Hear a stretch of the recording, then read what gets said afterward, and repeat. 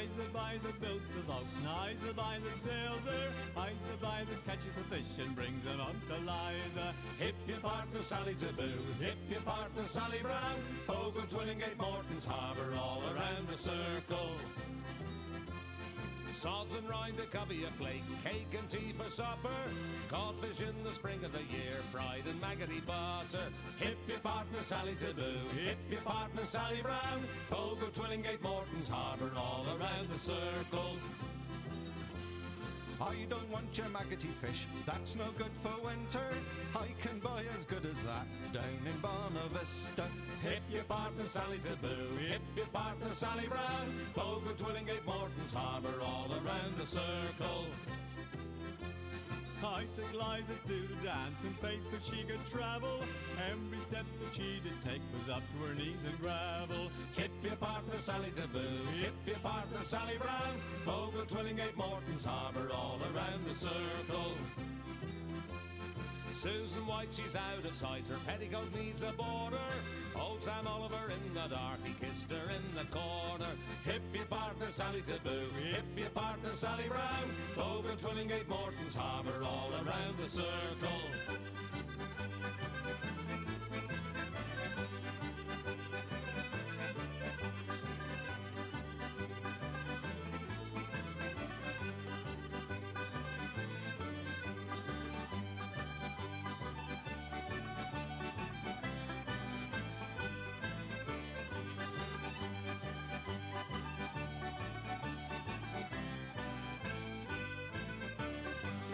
I's the boy that builds the boat, and I's the boy that sails her. I's the boy that catches the fish and brings them up to Liza. Hip your partner Sally Taboo, hip your partner Sally Brown. Fogo, Twillingate, Morton's Harbour, all around the circle. Hip your partner Sally Taboo, hip your partner Sally Brown. Fogo, Twillingate, Morton's Harbour, all around the circle.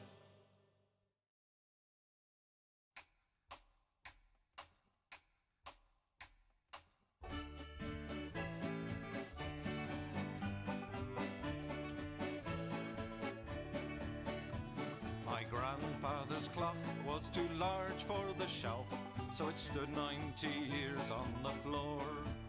It was taller by half than the old man himself, though it weighed not a pennyweight more. It was bought on the morn of the day that he was born. It was always his treasure and pride, but it stopped short, never to go again when the old man died. 90 years without slumbering, tick-tock, tick-tock, his life seconds numbering, tick-tock, tick-tock, but it stopped short, never to go again when the old man died. In watching its pendulum swing to and fro, many hours had he spent while a boy. And in childhood and manhood the clock seemed to know, and to share both his grief and his joy. For it struck 24 when he entered in the door, with a blooming and beautiful bride. But it stopped short, never to go again when the old man died. 90 years without slumbering, tick-tock, tick-tock, his life seconds numbering, tick-tock, tick-tock, but it stopped short, never to go again when the old man died.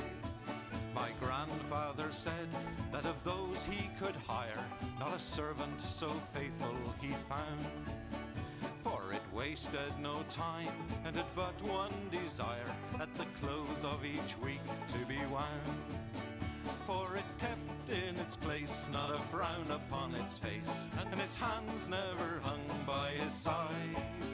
But it stopped short, never to go again when the old man died. 90 years without slumbering, tick-tock, tick-tock, his life seconds numbering, tick-tock, tick-tock, but it stopped short, never to go again when the old man died.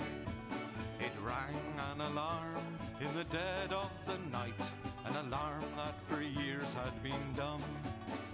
And we knew that his spirit was pluming for flight, that his hour of departure had come.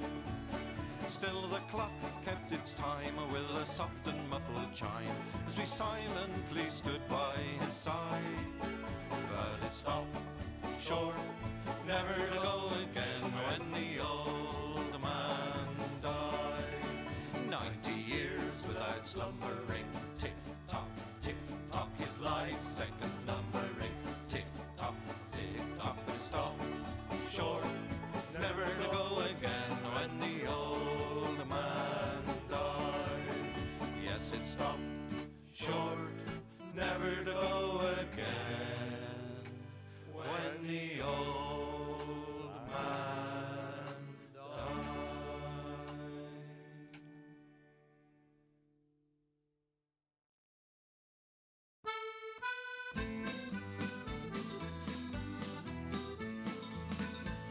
As I was going to Derby, 'twas on a market day, I spied the biggest rancer that ever was fed on hay. And indeed, lads, it's true, lads, I never was known to lie. If you'd have been in Derby, you'd have seen the same as I. His ram he had full hooves, sir, and on them he did stand, and every step he took, sir, it covered an acre of land. And indeed, lads, it's true, lads, I never was known to lie.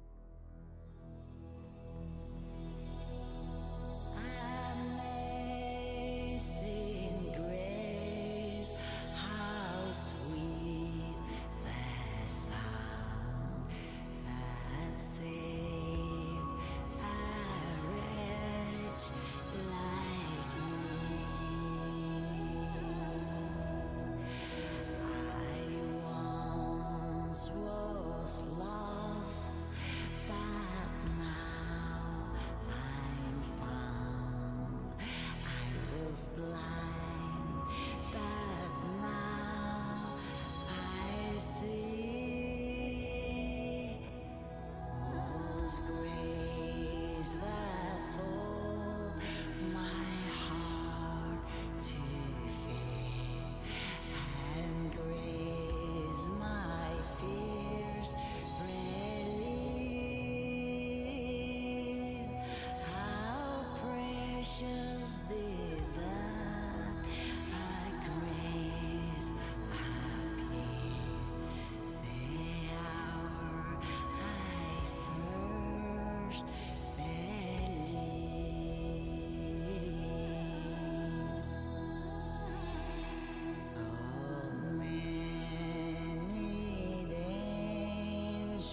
toils and snares we have already come.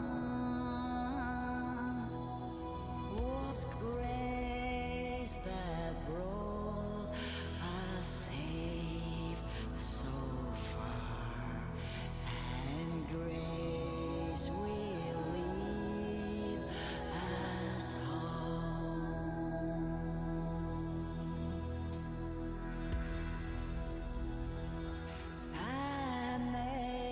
Amazing grace,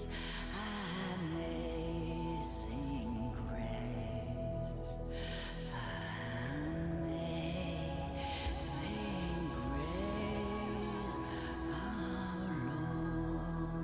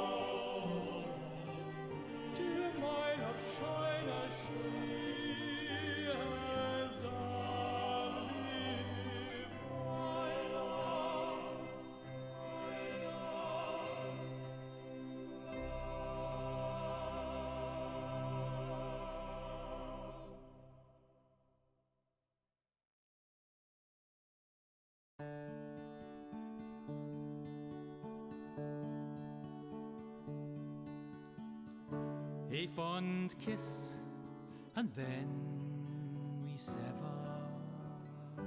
a farewell, and then forever.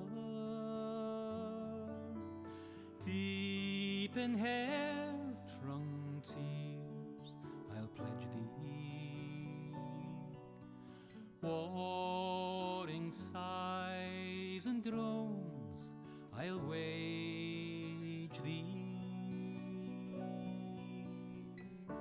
I'll ne'er blame my partial fancy, Nathan could resist my Nancy, but to see her is to love her. Love but her and loony other.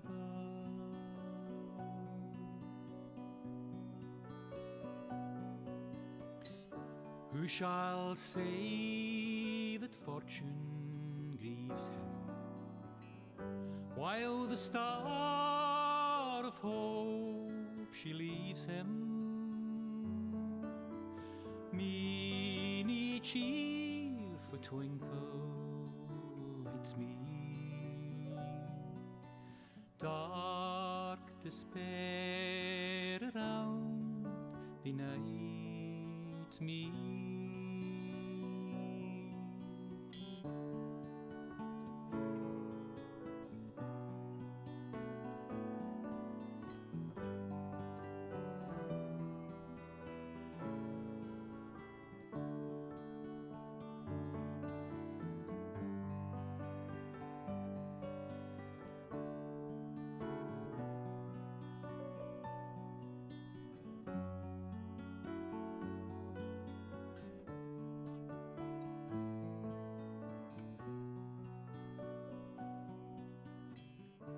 Had we never loved so kindly, had we never loved so blindly,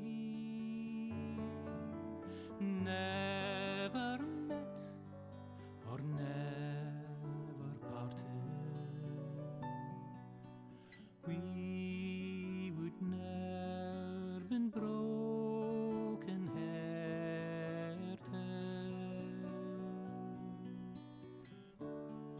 Fare thee weel, thou first and fairest. Fare thee weel, thou best and dearest.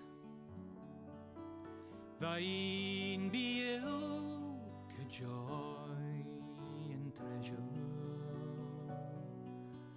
peace, enjoyment, love and pleasure. A fond kiss, and then we sever. A farewell, alas, forever. Deep in hair-wrung tears I'll pledge thee, warring sighs and groans I'll wage thee.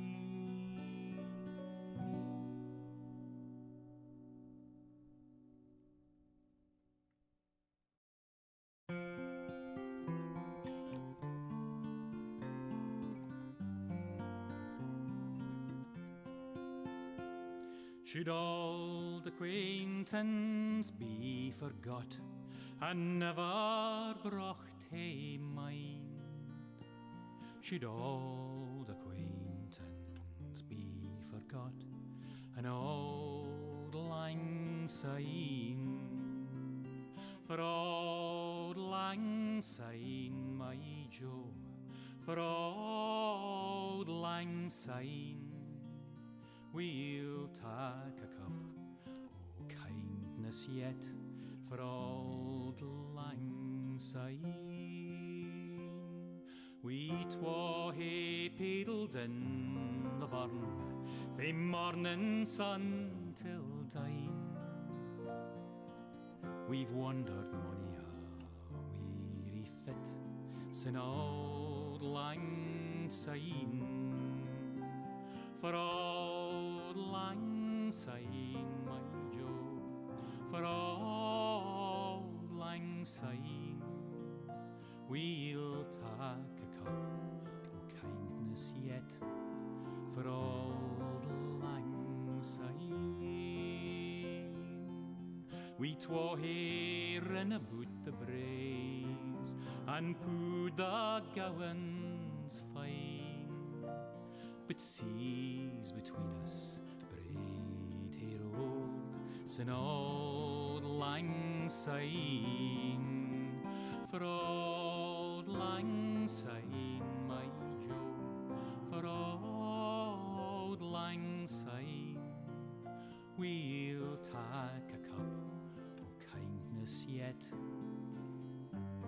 for auld lang syne.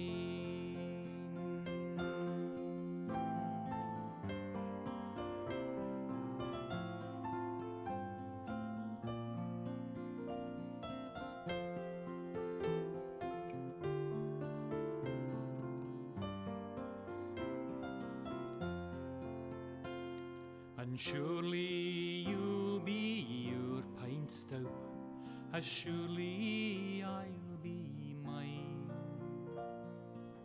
We'll tak a recht good wally wacht, for auld lang syne. For auld lang syne, my Jo, for auld lang syne, we'll take a cup o' kindness yet, for auld lang syne. So here's a hand, my trusty fear, and gie's a hand o' thine. We'll take a recht good wally wacht, for auld lang syne. For auld lang syne, my Jo, for auld lang syne, we'll take a cup o' kindness yet, for auld lang syne.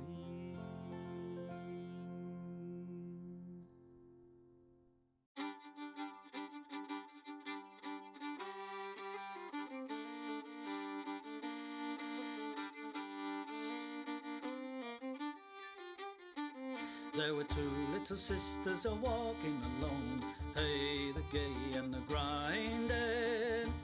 Two little sisters a-walking alone by the bonny, bonny bowls of London. And the eldest pushed her sister in, hey, the gay and the grinding. Pushed her sister into the stream by the bonny, bonny bowls of London. Oh, she pushed her in and she watched her down, hey, the gay and the grinding. Watched her body floating down by the bonny, bonny bowls of London. Oh, they laid her out on the bank to die, hey, the gay and the grinding. For when the fiddle came riding by the bonny, bonny bowls of London. And he made some strings from this yellow hair, hey, the gay and the grinding. Made some strings from this. Welcome, welcome. Here we go. Another beautiful day of Dota. It's been a hectic year so far, Wagga, but we've got another Tier 1 tournament lined up for us. Group stage starts today for ESL One Raleigh. As we get ourselves into things, man, we've had some patches, we've had a bunch of games. It's an exciting time for Dota. It is. I think it's very fresh right now, and we've kind of started to land a little bit in teams understanding what to do with the, the recent changes. We had the 38 patch, of course, but then we had the B and the C patch. C patch just kind of landed and get digested a bit. Teams have started to understand what to do with it. But still, there's a lot of stuff being experimented by a team, so we'll see probably evolution here in this tournament as well. Yeah, and kind of a nice spot for Enigma Galaxy fans, of course. That's going to be our first series up. Enigma Galaxy against Shopify Rebellion. I saw some people in chat saying, Artees against Miracle. No Artur, no Miracle. Kind of changed up rosters if you've just come back to Dota 2. But Enigma Galaxy, they've been in a rut for quite a while. The last 6 months or so have been very, very good for them. Getting to Bangkok, getting to ESL One Raleigh, of course, actually showing up and posting results at events. Are we seeing a renaissance for Kuroki and the boys? I mean, it's very possible. They looked very strong and dominant as well in recent qualifiers. They played against VP in the qualifier in the MESWA. I don't know how VP is a MESWA team, but they 3-0'd them in the grand finals. Crushed them with ease after also beating them in the upper bracket there. Just been looking like they're on the rise. And I like a lot of stuff they do just tactically. They draft a lot of stuns and have very simple, straightforward execution draft, which, always a thumbs up from me, because it doesn't matter how great of a player you are. If you have a hard to execute lineup, you're going to lose to the easy to execute lineup, even if the players are skilled. Yeah, like looking back at the draft, it's like tiny Beastmaster Sven. A lot of point, click, get this target, kill them off quickly.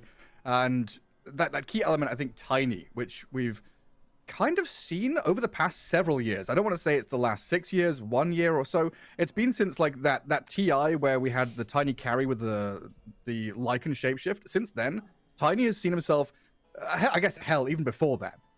You go back to old OG lineups, right? With Jirax playing Tiny. This hero just never seems bad. He always seems kind of broken. Yeah, Tiny has been doing extremely well in the, let's say, like second half of the Dota 2 competitive life. He's been picked a lot, and you're definitely right. Since even after TI-10, I believe was when we had Lycan Tiny, they kind of nerfed him in some way, but just made him playable in a different. So, if he's not strong as a +4, then he's strong as a mid. If he's not mid, then he's a carry. The hero is a comfort zone for a lot of players to go back to because he feels pretty secure. Tiny can lane into almost anything on mid lane. He can carry pretty decently in a lot of games, and he also gives you a lot of reliability. He's tanky as hell, so he doesn't get bursted quickly. There's a lot of upsides to him. And there are not that many straightforward counters, and some of the counters, heroes that can deal with a super sustaining hero are niche heroes in their own regard. You think of, I'm super tanky, but if I get next to a troll or something, it's like, yeah, but troll isn't really that prevalent in the scene right now, so who cares? I realized I got ahead of myself a little bit. I get so excited, Don't cast Dota for a little while. I'm like, oh my god, heroes, players, changes and stuff. But thinking about, I guess, the big picture here, ESL One Raleigh, of course, part of the EPT. Getting to the last stage of the season, we're getting towards Riyadh, getting towards Dream League Season 26, which is going to be that last kind of qualification event for it. So this tournament now, you're looking at more EPT points, more points on the line. Of course, the prize pool, the money is there for these teams to grab up as well. But I think eyes very much firmly placed on Riyadh and those placement points. Yeah, of course. That's what the teams are kind of aiming for and trying to, we talk about power peaking at the right time in Dota. If you're a competitive player, you do want to play at your best always, but if there's ever a time to shine, it's when the biggest tournament comes around. So this is a good time to get, to prove yourself and solidify your stuff as well. By no means is this a minor tournament, but of course Riyadh is like, it's basically the heavyweight in the scene right now. It is, yeah. We'll see if Enigma Galaxy can keep riding that high and get themselves there. Of course, up against Shopify Rebellion, who we've not talked about a whole lot. This team has gone through, cuts and changes quite drastically since they were formed. Now, I guess now, the past few tournaments, they've had Pakaza's position 3. Of course, the Southeast Asian flair is still there from Yopaj Skem. And Tomado has kind of planted himself as, like the best NA carry now for a little while. Yeah, he's definitely been, proving himself a lot, and it's interesting to see a lot of the NA players. They still grind on Western Europe, Eastern Europe servers. So I don't really think about them as separated like the best NA or something. It's all sort of just one melting pot right now. But yeah, we'll see who's going to shine the most. I think we can head into the draft because we have a lot of heroes being banned out and picked already. Yeah, so run through those. Chen, TA, Kunkka, Kotl, PA, Nature's Prophet, and Io gone with Beastmaster first pick. So first up, point, click, stun. Yeah, that is very much what I've seen from Enigma Galaxy looking back at their drafts. This is what they've preferred to do a lot. Just get their hands on something like Beastmaster. Other heroes that have been frequenting is Mars, Sven, these type of just very, very simple stun heroes that go on something and can facilitate a burst. We'll see. The response is going to be the Bristleback, used quite frequently for his capabilities of shutting down an off-lane Beastmaster. Then you can put carry Bristleback. He bursts the boar very easily, and you can run down and kill Beast quite easily in lane. So this is already keeping the flex open for Shopify. But keep in mind, Beastmaster has also been seen a lot on the mid lane, and carry even, in recent days. Yeah. So the Beast is himself quite open. Yeah, that's a good point. The flexibility of Beastmaster. We might not get the old Light of Heaven jungle Beastmaster or whatever it was back in Dota 1. Oh, yeah. But yeah, there's definitely a lot of places he can go. And I like this idea of giving Noob an identity hero.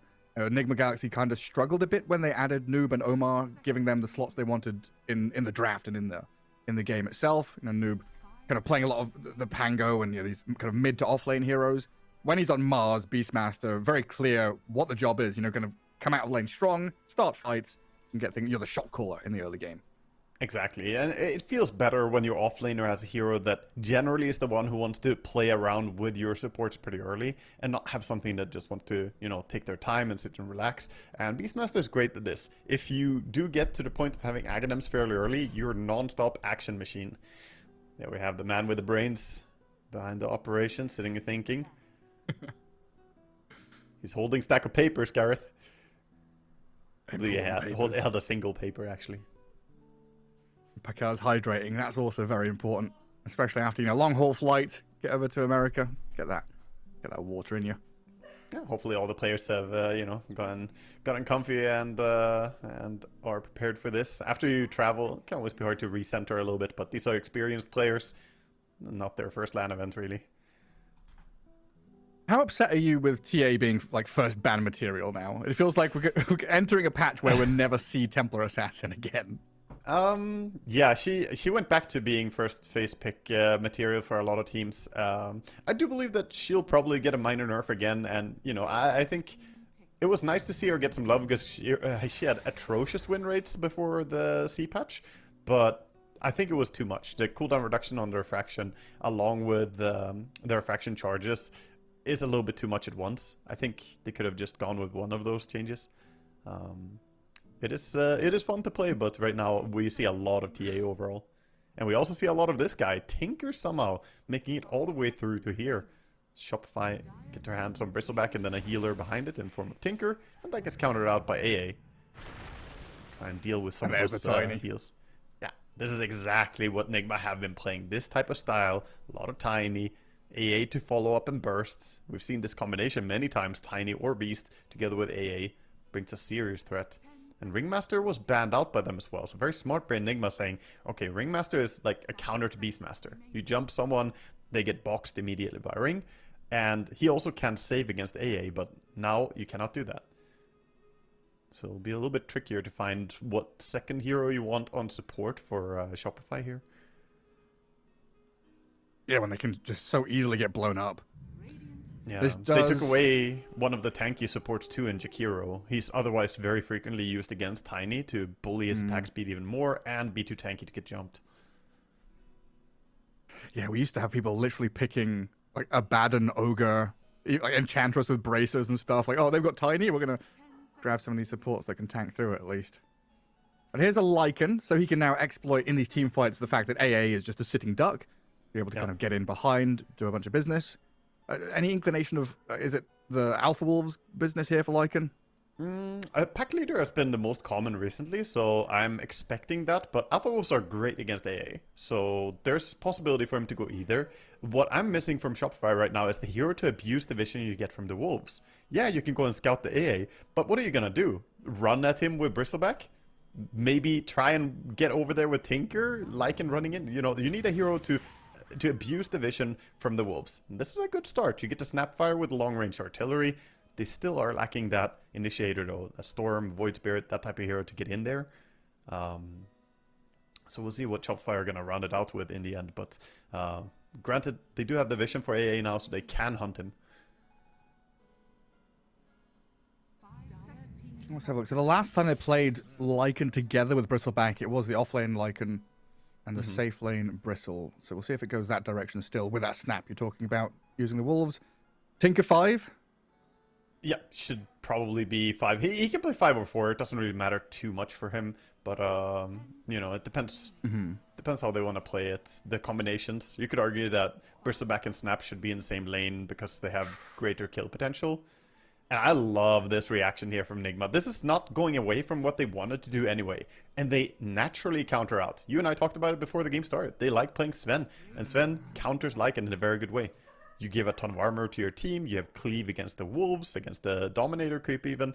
And you even have a lot of movement speed buff and ways to save your teammates. And how old school is that lane? Sven AA? Oh, yeah. Yeah, that's a classic right there. Classic right there. It's a classic and very, very tough for Lycan to deal with. And in a way, not even bad against the Bristleback to have this Sven later on. He's a good hero for just stunning him, run around and smack him once in the face and a ton of HP disappears.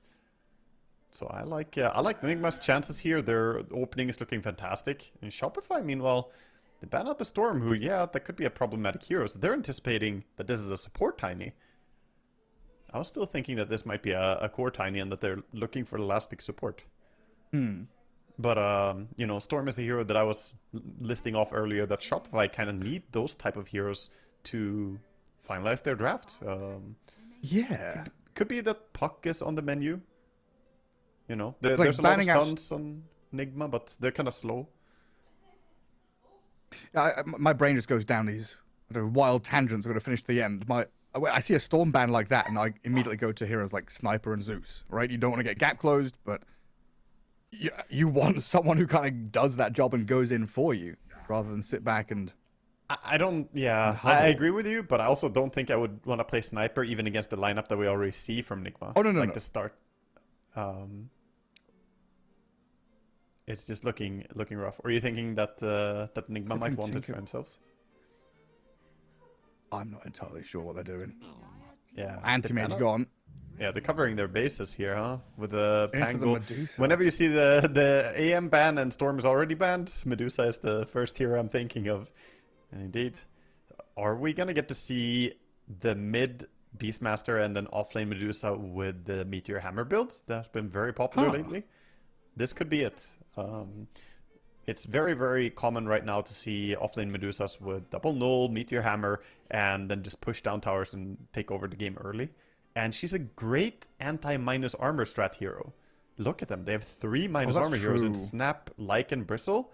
And Medusa does not care. Because for anyone who doesn't know, of course, the mana shield of Medusa is the first thing that matters. And then your magic resistance, armor, whatever, or minus armor or minus magic resistance will only account for the 2% that goes through her mana shield. So she's very, very good against TA and these type of minus armor heroes. So you called for Puck earlier, right? Is that still... No. Oh my god, they just doubled down. Yeah, they double, triple down. Armor. Yeah, it's not the solution to Medusa necessarily, but it does bring them stun, and it's an active hero that they can fight around. I'm not sure that it finalizes Shopify's draft in a way that I get convinced. I would heavily say that Nigma's draft looks a bit stronger here. Of course, there's a lot of stuff going on for Shopify, and if they get off to a good start, all this minus armor means easy objectives. You can take Roshan, you can take Tormentor super quickly. But I do see them possibly struggling here to burst through the Warcry, through the mana shield. And Nigma's draft just looks very, very harmonious. They do seem to slot together that little bit nicer, don't they? It's like aesthetically pleasing looking. Just the vibe of that Nigma Galaxy draft feels good. There is a nasty timing here from Shopify Rebellion, though, right? With this like Lycan, Bristleback, tanky cores alongside the Slardar. You mentioned that early Roche potential. They could control the map and bully Nigma back a bit. They might. A lot of it comes down to how the mid lane is going to fare and how the momentum is going to go as well. Do they get off to the proper start that they want and get the Slardar involved in fights? You know, does he get his levels? But ultimately, I think it's going to be very, very, very dangerous for them if they don't kind of win laning stage here. I could see Shopify falling back and just struggling. It's going to be pack leader Lycan, so not alpha wolves this game, despite there being an AA. Those wolves could, you know, kind of solo kill the AA, but pack leader has been more popular ever since the Dominator buff as well. It makes more sense to go for it. I love that Slardar's got leg day. He's been working out, buffing himself up. Medusa and Slardar in the game is leg day. They're like, what? What's a leg? Just slithering along, undulating all the way through the river. Yeah, I see how this goes. Did she go for undulating, by the way, or did she go for the standard facet? Did you see the Medusa? No, she went. No. Oh my god, what's the other one called? I don't think it was undulating. Yeah, it was the Gaze then, the whatever it's called, the Venomous Volley. Most likely. No, she did go. Oh, she did go undulating. She did this go is undulating. so rare. I almost never see this. Unslowable. Yeah, so this puts her movement speed at a fixed 310. And almost everything in the game doesn't really... Like, almost nothing affects her now in terms of slow. There are some exceptions, and during ulti she will speed up again. But this means that she won't be slowed by Bristleback spamming Q on him. Yeah, what else is there? Is that the only slow? I mean, there's a bit of a slow after the crush as well from Slaughter. So it's the main ones. But it's interesting. I just almost never see this one because the other facet is so much more popular. The Venomous Volley is incredibly overplayed, let's say. Oh, they're going to stay safe here. A little bit of a sneaky smoke looking for a pick-off. Makes sense with the draft they have. They do have the chain combo. Gonna have a check so on the much mid to lane. work with. So he checked mid, but he Picard's a little walked into fortunate. the tower. That was not him checking if there was vision, by the way, because he just ran all the way into the tower. There is no word that saw him. So a little bit of a mistake by Ghost here. Well, Scam's gonna sit down to that bottom bounty rune and grab it. And get that 2 for 2. So even with that little move, it was fortunate Pakaz was kind of tucked by his tier 2 mid lane, because he was pretty close to getting found out if he had gone up into that triangle. But an early ward down from Enigma Galaxy, back to their lanes. And we see everyone blocking off as well as they can. Right now, Pakaz with a big block on Lycan on top lane as well, using the Wolves to help him out. Getting a very, very nice block here. Look at that creep wave. It's going to touch really far back. Almost on the Radiant side. Yeah, this is really nice. If you get behind this sort of tree line opening here, that feels great. And then it's hard for the carry to come out for the range creep. And then let's Hellscream do that. Steps up, a lot of damage onto GH first with a little Shredder, and now Ghost down to about a third of his health just from the hits out of this Lycan and his Wolves. Yeah, it's a nice combination to the little Shredder, taking away the armor, and then you lay into him with the Wolves. Pretty good, good combo. Of course, top lane is going to be a bit of a brawl like this, but eventually when Sven gets levels into his cleave, this lane does become a lot harder for Radiant. I think they start out slightly stronger level 1 though. As for the other lane, it looks like they're just doing tinker things. Got the Marcher machines, spam down the March, last hitting under that, so Bristleback off to a nice CS lead. And finally the mid lane that we haven't really talked about, the Beastmaster are just keeping his boars non-stop on the Slardar. Been doing quite a bit of damage already, so he's sitting at 6 and 2 versus the 5 and 2 on Slardar. It's one of those funny ones, right, where Slardar has always been very good against melee opponents in lane, but Beastmaster can give it back as good as he takes. This Axis spam. It's basically one melee hero and one range hero is what you're laning against those boars. They really add up. And they're pretty strong in the fact that they don't take aggro when they keep attacking you like this as well. That's a Beastmaster taking a little bit of a lead in the last hits. But your Page, when you're fighting in the river, you'll look for that rune control, get the bottle refills. Simila should be able to grab the other one, though. And both of them are playing towards the runes. Just get the boar killed on mid, so good stuff for Slardar getting some CS. And AA finds out how much it hurt to get a little shreddered up close. I just want to pull. I've got my small camp active. I just want to pull, please. Hey, did do a split pull on the Vul camp, so those creeps are gone. The banner creep can say goodbye to that. Nice. And meanwhile, Hellscream did not manage to connect the tomato potato to the lane.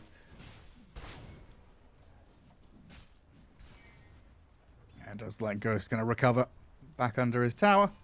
I mean, that's that thing, right? We go all the way back to the lane blocking by Pakaz.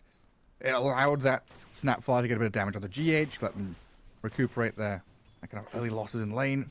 Good damage onto Ghost. You're outside of tower range, so you're not in that little buffer zone. Yeah, Now yeah. he's It able to started drag the out wave a little bit nicely further for away. them, but I think already, you know, they've done a good job restabilizing that lane with the pull, and now having the Ghost along with the Vul camp. That is a nasty combination. That's the two strongest camps combined. Different small camps ones are of course differently effective at killing creeps, and the Ghost and Vuls, they're the highest threat. So look at this camp pull. It's gonna disappear. Just disappear all the creeps. How important is it though for Shopify here to get a good early start? Like, are they momentum based? Kind of looking at their timing here around 20-25 minutes. They want to get out of lane stage, okay? I definitely think so. I think they're way more timing based, and mid lane. Look at Yopa, she's dropping proper low here. Dead, huh? Not, Oh? not really, but it's so close. The axes nearly take him down. This is the power of mid beast, by the way. If you go for the bottle, you can actually have both the axes and the summons very easily. Now he's dead. Wow, he went back into that. I thought he would have backed Yeah, up. he went back in a few times. I was wondering, Yeah. oh, he's dead now. He's dead now. And that means he's gonna get double rune on the Beastmaster too. He gets the water twice, so full HP and mana again. This lane is now absolutely horrid for him. The matchup is Reminiscent of Beastmaster favored, though, should be mentioned quite heavily. yeah, reminiscent of the arcane boots into Aghanim's rush build from Beastmaster. Oh, yeah, get all the mana, and we will see him most likely go for a pretty early Aghanim Scepter in this game. Very rarely do you see anyone go for the Dominator build when you play mid beast. It's more about that Blink and Aghanims, really. Getting the drums going. Yeah. So Ghost? Ghost is gonna Pretty be low fine resources. by the looks of it, but Lycan is finding some time to get some nice CS going. For now, Slardar and Medusa, it's the two who skipped the leg day that are actually struggling right now. Maybe it's a good idea to have legs for CS 13 and 17, falling behind the rest who are all up at 20 or soon 30 CS. Yeah, Medusa's just non-stop low Lycan mana pool. combos, Yeah. got stunned up. Cold Feet snaps on him, and Ghost is going to give him the hits with a sword, but plenty of wand charges there for the Lycan. And this is going to be an indication, though, that the Snapfire is missing. We'll see if Sumail gets caught out at all, because they're making some pretty heavy rotations into that mid lane, where they'll launch the Roar onto the Slardar and turn onto Scam instead. Omar and Sumail unable to finish the job, so Tiny now, he's going to be on the run back through the river. A lot of attention sent to that middle lane. Shopify, they kind of desperately want something. Nice attempted dodge there by Omar away from the cookie, but with the stuns coming through, Hellscream with a blood grenade. Oh, hang on, that avalanche, and Omar's escape to the right-hand side. Gonna get cut short here. Dies to Yopa, tries to kill himself to neutrals, while the Tinker Scam is found by Sumail. Yeah, they chase him down slowly, walking him down. Medusa even showing up here. She doesn't really have much to contribute, but the lane is feeling a little bit rough for her, so just trying to help whatever she can. Top is going to be the region rune, so Beastmaster is going to be the one winning out on that. But finally something going Slardar's way. Getting himself a kill, feels pretty good after what's been a tough time CSing on mid. Both of them pump faking Challenge. And then the deny. Yeah, for sure. An uphill battle, though. For this Slardar. Already ward behind the tower on tier 1 top. They're looking for the Wisdom rune steal if they can go in and invade here. Slardar does have TP ready. He could come and help his team, and Tinker's already joining. He'll think better of it. But so far, that's been the way of the game. Enigma Galaxy getting the upper hand in these little moves, forcing an overreaction from Shopify, and then matching the aggression with exactly the amount of heroes they need. But this is a big win for them. They didn't invade, and meanwhile on the other side, the Bristleback did. On the back of him having a Vanguard, he felt confident enough to walk in without boots and just take this Wisdom rune away. So that's a big amount of experience going the way of Radiant. Tiny level 3, you're going to be there for a while, bud. Yeah, that's rough, man. 7 minutes in, he's gonna stay low level this game. And a couple of towers. Well, one tower dying in the mid lane, but top lane also got shoved pretty hard.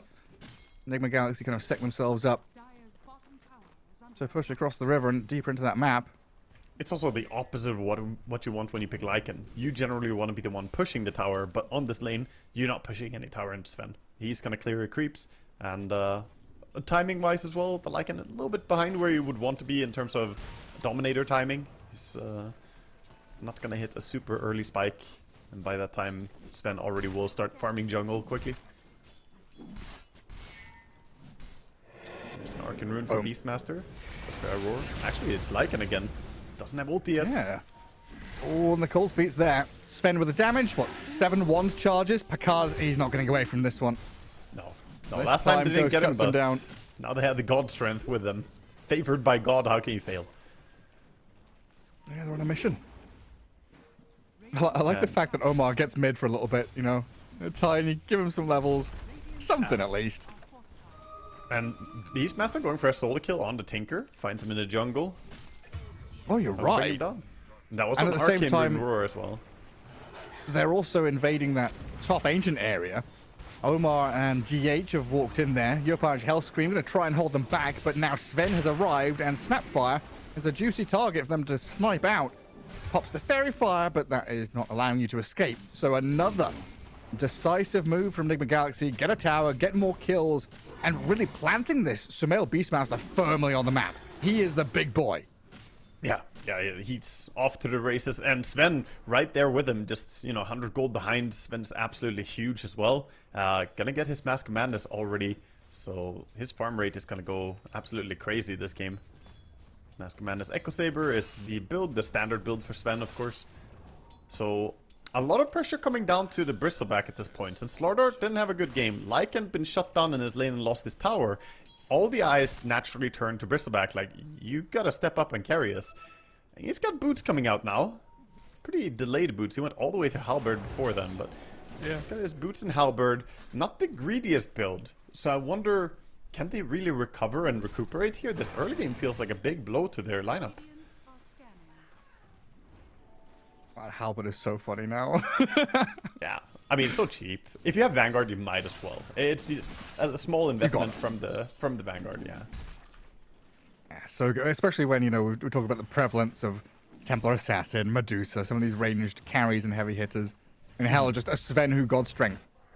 Yeah, no, it's a fantastic item. You pay 900 gold and you get stats and you get the ability to disarm people. And not everyone knows, but Halberd actually has more damage block than Vanguard.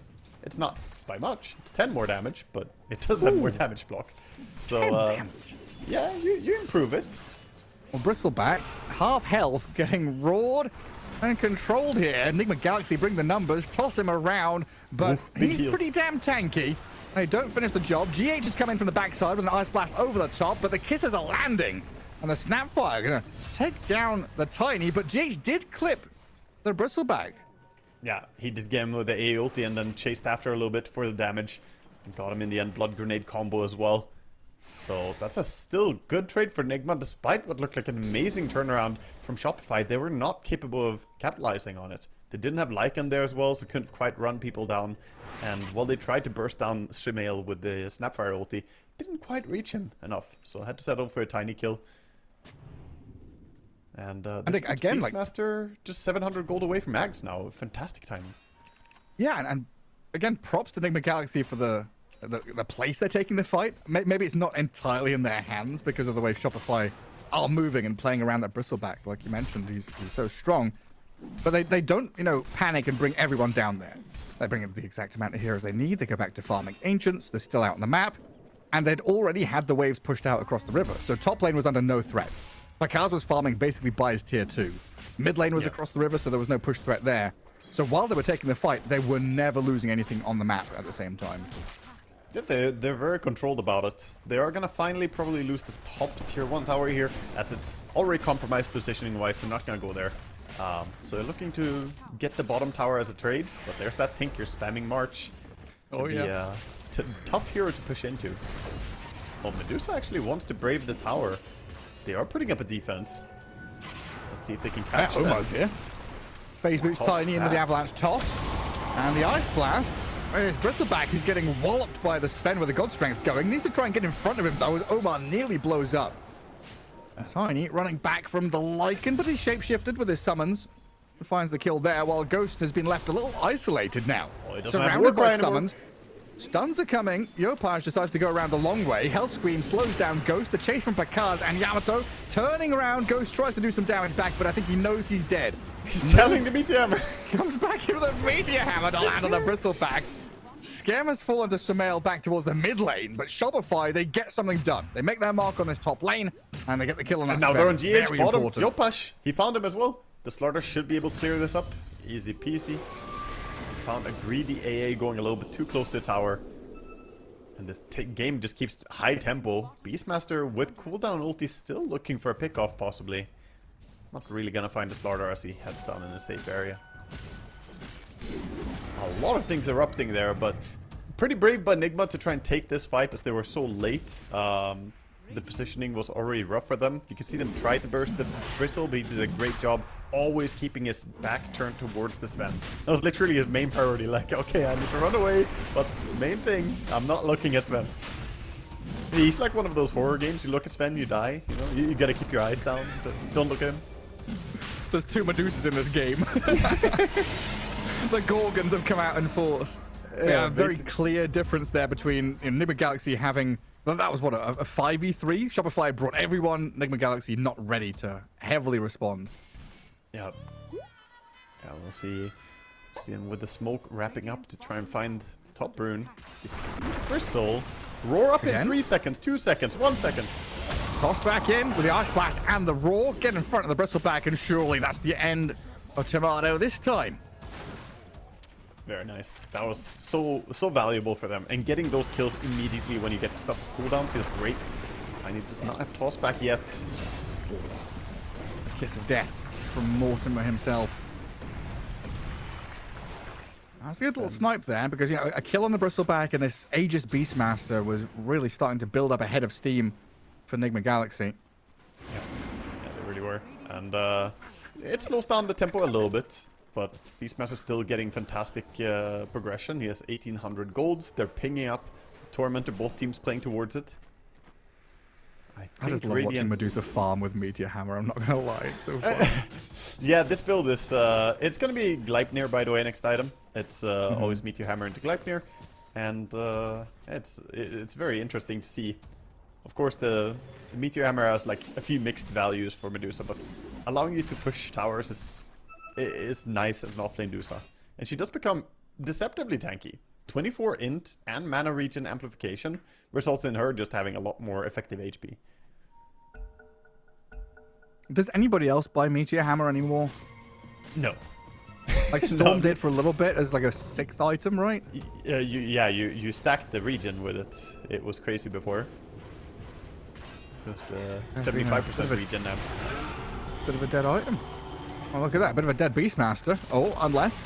Call an ambulance, but not for Sumail. He's turning around. He's healing. One little tap from the Bristleback will get him.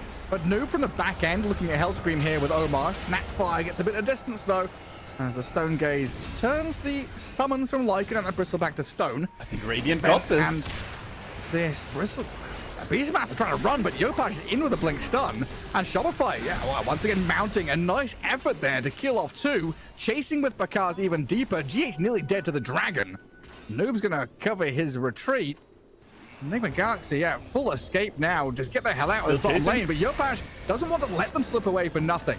Again, poking and looking for these initiations while GH, the dragon and the wolves are coming for you. He's got 91 auto attack. The little nibbles at the heels of GH's AA dies.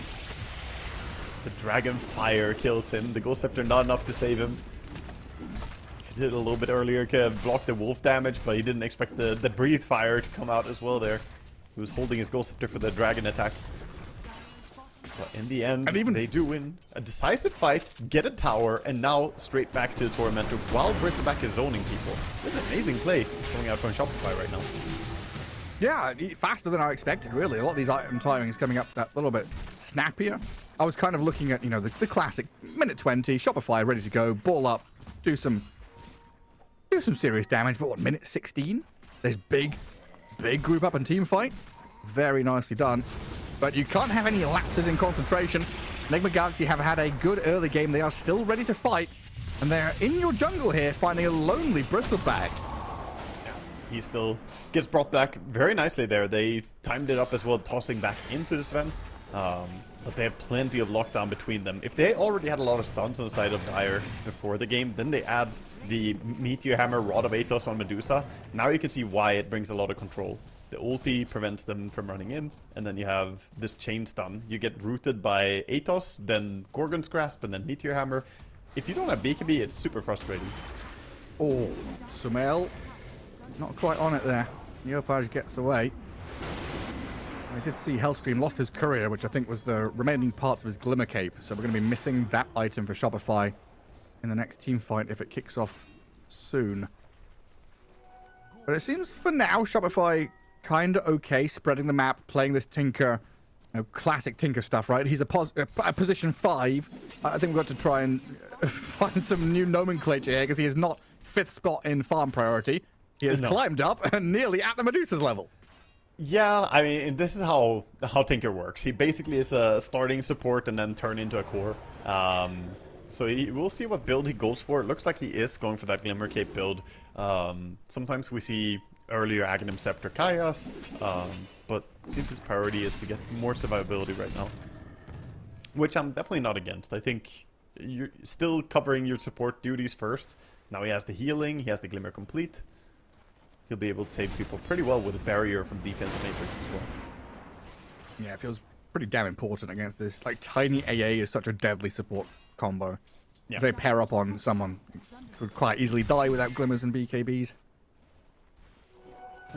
Slaughter had an interesting choice as well, what he wanted to build as his first item. He still hasn't necessarily committed, but after the Blink Dagger, he's got the Ogre Axe. You can either go BKB or Aghanim Scepter. Both have merit here. He has both queued up right now, so we know he wants both of them. But looks like he's going to prioritize BKB first. It's always a tough choice against those heroes of Enigma, because they're still Roar, can still pierce your debuff immunity. And the status resistance is helpful. Do you want to jump on top? Nah, I think better of it. Picard was nearby, but they're not sure who's behind Sumail. And in the mid lane, a bit of poking onto the Bristlebag there will elicit a reaction from the Snapfire, who TP's down. And like bit of tug of war over map space now. You poke top, you bring the AA up there, you poke mid, Snapfire moves. This means that Ghost has complete freedom to farm through his Ancients. Yeah, he does. And that means that he has his entire BKB complete as well. It's coming out right now. So Sven is super ready. I think they want to go. Smoke comes out from Dire. This is the timing they want to play towards. This is the big hit. They're looking for the pickoff from Big Hero. Beastmaster's ready, and Bristleback, his front facing forwards, gets blasted. Dead for 40 seconds. That's what I like to see, Gary. Look at that. You just see a hero, all of you click your buttons, and the hero disappears. That's the beauty of these stun lineups. We'll see how Radiant handle it. They're not defending mid, but they're splitting.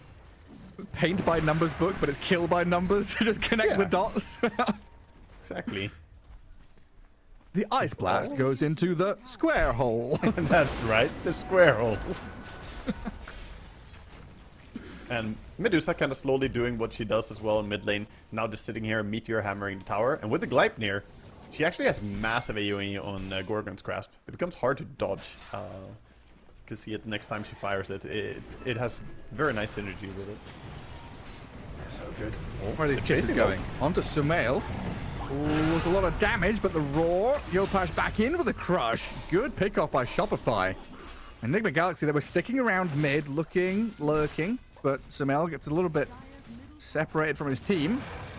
Picard is just going to send his summons in here onto the tier 1, it looks like. Ice Blast and the jump from Sven, though. Hellscream, the Glimmer, the save. A bit of distance here as Ghost gives chase, gets the final swipe with the cookie to the high ground not working out. Sven, he now has the BKB and run away, though. Hightailing it back to defend Omar. That's Bristleback, very scary. Noob's going to hold the line, though, so a little bit of back and forth, but Shopify happy to get that Beastmaster kill. Yeah, some abilities traded here and there. Lycan ulti on cooldown is a big window, though, for Enigma to make plays on. Lycan basically useless when he doesn't have it. So right now they could try and go for some objectives. Looks like Sven, by the way, has queued up that he's going for the Brooch. There are a lot of different routes you can go. You can, of course, still go for the the full physical damage build with the Daedalus, but I like that he's mixing in a bit of magic into his damage now. It becomes harder to counter. This Alt Cuirass on Lycan isn't going to be as good at saving you now.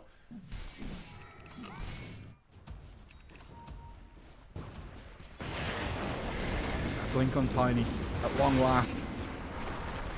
Oh, I was going to have it delivered shortly. As they'll kill off some of these Lycan summons.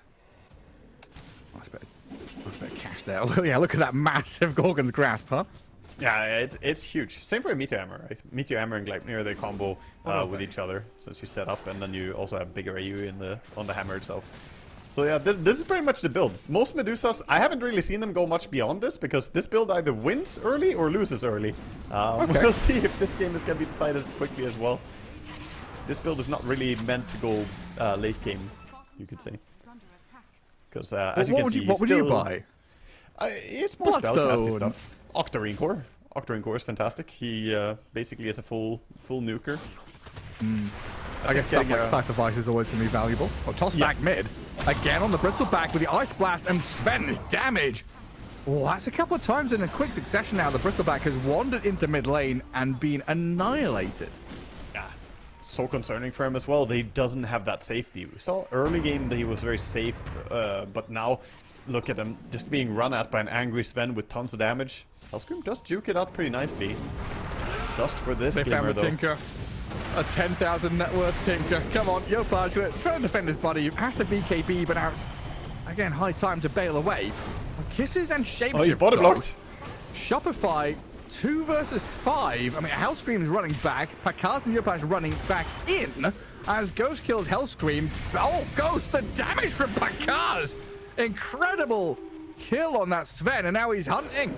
GH, Ghost Scepter, Omar, and Sumail. What were they going to do? I thought Shopify were out with this fight, but just 2 heroes lining it up for a number of kills. Omar holds back with the Avalanche. Sumail still getting hounded, though, as Noob.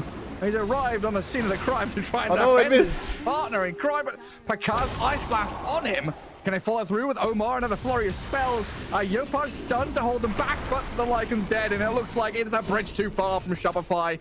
A little step too far forward. So greedy, so hungry, but punished in the end.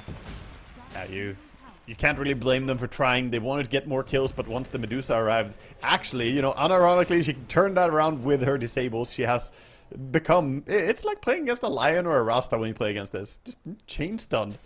Get rooted up. She even missed the first Meteor Hammer there, but it doesn't matter. You have 3 different disables. You know, the Gleipnir landed, the Gorgon's Grasp landed. And while she's pretty slow, they used tiny airlines to move her in further. Sven messed up in this fight, by the way. He didn't BKB when the Slaughter ran towards him later on. Like, for now, he's fine. You've seen the recap here. But after the Snapfire chase, he let the Slaughter run up to him and stun him. And that minus armor adds up so quickly. Like here? Yeah, right there, he underestimated how much they would do. The bash, the stun, he's like, oh, shit, I'm dead. And yeah, it can catch you off guard. A little chase, a little too far forward. Yeah, Noob comes in with all the control. On their Roche. They tried to take Roche, but Radiant are here now posturing. Trying to do anything about it. Hard to stop the Sven, though. I'm gonna run away and concede it.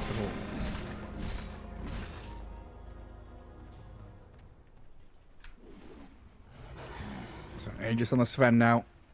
And this 4K lead hasn't really built for Enigma Galaxy, even though it's been them that's felt like are dictating all these plays. Shopify have held on, kept that farm rate going.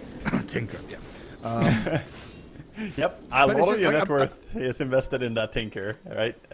And the question is, how effective is the net worth? Because right now, I'm looking, and he has a pipe as his next item. Yeah, there's a lot of magic damage, but what about that physical from Sven, right? Sure, I guess he does have the magical brute crit, but it's just looking concerning that you're basically patching holes, but you're not coming up with solutions to this ship sinking right now, other than like dealing one at a time. Even your bucket's got holes in it. Yeah, exactly. That's how it feels right now. Slowly we're getting into a territory where Enigma are just gonna get ready to close the game out. Once the Shivas is done on Sumail, I think that's gonna be the massive timing for them. It's an absurdly good Shivas game. Oh, they're on Lycan. Nice blast again, well placed. It actually missed. Is here. Pakaz dragged back in towards Ghost. And what, the Ice Blast missed? Yeah, barely missed. You're On right. the edge. They need Gleipnir. They need more control for this big bad wolf, and they will get wow. the kill. The roar as well. A little bit overkill, but he does go down. I need new glasses, apparently. I was like, oh, they tossed him into Ice Blast. Perfectly done. No. It was so close. He was literally on the edge. I thought he clipped, so I was just staring at his status bar if it did apply or not, Yeah. but not even on the travel path. Still get the kill, still get the Tormentor, so they get the shard over on AA. I think this shard is one of my favorite support shards. It's so underrated. The AA ulti freezing you when it lands, man, a lot of people get caught out by this. It's so easy to forget that AA can suddenly stun you out of nowhere with this ulti. So why have I chronoed? Oh, it's Ice Blast. Yeah, it's quite incredible. As if they didn't have enough disables already, they also have the Hex on Medusa, along with this shard on AA, so just stacking up. And the Lycan is still playing without BKB. Yeah, you have your Assault Class, it's great minus armor, but how are you ever moving around in this game? Like, you have to be so sneaky. Yeah, so good for them if they can catch him before shapeshift. At least the Bristle has SMY and BKB, but is it enough? We've seen this story a ton of times, and an avalanche onto 2 forces Yopaj's BKB and Timado's. Well, Ghost, is he going to have to pop his? Has Aegis. He's It looks holding like it. he's just going to hold it and walk back through the river while the Lycan, he gets jumped on and taken out immediately. Now the Scythe of Ice on the Bristleback. Omar chasing forward with the avalanche. They've got 4 staffs, a bit of distance here for Timado to get away. Enigma Galaxy still pressing forward as Yopaj jumps in and stuns Ghost.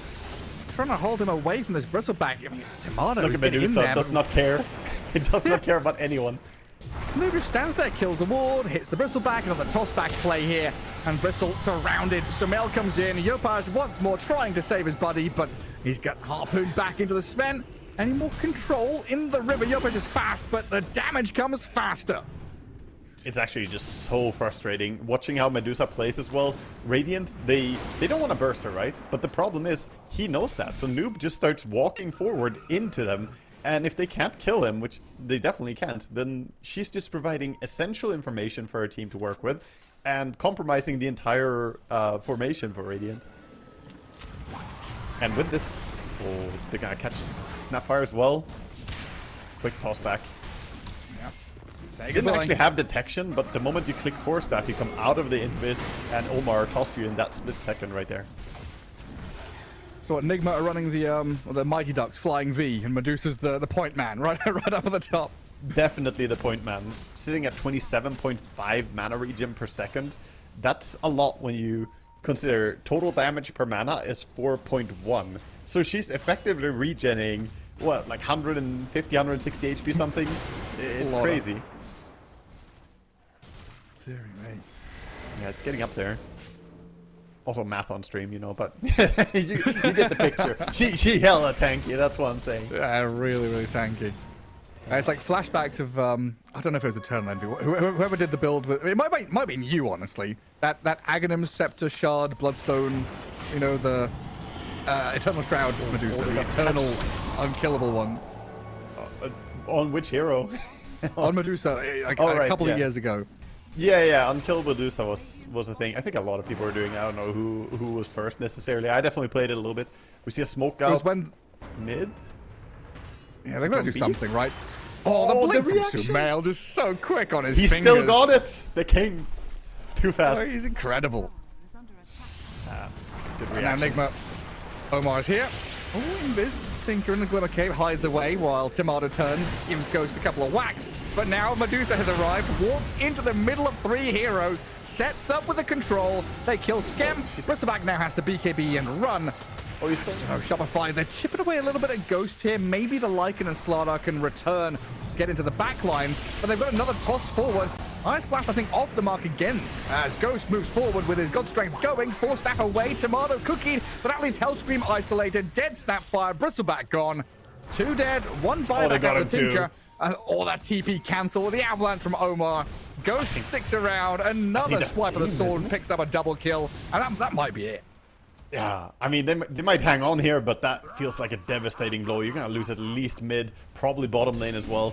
50 seconds for your Lycan, even if you did have buyback. I don't see how you can stop this push coming in.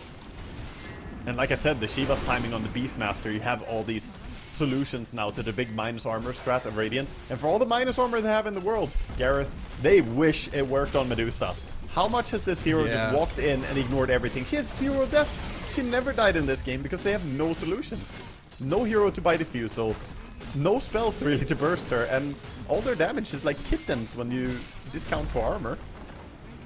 I feel like the closest I've seen Noob come to death was, I want to say minute 3, minute 4. You know, he's like level 3 or level 4. He's very low mana. His mana pool's gone. He's got 200 HP. He's like, okay, never again. From then on out, invincible. Yeah, now he has the Octarine core with his Hex. So, yeah, if you're blocking 4.2 damage per mana right now, and you have 3,100 mana, and then 1,500 HP after that, you do the math. You're not killing this thing. You gotta actually do some absurd output of like 15, 16,000 damage to even consider bringing her down. Well, Noob's got the calculator out. He's doing the math right now. Like, what do they need to kill me? How tanky am I? Let's see here. Veil, 5 Dagons. Here's the thing. Win or lose, Noob is not dying this game. He could lose this game, but he won't die. That you know, if Radiant somehow make a comeback, they're still gonna do it on the back of killing everyone else. Noob is just along for the ride here, and nobody wants to interact with him. You can't, just a fantastic can you? Nah, I mean, banning the Anti-Mage and picking Dusa was a really, really good play there. But I do think that Shopify kind of... They dug themselves in deeper into an already existing hole when they picked the Slardar last pick. It did not really address the Medusa at all, and I think they're paying for it. Like, obviously there's a lot else going on in the fights, but the fact that she is uncontested is... It's a problem. Yeah, it is. Yeah, it's kind of giving Entity at Arlington vibes, the triple offlane kind of deal here from Shopify. Look, he's just hitting tier 2 tower. The smoke around though, it breaks on Ghosts. Does he react? They find the Sven. BKB's up. Ice Blast comes in. Sven is still perfectly fine. God Strength turnaround. Skem dead. Tomato. Bristleback on the run, but they got Gleipnir there to connect on him. A little cookie play. A Force Staff again with a Glimmer Cape, but Ghost has the jump over the cliffs. And a toss forward. Medusa sent right onto the head of the Bristleback. Tomato caught up in all the control, and down he goes. Shopify right now trying to cut waves and do what they can, but they've just lost 2 cores, a support, and they call GG. They get the final kill though. Yeah, they're losing. They've called GG, but they get GH. We got him. Yeah, I mean, that was such a GH thing as well. He bought back, you know, immediately. He's like, whatever, you can have the kill. But we got you. No, you didn't. I'm still alive. You get the bonus kill, but yeah, it's gonna be rough. I believe we have highlights as well immediately for this game. Let's hop over and have a look.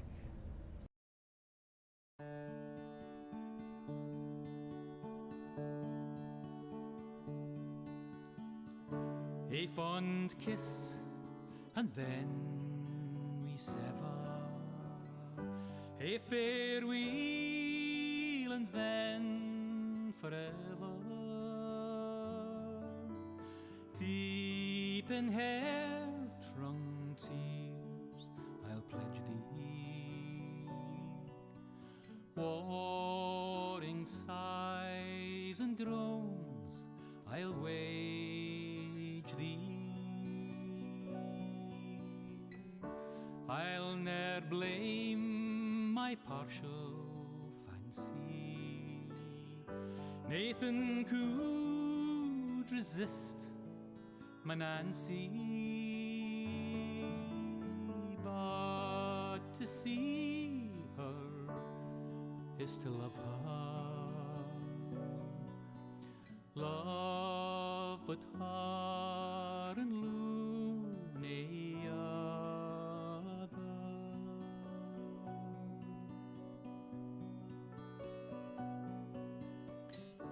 Who shall say that fortune grieves him, while the star of hope she leaves him? Meany cheerful twinkle lights me. Dark despair around benight me.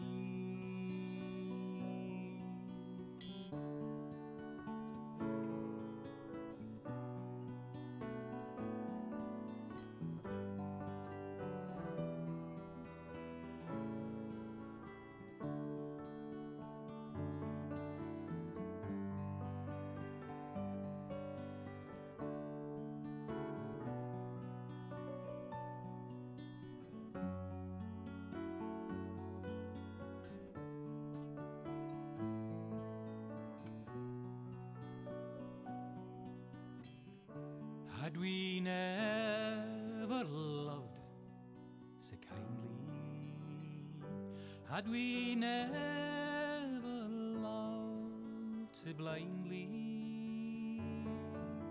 never met or never parted, we would never been broken hearted. Fare thee weel, thou first and fairest. Fare thee weel, thou best and dearest. Thine be ilk joy and treasure, peace, enjoyment, love and pleasure. A fond kiss and then we sever. A farewell, alas, forever. Deep in hair-wrung tears I'll pledge thee, warring sighs and groans I'll wage thee.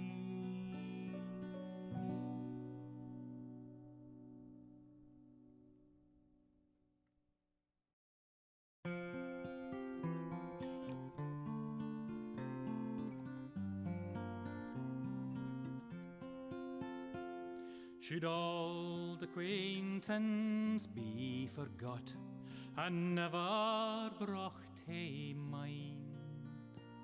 Should old acquaintance be forgot and old lang syne?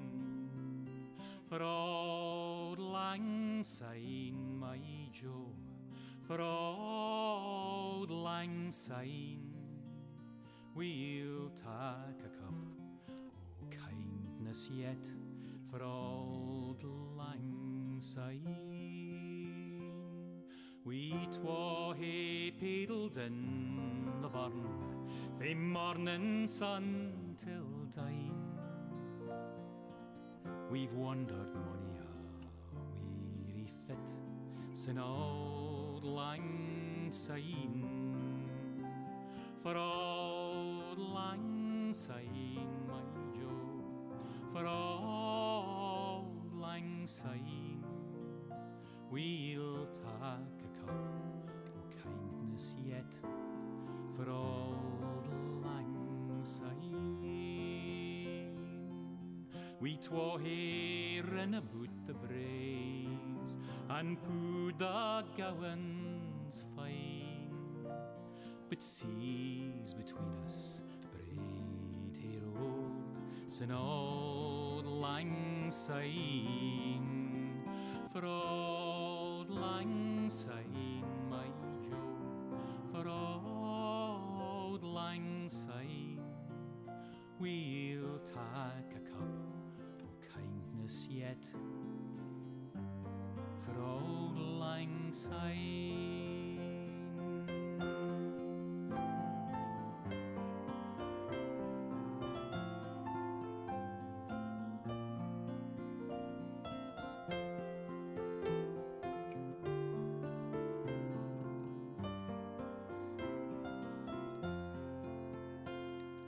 And surely you'll be your pint stout, as surely I'll be mine.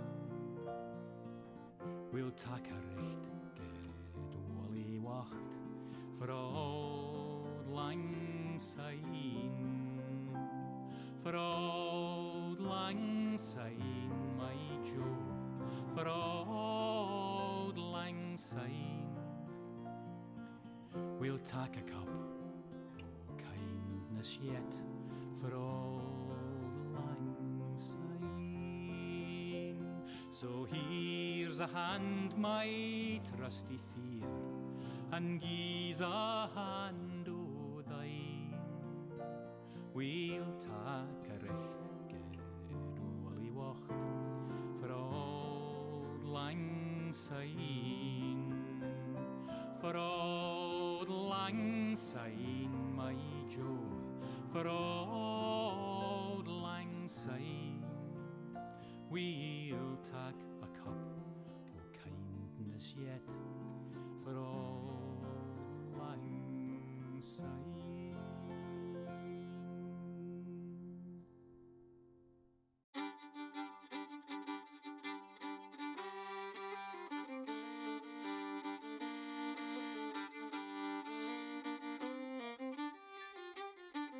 There were two little sisters a walking alone, hey, the gay and the grinding. Two little sisters a walking alone by the bonny, bonny bowls of London. And the eldest pushed her sister in, hey, the gay and the grinding. Pushed her sister into the stream by the bonny, bonny bowls of London. Oh, she pushed her in and she watched her down, hey, the gay and the grinding. Watched her body floating down by the bonny, bonny bowls of London. Oh, they laid her out on the bank to die, hey, the gay and the grinding. For with the fiddle came riding by the bonny, bonny bowls of London. And he made some strings from this yellow hair, hey, the gay and the grinding.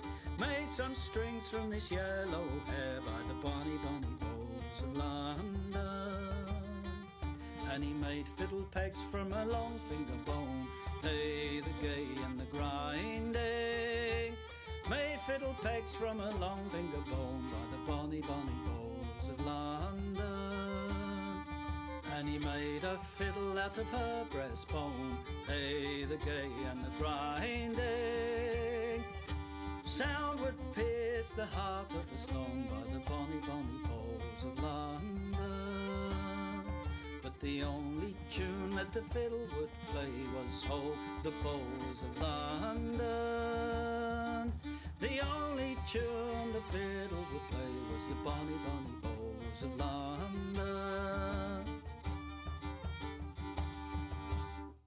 Where the wind can cut you like a knife, and nights are colder than the purser's wife, sir, do we dream of sunny skies of blue and sipping on some fancy foreign brew, sir? No, sir, no.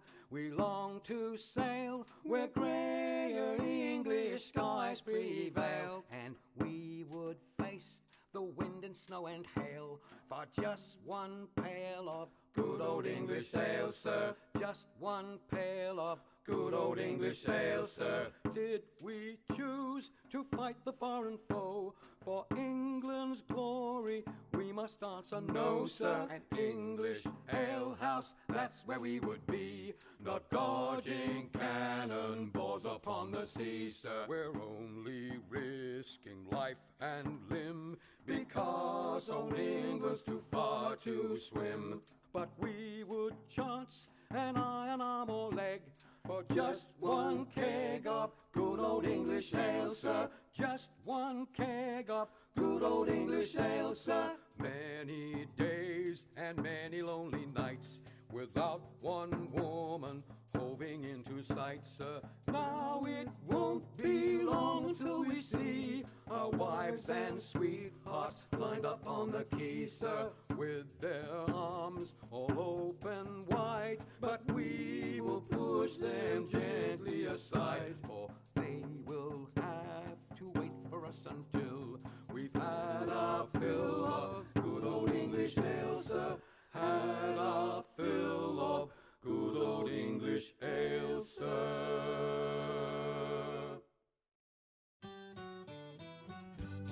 Come landlord, fill the flowing bowl until it doth run over. Come landlord, fill the flowing bowl until it doth run over. For tonight will merry, merry be. For tonight will merry, merry be. For tonight will merry, merry be. Tomorrow we'll be sober. Here's to the man who drinks strong ale and goes to bed quite mellow. Here's to the man who drinks strong ale and goes to bed quite mellow. He lives as he ought to live. He lives as he ought to live. He lives as he ought to live. And dies a jolly good fellow. For tonight will merry, merry be. For tonight will merry, merry be. For tonight will merry, merry be. Tomorrow we'll be sober. Here's to the man who drinks water neat and goes to bed quite sober. Here's to the man who drinks water neat and goes to bed quite sober. He fades as the leaves do fade. He fades as the leaves do fade. He fades as the leaves do fade. That drop off in October. For tonight will merry, merry be. For tonight will merry, merry be. For tonight will merry, merry be. Tomorrow we'll be sober. Here's to the girl who takes a kiss and goes to tell her mother. Here's to the girl who takes a kiss and goes to tell her mother. She is a very foolish girl. She is a very foolish girl. She is a very foolish girl. She'll never get another. For tonight will merry, merry be. For tonight will merry, merry be. For tonight will merry, merry be. Tomorrow we'll be sober. Here's to the girl who takes a kiss and comes back for another. Here's to the girl who takes a kiss and comes back for another. She is a boon to all mankind. She is a boon to all mankind. She is a boon to all mankind. She'll very soon be a mother. For tonight will merry, merry be. For tonight will merry, merry be. For tonight will merry, merry be. Tomorrow we'll be sober.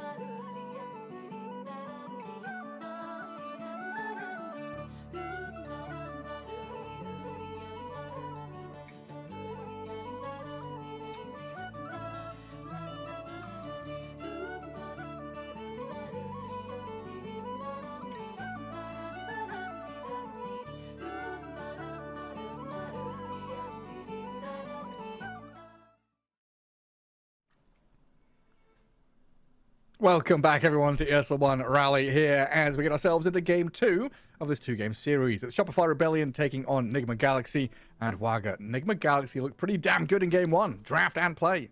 Yeah, they really did. They played their drafts in a good way as well. They had, in my opinion, a pretty big lead coming in, just hero matchup-wise against Shopify, who went for this minus armor strat, 4 minus armors hero, and tried to, play on the combo of that with the back of some save from Tinker support. But Nigma's draft, it was just too hard for him to deal with. And overall, the clean executions were there. We saw a lot of toss-back plays. I think Omar showed his experience as well playing the support tiny. It's a big thing that a lot of teams are not really used to right now, because mainly when we see Tiny, we see it mid, we see it off, we see it carry. We don't really see it much off lane. But post 4, some teams flex it, and Omar definitely one of the players who's, making it shine. Yeah, even with, I want to say, a challenging early game. It wasn't difficult by any means, but Wisdom got stolen away. He was kind of below levels, not having a great time finding farm. He didn't need it. He got Blink at minute 22, but prior to that, he already had like 4 or 5 tossbacks just with phase boots, right? Just that little switch of like, I'm going phase boots, I'm going to run in, find these targets, and snap into action was really nicely done. And that, unlocked things for GH's AA and his Ghost Sven to get involved as well. Well, we'll see how it kind of pans out game 2, though, as draft is ready for us. Yeah, we can head in and have a look at what they're doing here. A little bit of adaptation. Shopify insta-ban the Medusa, who I was talking a lot about there towards the end of the game, how they did not have a solution, how effectively you would have to do some, closing in on 20,000 damage to bring him down. They don't want to deal with that. They ban him out, ban Beastmaster as well. So 2 of the heroes that Nigma just relied upon. They do get their hands on a PA first pick. A hero that has been frequenting the first phase bans. Aries and I was casting the Eastern European qualifiers for Dream League Season 26, and PA was one of those heroes that just did not really make it past the first phase almost ever. It does mean that the IO is left in, though. Another hero that's kind of risen to prominence the last couple of quals and tournaments after having a bit of a lull in his professional playing career. Hello, is it Tiny IO? Flashbacks again. Nigma Galaxy, they've brought out the old dusty tomes of Dota 2 drafts. That is a funny opening because, IO Tiny, obviously one of the most legendary combinations for IO, but very unlikely are we actually going to see the 2 of them pair up. Yeah. It could be Carry Tiny with IO, but you have to be respectful that, again, Omar wants to play that support. You're happy to have a Tiny support as well when you're going against something like PA. He generally becomes quite tanky and hard for PA to feed off of later on. Whereas IO will have to be careful. Getting jumped by a PA, you can disappear very quickly. No, you sure can. And it's a kind of a good point as well, right? Having this Tiny as that pos 4, but you mentioned the kind of flex potentially there if need be. But when you have a support IO, you want your secondary support partner to have some kind of control. Yeah, you want disables and you want them to go in as well. Something that allows you to actually play front so that IO is safe in the back. Someone else who wants to be safe in the back but generally is quite tanky as well is the Jakiro. Been one of the top pos 5 heroes right now. Just falling a little bit short of AA, but still very, very strong. They get the AA or Jakiro and Murta combo as well. So big AoE mix of spells coming in from Shopify. Pretty much... it's almost the top 5 from Fisher Universe in terms of overall contest rates. Jakiro, Tiny, Muerta, AA. PA was number 6. we don't have a Dragonite, a Beastmaster, a Monkey King. We're going to come out with the Sand King and now the Dragonite for Nigma. And there he is. You asked for him. And of course, the Monkey getting prioritized so high was banned in the first phase. Also a hero that has just been opening up a lot of teams to this fast pace that we see nowadays. And Sand King is on the rise. He's coming back. I'm so surprised by it because after a Bloodstone nerf and not allowing him to play around that item, I would have thought that Sand King would struggle to get a foothold again. But teams are working their way back towards saying, you know what, this hero isn't actually that bad. The Sand Shroud got buffed a little bit back and then, it felt nicer. And there was, he came in waves, right? There were moments when you want to play Dust Devil, moments you want to play Shroud. But now the Sand King is somewhat valued, I think mainly primarily because of his blink stun potential, which now you have 3 heroes that can do that on Nigma. It's like farming stacks and then blink stun. Have a pretty good time. And now they've got multiple heroes that can, going back to this IO, right? You want people to start fights across the map for you.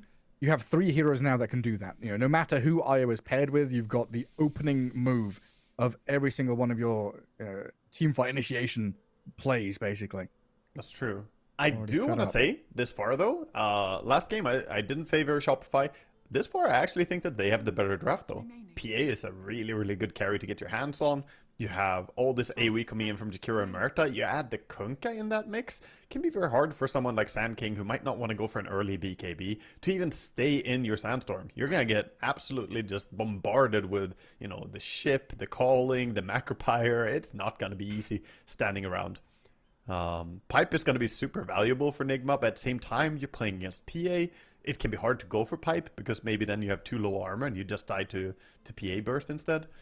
So already I actually see some weaknesses in like Nigma's combinations. They also are playing this triple melee, if you can call Dragon Knight a melee. He's like a mixed melee. But very, very frontline heavy draft into Shopify's AoE draft. Yeah, it really is like, oh, you've picked IO, we've got 4 answers for it. Yeah. Yeah, the X mark is Ice Path's gonna be fantastic, of annoying. course. Just bring him back X after you mark. relocate. Dead shot. I mean, the calling is also annoying occasionally for IO, trying to get like, tether in and out. I think playing against IO combinations is always nice when you play Murta, because you just headshot off the carry or the core hero into IO, and you separate them naturally. It's like, yeah, okay, you run one way each. The core is gonna run somewhere, and they don't realize they lost their IO.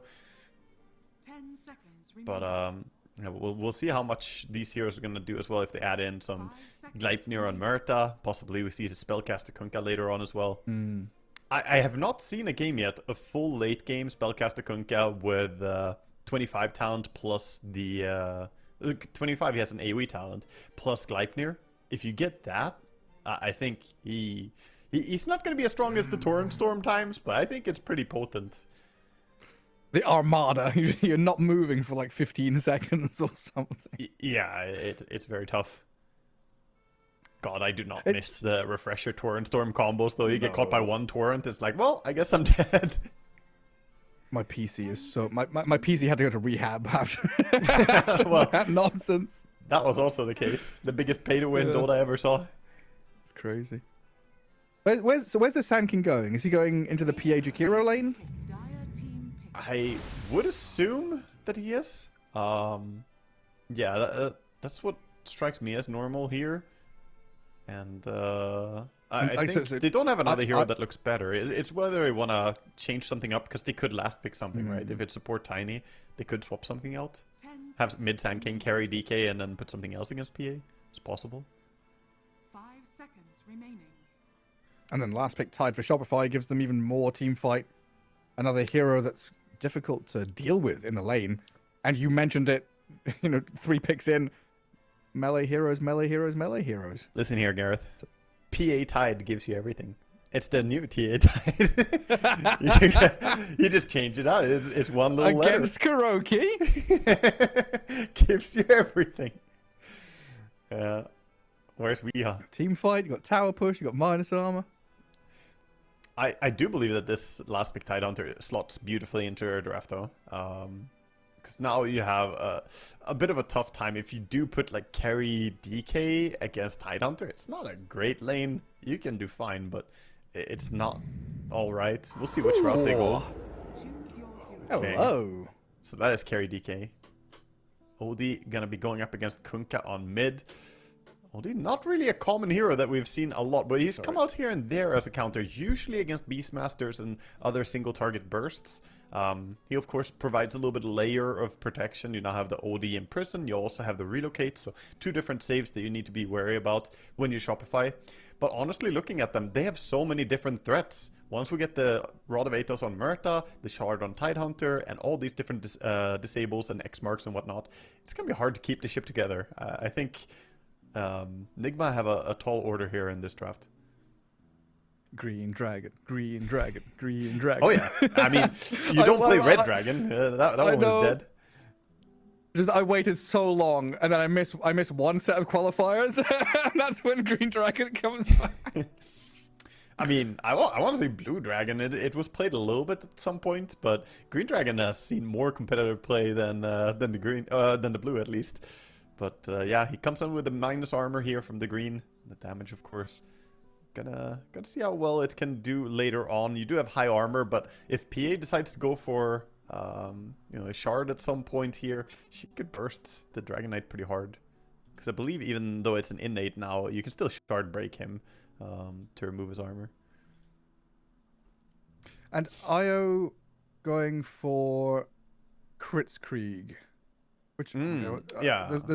This So is not not going for the Medigun. Not the Medigun, that's the one I was looking for. It's interesting. It's more damage oriented, definitely. This is for bursting people. I doesn't see a ton of play, but gives them some potential later on if they pair up with OD. You give him the extra attack speed, give him 14% spell amp. It's pretty massive. OD will do some tremendous damage with his ulti if you give him a little bit extra buff, so this could be quite strong. Going to be interesting to see how they compare these heroes together. I think OD, the big drawback of this hero, he's greedier on mid lane than Kunkka. And if Kunkka just go Blade Mail first item, and OD goes for Force Staff, which you normally see, or Witchblade Rush, I think Kunkka is going to be happy forcing the issue, taking fights, and just playing higher tempo than the OD can handle. You're like chaotic, unsettling force. Yeah, I can see also with the Dragon or Liquid Fire coming in from Jakiro, we might actually see them have quite decent tower taking. And this has been a rise as well, an evolution, if you will, on Jakiro. The Twin Terror is actually getting played the most. Ares and I talked a lot about how, we saw that shift. People slept on this one. It's 10% less damage reduction level 1. You get a lot of attacks out. You generally have about 60 damage level 1, so you're getting 6 more damage per shot. Feels pretty good. It feels pretty damn good. And that's already at level 1. Then, of course, you get more value as the game progresses. And Ice Path was nerfed. There was a bit of a nerf to the other facets. So players have just explored a different avenue. I didn't think this would be as good in laning stage as it is, though. You cannot allow Jakiro to keep auto-attacking you, because he adds up that damage. And just bullying. Straight up bullying. Enigma Galaxy still smoked up and down in that bottom jungle. GH with Noob. Omar right behind them. Let's see if they can connect onto someone here, because they are right on top of the heads of 3 Shopify heroes under dire vision currently. But it looks like level 1 fight, not their kind of deal. Shopify are gonna be safe here, it seems. PA does walk under a ward soon. They're hanging around. Definitely gonna go on Yamato as he comes here. 600 health. And here comes the gank squad. Sand King, Oh no, the Sandstorm. Omar, Avalanche and Blood Grenade, the Sandstorm. Noob was like, I don't want a little Burrow Strike, so Tomato's just gonna TP away. Was that just a moment of him already having skilled Sandstorm? Because there's no way you get Sandstorm for the kill attempt there. That could have been a first blood if he just held his skill point. And PA TP's to a lane, so she'll get there first. Get the farm. Not the biggest loss ever, but getting a first blood on the PA would have been massive for them. That would have been so nice. I mean, how big of a deal is it? Well, it looks like Noob's gonna have to TP away himself. Like, is it similar to old, Enigma leveling Malefice level 1? How bad is it for Sand King to level? I think Burrow Strike? it's a bit of a sacrifice, but I think getting a first blood makes it worth it for sure. It's not really that terrible. The problem is that PA Jakiro is absurdly strong of a safe lane compared to a Sand King tiny offlane, which is hyper weak, I want to say, at least this early. So they're just going to do shenanigans. Tiny's already pulling the creep wave. He's going for between tier 1 tier 2. And while that's happening, they're just going to have to leech as much as they can. So not an easy time for Enigma on this offlane. Quite and challenging. that's why I wanted them to, get that kill, since this is going to be a no laner no matter what. Just offset things a little bit. Well, it doesn't go their way, so like you say, a creep wave dragging there behind their tower. And we can peek into some of these other lanes where Yopaj against Sumail, Kunkka versus OD.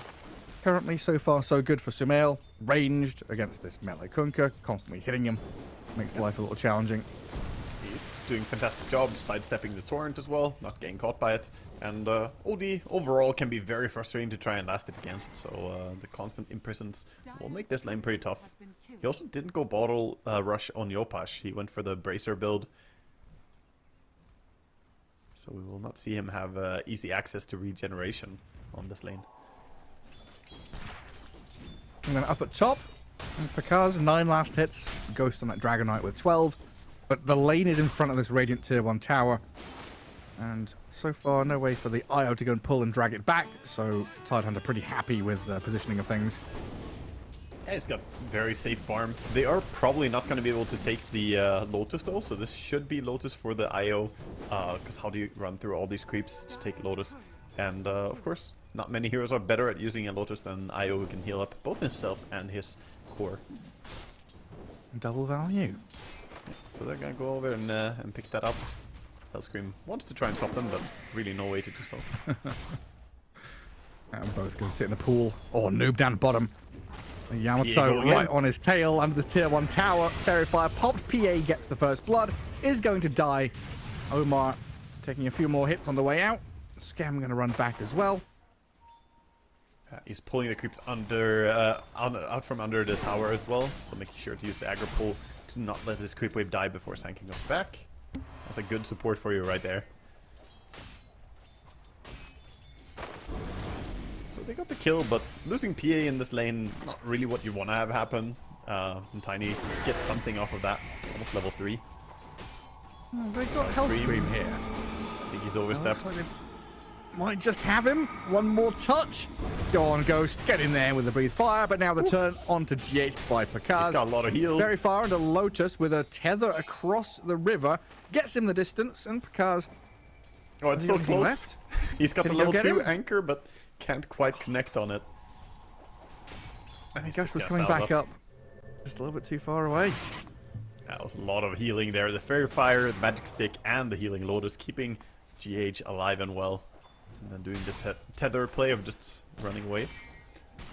And while we're watching these side lanes be very brawly, mid lane is just a domination right now. 24 and 12 on OD. This is what can happen when you have OD mid. Sometimes I've seen it fizzle out and kind of struggle to get those denies, but not Sumail. He's absolutely owning this lane. And what is it? Treads into Witchblade? Stack up a ton of damage. Yeah, looks to be his build. I think the more you dominate your lane, the more you can forego the Force Staff and go towards Witchblade instead. The more aggressive option, the better you're off. Similar to, you know, skipping defensive items when you have an Aegis in your inventory. Look at his play. He's just getting a kill here on Conca with the help of Omar. Yeah, Omar comes in. What, minute 5? You don't necessarily expect that kind of move. You know, maybe minute 4 for Bort Runes if desperate. Minute 6, sure. Look at top 2. Tiny's like, also with move. yeah, through the gate onto Ghost. Dragon Knight, Blood Grenade on him, pops a Magic Stick, but dead under his tower. While Omar will get the Avalanche Toss on the Tide Hunter. Pakaz is going to be the trade-off. Yeah, the bottom lane is super uninteresting right now. That's why we see the supports leaving and just doing something else. So they're getting involved on the other lanes. And both rotations work out very well. Even though the Tidehunter dies in the end, not having boots makes it kind of dangerous to go on the tower. Another move from Omar. Calling down. Oh, no mana for toss anyway, it looks like. Wouldn't have had it if he wanted to. So now a bit of a turn from Shopify with a good dead shot. Fear pushes Ghost back into Tide. Dead. A quick bring down. That was nice use of the Blood Grenade as well, and the 3 of them have so much control and damage through their spells, so even if you try to heal up as an IO, you're not going to be able to. I was going to say Noob at least is now having a decent time dragging waves into creep camps, but Jakiro's returned, PA's come in, and Noob's happy time is cut short. This is good. They're keeping him in check, even though bottom lane is mostly just a farming lane. They see that the moment he oversteps like this, trying to go for a creep wave pull into farming jungle stack, like, he was getting pretty greedy with it. And trying to use something of the space that's happening when everyone goes top, but good recognition by Scam coming over and killing him. OD is going in for the Wisdom Rune. He has been scanned out. This could backfire for him if they bring a lot of people, but if they don't, he might just get kills. Oh, Hellscream, dead shot and calling. Do they bring more heroes here? Because Sumail's starting to get surrounded. They're diving Sanking again. They want to re-kill him. Oh, you're right. TP from Sumail down to bottom, though, might be able to help save Noob or turn the tide, but it looks like Tomato has been left to his own devices by this Jakiro. The trouble with the IO support, though, is that he literally just walks behind the PA giving vision and nothing else. Thankfully, the rest of the team has the control and the damage to bring. Yeah, that looks very easy for them. There's a light bulb following behind you. You know, you're PA, second scariest hero on the map right now, probably. There's an eye behind you. Eyeing up the DK top with Kunka's first move. Pakaz, and no level 6 on him. Yopaj does have this X mark into combo, and with the Muerta setting things up, Ghost is dead again. So what is that? 3 deaths on Ghost now in the past couple of minutes. Sorry, It's been a hard. Sorry, I got distracted for 1 second there, but yeah, we got the hasted OD now making the big move. He has ulti ready, looking for PA. Could be a quick burst if he finds her, but he's gonna go under vision. Top tower is under attack. Saw him on the way, but he wants to go Radiant's bottom around? tower is under attack. I don't think this move is gonna work anymore, as he was just running past the range creep. But going top instead, Murta. It's the fake out. It's the fake out with the twin gate. Shows himself bot, goes to the gate, gets the catch on the Muerta here, and Hellscream absolutely done for. It's just ping-ponging from one side of the map to the other. You know, look top, look bot, look top, look bot again. Sand King's being run at by Jakiro and a PA. Omar, thankfully and for the Ollie's coming Galaxy, back sat bottom. in front of him. Avalanche, toss, Sand King sent in, but doesn't land on the PA as she phantom strikes to Jakiro. And you're right, Sumail did come back down bottom to try and extend this fight. Yeah, I said that OD can be a very greedy hero, but when you move like this, you can't play higher pace. They see him TPing in right now. He's under a ward when TPing. They're gonna go on him risky. Torrent Ice Path, and the damage is there. Sumail, all these moves nets him very little, just a death as he returns to the mid lane. And Tomato starting to feel himself. Was very nice. They saw him over at the bottom there, so they knew he was TPing in and just catch him with the Torrent Ice Path. Quick combination. So finally slowing down his impact on the game. And getting a tower, not bad start for them.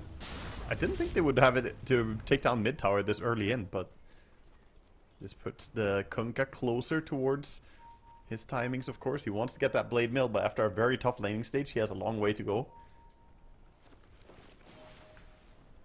I don't know, it kind of feels like Enigma Galaxy are the ones that need more timings, though. Like Dragonite's trying to hit this armlet, OD, Sand King, Tiny, all kind of items-based heroes. Yeah, I would agree. I think Nigma need to start getting to a point where they can relocate gank and look to set up somewhere for the Dragonite to get involved quickly and easily. But right now, 5v5, Shopify definitely the stronger team if they take a 5v5 fight. So that's why we see them just sieging up the tower top. Tide doesn't have a point in Ravage yet, but he has a skill point ready. And this is all going to give time for Tomato to get Battle Fury. Like Pakaz with his Vlad Soul Ring, he's a walking fountain for himself up in this top lane. He can just sustain for days on end. Doesn't really care about much. Kunkka with what, double braces is very tanky too. Oddie has an Orb of Venom. There's an interesting mechanic on this, by the way. I guess I shouldn't talk too much about yesterday. Yeah, I shouldn't talk too much about bugs, but you know, there's this thing that Orb of Venom gives True Strike when it procs. So he's playing against the PA. Got the early Orb of Venom for the Witchblade, of course, but essentially it just inherits the Witchblade mechanics of True Strike, even though it doesn't say that anywhere. So right now he cannot miss his first attack if he runs into PA randomly, which is just. You were playing against Gossamer Capes, right?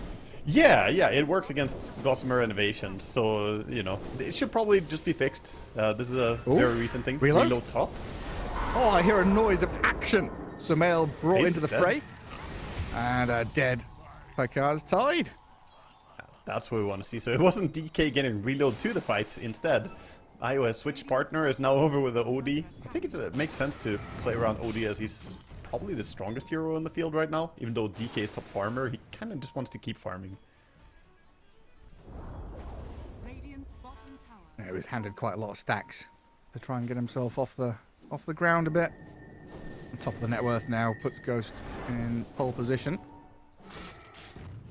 So Io going to play with this OD. Sand King and Tiny can both start fights for them. They can save the DK and bail them out if needed.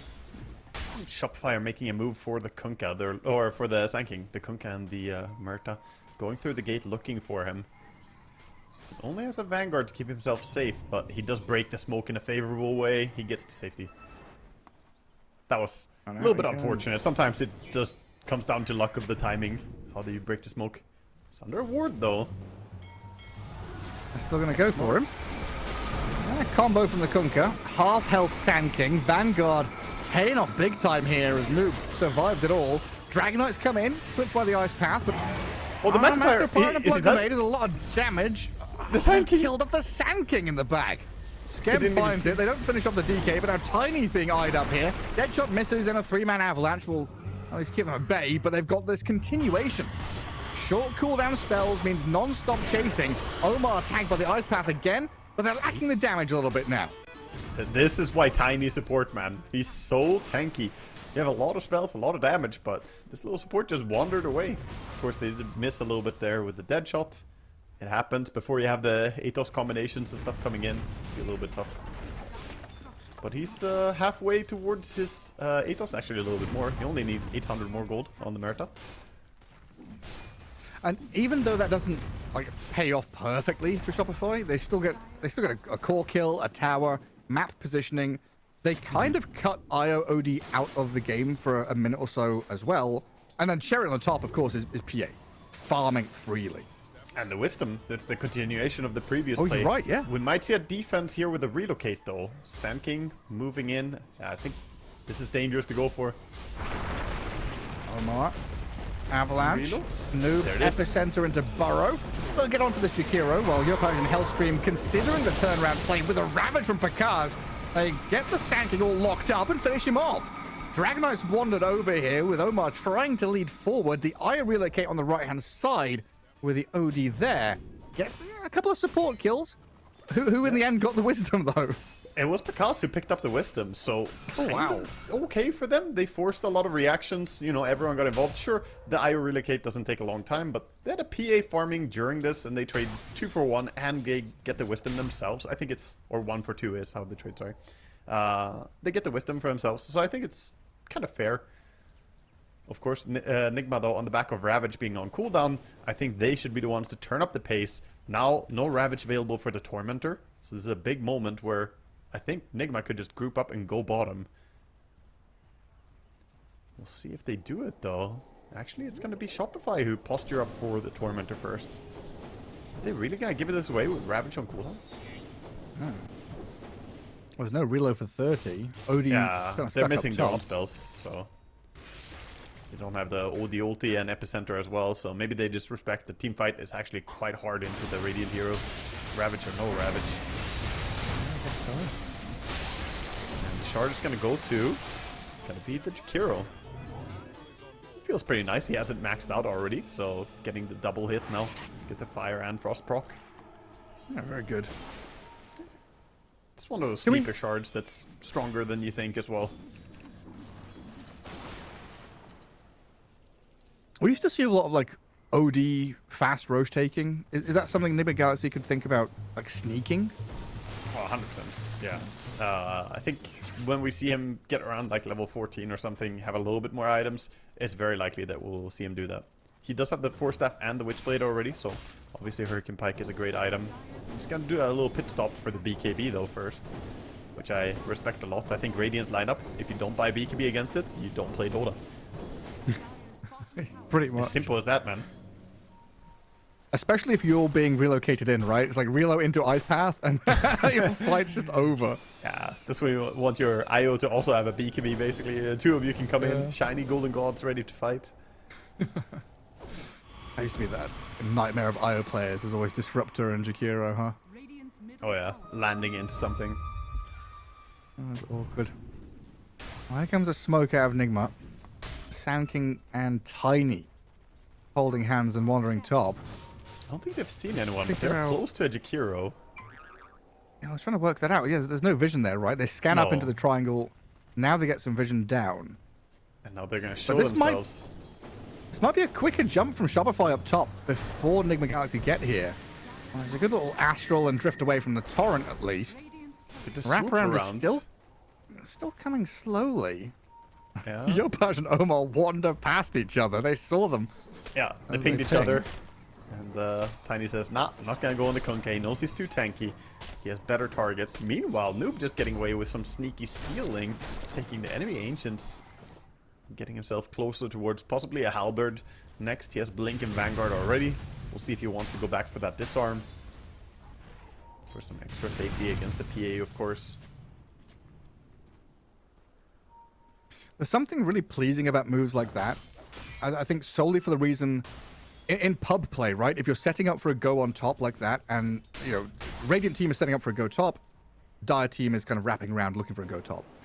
But you both get into this, you know, sunk cost fallacy in a pub game. I know I would still be top waiting to see who's coming. But both teams realize, okay, we've been here for long enough. It's time to go somewhere else.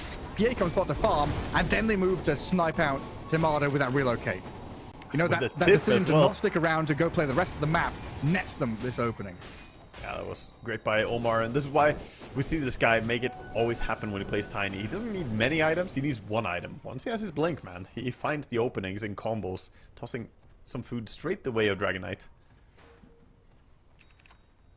And quickly on the back of that, they're looking for more. They're chasing, but the illusions of Murta gonna spot the OD coming on. They saw Yopaj coming. I think Noob caught a glimpse of him with that Observer Ward and himself kind of sat up on the triangle. So they know the Kunkka was shifting top, and then a good idea that the rest of Shopify are coming behind him. So Io and OD tuck back to safety. Dragon Knight farms Ancients, and oh, look at this. Noob sees the PA coming. Epicenter into Burrow. Tiny arriving with the avalanche and the toss. Omar holds the stun until the last second, but Timado has got the Essence Ring. Jumps to safety. So close for Enigma Galaxy to find that beautiful snipe, but Timado on the very edge stays alive. That was really, really close, actually. I can't fault them for trying that, but it was just the two of them. They didn't have relocate ready, no one else nearby, so just the offlaner and the post forward not quite able to burst the PA. And the Essence Ring definitely making the difference there. 240 extra HP out of nowhere. Felt pretty good for him. Radiant are scanning. It's like the comms there as well. I'm watching it back on the stream delay. Like the comms must have been very good from Noob and Omar. Just like, you know, hold, wait, and Noob wait for 2 seconds. Let the Tiny catch up, get there in time. The combo the OD. He's stuck. Oh, the Ravage as well. Nice. The relocate save. Off you go. Not even back to Fountain. Just behind his tier 2 to continue fighting if need be. That's a great one. You know why he puts him there? So that he can tether away right now. He's like, don't put him in Fountain. Okay. They actually imprison him as he comes back. There we go.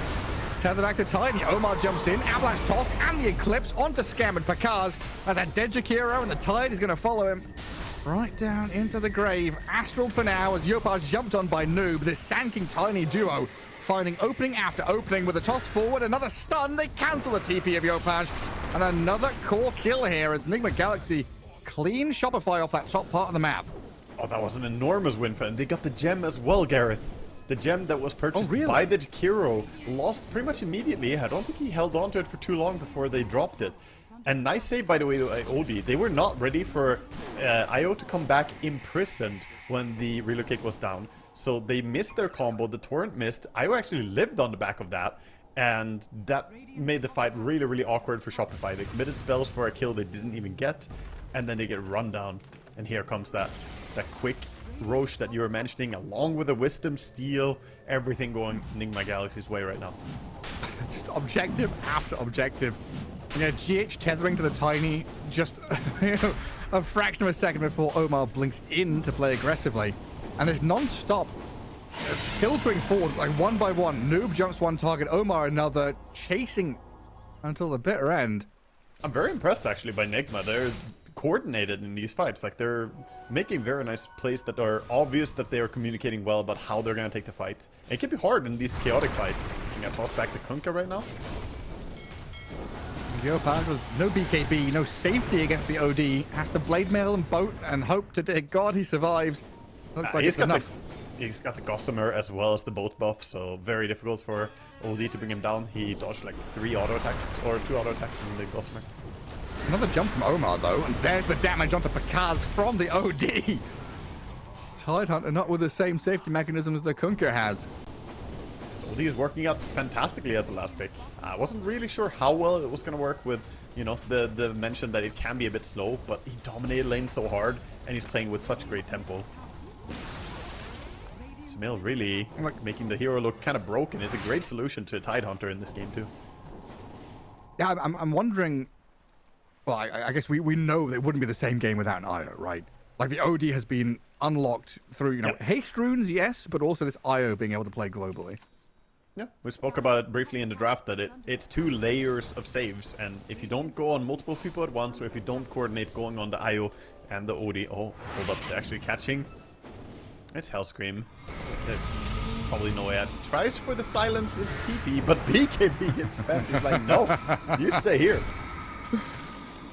Absolutely not. Even tipping in. That BKB was a statement, by the way. The statement is, we are strong enough. I don't need this BKB right now. You're dying. And now, yeah, sure, BKB is going to cool down, but what is Shopify going to do to punish that? And I don't know that they can actually force that much to happen. They need to finish items. PA needs her own BKB to complete. Omar's hunting him. Ran into him. Yeah. Gonna jump back onto the Jakiro. And PA is, well, at least for now, unleashed and safe. It felt like item timings for Shopify. Sorry, the item timings are too important now. BKB on PA, BKB Kunkka just completed now, and then Pipe on Tide. Once they get those 3 complete, they're fine. And PA still needs hers though. It so felt like this PA and OD were on the same trajectory to become absolute beasts. Has PA struggled, or is this just the fact that PA can't do it all on her own? She has struggled a little bit. The pick off bottom was really big, slowing down her momentum. Oh, they see OD, but he has Aegis. Don't want to go on an Aegis BKB OD. Just gonna back out. So part is that, and part is that Sumail is on just on a tear. He's got 8 kills this game, and they're taking out all these objectives. So yeah, he's progressing very quickly in his item build. He's already got Hex queued up in his next quick buy. And that's not a good feeling when you're PA against the OD and you don't even have your protection, and he's already adding a Hex to counter your BKB in a way. So then he can, of course, just get on you and prevent it. And your map is getting smaller and smaller with every passing moment. Yeah, we see a lot of them inhabiting their own base right now. Murta and Kunkka doing the best they can to stay on the map, but right now it's belonging to Nigma. Like PA can't get to Ancients, so she's farming small and medium camps. Yeah, the Ghost is clearing out wave bottom. Not getting the most nutritious part of the jungle, Gareth. This is really just the throwaway, the leftovers. It's all the chaff and the husk, all the nasty bits from your wheat. Oh, a reload Ghost after clearing wave finds Jakiro, and this Tide Hunter might be in a spot of bother, honestly. Yopaj is here to back up his buddy, but Pakaz gets pushed around. The OD unleashes hell. They get GH, but Tide Hunter ravages before dying himself. Surely he's going to fall to this Dragon Knight. He doesn't have Blink, so he's kind of stuck. Oh, TP. Okay. Not happening. The sanity's eclipsed from the OD. Makes damn sure he just dies. carpet bombs the tree line. He's like, take him out. An immediate TP top as well. They saw the PA push out the top lane. Is he gonna chase after him? No, he's just, again, stealing away the farm. Ghost going over and taking the Ancients out. I wonder what the ratio is of Ancients being farmed by Dire compared to Radiant this game. It feels like they are in Monopoly situation. Omar and Sumail realize they cannot take Tormentor together, so they just gotta wait for IO. Oh. You're right, though. Like, Noob sat in Radiant Ancients for a long time. Dragonite's gone over and cleared it. Their own Ancients have never been invaded. Oh no, he died. They tried to do it with Aegis Regen. Oh no. Oh no. What have you done? It is hard to overstate how big that was for Radiant. The fact that they were down there, attempted to kill Tormentor as 2 heroes, then tried to do it with the Aegis Reclaim Regen, and then die on 100 HP and lose Tormentor? That's a Dota 2. Yeah, a little bit of goof, because now it's only a 2k net worth lead, 1k net worth lead. That was a massive swing back right there. Yeah, your OD's dead for 20 seconds. There's not much the other Enigma Galaxy heroes. Like, look at Sankin, cutting wave bottom. Don't let them put, like, immediate scramble, panic mode, all jets in the sky kind of deal. Huh. And PA got the last hit as well onto OD, so she got a large chunk of that money. And now Ghost? He's chasing him. Oh, he's on his He's on his own up here. Tomato just needs a little glimpse of vision to get a dagger and a jump. Kunka's following through, but it looks like they're going to have to give up on that. Hellscream and Picard's in the meantime, bottom side of the map, being chased by Omar and GH. Let's see if they can find this Tide Hunter with an avalanche toss back. They do spot him, and Picard's sent back in towards the OD. There is a TP ready for this Tide, but I guess the stuns and controls are going to come through eventually anyway, so it doesn't even bother using it. And once the Ghost Scepter is down, the OD starts just melting him. Kraken Shell does not save you. Mid lane, however, they're catching Kunkka as well. Yeah, I mean, Yopaj, even through the BKB, obliterated. Sumail is like, it didn't happen. Nothing happened. Yeah. Comes back with a vengeance. I mean, you just keep going. Yeah, bottom, the Tormentor, what? Who knows? Who knows what went down there? But now they're just looking for pickoff after pickoff. Oh, Scam, don't go for that creep wave, man. Don't. Okay, he's... I could immediately die. But yeah, we go from a situation where it's like, what's going on? To Enigma Galaxy back to asserting dominance, pushing high ground, multiple lanes shoved in towards Shopify. A brief, moment of respite for Shopify quickly cut. And this high ground push is too early for Radiant as well to hold on. Shopify, they want that Aghanim Scepter on the Murta to start high ground defending with the dead shot. It's extremely strong, but already losing mid tier 3 tower, almost entirely dead. It's a big blow to their base. We've got some big items coming back up again. Yep. Cypher Vice OD. MKB about done on the Dragon Knight as well. His courier's dead for a while though, so he has to make his way back to base if he wants it. Picard shows off his freshly purchased Blink Dagger and jumps under a dire ward. Omar with a toss-up, lands straight down, Skem the focal point as he's run back around. Ice Path and Boat comes in, but GH is okay to get away from danger while Hellscream focused down by the Sand King on the left-hand side. Tomato comes in though. Some good damage towards Noob, but not enough to finish the Sand King, so the only casualty so far, Picard's jump ravage, kills GH, IO down, Ghost is in here, he needs Omar and Sumail to get in as quickly as possible. Tide protects himself with a Ghost Scepter. Enigma Galaxy now in a 4 versus 5 as Muerta buys back and puts Shopify in a spot where they could step forward, but with no ravage and Noob holding this high ground position, they've got so much damage to bring Picard's down quickly. I mean, Shopify now skirting around the edge of the fight to find another angle. He did not expect that they stuck around there, but Noob just standing on the cliff along with a ward, easily just watching the Tide walk in alone. Yopaj has a BKB, but has to be careful. There's potential for getting hexed up or chain stun. Oh, avalanche. The hex on the PA. They've caught Tomato, side the Vice, into the stuns, and the PA's dead. Yopaj will BKB TP home. But a calamitous sequence of events for Shopify again. A team fight execution from Enigma Galaxy so far has been superb. Yeah, again with a toss forward on the Dragon Knight, catching out the Murta. They're holding the avalanche. There's no way out for Murta. She can delay it, but it is inevitable. Slowly but surely, you're going to die. And meanwhile, Noob is finding more in the base. Yopaj, X mark. Not going to work out against the Sumail OD. Picard's now, having to Ghost Scepter and waddle back behind his barracks. But this OD is just reigning supreme. Sumail with a beautiful impact in this game, just absolutely controlling it. And a quadruple tip! Dear God, they're digging into him. Who did he tip? Was it this game? Did he tip Noob when he got the kill? Something did he do that? Yeah. I mean, players having a bit of fun with each other, And while they are having a bit of fun, I also want to say Tomato is a little bit of an emotional player sometimes, so if you want to get under his skin, the OG style, the tips, the voice lines, it does affect some players. Yeah, it's just a bit of tip for tap, Yeah, this is definitely them just having a bit of fun though, because this game it's already looking pretty rough to try and recover. Never count out as PA though. PA can get those big crits. When in doubt, go for the rapier. Get the turnaround. They're gonna go for a quick smoke up. This is a smoke on a limited timing. Bottom creep wave is pushing in. You have about 15 seconds to make this work before it's super obvious. And they know where they are. Roshan. Yeah, the raw bellows out across the map. Oh god, Enigma have smoked up a couple of their heroes. Noob and Omar ready to strike as Roshan is killed. Aegis for Sumail, but in comes Shopify with a Ravage and the PA damage. Ghost and Sumail dropping low. They'll lose the OD now as DK stands his ground and fights with the epicenter. For a strike from Noob.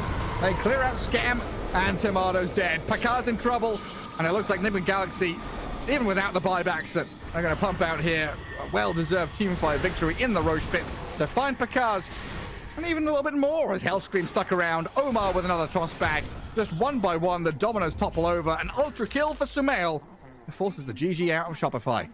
Yeah, that was massive. GG gets called quick fashion here as well from Enigma Galaxy. Just absolutely looking amazing. 15, 2, and 7 on the OD, but I'm gonna say, after a series, I would say Omar is actually the MVP of the series. His Tiny, just so high impact, finding everyone, tossing them back into his teammates, just the player who looked for all these kills and found a lot of setups. Importantly, shutting down the PA's item progression towards her BKB, which, without it, she couldn't stand against the OD at all. That's just incredible stuff. I mean, thinking about the way that Noob has also gone from playing Medusa offlane to game one to like Sanking, like very, very different games, right? One completely free. This game, Sanking kind of had some challenges in laning stage, but found his rhythm, some nice dragging around a creep wave by the Tiny.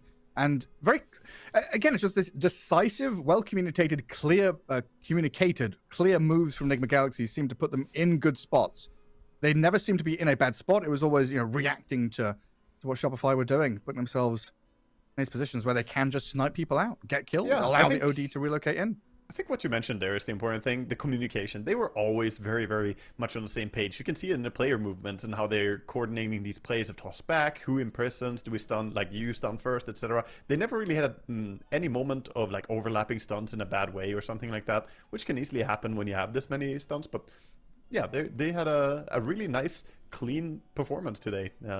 And Shopify Rebellion, game one, I want to give it to, mostly that was a draft that I think was super tough to play. Game two, this looked playable, and they had some things going for them. Bottom lane was going super well, but they still didn't really find a way to solve that OD. OD crushed mid lane. Yeah, it was really hard. Do you think there's underlying problems there in terms of like team cohesion? Because like game one, I feel like is a greater story of that, where it seemed very clear that the puzzle pieces for Enigma Galaxy were slotting into place no matter what. And Shopify, they had tools, they had a toolkit, but they didn't seem to all fit in the right places. They've got the wrong screwdriver, they've got the wrong head for this wrench. They've got some cool stuff and cool ideas, but I just know it didn't feel like they were playing as a 5-man draft that all wants to accomplish the same thing. And game two, there were maybe shades of that. Yeah, I think game two was a better showing than game one. But game two, even though they had all these big teamfight combos, they still struggle against the split push coming in from an IO lineup as well. Something we didn't talk about too much, but IOs can split push a lot and stretch you thin across the map. And if you have this big teamfight draft that Shopify were playing with the Kunkka, with the Tide, with the Jakiro, you kind of want to force that, but you're not great at catching people in the jungle. So yeah, Enigma Galaxy, their draft worked out, their play worked out, and I think Shopify, they'll have to think about what went wrong and what they can take with them from this game. Yeah, Bulba's going to have to go back to the drawing board, I think, a little bit, because you face against, so what, game one, they ban IO, they face against Medusa, then they're scared of this Medusa, they ban Medusa game two, but then they have to face the IO, right? Maybe there are too many heroes that they are maybe worried about, or don't have full drafts to try and combat, because that losing to Medusa then banning it game two, a little bit scary as a prospect. Yeah, I think maybe they didn't need to immediately ban it first phase, right? They came back game two and just banned it first pick. But here's the thing, is Medusa really a hero that you need to consider as a first phase ban? Because who's going to pick it in the early phase? There are so many counters to this hero. The problem is that it was a last pick in the previous game, and they didn't have time to react. There was no anti-mage because they banned it out. They already shut all those doors. But going into game two, I think just opening with a Medusa ban is a little bit over. Like, I haven't seen any other team first phase ban Medusa, even though it's pretty popular right now in pubs. Because you can always address it in the picks and bans following. You can get some lions, anti-mages, get some mana burn, some diffusal builders. There are tons of great matchups. So yeah, we'll see. How big of a role that played. But if we spin around and say, Galaxy, they came in, executed 2 pretty different drafts here with different styles. Shopify targeted down what they were doing, and still Nigma just brought some flex pick as well on the mid lane that looked just super hot. So excited to see what they're gonna have in store for us here in this groups. And this is the kind of stuff that makes it gives teams this ability to make scary runs, having these multiple heroes like the Io, the Medusa. But then you start to think about this Omar Tiny. It's incredibly strong. It's given again, it's like identity to name a Galaxy to play the map, to get these openings. You start thinking, do we have to first phase ban Tiny? This gives Kuroki such a wealth of value and strength in the draft. It's kind of crazy. I think teams should do it against them, honestly. Tiny is not a hero that we never see in first phase ban. It's pretty common first phase ban, actually, against a lot of teams. But specifically for going up against them, I think you have to respect that the flex between carry and or core and support. I think we've got an interview ready as we can jump into that, and I believe it's Noob on the line. Are you there? Can you hear us? How you doing? Congrats on that 2-0 victory. You guys look pretty good. Hello. Thank you, man. Thank you. The first question is from me. Game 1, last pick Medusa. Do you feel good about yourself? I mean, they didn't respect our Dusa. What can I say? We won the qualifier with it, and they didn't ban it, so that's their bad. And is this something that you have like specific spots you can go for? Because so game 2, the reaction from Bulba was first phase ban. Do you think that's a little bit of an overreaction, or do you think Medusa's that good for you guys? I mean, Medusa is strong. I'm not sure if it's worth the first phase ban, but it's a good hero. Massive respect to you, though, for sure. Yeah, I mean, it looked like you were having fun. You basically were just unkillable. It was fun to watch you just walk into the heart of the fight and say, okay, they're here, guys. I'm right with them. Going to game 2, though, that game started out a lot tougher for you. The laning stage, you knew it was going to be tough because you knew we were going up against the PA Jakiro. Did you expect that from the draft, that, okay, you're going to be the shutdown one and we need to have a good game on mid and we need to have a good game on carry? Or was it fine no matter what if you get shut down in lane a bit? No, I think we knew, we will struggle. That's what PA does, kind of. You pick PA, you will win your lane. So we try to focus on other lanes a bit and play from there. Yeah, I mean, it was impressive to watch how you actually came back to have all the tools that you needed to be operational in this game as well, because with the lane being that tough, and we saw, of course, Omar start to make his rotations with a 5-minute gank towards mid. I thought it would be more attention about the others, but you found a lot of pickoffs in that game. I want to ask you a question. How your communication in a team looks really, really clean. You seem to be on the same page. Who does the most shot calling for where to play and where the enemy are going to be? Who keeps track of that the best in your team, do you think? I don't think we have one player who does it. It's more of a team effort, so everyone calls what he sees. About the macro, maybe I make the most, but I'm not sure. But it's mostly a team effort. Yeah. Well, And I mean, how do you think that's... Sorry, you finish up, Varga. No, I was just gonna say you definitely look like a coordinated team here. So yeah, that tracks. Go Gareth. Practice makes perfect. Yeah. Well, I was going to ask, really, how have you guys improved on that kind of communication or team cohesion? Because you think back a year ago when you guys were struggling in some events, and now the past 6 months for you guys has been pretty damn good. Has this been repetition, practice? Have you, communication training, or what have you guys done to? Is it confidence? It's mostly practice, and we're putting in the effort, so it's getting together and it's working. That's about it. Yeah. That's really good to hear. Well, congrats on that 2-0 victory. Great start for you guys here in the group stage for Raleigh. A pleasure to have a chat with you. Thank you, guys. Pleasure. Yeah, thank you for talking. See you next time. Yeah, I mean, practice makes perfect, right? That's what you want to hear. They're putting the effort in, making sure the comms are on point, making sure you're all on the same page. That's what's got them back into this rhythm of where they belong, really. Yeah, I mean, they look fantastic, and it's fun to see. Good start for them, and obviously he feels good about himself. I think he's still riding a little bit the high of the game 1 where he got to. It's rare in Dota that you get to have one of those games where you just don't have anyone be able to touch you. But yeah, we'll see if they're gonna have that fortune moving forward. Absolutely. So I think we've got a little bit of a break before our next series.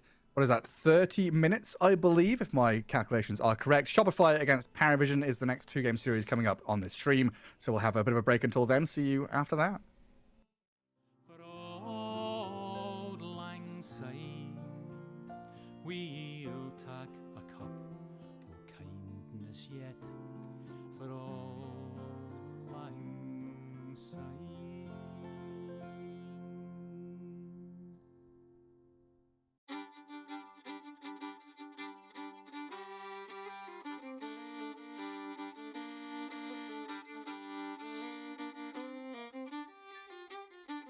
There were two little sisters a walking alone, hey, the gay and the grinding. Two little sisters a walking alone by the bonny, bonny bowls of London. And the eldest pushed her sister in, hey, the gay and the grinding. Pushed her sister into the stream by the bonny, bonny bowls of London. Oh, she pushed her in and she watched her down, hey, the gay and the grinding. Watched her body floating down by the bonny, bonny bowls of London. Oh, they laid her out on the bank to die, hey, the gay and the grinding. For with the fiddle came riding by the bonny, bonny bowls of London. And he made some strings from this yellow hair, hey, the gay and the grinding. Made some strings from this yellow hair by the bonny, bonny bowls of London. And he made fiddle pegs from a long finger bone, hey, the gay and the grinding. Made fiddle pegs from a long finger bone by the bonny, bonny bowls of London. And he made a fiddle out of her breastbone, hey, the gay and the grinding. Sound would pierce the heart of a stone by the bonny, bonny bowls of London. But the only tune that the fiddle would play was Ho, the bowls of London. The only tune the fiddle would play was the bonny, bonny bowls of London.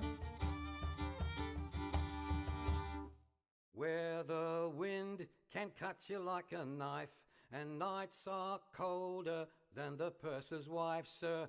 Do we dream of sunny skies of blue and sipping on some fancy foreign brew, sir? No, sir, no.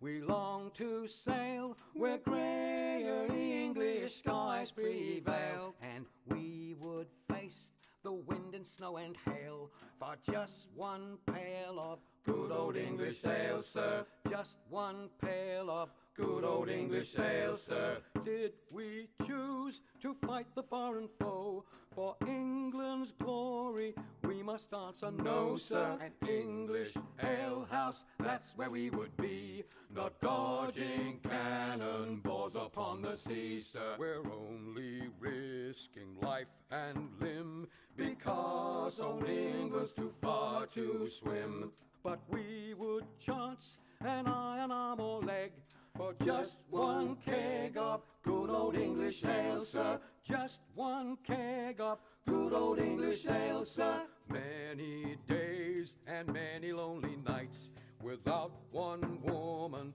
hoving into sight, sir. Now it won't be long till we see our wives and sweethearts lined up on the quay, sir, with their arms all open wide. But we will push them gently aside, for they will have to wait for us until we've had our fill of good old English ale, sir. Had our fill of good old English ale, sir.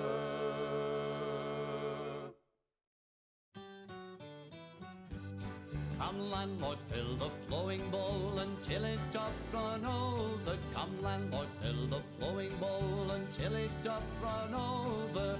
For tonight will merry, merry be. For tonight will merry, merry be. For tonight will merry, merry be.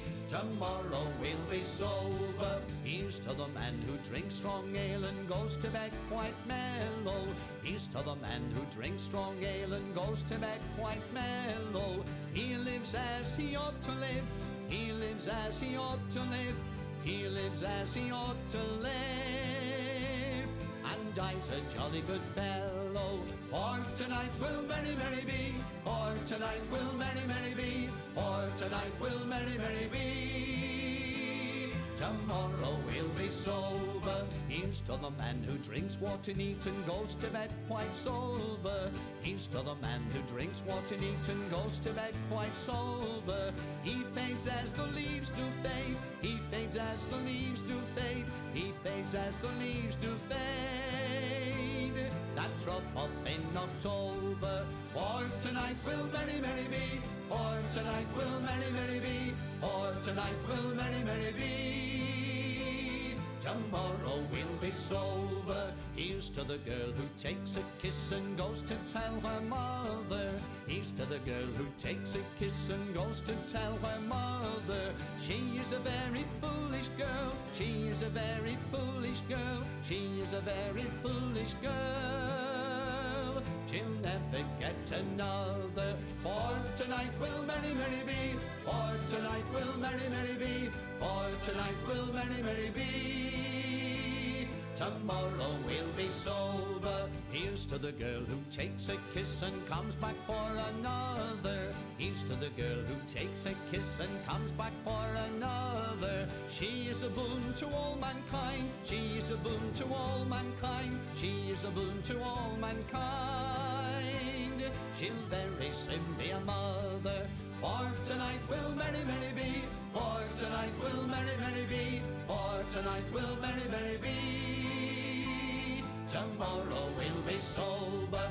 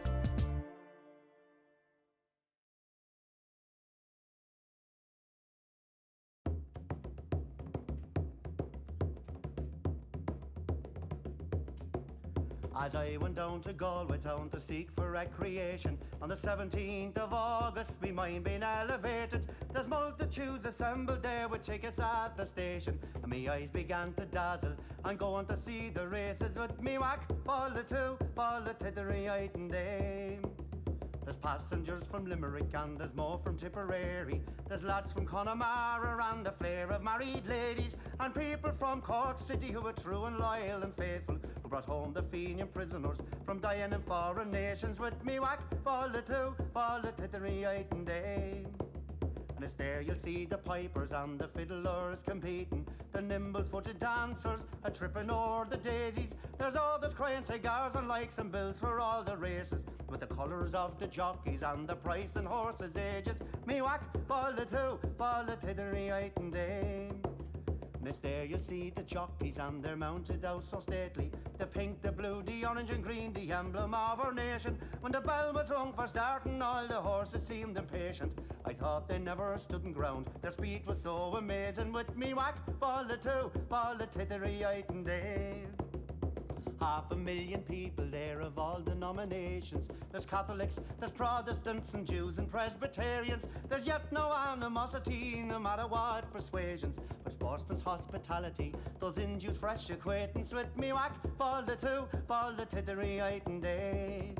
August for Marish and Krushki in the Spirk Shelan.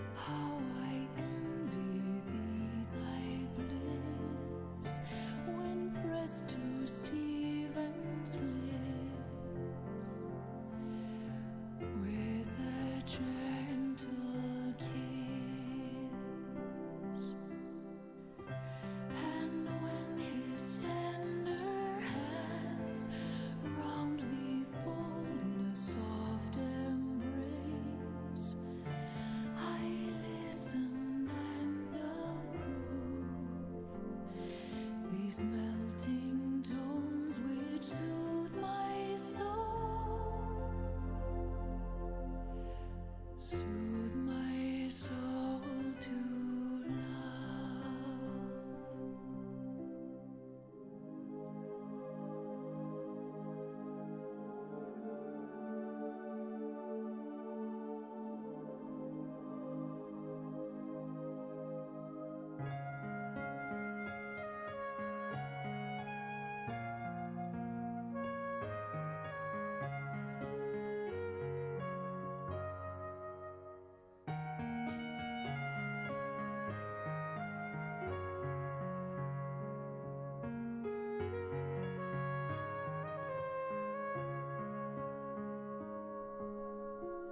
Alive with passions from his breath that flow, healed your music when his breeze to blow.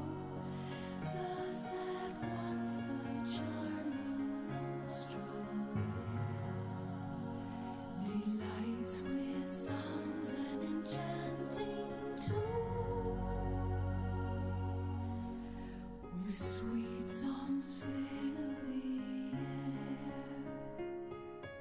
Go, happy pipe, and ever mindful be to court my handsome troubadour for me.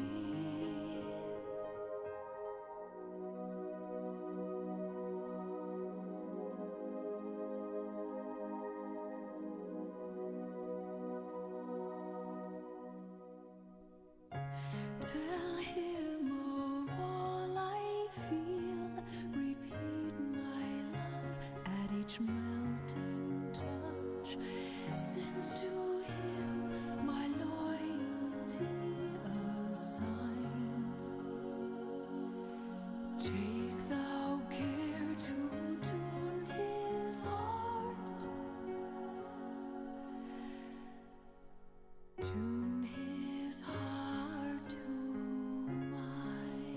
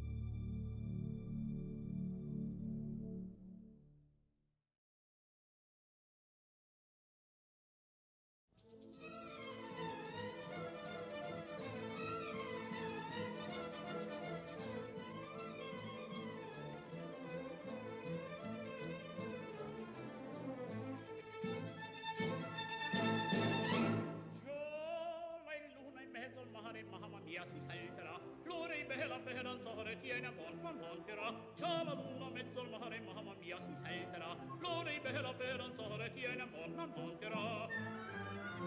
Già la luna mezzo al mare, mamma mia, si salterà, resta in danza donna mia, la ride qua, un verso bello giocondo, ciascuna copierà, finché in cielo una stella e la luna splenderà, il più bel con la più bella tutta notte danzerà. Mamma mia, già la luna in mezzo al mare, mamma mia, si salterà, fringe, mamma mia, si salterà, fringe, mamma mia, si salterà.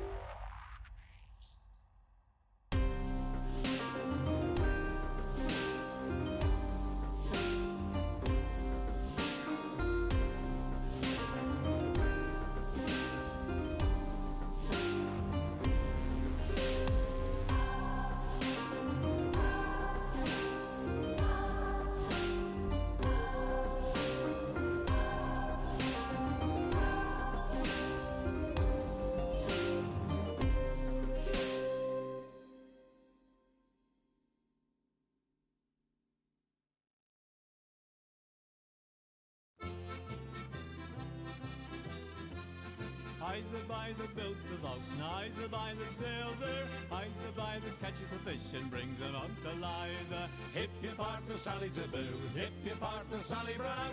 Fogo, Twillingate, Morton's Harbour, all around the circle. Sods and rind, a covey of flake, cake and tea for supper. Codfish in the spring of the year, fried in maggoty butter. Hip your partner Sally Taboo, hip your partner Sally Brown. Fogo, Twillingate, Morton's Harbour, all around the circle. I don't want your maggoty fish, that's no good for winter. I can buy as good as that down in Bonavista. Hip your partner Sally Taboo, hip your partner Sally Brown. Fogo, Twillingate, Morton's Harbour, all around the circle. I took Liza to the dance, and faith that she could travel.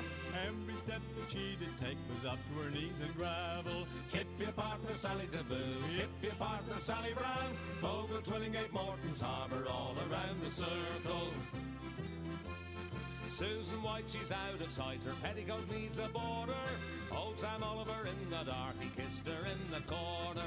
Hip your partner Sally Taboo, hip your partner Sally Brown. Fogo, Twillingate, Morton's Harbour, all around the circle.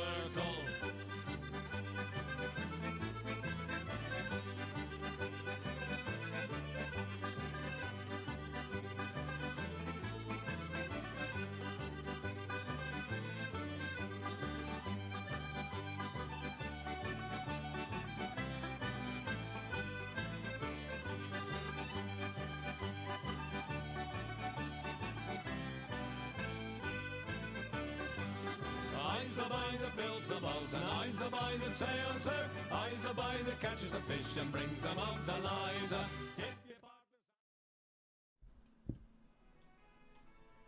All right, folks, we're back. Second series, day one of the groups here for ESL One Raleigh, about to kick off, and we've got the double header. Shopify Rebellion having their second series here on the Ember stream. Waga, they lost to Enigma Galaxy in the first one. Now they have to go against Paravision. Yeah, Paravision, always a scary opponent to go up against, and going off of a 0-2 result there against Enigma, who they probably were hoping to get at least a draw against. This is going to be a true test for Shopify. But of course, I do think that it's going to be an interesting idea for what the draft's going to look like, because we talked about something in our previous series, Gareth. What about if the Medusa was first pick? Should it be banned first pick? Actually, Paravision, in the game that they just played, did first pick against Team Spirit, the Medusa, and Meposhka, he showed us the counter, just first pick ET, and that was pretty much an easy solution with that perma sleep against her. Of course, not waking up. It sounded like they almost won game two. So they won game one with Medusa, and I caught the tail end of game two when Team Spirit kind of apparently turned the game. There was like a hold, and Paravision got kicked back. But yeah, Elder Titan, PA, the Medusa, I think BSJ was saying lack of damage on this Paravision side can be a problem when you've got this offlane Medusa going so tanky and stuff. Does she hit a brick wall as an offlane hero?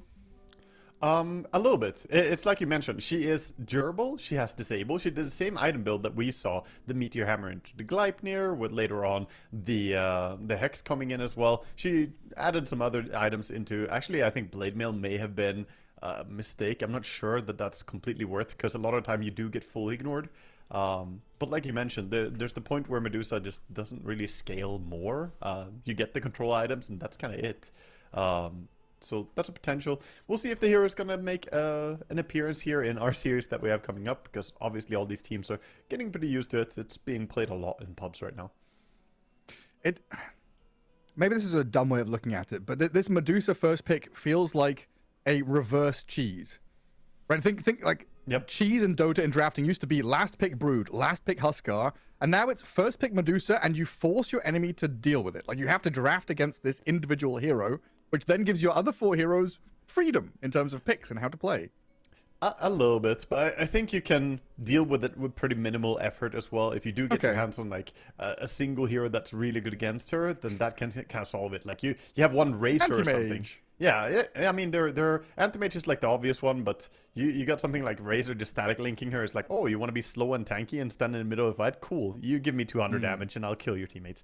So there's a few ways to approach it. We'll head into a draft though for this game, and we'll see what the teams are going to bring. Already She is banned, Gareth. We don't get a Medusa. Upsetting, huh? No, I'm quite happy. The noob Enigma Medusa. I'm not facing it here. It's a pretty dull Beastmaster hero. up there. What she does is boring, but she does it effectively. She pushes and just very hard when you can't kill the hero. We see quite frequent heroes in the first phase ban. A little bit of a switch up here, you know, adapting, banning out the Caudle, for instance. Not really that common to give respect, so this is specifically for Shopify. But yeah, otherwise, Nature's Prophet, Enigma, Beastmaster, all these are heroes that are very usually up here. But with the Medusa ban and the Caudle ban, this leaves more heroes to go through. Darkseer's not banned yet, Magnus not banned yet, and you know, a lot of S tier supports available. Sekiro, AA, both of them obviously there. Tinker, Tiny. You said the Magnus already. Mm-hmm. Yeah, Ringmaster, right? Monkey King. You said Darkseer, Dragonite still out there. We've seen, you know, Tidehunter do pretty well as well. This is Templar basically... Assassin, the other one. Yeah, both the assassins are in. We didn't mention that, but both PA and TA are still there. So they're gonna go with the TA as their first pick. The question is, do they still go for the PA themselves on Paravision, or do they want to address it by taking something like the Sekiro immediately, who does very well against the TA, get the attack speed reduction, all the burn. 5 seconds remaining. And of course, Tinker, you know, is that a hero that you might want to go for the miss chance? Have we seen... Yeah, they just go for the PA. Have we seen a certain direction for Templar Assassin recently? Like, has she been more mid lane, more carry? It's still carry, so she's more playable mid now than before, but that's just because she's a little bit stronger overall. The big thing is that people are playing Refractor. When this buff came into Refraction, the Refractor facet, you know, the namesake has to be the facet to go for. So no more the Spilling Meld facet. But carry TA gets a lot of damage from Refraction having one more charge now and less cooldown. So we see some more aggro builds like Dragonlance first into Blink or even Blink Rush can be effective. Blink Rush on mid, Dragonlance Rush for safe. Right. So then instead of the burst from Meld and Sideblade, you're just relying on Refraction. Yeah, damage kind of stacking up. It's more of a beatdown, you know. More auto attacks required, which is why having the Blink or the Dragonlance allows you to get those auto attacks out, as opposed to having to rush the Deso for the damage that you previously sometimes did. And then you're not hard countered by the Gossamer Cape. Yeah, Miss your Meld, fight's done.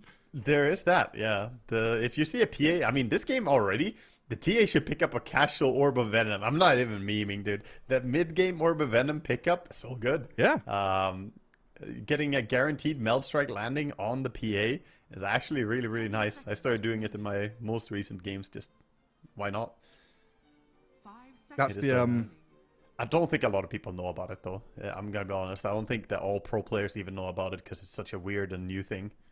It's one of those like wisdom of crowds things, right? Like individual people don't know it, but you go, you know, you stream, you play TA. Yes. People in chat are like, "Hey, did you know?" Yeah, I mean that's the thing. Yeah, I stream a lot. So I had some random guy just telling me, and now I know. But these are also teams, you know, with coaches. So you have 6 players at least, or 6 people at least, who should be very, very knowledgeable.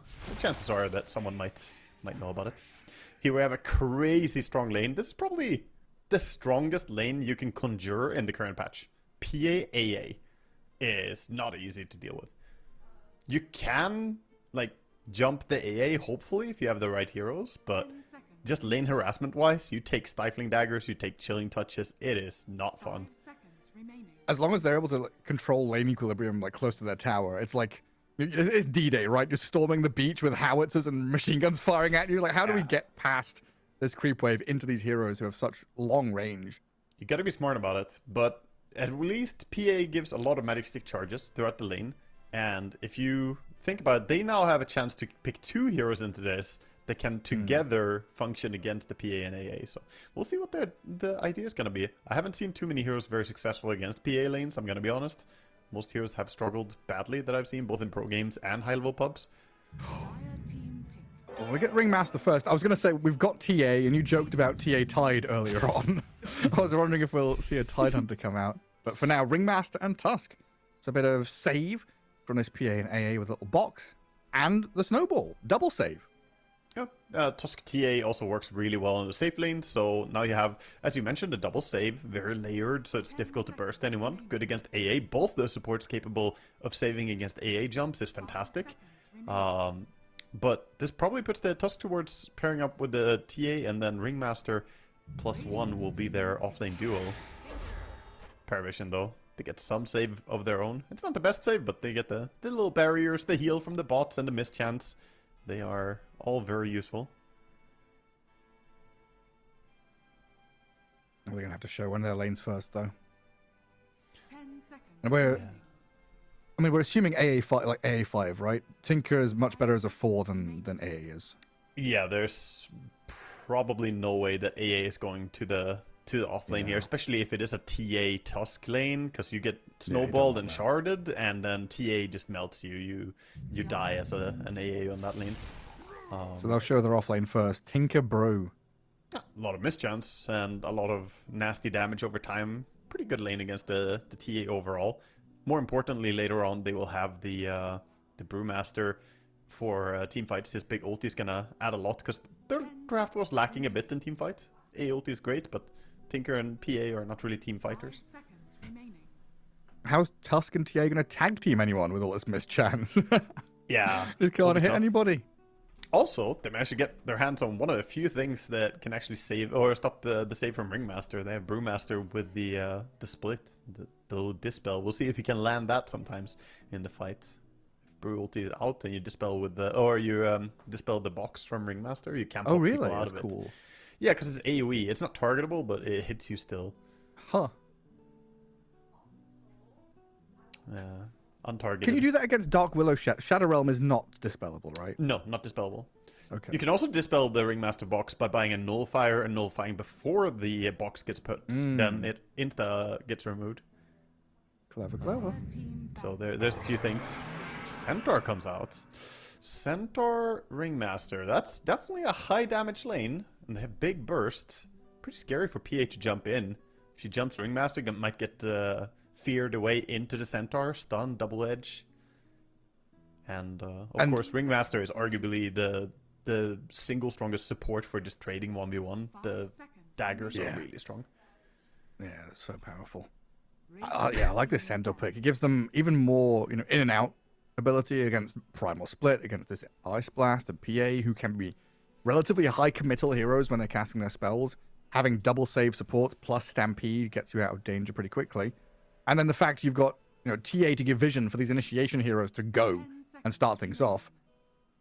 Yeah, I think I'm a bigger fan of Shopify's overall combinations. Even though Paravision have absurdly strong heroes, Brewmaster is a little bit slow in locking someone down. It gives team fight, like I mentioned, but just looking for who sets up for the AA ulti right now. When mid games comes around and we're looking for pickoffs, what's going to be the initiation for AA ulti to land on someone? It's all coming down to the mid laner, and that's where we already see the DK being banned out. They themselves banned out the Puck and the Storm, so getting more limited. And when you only have one hero to pair with as AA, I think it becomes much easier to play against. Ideally, you want to have like Magnus and Beast or something, two heroes who can set up for the AA ulti. Then the enemy don't know where it's going to hit him. Yeah, I'm wondering, we saw the Omar Tiny, right? A couple of times, that position 4 Tiny. Could we see a mid Tiny for no one here? 100%, yeah. That's a good shout, actually. Gives nice control against the Shopify team. Oh, but that Ember is exploitable. You see Ember, you're like, can we Huskar? Can we Necro? Can we cheese this Ember?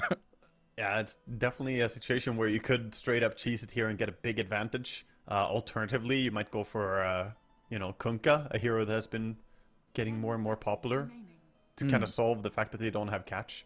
Because if you pick Huskar, you still have the problem. You don't have a setup for AA ulti later on.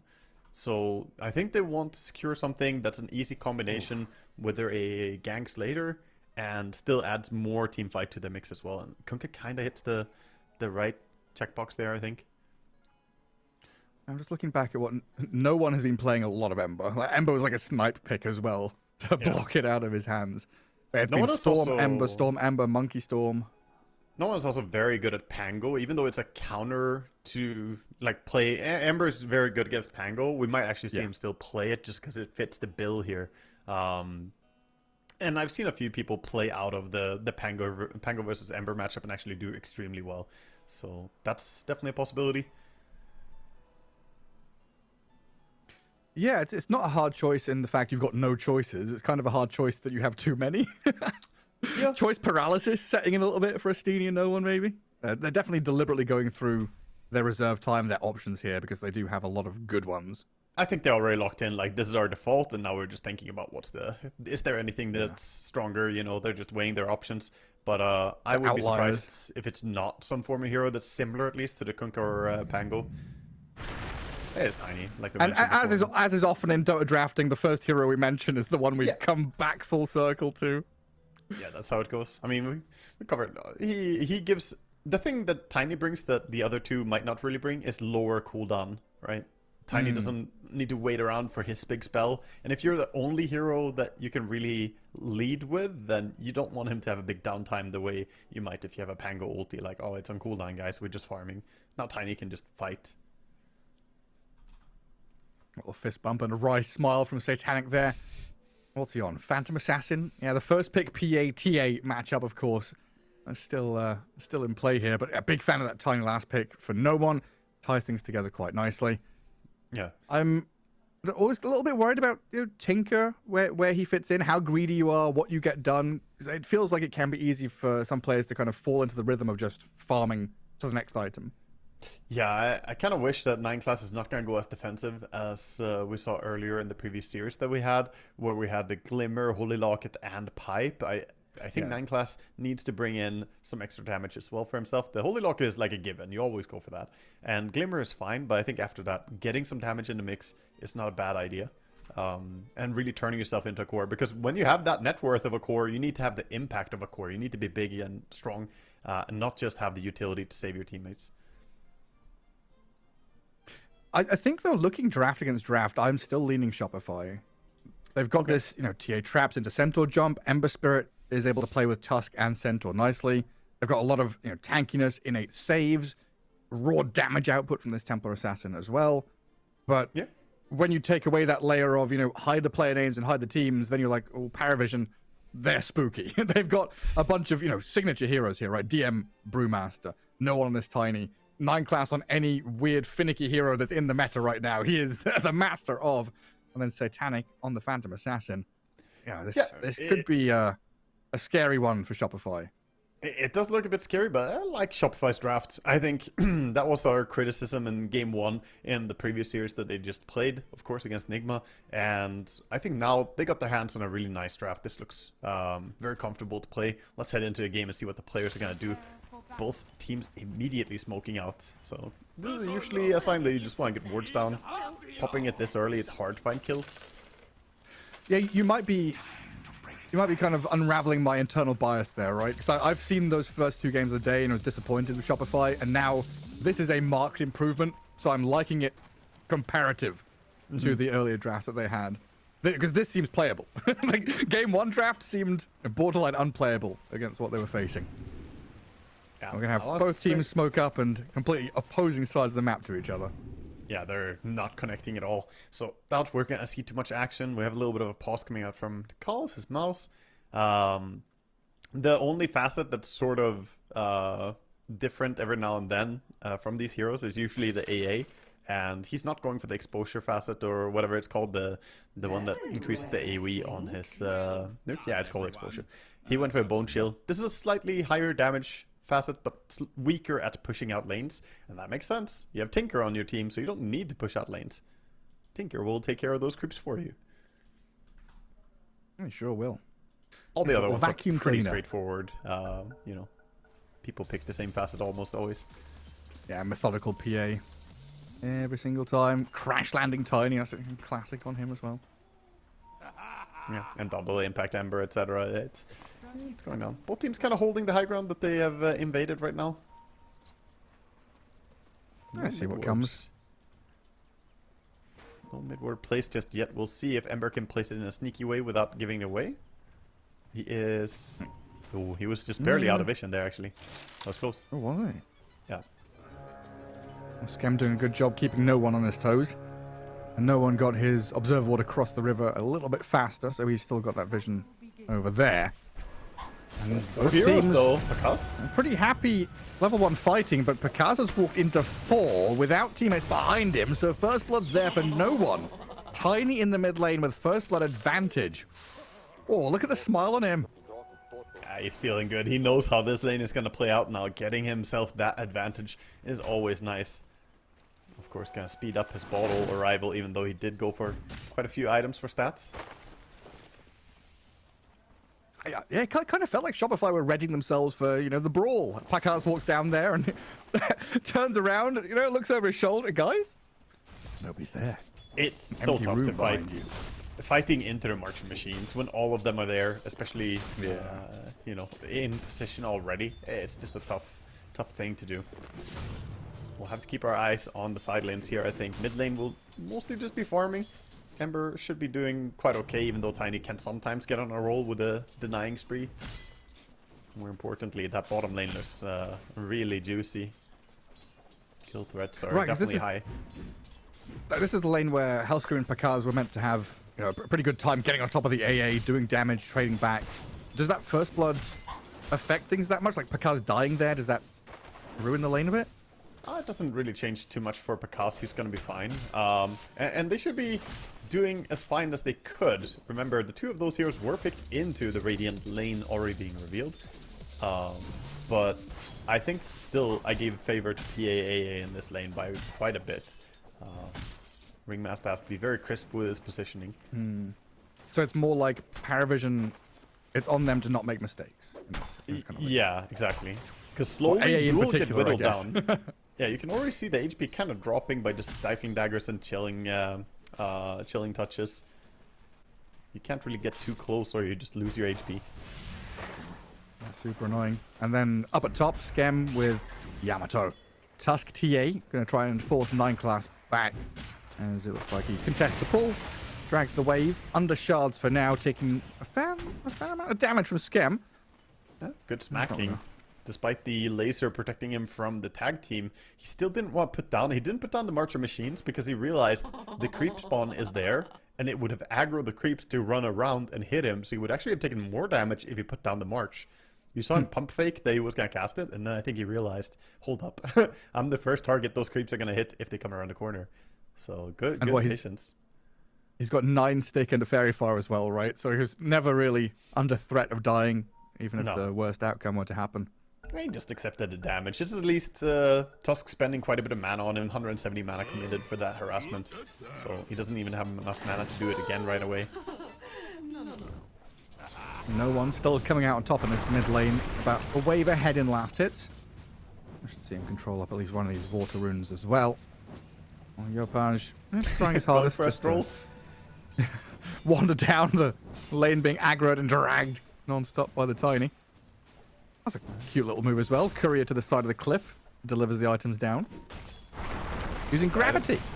And then denying the banner creep. Yopaj not gonna be too happy about that. DM though, up at top, the mischance. Evades it. Yamato gonna turn on the Tinker, but Scam might still die with one more touch from 9 class. Salving up in through the Lotus Pool, while down the bottom lane, Pakaz dropping low to this AAPA lane. Still alive, while Scam up top, Fairy Fire, and stays alive himself. Chaos Lotus was forced.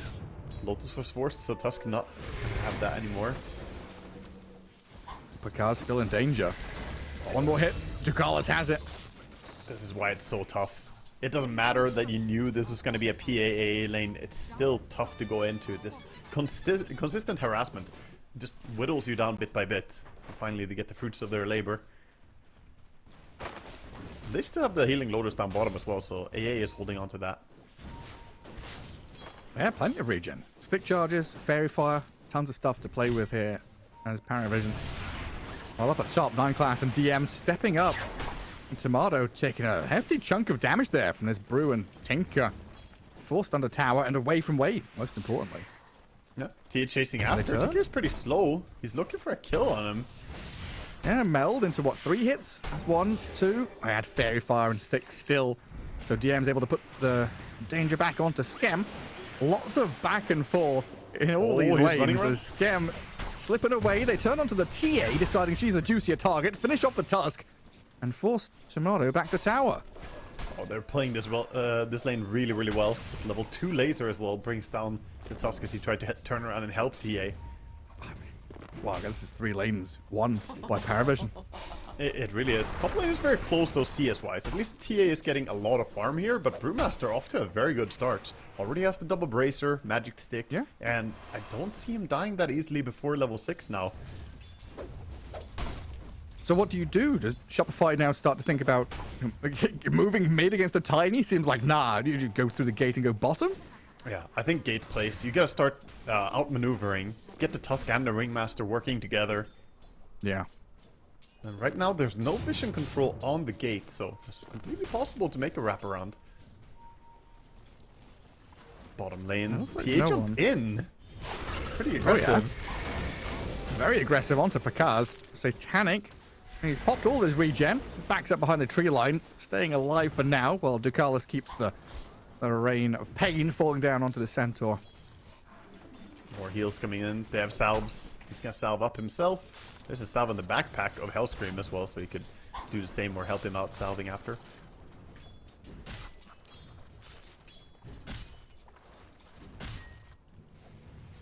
It's been a sad story in that mid lane for Yopaj. He's had to ferry out salves, additional regen, and 24 last hits. What, he's half the last hits of Tiny? His net worth is not going to look any better than that either. Oh, and Ducalis snipes the rune, but he might get gone on. Oh, he doesn't have Searing Chain yet. He has 2 points in the Flame Guard. And we've got a Fairy Fire for Ducalis, but the Ember remnants over, pops the raindrops, and no one unable to defend his Ancient Apparition. So the first kill of the game finally going to Shopify 6 minutes in. Was a very important kill to get there since Ember is struggling so hard.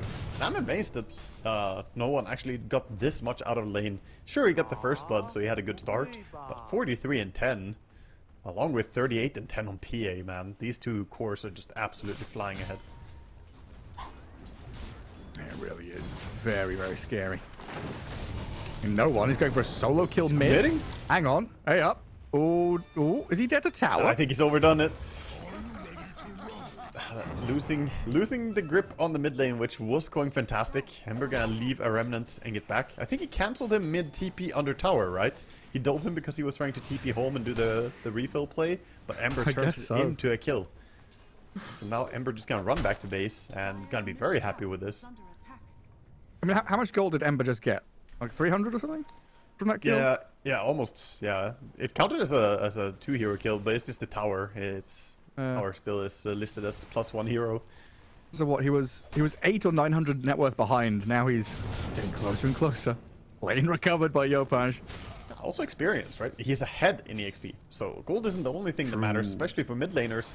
Very big part is that experience. He's almost half a level ahead in experience over the Tiny after that. Stacks being taken by DM and 9 class. I'm pretty sure Shopify know this is happening because they've made a bit of a switch up to play down south. Ancient Apparition got scouted and snowballed on by the Tusk here. They don't have Stampede yet, so Skem relying on just his body, the shards, the dagger from the Ringmaster as Ducalis wanders into the river for a double bounty rune snag. Should be dead regardless though as they crack the whip on him and find that kill. That was very close to one of the neutrals taking the last hit, but he does go down. And they're gonna head mid with a fresh souvenir collected as well. Thinking about Tiny. Impalement arts do a hell of a job against Tiny. It's big max HP. Not if you miss them. And no one steps down into the river. He's got phase boots, but he's trapped in the shards. Skem tossed around. Yopaj and Hellscream give the damage to him, and Tiny's down. Reaction though from Paravision with the primal split here. Catches up to Hellscream, drags the Tusk back in, but they've got the Stampede ready. Pakaz has hit level 6. Hellscream still being dived under tower, and they'll pause it as he's about to drop. Looks like Skem's okay. I think Hellscream's just dead though. I think so. I think maybe he could have dodged that boulder from the Earth Panda with the Funhouse Mirror, but he was not in time to do so. The cooldown, of course, he just popped the heal on himself first, so cooldown just came off before the boulder landed.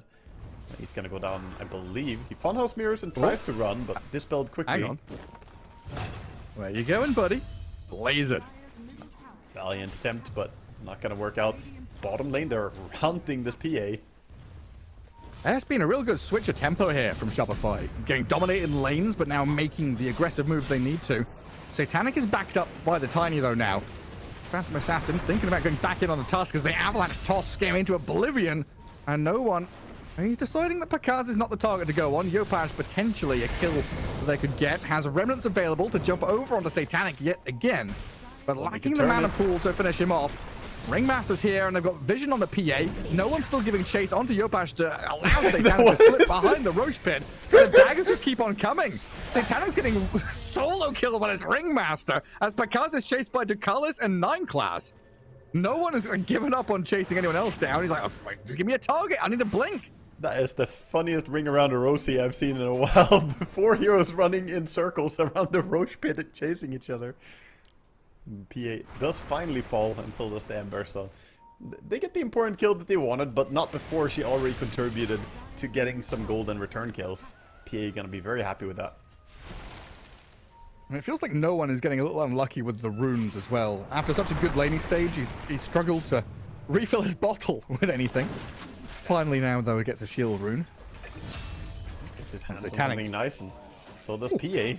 Just goes down bottom and finds the pick off on Hellscream. And we see the ring around the Rosie again. this is Ringmaster coordinating. Look at this. This is the goofiest stuff I've seen. It's basically emulating a Ringmaster ulti. Round and round we go. And the Wheel of Wonder is Carousel here. of Doom.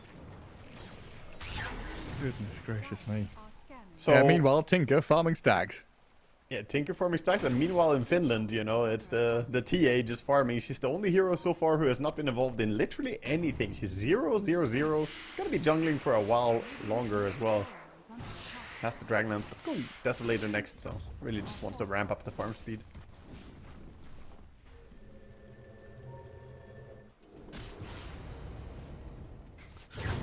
Something just so wrong for me seeing this Battle Fury in quick buy. Like the double broadsword is like,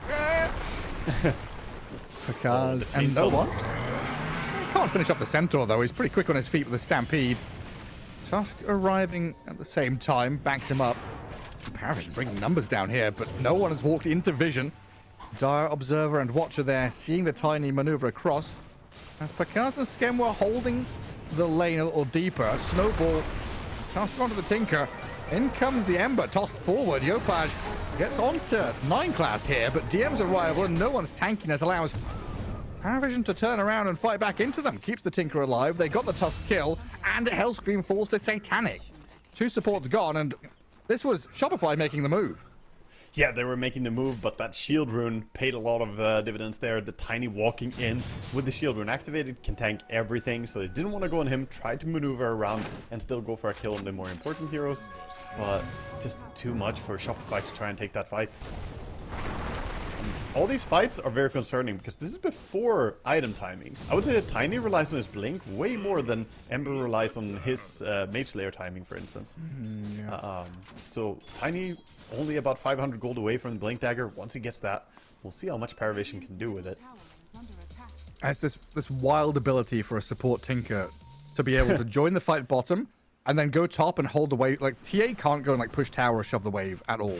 Just like push a wave, go back to jungle, because Tinker is there, not stop marching. Yeah, definitely. It's annoying to have that hero just kind of prevent tower taking almost altogether early game. You don't push into level 4 March so easily. But this wraparound 3-man smoke, are they finally gonna get Satanic? So hungry for it. Oh, Snowball to start things off, but but Skem stuck on the high ground. Doesn't look like it matters all that much. Satanic turns, gets a good amount of damage on Hellscream, but dead nonetheless. Yeah, and tag team does 3 damage there. Sees the Tinker. Yopaj with this Ringmaster and Centaur behind. A very tentative move forward. Seems like they were scared, and rightfully so, because the reaction is there. Paravision slay the Centaur now. A little mistake by Hellscream, whiffing the ulti into whip combo. Didn't really catch Tinker in the clean way they needed to, and stampeding, unfortunately, to his own demise. Centaur closing in on the Blade Mail, though, so once he gets that, he'll have something going for himself, because right now it's a tough game. Pakas is 0-3-0, has not really had any fights go his way. No, and another one of those moments where it felt, you know, in that previous series, similar kind of story, one of those are we in or are we out moments. You know, Pakas hesitant to go, Stampedes to run, then goes back in. The rest of the team not really on the same page. It felt like a runaway and bailed, but Pakas felt like there was something more to be made out of it. Oh, bottom lane, they're actually chasing. Brewmaster with the ulti ready is just running after Hellscream. Yeah, just whack him and hit him down with a flail. And Ducala's probably going to die here to Yopash and Scam, though. Trades his life in the 1-for-1. But this is more money in the pocket of the Brew towards that Radiance, which he's closing in on. And the potential here for the Tiny to come and fight down south. Oh, TA went for Blink. She changed her itemization. So not going for a Deso build. She'd go back for this. This is what I've seen a lot lately. Carry TA is going for the Blink Dagger more often. Just to try and get involved. In particular for this moment, the Tormentor fight. 15 minute hits the clock. Sentries, observers, traps, vision, absolutely everywhere. Power Vision going to lose the grip of vision down in this bottom right corner, though.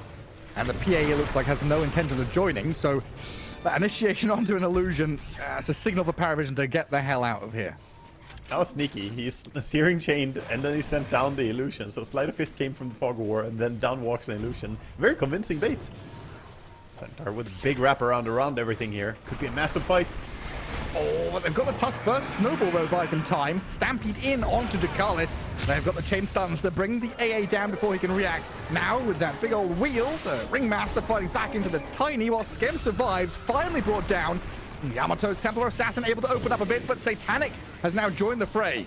The Phantom Assassin holding her own. DM escaping. The Storm Panda barely surviving.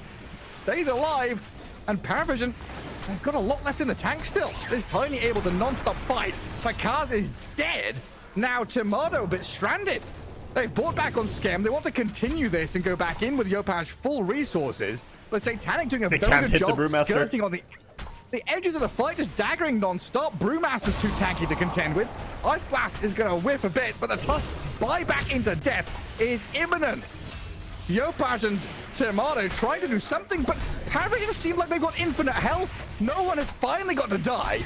Satanic and DM have been brawling non-stop. They're onto Tomato, turned into a box. He's trying to get out of here, but Satanic and 9 Class on his tail. And what have we got? 3 seconds till meld, 6 until refraction, no surviving, while Yopash is out of remnants. Satanic just from the darkness, from the fog, non-stop daggering, stayed alive forever in that fight. Yeah, he was doing so much work. I wonder what his total damage output was throughout that fight. He did 4.4k damage according to a fight recap. And yeah, tons of that just from safety as well, sitting back. TA didn't get the Blink Dagger out towards the very end there. After the box, she had it ready. I thought that she would be able to get it out. I didn't see if there was a little Marcher Machines that might have actually stopped her. Refractions were down, so any bit of damage will stop the turn. And they're all fighting this, in this Tinker March. Yeah. It just feels like no one was taking damage for like the longest time. Yeah, as back in live, they took out the Tormentor, and there is a smoke. They're actually going for them right now. The gate gets stopped. Just gonna find the AA. So, and here we can see AA dying. It's just a usual Tuesday, you know. And there. A day ending with Y is one where AA dies. But also this mischance, right? The Brewmaster, the PA, we saw a couple of meld strikes miss out there. And laser. There's a lot of things. And yes. And now Radiance. Yeah, you're really adding up. And this is also around the time when Gossamer Capes are coming in. Brewmaster has a Gossamer Cape. So the TA, this is where you pick up your Orb of Venom, I'm telling you, this patch. Yeah. I wonder if that would be considered, you know, buggy or not. I think not. I can't imagine that being a abusive interaction. It's just in the game. It just feels like one of those unintended tooltip misses, maybe? Yeah, either they forgot to add in the tooltip that it also has True Strike, or they forgot that they copy-pasted the mechanics for Witchblade, and that included the True Strike, which I think is more likely. it should get hotfixed either way. You know, either add the tooltip or take it away. I don't think we should have a 300 gold item that gives True Strike. It is a little bit strong. Rest in peace, the Rod of Atos cripple effect, by the way. Yeah, but in a game like this, where there's already, what, 4, 5 different mechanics of evasion on Radiant, or missed chances, I think you kind of have to use it. Yeah, we need the accuracy. Bring back accuracy. Oh, there's another Gossamer Cape. No one's got one. So Brew and Brew and Tiny both have it. Yeah. So all the cores are evasion masters at this point. It is just gonna be tough. And that also saves you against the Ember, right? Can't be safe anywhere. A slight hit. And I've got Travels on the Brew, so you've got 2 global heroes. Tinker and Brew can play split map, open things up. Because so far, Paravision haven't really made any great strides to go take objectives, get across the river. They've been fighting. Oh, you're right. Yopai's nearly blown up. In comes Tusk with the Ringmaster onto Ducalis. It's a lot of damage, but he's going to drift away and stay alive with his magic wand. While Tiny, another 2-man avalanche, forces the Stampede. Slight change there to hold the Brew back. So Centaur is out of position now, though. He's alone. I mean, they're alive to fight another day, but that day's not coming for Picard, it looks like. Down in the river, surrounded. Slowly but surely whittled down. That's some nice shards, though. The shards give away the positioning of Skem. No one makes the jump in, he'll get a bonus kill. Quick Manta Staff from Satanic as well. I like that itemization in this game. Against the Ember, get yourself the Dispel. Not bad against the TA as well if she gets the Shard later on with the Silence. You now have a very convenient way to get out of this. Ember? I think he's going to be fine, but this is kind of hurting them back in their base and taking over control. Slowly but surely, that Roshan area becomes harder and harder to keep a hold of. I mean, Paravision have just gone bulldozer mode activated. Win a fight in the bottom right corner. And now they're pressing tier 2 bot in towards mid. The only safe place to inhabit for Tomato is up top by these ancients. And then a little bit of river he's got. Yeah, and Tomato has a lot of work to do in this game. He's going for the MKB. He has the entire thing now, so very early timing. However, look at the net worths. Radiant are just... You're playing against 4 cores. That's it. You play against Tinker, it's just +1 core hero that you have to deal with.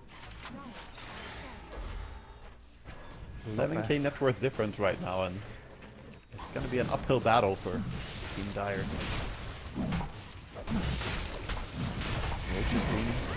Initiated. Shopify here. I've got some vision givers to see inside the pit. Looks like Satanic just committing for this. He wants Roshan to die right now. And Shopify put into a position where they've got to decide what move to make. They try slight stealing, but now we've got a Yules on this TA. Tiny can't get the toss back. Yamato blinks away. Here comes the Tinker, though. Satanic jumps in, and Templar Assassin dead to creeps. Neutral somehow find it. The Prowlers. Yopaj, what's he got? 1 Remnant and a Dream? Get back up to high ground. That's his job, but I don't know if he'll be able to do it. 5 HP still dies to no one. Claps him down, and Satanic was also hunting the Remnant in the back anyway. Yeah, he was in position. There was no way out there with the Aegis on PA, feeling so confident to play aggressively. He DP's down bottom. He knows that there are probably people in the neighborhood, but are they gonna go on him? 2 lives. You gotta try something. Satanic's jumping to the creep wave to get away from the snowball. Stomp and damage is coming. Satanic still living. Gets into the blur. A bit of distance now away from Picard. Oh no, the barrier? To this Hellscream Ringmaster, but the PA turns, healed up, barrier saved.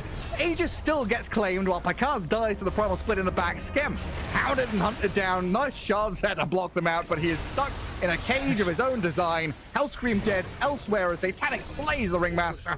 And 3 in a row for the price of the Aegis. Shopify, a small victory the way this game's going, but nothing to write home about. Yeah, this Tinker Shard is doing work, by the way. The Warp Flare rooting people. Look at mid, he's just setting up on TA. He's like, okay, I'm gonna push you this way, and now Tiny is on you. If you die here, you just call GG. You're just like, actually unplayable. Like, it's done. What can we do? I'm 9 class, dude. He knows the limits He almost dies, but he just caught the TA. That's a huge pickoff. They could do whatever they want now. Mid tower looks open, but they could also go bottom high ground if they really want to. Looks like without Aegis, they're going to play it a bit safer. And yeah, just blink in, plus root him. And TA actually doesn't have a counterplay. When you get rooted here, you're like, okay, I'm stuck. So funny. Ah, mischance and root, very funny. Meanwhile, Hellscream dead. Satanic forces the snowball. Avalanche connects the stun onto Skem. There's Tusk. Breathes his meanwhile, last what's breath. Tinker doing? He's just catching another one, pushing him out of his home. That's wild. Look at him. You're getting shoved back. This is no Magnus. I mean, you've got two Tinies on your team. Tiny and Tiny Kerr. What are you doing? Just tossing and throwing people around. A Tiny cursed, more like. Goddamn, this Tinker.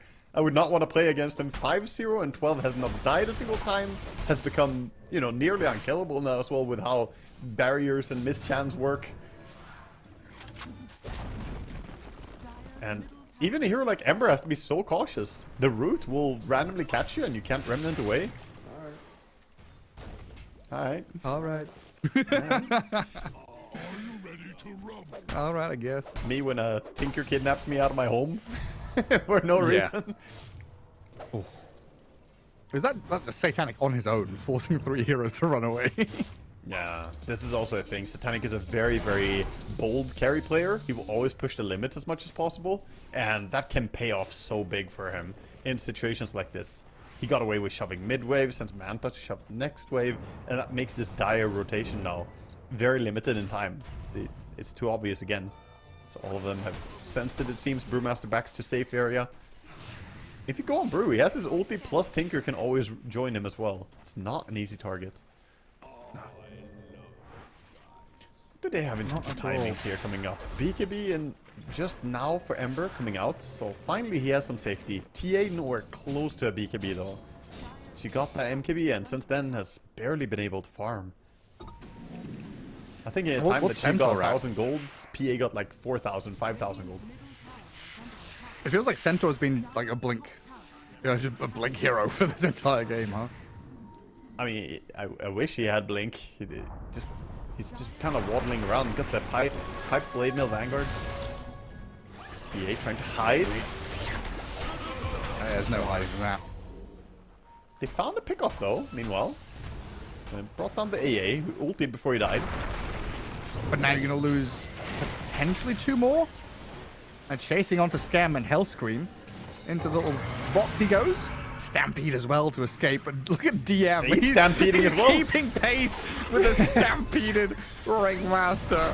And Night Class has got the grab on him as well. Being chased by a drunk elite sprinter here. And on the other side of the map. With the basher. Yeah, I mean, it's moments like this where, yeah, you just wish your Centaur had blink, right? Some way of jumping and catching, unlock the TA and the Ember Spirit to do damage. But yeah, he is, it just feels like a hero you avoid. Yeah, and Centaur Don't goes touch the out Centaur. bottom. They're gonna touch him, but they're gonna wait a little bit for the blade mail and then burst him after. He gets pushed back again. This is lasso place, man. Batrider, what are you doing? Yeah. I actually think people are underestimating how good this Warp Flare thing is. A lot of Tinker games, we see it just completely ignored and not purchased, but 9 class just demonstrating how much you can do with it here, at least when you're ahead in the game. And they just call it. Yeah. I mean, you can't blame them. This game was over for a while now. I do think that Paravision got the better deal in the TA-PA trade. If you first pick TA, you know PA is going to be second pick, and I think that matchup is favorable for Phantom Assassin. Having the evasion is very, very good. Yeah, I mean, there was like shines of light there from Shopify. You know, bot lane was hard. First blood on Centaur hurts, but there were these chances. They made that period of play, like, what, minute 7 to 15 or whatever it was, where they were going through gates, playing into side lanes, and looked pretty damn good, but Paravision hit their stride, hit their timings, this Tinker came online, 4 cores, it all became very challenging for Shopify to put up a fight, and game 1, it ends in what feels like in the end a bit of a stomp. Now we'll have to see Shopify go back to the drawing board, figure out what to do. So far, they have been handled by Enigma Galaxy. Now Paravision here in game 1. We'll come back with game 2 in a little bit. Mamma mia, si salterà, fringa, fringa, fringa, fringa, fringa, fringa, mamma mia, si salterà, fringa, fringa, fringa, fringa, fringa, fringa, mamma mia, si salterà.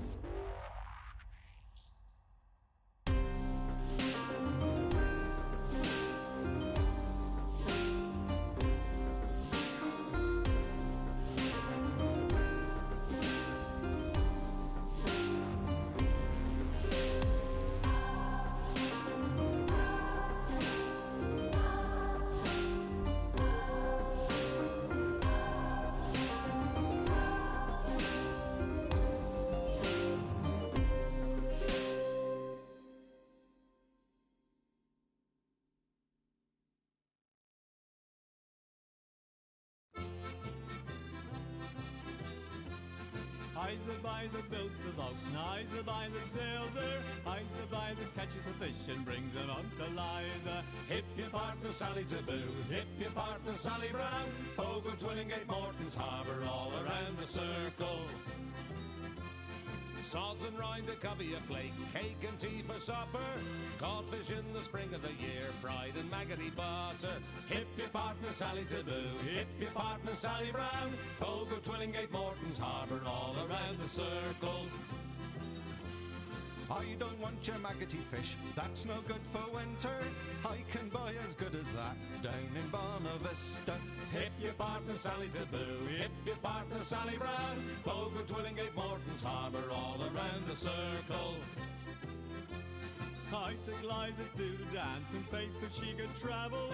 Every step that she did take was up to her knees in gravel. Hip your partner Sally Taboo, hip your partner Sally Brown.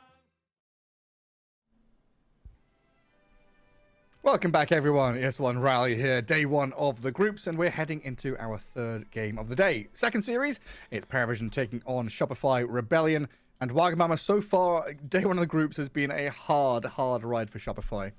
Yeah, it's been tough. We watched them go 0-2 in their first series, and now they have a chance to at least maybe salvage the end of the day here and not have it be a clean loss. Of course, we're going into the second game, going up against Paravision, a team that is always worrisome to go into. And game one, it looked pretty one-sided, Gareth. Paravision on the back of great success in the early game. Satanic got off to multiple kills with his PA, and we saw mainly the support impact as well. That Tinker was just monstrous. Yeah, the other heroes as well, though. So it's early days. I know it's small sample size, but I enjoy, day one, looking at the stats still. Okay. Tiny so far, 6 picks, 5 wins. Ancient Apparition, 5 picks, 4 wins. That's 80% win rate apiece. Paravision had both heroes last game. That's 100% success rate. 160% success rate. It's massive.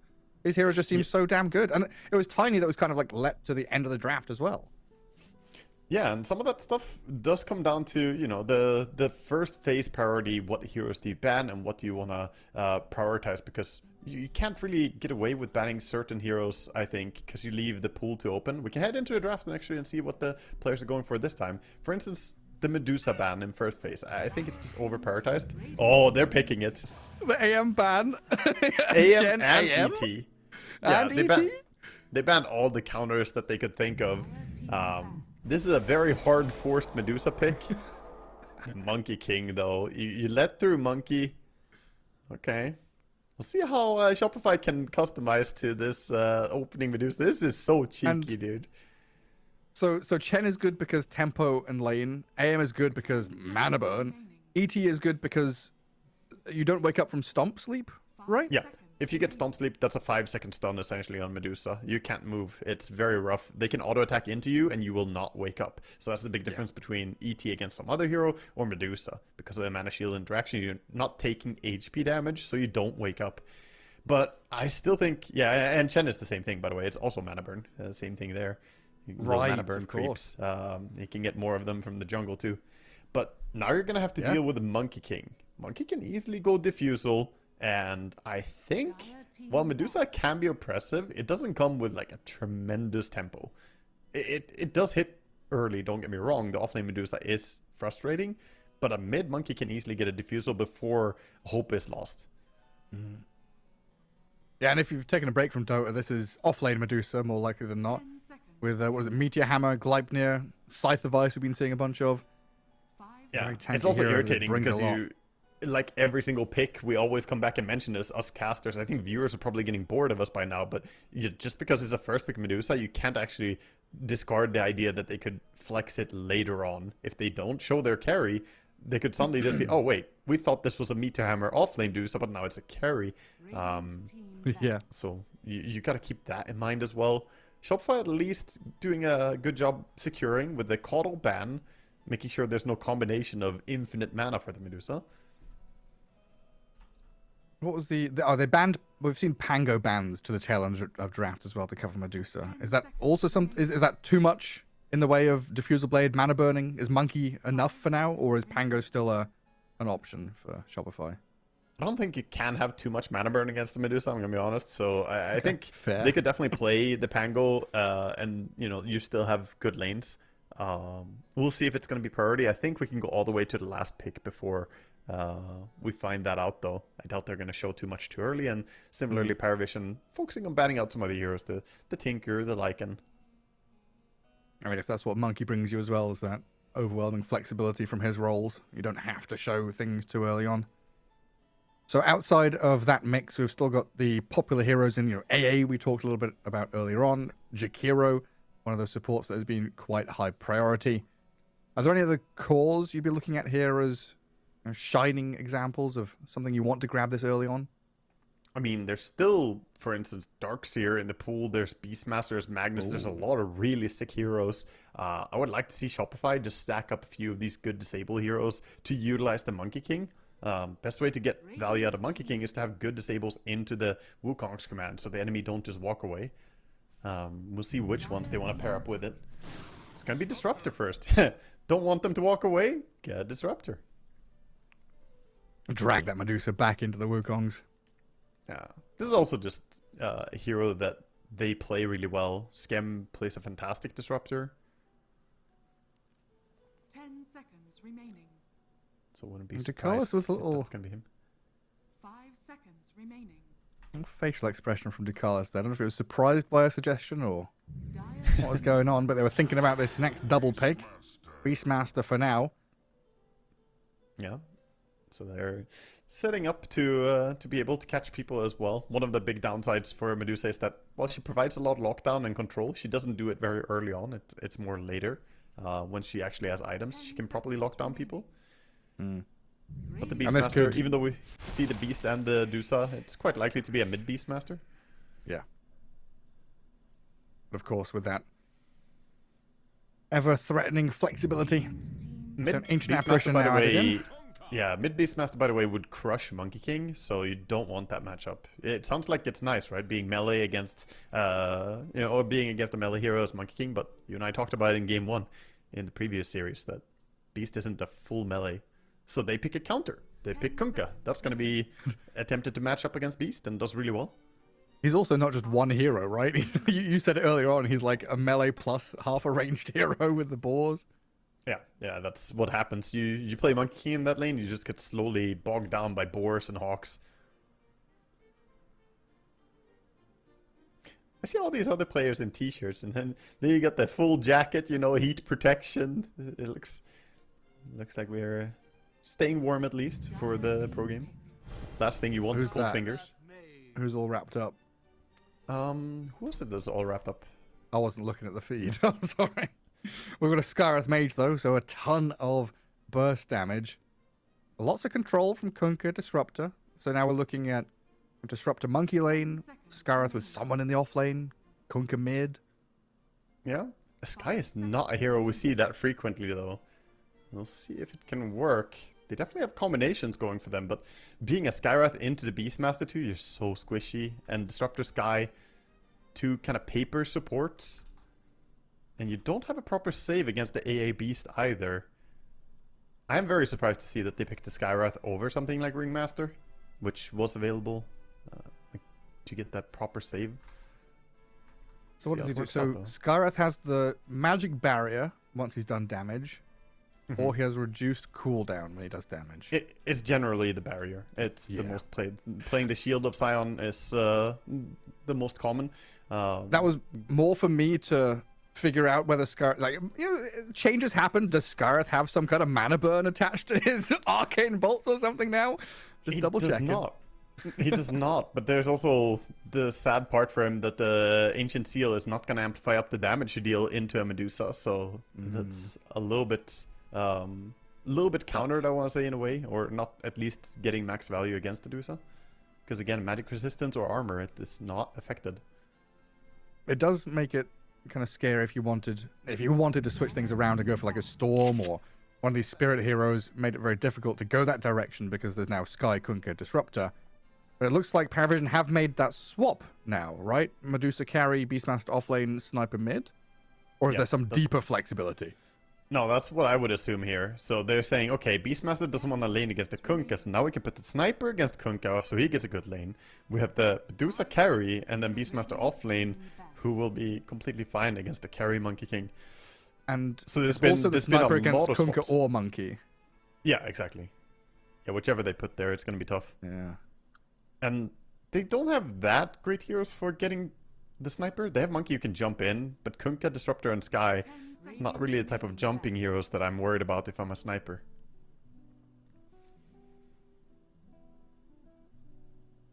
I think Paravision have started out really well here with this this draft combination. Even though it looks wonky to have Medusa and Sniper same team, and there's definitely some drawback if it's a mid-Sniper and a carry Medusa. They are a little bit similar in that they both sit back, which can be a downside. I'm just thinking, Bulba's got, 4 or 5 papers stacked up in his hand. I'd need about 100 to understand this Paravision draft. Like, how many swings and roundabouts we've had back and forth, this flexing there, this going over there.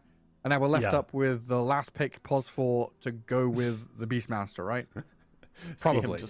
See him just flipping to the next page, like, where does it say in the script that they can counter lanes like this? What the hell? Chapter 5, paragraph 3. There's only 2 chapters in this book. Where are the rest of the pages? Oh no, we didn't bring chapter 5 to the land. Oh no. It's in tome 7, volume 3. The tome? Oh, his tome of experience is back. Oh, yeah. Just buy it. No one else gets it. But the rush of adrenaline and dopamine you get when you're the player who buys that tome, clicking in shop, like, oh, I got it. I was about to say, that's that's a jump hero player band. who's ready to just hit creeps for a while. As a Medusa. Okay. I'll farm. What do we need? Some kind of Tusky hero? The Tusk is banned also. I mean, there's the budget Tusk still available. The good old Clockwork. Yeah. Clockwork and AA function pretty well on the back of each other. And yeah, I think they need something like that. Unless they deep mind game us and everyone by picking a core hero and it's a support sniper or something. Support sniper, exactly. I was just thinking like 9 classes picking, I don't know, Bounty Hunter or something, but Bat Rider is their go-to. So a way to, again, deal with this Monkey King with a lasso. You know, he got a taste for it in the previous game playing Tinker. He was like, it was fun being Bat Rider. Give me Bat Rider again. Wait, hold on. Just go farm stacks. Yeah. I mean, now you don't have the insane survivability at least that he had on Tinker, but getting the Bat Rider in here is definitely a good way for them to provide some frontline support, which is what you want when you have AA. Already there's a lot of circles. A lot of circles for Shopify. So the troubles we've seen and kind of witnessed in their gameplay the past couple of games in these series with the team cohesion being on the same page, maybe with these big AoE ultis, it's going to be easier just to land things, get things going, start a fight with X, glimpse someone back, follow through on it. But then there's a bit of worry of, is Monkey King going to get cut down from his trees by enemies and allies in this game? Yeah, that's also the thing. We'll have to keep an eye on Tomato whether or not Picasso is going to do him a solid and cut down his trees mid-team fight. But yeah, I think they've fixed their draft as well as they could on the side of Shopify. They added in the Mars there towards the end. Mars Skywrath, super classic combo. Now you can set up and have some quick burst with Skywrath ulti. The problem that I see is that they need to deal with both the carry Medusa and somehow get on the sniper in these fights. Yeah. You're kind of being stretched for focus, and we know how Medusa can become very, very hard to kill very early in laning stage. Like level 1 to level 5, you might be able to kill her, but after that, it's like, oh, it's too much mana to go through. Yeah, because you need to commit these spells to kill one, right? If you go on the Medusa, you need your Arena, Static Storm, Boat, Wukongs, the whole kit and caboodle to take her down. And then Sniper, you're right, Sniper is literally there just hitting. A lot of backup from this. Beastmaster and Bat Rider.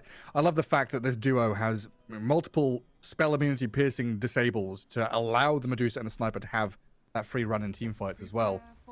But this is a real important pivotal point already in the group stage for Shopify. Already 3 games down.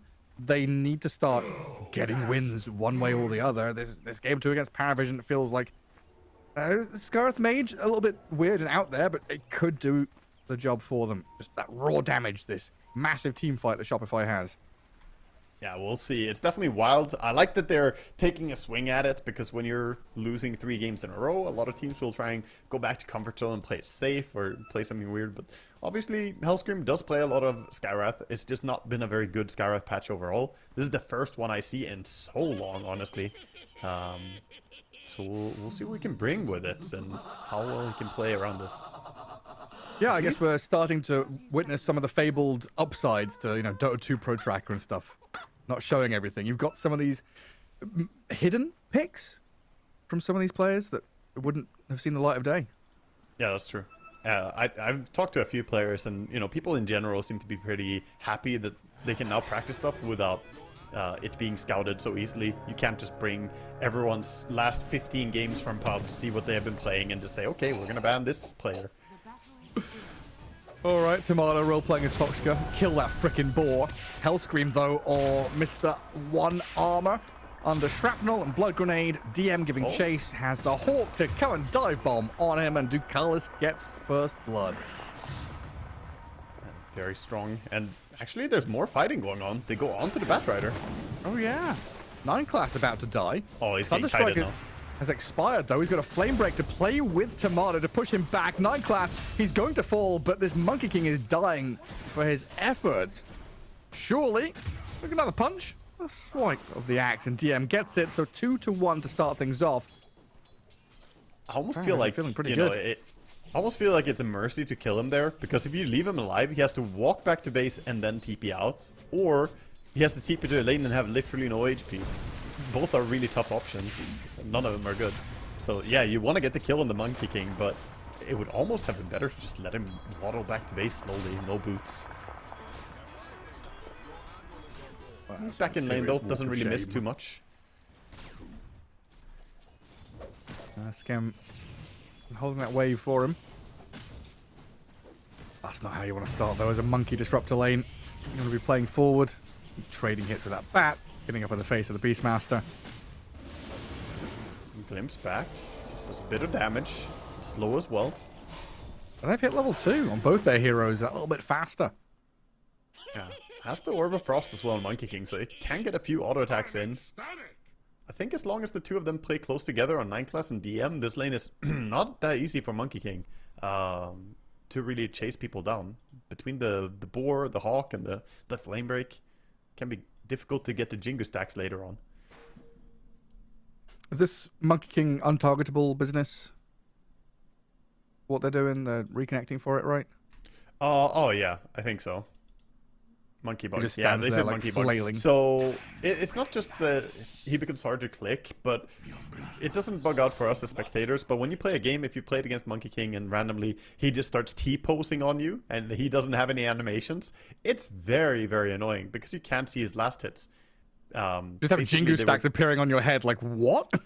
Yeah, no, I mean, trying to last it, and you hear the sound of him auto-attacking, but you don't see him making any animation. It's very, very annoying. I hope that this bug can somehow be fixed one day, but at least reconnecting does fix it, so pro players have a nice workaround. I got a way out of it. And then up in this top lane, Pakaz and Hellscream, the Mars and Scarith Mage, are already kind of whittling Satanic's mana pool down as much as possible. And Sky against AA, trading hits. Who wins this? I think Scarith stands pretty decently in that, because he has so much resources to use. And he has bigger chance of help from the core. Medusa, not that good at coming over and helping out, but if you get a slow from the Skywrath on you as AA, you might get speared and God's Rebuked, and that's just death. There's a bit of a tightrope act for Ducalis to play there. Don't get too far forward. It also makes it difficult for him to pull, or even just unlock this small camp. Hellscream trading hits pretty effectively. He's playing on his range. Skywrath, of course, one of you. Oh, that's nicely done. I mean, so Ducalis plays the hero, Satanic plays the creeps, tries to pull the wave, and then Hellscream's like stuck in this position where he has to block it to stop the pull happening, and then they just land their spell. Yeah, I mean, he probably didn't expect the volley to come in there. A lot of carry Medusas will early on just put points in Split Shot and Mystic Snake. The level 2 volley just caught him off guard and he got punished immediately.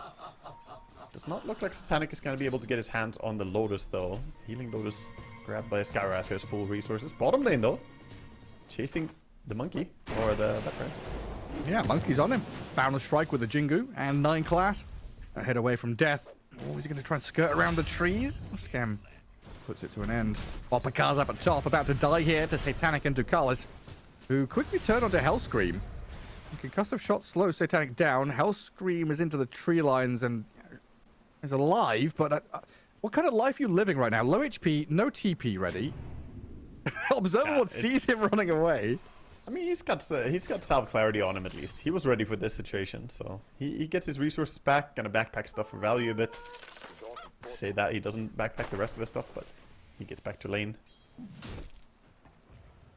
And now it's actually gonna be them on the forefront looking for moves.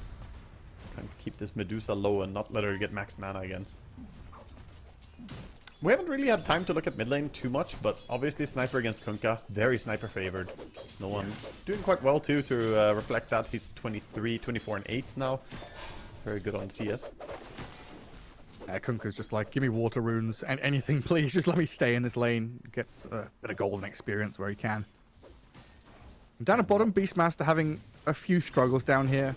This Monkey King Disruptor offer a lot of damage. Especially, you know, they hit level 2 faster. They got that good trade early on. But it's a later portion of the game that we're looking at this duo doing very well against the Monkey King in particular. Yeah. For now, Scam doing a great job in the lane with level 2 glimpse as well. They have to be worried about going too far out on the lane. So as long as Beastmaster and Battrai can pull the lane back a lot, they're going to be completely fine. Once they get close to a tower, it becomes more difficult. I do not envy Yopash, by the way. Today we've seen him lane against Odie, and now he lanes against Sniper. He's not had the most fun matchups as Kunkka here. No, it's not enjoyable at all. And DM already has his helm. It's kind of difficult now to chip away at the Beastmaster. And his double boars give him safety in that creep wave as well. And it looks like Shopify are a bit afraid of like a twin gate play because the AA has been off the map for a little while. Moves coming in mid. I think AA has already communicated as well that the Skywrath is missing from the top lane, so he's running mid himself, looking for potential setup on Yopash. And there is Radiant Vision in that top jungle. I'm wondering if they spotted AA moving. Yeah, I think they realized. They saw him. They definitely saw him walking down there, and they knew that he came with a ward and sentry. So ping came out. I think they will deal with that eventually. But the 3-hero rotation. Don't expect the Batrider coming in. And now Disruptor arrives. Courier Sniper's there. He's going to glimpse the Batrider back towards Hellscream. But 9 class is not really in any danger. Quickly taken down. Easy kill for them. And then rune control on the back of it. With a haste rune, they're looking for Mars. Any other rune and he would not really be in danger here. But the quick little Sniper making his way. Can Picaz TP out of this? He could. Like if he just TPs? Yeah. But maybe if he just TPs. He doesn't know. He doesn't know that he didn't have mana on the Sniper until it was too late. Yeah. Probably didn't realize, like, and by the time you see the mana pool and you're like, oh yeah, I should have TP'd. Hindsight. We can see everything. Yeah. Well, he dies. He's gonna TP out to the lane. You know, it's always sad to have to TP base and then walk out. Instead, he just dies and then he TPs out. Yeah. Less time spent traveling, Gareth. So efficient. Very. Death is super efficient, turns out. Carlos is thinking about wisdom stealing. Not going to go for it, though. 9 class gets his, Picard's the other. But yeah, definitely worries here. You mentioned Yopaj, you know, having a difficult time. The Mars, you know, not doing great out of lane and in net worth. 2 heroes where I feel like levels and early momentum is super important to get you off the ground. Monkey's in danger here. He jumped in. They're just going to keep him in place now. He has cooldown on jumping.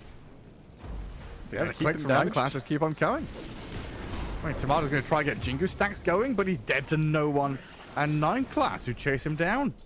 Yeah, he jumped in aggressively onto DM. I thought he was going to jump on the trees and run away, but he gets caught. He just blindly jumped in on a Batrider, and then there was nothing else. The Sniper TP's in, a little shrapnel, and that will do a trick. So, throwing away basically the one lane that was going really well for them. You cannot afford to have him dying like this. That's going to put DM so close to his helm. And that's when the map gets so dark and so tight for Shopify. Still no access on the Beastmaster, so he's being chased by Monkey. Cannot cut down the trees at all.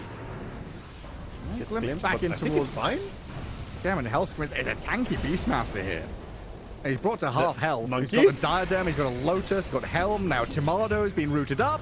Satanic with the rotation, they've killed Hellscream down south. Finally, they get a takedown on 9 class, but they've got a Roar from DM connecting on Kunkka. Stonegaze out. Picard's trying to spear back this Medusa who's just charging in towards them.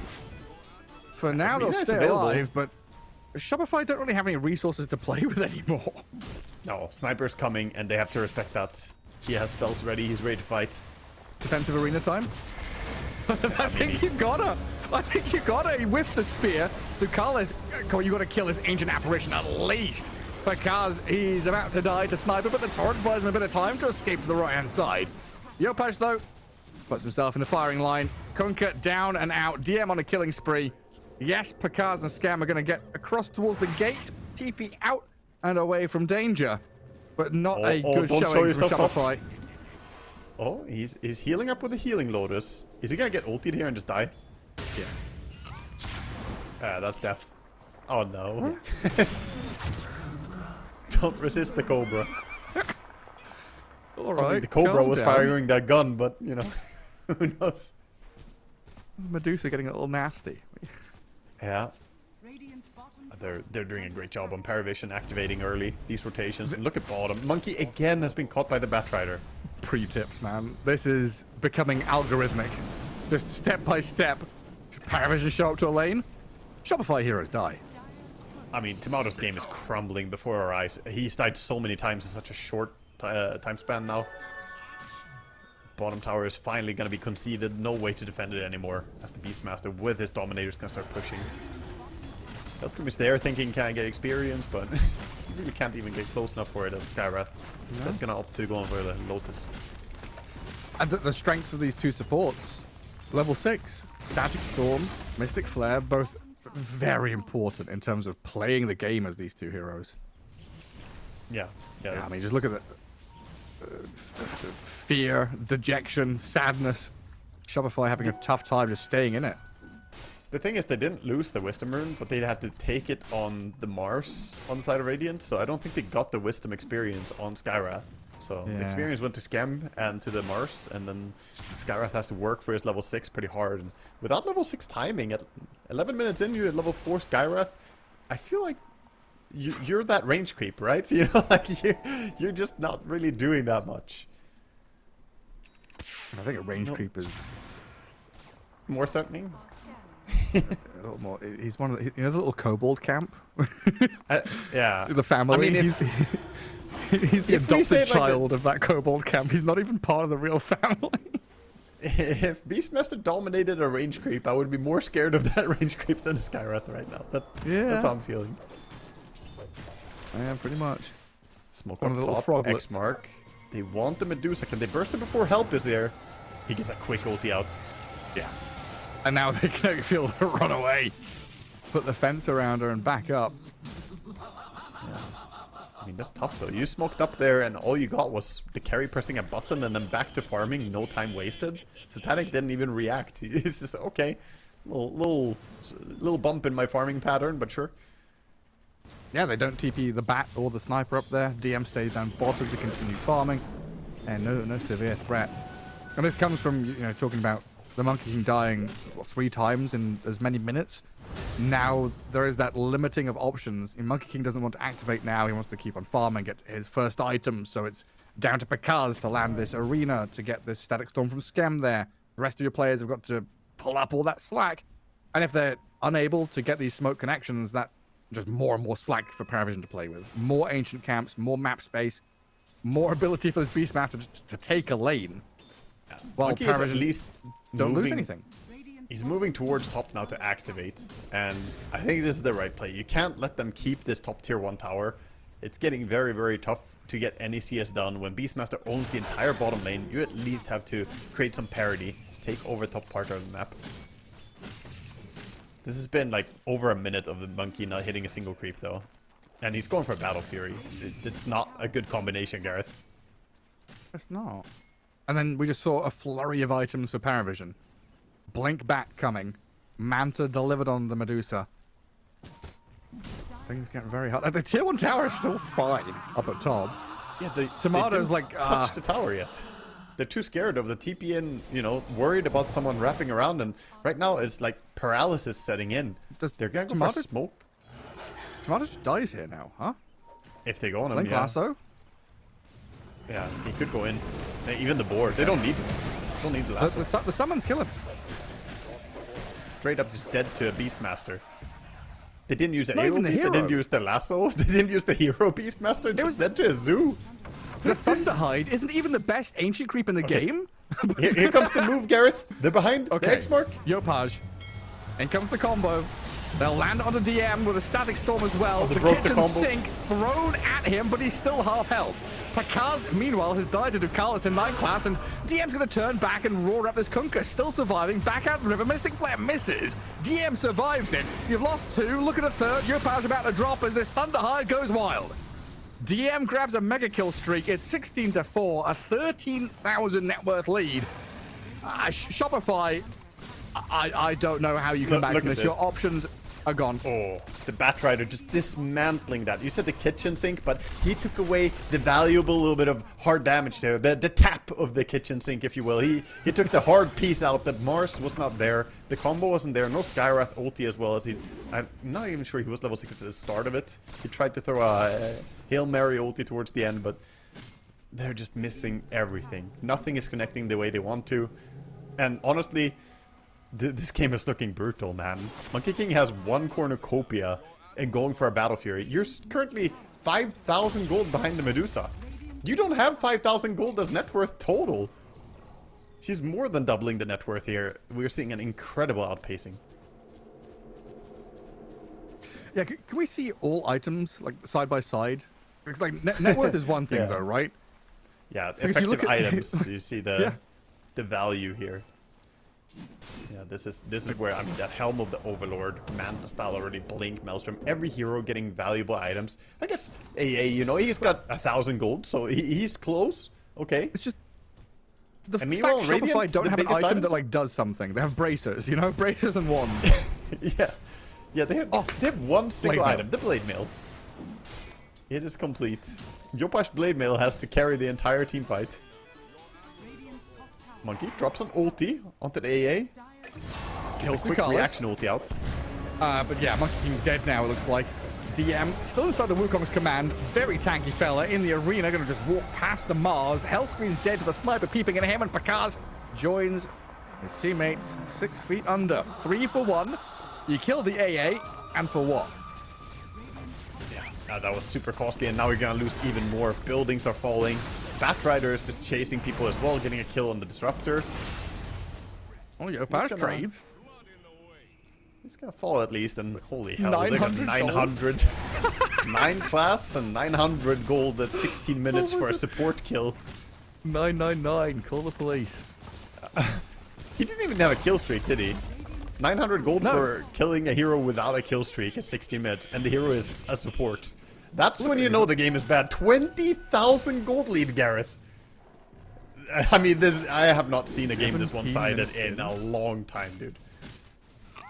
Yeah, because usually when we talk about that 1k per minute kind of thing, it's like minute 20 and there's a 20k lead, and you're like, that's bad. This is like unheard of. They're on pace to have like some 25,000 lead at 20 if it continues down this spiral. So Radiant, they're trying to break the spiral. They're going towards the Roche. Walking They've got to do through the something shrapnel. to upset the balance here. The torrent into the pit. Roshan still being hit and taken by Paravision. So far, no hasty jump from Shopify. Oh, they've spotted Pakaz in the back. He was trying to go for the wraparound. Skem is dead at the front, and so's Hellscream. They try a wraparound, but hit immediately by a bus going full speed. Yamato's gone. Wukong's won't protect you. Pakaz, you can do it, buddy. Steal the Aegis and the last hits. Get everything. Do it. 3, and 2, 1. Whoa, it's good. Kill and Pakaz. Well, he's done something. I don't know if it'll change anything, but he's done something. He earns a tip, man. They high five a little bit because we know he doesn't have a play anymore. He throws out the high five before he dies.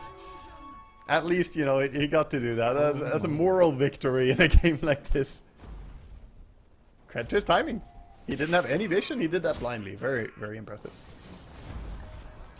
He stops the record-breaking 25k net worth lead minute 20 as well. Yeah, he did. He salvaged it. It's still going pretty bad, dude. 22,000 lead, towers under threat. It's like the... I don't know, did you see the recent record that was broken? The shortest game? Yeah, what was it? A 6-minute game or something? Yeah, that was like a 10-year record held by a Moscow 5 or something like that, and it gets broken now. Teams are looking at thinking, oh, we don't want to break any more records. No more negative records against us. But Paravision very, very ready to breach high ground, Aegis or not. They are going for it. They're absolutely just gunning up this high ground. They have the BKB ready on the sniper. Have you seen Timato's quick fight? What is it? We're in this territory now, Gareth. It's not mantles, not It's staffs not. of It's wizardry. bigger. It's more They're intelligence. larger. Well, it's rough. If he had enough of them, he would have survived that. Because magic resistance. Okay. Sure. We need a lot of them, Gareth. Sure. Every single Mystic Staff is 2.5 points of magic resistance, Gareth. Oh, that's huge. Yeah, speak. Because? Oh, still under vision. But that's Radiant Vision. They just saw him around the corner. Well, dead for 40. No Mars Arena. It does have buyback, but yeah, it's felt like this has been coming for a long time. Is it going to finish on the exact 20-minute mark? Oh, 1958. 1958 with a 28,000 lead. Paravision close out this second series for Shopify, and they're unfortunately gonna go 0-4 in the games that you and I get to cast here, Gareth. That is a very tough start for them. Very, very tough. I mean, against Enigma Galaxy, you know, you lose to Medusa, then you ban Medusa. You let it through in this game. It was just so set up by Paravision, right? They banned the Anti-Mage, Chen, and ET. You just know that Medusa's coming. I think the draft was the most fun part of this game, I'm gonna be honest. The gameplay itself, it was very one-sided, but the draft was really elegant. There was this dance by Paravision. They first picked the Medusa, and they're like, oh, okay, so that's gonna be offlane Medusa. And then they picked the Beastmaster. It's like, oh, that's gonna be mid-Beastmaster offlane Medusa. And it's like, here comes Sniper. Oh, wait, what? The curveball kept on coming from Paravision with the swap-arounds on the lanes, and it favored them massively. They got really nice lane matchups. Yeah, then this kind of attempt from Scarth Mage. It didn't feel like Scarth was an awful pick. It seemed like a nifty thing that we could see more of in the future. It could be. I'm not saying it's good. I kind of doubt we'll see more Skyraths though this tournament. I'm gonna be honest. The hero, I've just not seen it shine at all. And this game was, the first Skyrath game I've seen in like 100 games, and it didn't really do anything. The moment that you catch someone, Skyrath can't operate on his own. That's the problem. You take away the puzzle pieces, and he becomes beyond useless. If he doesn't have Rod of Atos and he doesn't have a teammate set up, then he literally cannot nuke anyone. They just walk out of his ulti. How many ultis did you see from Skyrath dealing any damage in this game? I didn't see too many. No, difficulties getting to level 6 as well. I guess back to your point around that beautiful draft dance as well, there was the Monkey and the Kunkka already picked, and that kind of led to that Sniper pick, right? Because he dealt with both mid lane options. Sniper removed the flex from Shopify and made sure that they didn't have a lane winning matchup anywhere. Yeah. Also, it was a trick question. He did 0 damage with his ulti this game. Oh, you knew that for a fact, huh? I checked it right as I asked because I got curious, and it turns out he didn't hit anyone at all with it, unless it's bugged in Dota. But his breakdown shows literally no damage with the hero. Yeah, we'll have someone joining us for interviews soon, and we'll see what they have to say about things. But what do you have expecting them to say about this game, Gareth? Because this was kind of just a walk in the park, really. Yeah, I mean, it seemed like they got everything they wanted.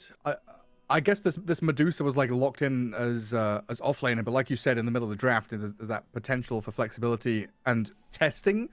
Like even though it was a stomp, testing the flexibility and knowing that you've got the confidence to do it is already an advantage to have. I think it's against a weaker opponent, a good place to be trying this kind of deal out.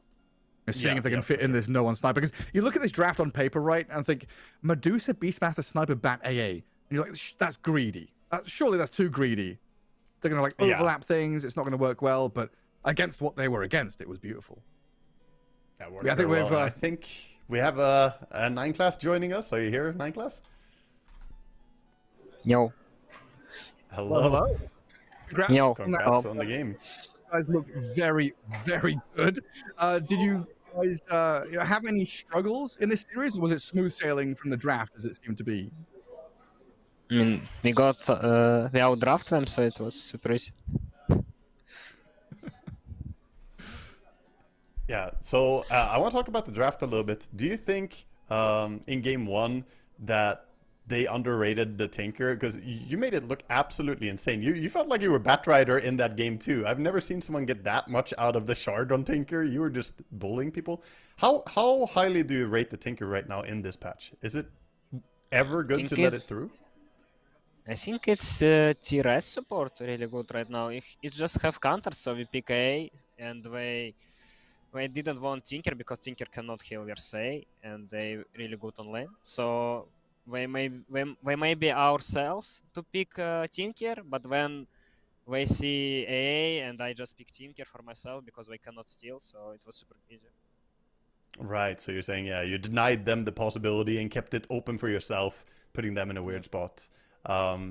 Going into game 2, obviously, was this Batrider something that you felt because of already having played Tinker and kidnapped people that much? Or was it just, I see Monkey King, I want to be a Batrider?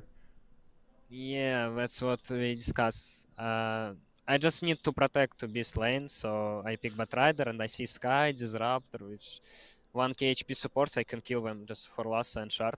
So yeah, I don't really enjoy this hero, but if I see a good draft, so yeah, I can play always. Sometimes you got to do it. Could you take us through a bit of the logic or the thought process there of like Medusa first pick? We kind of expected off lane Medusa. Then Beastmaster happened, and we're thinking Medusa 3, Beastmaster 2. How did the sniper come into things? I think they could flex Monkey to mid, so we don't really would put... I mean, we already have Beastmaster, so we see Monkey, we already put Beastmaster 3, and Medusa cannot really lane versus Monkey Disruptor, because they glimpse, they use Ring on him, and Medusa will just die there, so... We just ban ET anti-mage and put Medusa carry, he have no counters, so... I don't know. This was like that. So more about like protecting the Medusa than anything else. Yeah, we just ban heroes versus Medusa carry, we see they counter Medusa offlane with Monkey Disruptor, so... Yeah. We put it +1 and pick mid laner. Can I ask you a question, Niklas? You said that you don't really enjoy Batrider so much, but you take it if it's a good game for it. What are some heroes that you do enjoy right now? What's exciting for you, or what do you want to play that your team isn't allowing you to play yet? Is there something that you want to kind of work in there? I played versus Spirit Slark. It was really fun to just go around map and destroy. Tinker very fun. You always everywhere. Like some with fun heroes, Terror Blade, to just Thunder and kill. Of course. You're the one who set the Terror Blade support. You cannot make highlight on Batrider, so I don't like it. Just dreaming of the highlight reels. I mean, you make the highlight reels all the time with Terror Blade, Tinker, whatever you're playing. Pleasure to have a chat with you. Congrats on the victories today as well. Hopefully see more of it in the future. Yeah, thank you, see you. Thank you, bye. Well, that was fun to pick his mind a little bit there. Obviously, you can't make highlight reels when you're playing. He wants to shine. He's always such a creative player. Very creative mind on 9 class, and wants to play those heroes that others may not really see. Yeah, funny guy. But there we go. Shopify Rebellion 0-4 in the groups, and I believe that means Paravision with that are 3-1 because they dropped a single game against Team Spirit earlier on today. But that's half of day 1 of groups done. The day is finished for Waga and myself. but we're going to pass it over to, I believe, Mike and John.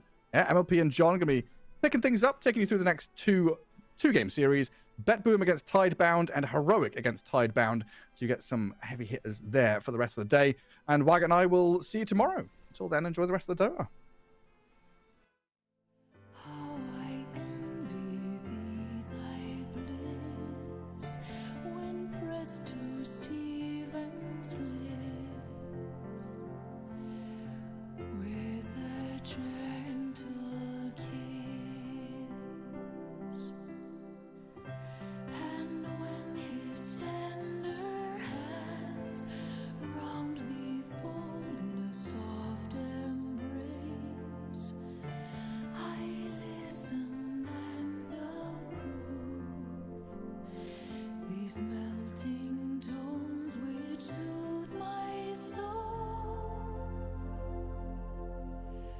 soothe my soul to love.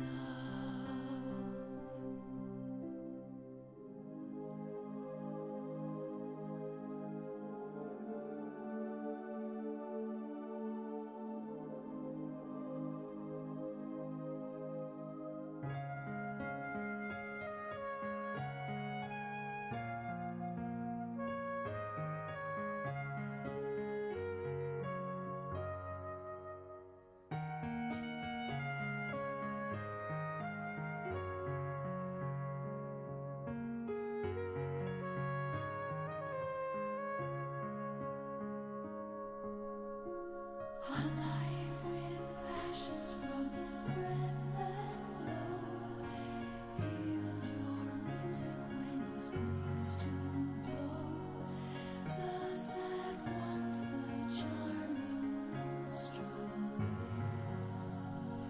delights with sounds and enchanting tune, with sweet songs fill the air. Go, happy pipe, and ever mindful be to court my handsome troubadour for me.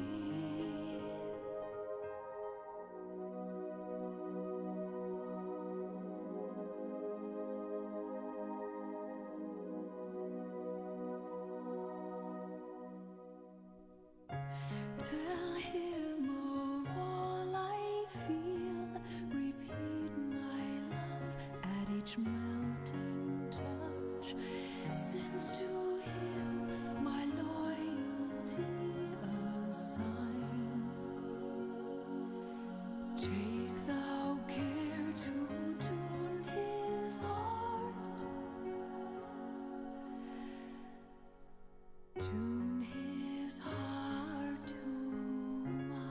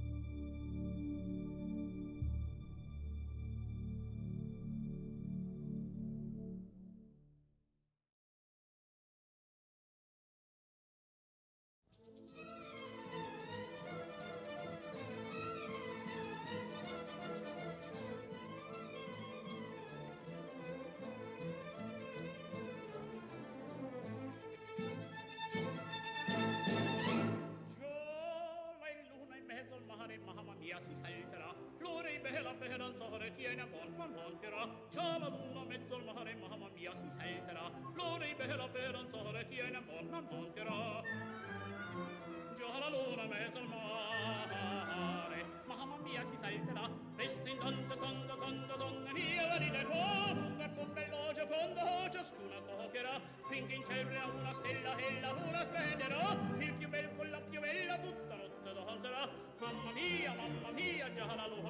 mare, mamma mia, si salterà. Fringe, fringe, fringe, fringe, fringe, fringe, mamma mia, si salterà. Fringe, fringe, fringe, fringe, fringe, fringe, mamma mia, si salterà.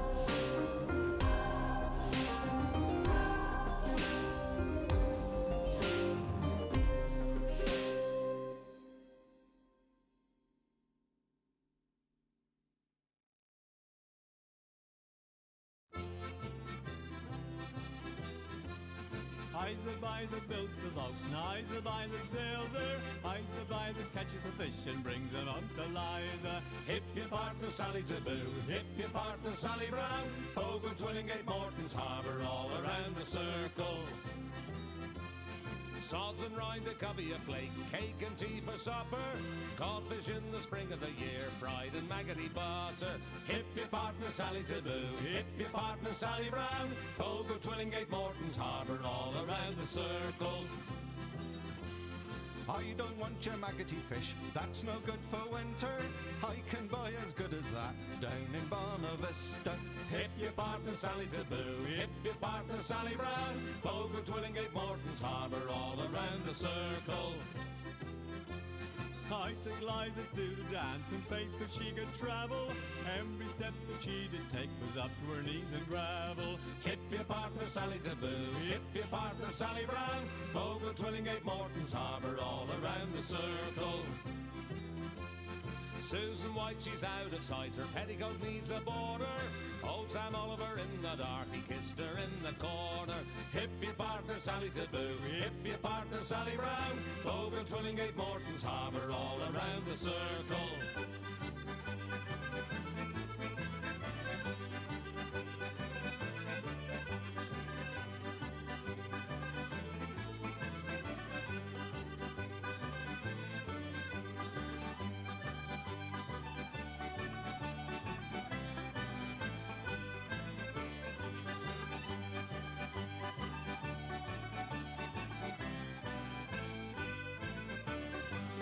Eyes the buy that builds the boat, and eyes the buy that sails her, eyes the buy that catches the fish and brings them up to Liza.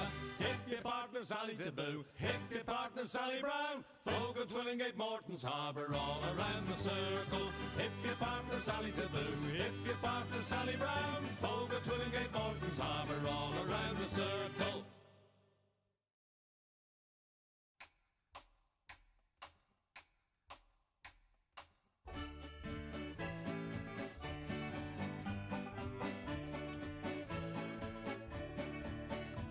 My grandfather's clock was too large for the shelf, so it stood 90 years on the floor. It was taller by half than the old man himself, though it weighed not a pennyweight more. It was bought on the morn of the day that he was born. It was always his treasure and pride, but it stopped short, never go again when the old man died. without slumbering. Tick tock, his life seconds numbering. Tick tock, but it stopped short, never to go again when the old man died. In watching its pendulum swing to and fro, many hours had he spent while a boy. And in childhood and manhood the clock seemed to know, and to share both his grief and his joy. For it struck 24 when he entered in the door with a blooming and beautiful bride. But it stopped short, never to go again when the old man died. 90 years without slumbering. Tick tock, his life seconds numbering. Tick tock, but it stopped short, never to go again when the old man died. My grandfather said that of those he could hire, not a servant so faithful he found. For it wasted no time and had but one desire, at the close of each week to be wound. For it kept in its place, not a frown upon its face, and its hands never hung by his side. But it stopped short, never to go again when the old man died. 90 years without slumbering. Tick tock, his life seconds numbering. Tick tock, but it stopped short, never to go again when the old man died. It rang an alarm in the dead of the night, an alarm that for years had been dumb. And we knew that his spirit was pluming for flight, that his hour of departure had come. Still the clock kept its time with a soft and muffled chime, as we silently stood by his side. But it stopped short, never to go again when the old man died. 90 years without slumbering. Tick tock, his life seconds numbering. Tick tock, but it stopped short, never to go again when the old man died. Yes, it stopped short, never to go again when the old man died.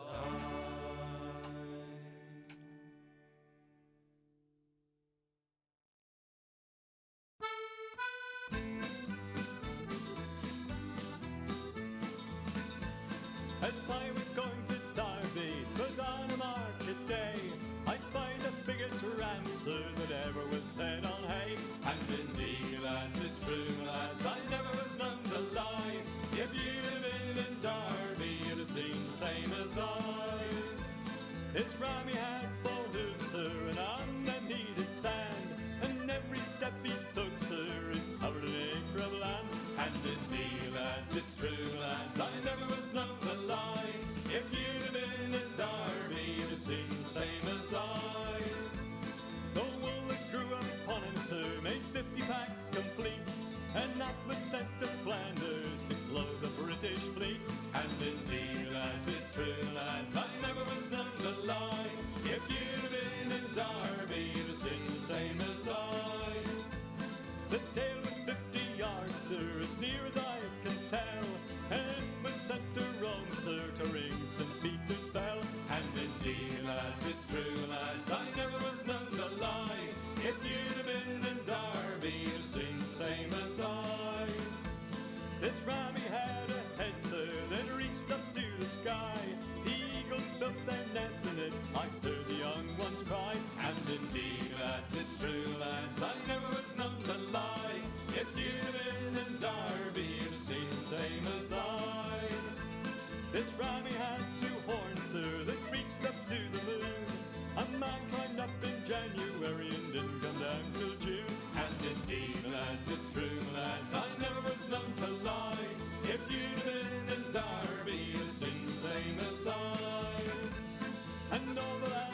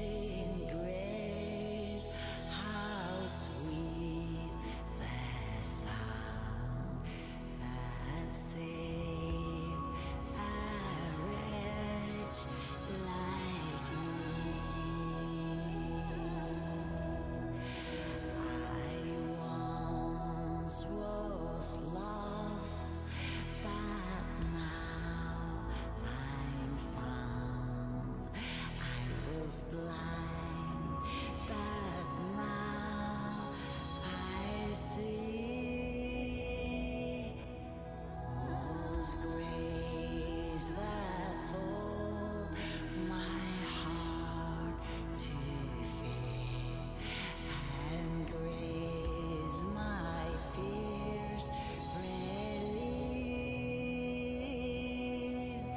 How precious did that grace appear the hour I first believed.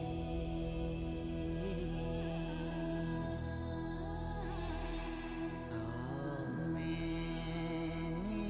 danger toils and snares we have already come.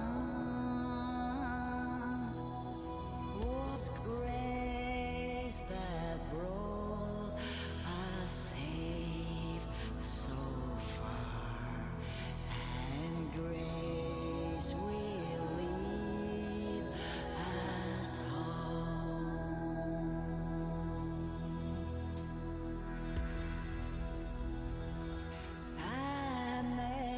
Amazing grace, amazing grace,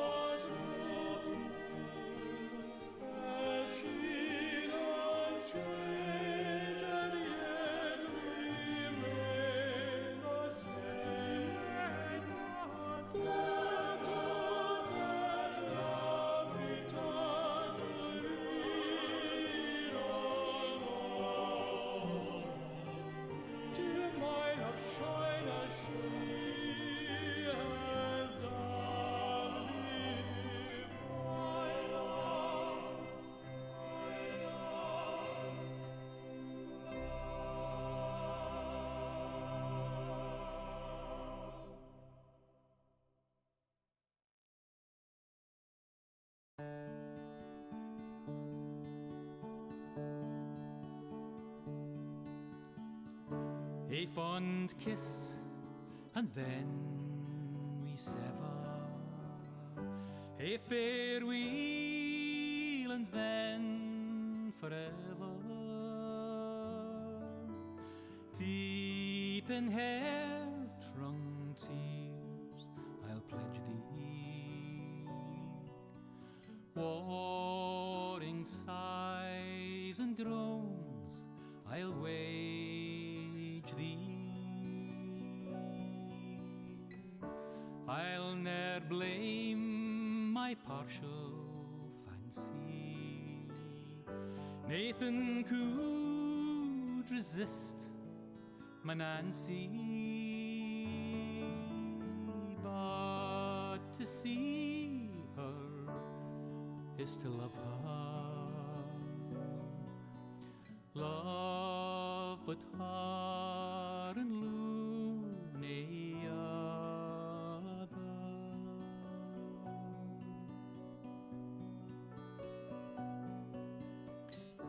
Who shall say that fortune grieves him, while the star of hope she leaves him?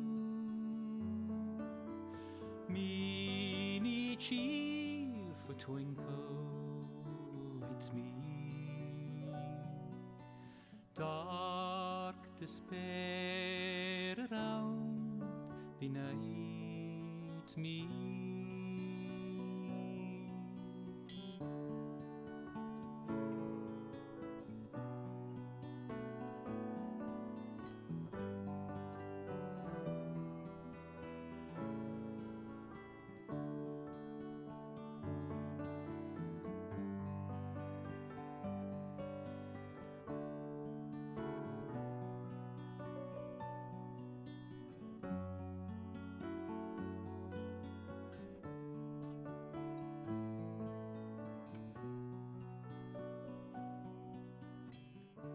Had we never loved so kindly, had we never loved so blindly,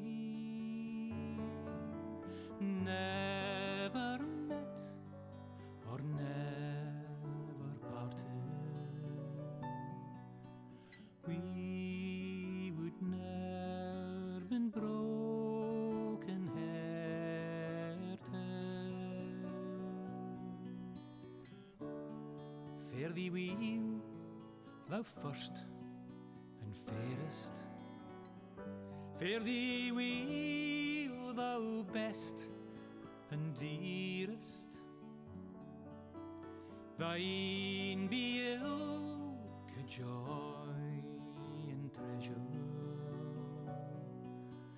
peace, enjoyment, love and pleasure. A fond kiss, and then we sever. A farewell, alas, forever. Deep in hair-wrung tears, I'll pledge thee.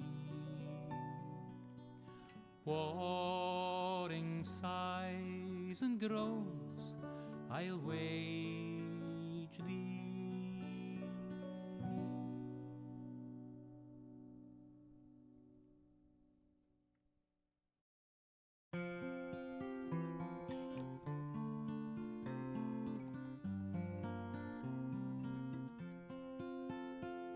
Should old acquaintance be forgot and never brought to mind? Should old acquaintance be forgot and old lang syne?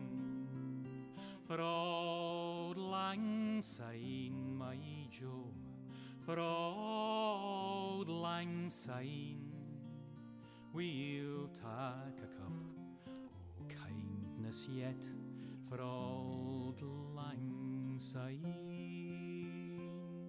We twa hae paddled in the the barn, fae morning sun till dine. We've wandered mony a weary fit sin auld lang syne.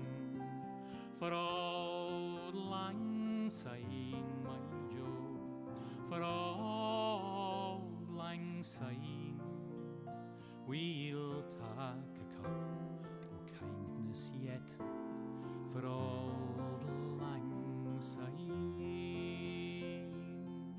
We twa hae rin aboot the braes, and pooed the gowans fine, but seas between us braid hae rolled sin auld lang syne. For auld lang syne, my Jo, for auld lang syne, we'll take a cup o' kindness yet, for auld lang syne.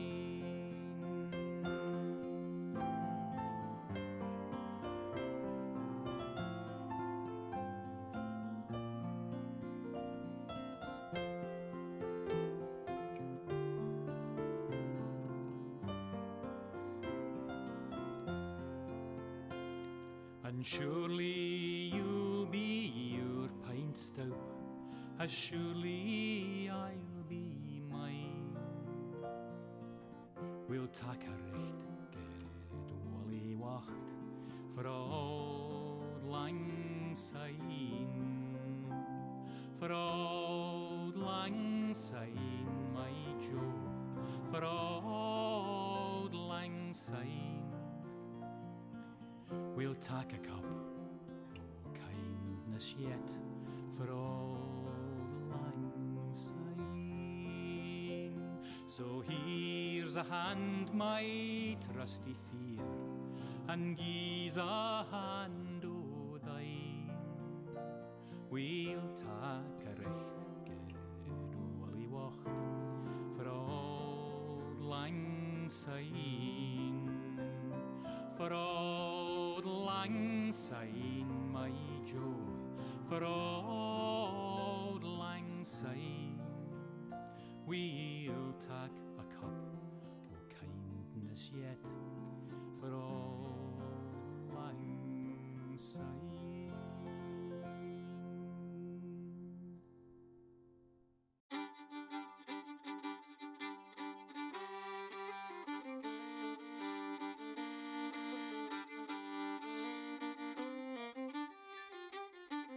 There were two little sisters a walking alone, hey, the gay and the grinding.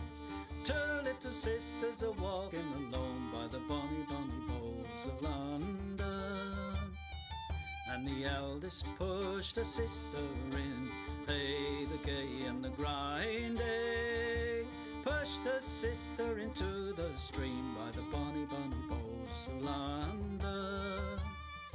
Oh, she pushed her in and she watched her down, hey, the gay and the grinding.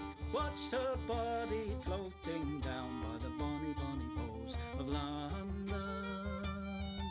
Oh, they laid her out on the bank to die, hey, the gay and the grinding.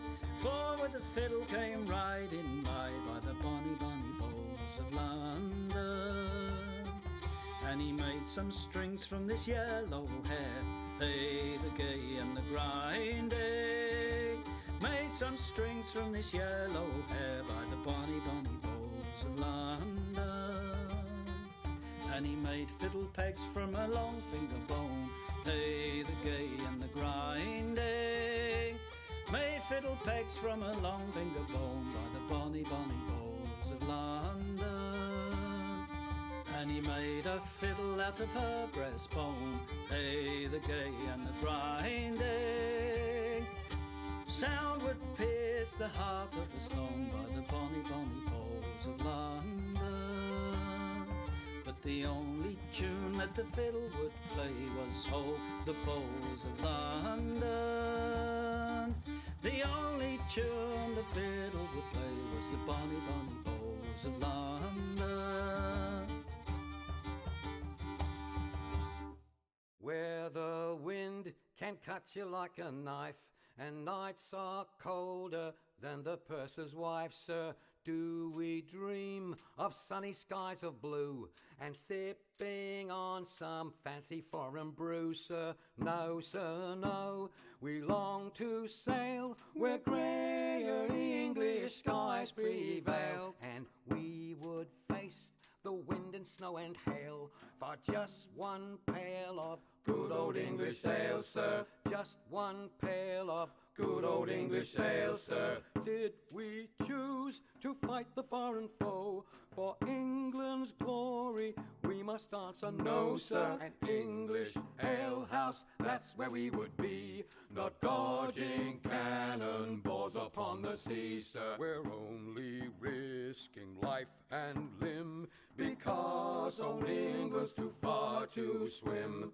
But we would chance an iron arm or leg for just one keg of good old English ale, sir. Just one keg of good old English ale, sir. Many days and many lonely nights without one woman hoving into sight, sir. Now it won't be long until we see our wives and sweethearts lined up on the quay, sir, with their arms all open wide. But we will push them gently aside, for they will have to wait for us until we've had our fill of good old English ale, sir. Had our fill of good old English ale, sir.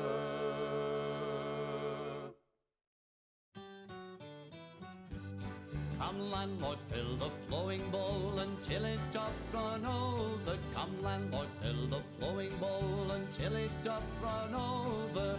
For tonight will merry, merry be. For tonight will merry, merry be. For tonight will merry, merry be. Tomorrow we'll be sober. Here's to the man who drinks strong ale and goes to bed quite mellow. Here's to the man who drinks strong ale and goes to bed quite mellow. He lives as he ought to live. He lives as he ought to live. He lives as he ought to live. And dies a jolly good fellow. For tonight will merry, merry be. For tonight will merry, merry be. For tonight will merry, merry be. Tomorrow we'll be sober. Here's to the man who drinks water neat and goes to bed quite sober. Here's to the man who drinks water neat and goes to bed quite sober. He fades as the leaves do fade. He fades as the leaves do fade. He fades as the leaves do fade. That drop off in October. For tonight will merry, merry be. For tonight will merry, merry be. For tonight will merry, merry be. Tomorrow we'll be sober. Here's to the girl who takes a kiss and goes to tell her mother. Here's to the girl who takes a kiss and goes to tell her mother. She is a very foolish girl. She is a very foolish girl. She is a very foolish girl. She'll never get another. For tonight will merry, merry be. For tonight will merry, merry be. For tonight will merry, merry be. Tomorrow we'll be sober. Here's to the girl who takes a kiss and comes back for another. Here's to the girl who takes a kiss and comes back for another. She is a boon to all mankind. She is a boon to all mankind. She is a boon to all mankind. She'll very soon be a mother. For tonight will merry, merry be. For tonight will merry, merry be. For tonight will merry, merry be. Tomorrow we'll be sober.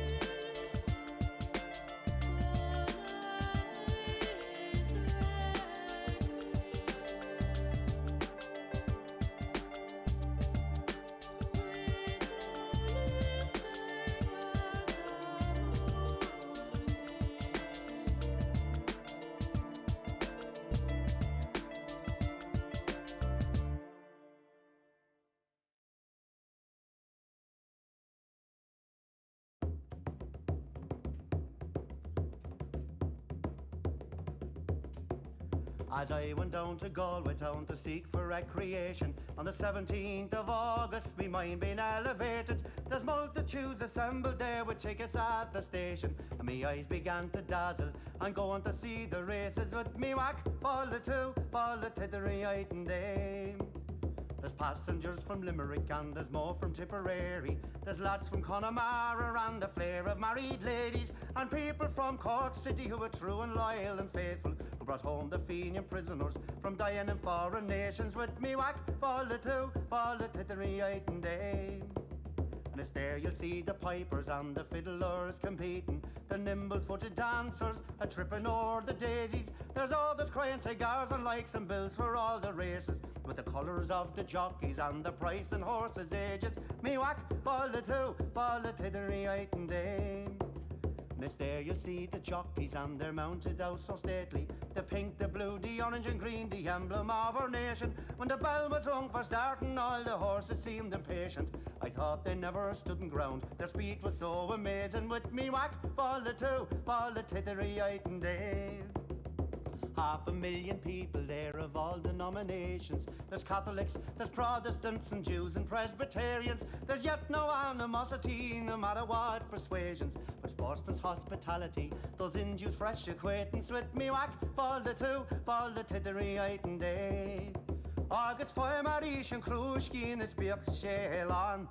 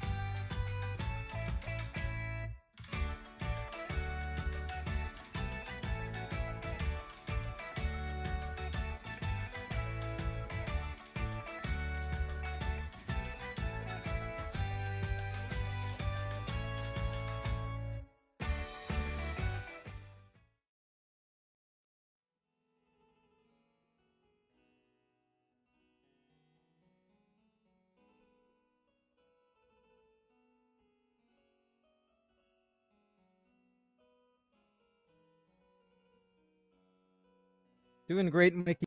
A lot to look forward to. Of course, we just saw Group A kicking off here in Raleigh, and it's been quite the result. You know, Enigma Galaxy, number one in their group, 4 wins, 0 losses so far up against, well, Shopify and Talon. You know, a few of our Southeast Asian players not doing so hot. But Enigma's back, at least for day one, and it's looking sharp already. You know, that's a lot to be excited for. Paravision's been looking great. I don't know if you managed to catch from those earlier games there as well, Mikey, but there were a couple of Dusa games. There was a 9-class Slark Pause 4 that came out. That was really interesting as well. But a lot of off-lane Dusa, a couple of safe lane Dusa game. In fact, just maybe one safe lane Dusa game coming out there as well. So I'm keen on seeing if any of that streams over as well. If we get any of those kinds of unique picks coming out. Because we've had some time to stew and dispatch. You know, you and I casted the Dream League Season 26 qualifiers. We were already seeing a few hints here and there of what it was to come out in this tournament for Raleigh, because that was like a week ago. So what, you have stuff like Tinker being top tier still in every game that we see it slide through. It's been looking great. You have Tiny on mid and safe lane kind of coming back in, especially on safe lane. I think that insurmountable fast, it's just a little bit too much to play up against. We've seen some Raid King pickups as well. I believe Team Spirit Radan Yatoro picked it up, rushed a Divine Rapier at 42 minutes. Didn't quite work out, but you know, there are certain things coming out, and I'm keen on seeing what the ideas are for these two teams that we're casting, because we've got a pretty exciting matchup. Tidebound up against BetBoom.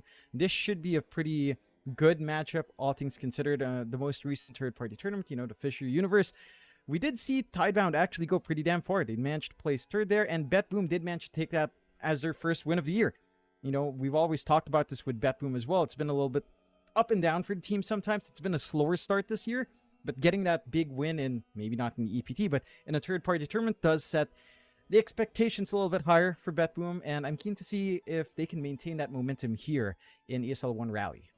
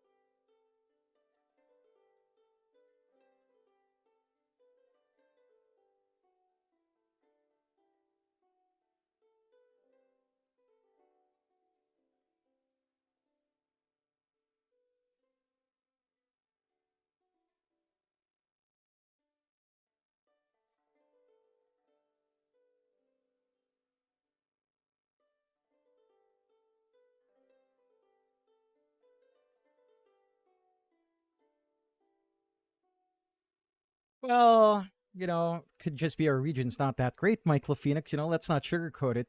The region's not been too good for a while. They look at Shopify Rebellion if you want more proof of that. 2 Southeast Asian players. That's not doing you too good, Shopify. But as long as as long as they're thriving, I guess they're in Canada. It's fine. Maybe they can kind of try to fix things up. We'll see if they can kind of carry through. But yeah, day one's been rough for Shopify and for Talon. And for Talon, look, I mean, what can you do, right? Maybe our team's just bad. I would accept that as well. I think there's the factor as well that I believe they spent 30 hours in transit, and they just arrived like 9 p.m. last night, so there's no time to boot camp. There's no time to, I don't know if they've even managed to get some research, and I'm sure March has done his research, knowing March, but it's like, all right, they're off the boat, off the plane. There's like a jet lag thing going on. Same thing could be affecting Tidebound, by the way, which I'm keen to see here, as that flight's equally far for them to travel through. So I'm keen on seeing that. But yeah, Talon, they had some ideas, but it looked bad. There was some disconnects here and there. For Shopify, in that same talking point, well, they don't have the excuse of jet lag. They're right there in Canada, so there's no excuses there. And that one just seems like there's some stitching together that Shopify needs to get done. Maybe it's just day one blues. We've seen teams do this. But it's normally teams that recover, like teams like Liquid, who aren't doing too bad in day one right now. They did manage to get a win and a draw up against Team Spirit and a win against Talon. So, I don't know. Like, we have to see Shopify and Talon kind of shake that off. But, I haven't had too many high hopes. Michael Phoenix for a while. It is what it is. We hype up the qualifiers. When it comes here, you don't want to get too excited, Mikey, because you don't want to be heartbroken every single time. I think it's been a rough...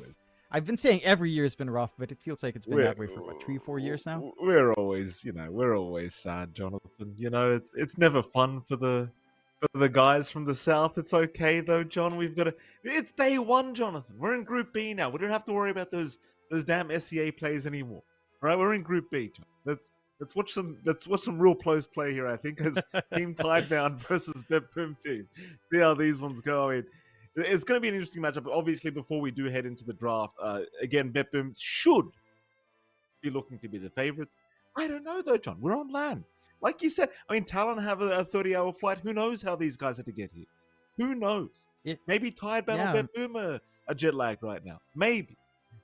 Could be a factor as well coming in. I would say Tidebound's more than likely to be more jet lag, depending on how those layovers affected them. As Asia's just a longer way to go. We always hear about them when they come to Southeast Asia. It's like, oh, it's such a long flight. It's like, well, whenever we head down there, it's been crazy flights, along with a whole bunch of issues and just visas and stuff. But it should be, again, fun to see the actual Dota being played. And mind you, these two teams did face off against each other in Fissure Universe Episode 4, and that did go 2-0 the way of BetBoom the last time around they met.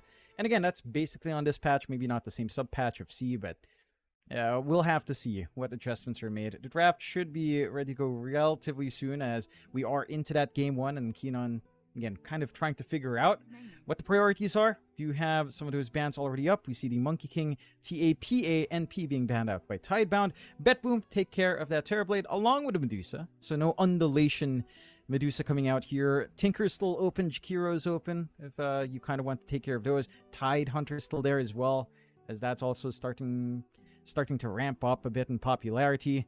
So a lot more of the supports are opened up here. BetBoom should be maybe trying to sneak away with one of them. They've got the option to try to just ban out and then pick a Tinker up. I don't think that's too rough. Beastmaster's in the open as well. There's a bunch of things to still consider, but I would say if you're BetBoom, I wouldn't mind just seeing Tinker. I think Tinker's just been doing too much work. It feels like some of the answers that we've been looking for from teams, like we've seen Bounty Hunter pick to try to track him down. We've seen stuff like Clockwork before. It can be a little bit annoying. Yeah, they take care of the Beastmaster. They'll go with the Tiny first, as we were talking about again earlier on. Tiny has just resurged back into relevance, right? On mid, Crash Landing, still pretty good. On safe lane, unsurmountable, it's just insane. And there's the Tinker for Tidebound. You don't ban Tinker, we'll pick Tinker. And they'll have fun with it.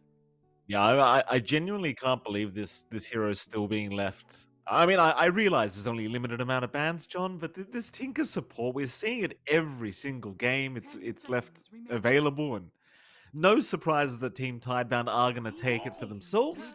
Obviously, BetBoom probably know what to do against this hero, Jonathan. It's not unbeatable.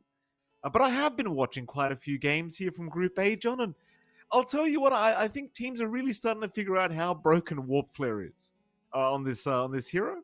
It's just a bit ridiculous. That it is. And it's just the fact that ending tier 1s is so easy with that Tinker. You know, if he manages to just hold the tier 1 by himself for a long time, you have to deal with a Tinker with a Holy Locket, with Guardian Greaves, with potentially that Shard, if he does farm it up or gets it for free from the Tormentor as well, if they get control in that area. So there's a lot to have to consider here for the side of BetBoom. They're going to have to find a way to jump that Tinker in the back. Tiny can kind of get that done. Would say Blink, although it's a little bit annoying with March, but maybe you can add him for the Shadow Blade buildup as well, if you are going safe lane. Team Tidebound just cover their bases, pick up the Night Stalker. We've seen some flexibility on that hero as well. It's not necessarily locked into the off lane, although that's its most natural position, of course, but there has been situations where we've been seeing a little bit more of that pause for a Night Stalker. Planet has played that a few times as well. Every time it's been coming out, at the very least here for Tidebound in, again, other tournaments. This is something that we've seen come out. BetBoom, don't go too complicated. Just pick up the Kotl. That is also one of those top-tier supports. Lots of great combinations already. Just with a Tiny, having Recall, having Chakram on Avalanche Toss can feel great for that mid-Tiny to build up his tempo. And you have that really annoying support in Jakiro to provide you some great laning presence. So I like how BetBoom's kind of setting up these lanes. Kotl and Jakiro are both pretty annoying. Maybe the Kotl a little bit less so, considering his slower ramp up, his mana reliance, and how well or what his laning partner is for Chakram. But the Jakiro certainly is something that just stabilizes lane quite nicely. It can poke into this Night Stalker off lane quite well if you are just going to run the Jakiro 5. So I do like the foundations BetBoom has set for themselves. They just go with a Tiny. They've got a decent enough Kotl combination. They can still switch that Tiny into one and look at other Kotl combinations as well, right? Like, you could run Ember mid. You could run maybe a Bristleback as well for BetBoom if those options are left open and they want to dig into it. You have a lot of ways to play it. For Tidebound, yeah, Night Stalker, Tinker, pretty decent enough. Some flex in the Night Stalker, but I want to see what kind of cores we get. Something like Tidehunter is still there if you want to take it. If you're expecting a Tiny safe, Tidehunter could be a pretty good solution for that. They'll go the Ursa pickup first, so just a stable safe lane coming out for Shiro. And we have seen a little bit more of that Ursa come in. Mind you, there's maybe a couple of ways to try to kite around here on BetBoom, right? Like Toss alone is kind of annoying. Off the slows, off the control on BetBoom could be nice as well. Like, the eventual Keeper of Light Ags is going to be annoying. Ice Path and the slows of Jakiro, again, could be something to contend with. But this is a good answer to Tiny. Like, in a vacuum, if this is a Tiny 1 core-to-core, Ursa doesn't mind Unsurmountable as much. Doesn't mind the craggy exterior as much as any other core would. So it will mitigate some of that durability here. Another very popular offlaner right now, Jonathan the Darkseer, coming out for Tidebound. I mean, I say offlane, so the Night Stalker looks to be maybe just pos 4 here for Team Tidebound, and you just run the Darkseer offlane instead. I mean, I like it. I think the pos 4 Night Stalker just offers a lot in terms of the vision game, so you don't really need it to be in the offlane role. Speaking of offlanes, though, BetBoom right into the Enigma, which has also been relatively popular thus far, at least in Group A during Day 1. Yeah, I can kind of see what they're trying to build up here on the side of BetBoom.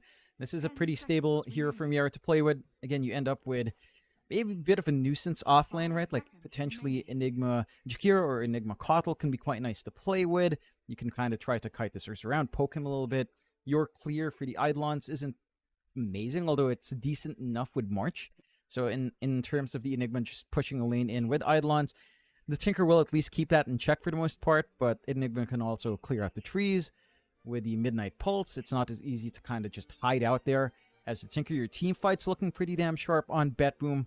There's no direct, clean way of stopping Black Hole. You don't have any debuff Pierce for that eventuality of a BKB on the Enigma, if that is the way Miara wants to go. So I do like, again, how BetBoom's kind of building around this. They've got really strong push with, say, Tiny with the Tree Grab, with the Eidolons, with the Jakiro, which you will need up against the Tinker. You kind of need to throw everything against the wall to just find those tier 1s.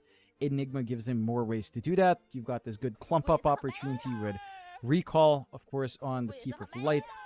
And your lanes are still looking fine. I will say again, just the fact that you have to play Eidolons into Tinker can be a little bit annoying. Like, you don't have as much presence, but at the least you can ensure the lane's always shoved in and you can always kind of soak up as the Enigma there. Build your farm up, maybe go for the aura play as well. See the rest of the bands coming out. Slaughter being taken care of by Betboom, and the side of Tidebound taking care of the Troll. So they are expecting maybe that tiny mid coming out here instead now for GPK, keeping at least a few of those flex options away if you are kind of switch gears.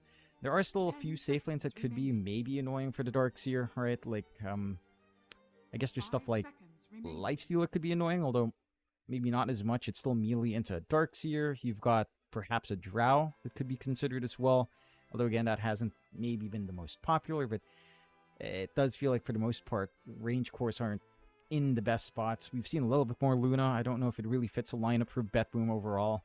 I don't think it's fully necessary. It can help you with Siege just a tad bit, but your core-to-core doesn't feel particularly amazing, so I'm curious to see what options Betboom will have left, as Tidebound will just take care of Magnus, which, again, is a little bit of flex between mid and safe.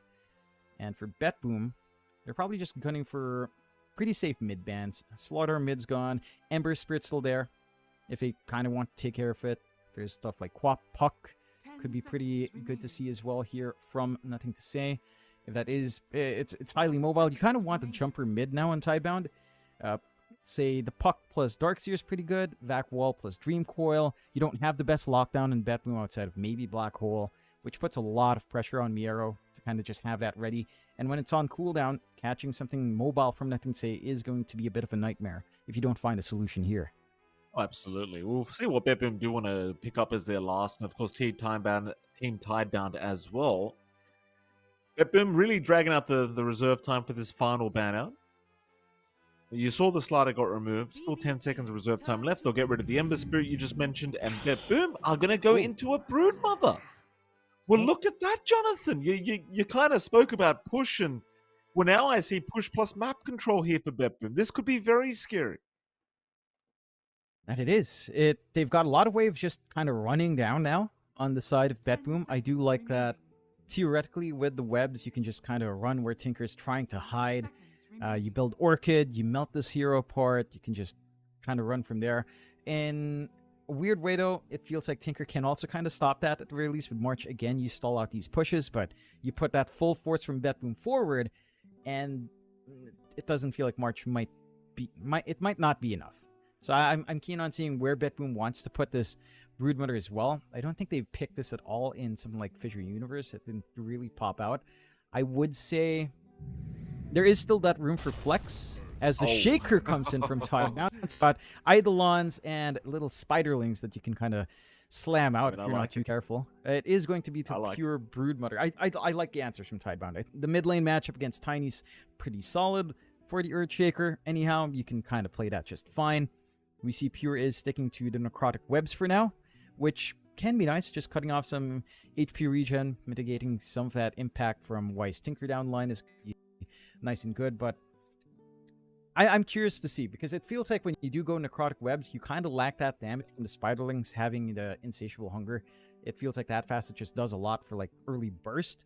And this one is much more about stabilizing throughout the entire game. Right, again, taking away that factor of healing, which can be really important against a Tinker. We've seen games where Tinker basically out-heals the top damage of the enemy team, and that it could be an issue if you're not too careful for it.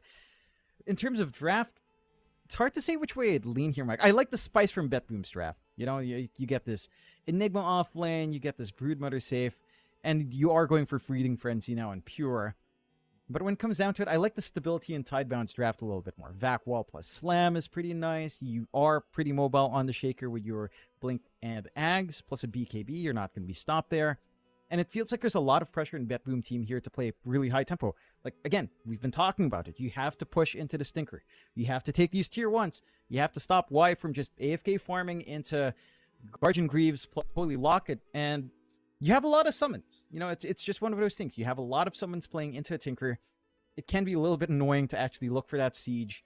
If Y plays his cards well, he can just kind of camp the back and just keep these towers alive, stall the game out, hit this point where your Ursa has the Battle Fury blink, and then you can threaten Roche, you can threaten Tormentor. You have to be on top of these objectives. This is really about that early tempo.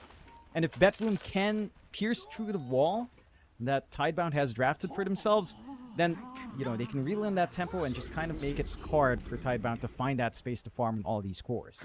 It's interesting as well, right? Because they chose this Pos 1 Brood into the Darkseer pick. So do you get concerned at all, laning stage wise? Like, you know, even just the Spiderlings once they're up, like Iron Shell one of them, and just, I mean, I guess it's not quite as hard as it used to be to just split the spiderweb, split the spiders, but it could be a little bit annoying. That is. Like, they have a lot of good answers out from the side of Tidebound. I think what Betboom needs to kind of play around is just this potential when you have a Kotl on your side, when you have that recall. Like, they can try to plug holes around. You can still leave Pure alone to just AFK farm an area and just kind of go ganking. You know, just try to maximize the map while you can. Again, you still have decent combinations with, say, Chakra plus Avalanche Toss. Maybe not the most straightforward. I think Ember is definitely the best example of a very strong Kotl combination. We've seen a little bit of Kunkka. I do believe some teams were trying Kunkka Kotl, although Kunkka overall just hasn't felt great. Do we have a quick pause, as is tradition when you and I are casting, Mikey? Absolutely. It's been a bloody good day of Dota 2, Jonathan, here at ESL One Raleigh. But of course, you know, once we get here, John, all the pauses will begin, as is tradition. And well, naturally, it gives us it doesn't give us any time, John. They're going to go again. Doesn't matter, though. We have a 5-man smoke situation going on here for Betboom, but it doesn't really seem like they're grouped up to try and force an early fight. We are going to see Save chasing Shiro for a little bit. Shiro is basically alone right now, not really in any danger. Meanwhile, topside, they do find Bark. Can they get him? They ended up going for level 1 Liquid Fire. They'll throw a Blood Grenade out, but I think with that level 1 Liquid Fire, it's going to make things a little bit challenging. Still, they will throw out the Liquid Frost, and in fact, never mind, John, Pure might actually be fast enough to just secure the kill, but in fact, he is not. Not quite. It does waste at least the Blood Grenade being thrown out. Bach is going to feel fine. He didn't have to level Surge as well. So you take away some of his resources up top. You have a lane to play. It is a double Iron Shell lane. Not going to feel too great for Pure. But eventually, you know, he's going to be able to just build up. The key issue here is that these are two bulky heroes that you're playing into. Right? And Iron Shell carrier on something like the Darkseer down the line at level 2, or on the Night Stalker at level 2, level 3. It's going to be a little bit hard to shove him away.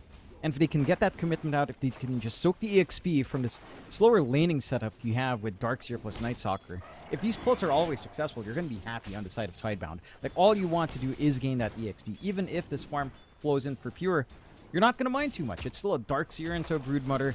You still have those level spikes. You just need to ride into level 2 Iron Shell with a little bit more on planet. Preferably before the 5-minute mark. Bottom lane, bit of a chase going on here for Y, and it looks like they've got him as well. Saved to secure first blood. I mean, Y was just taking so much damage from those Eidolons. He was trying to clear them out with the right clicks and March of the Machines, but Miero just kind of stood his ground and just kept hitting him. And eventually Y realized he couldn't really run away. No.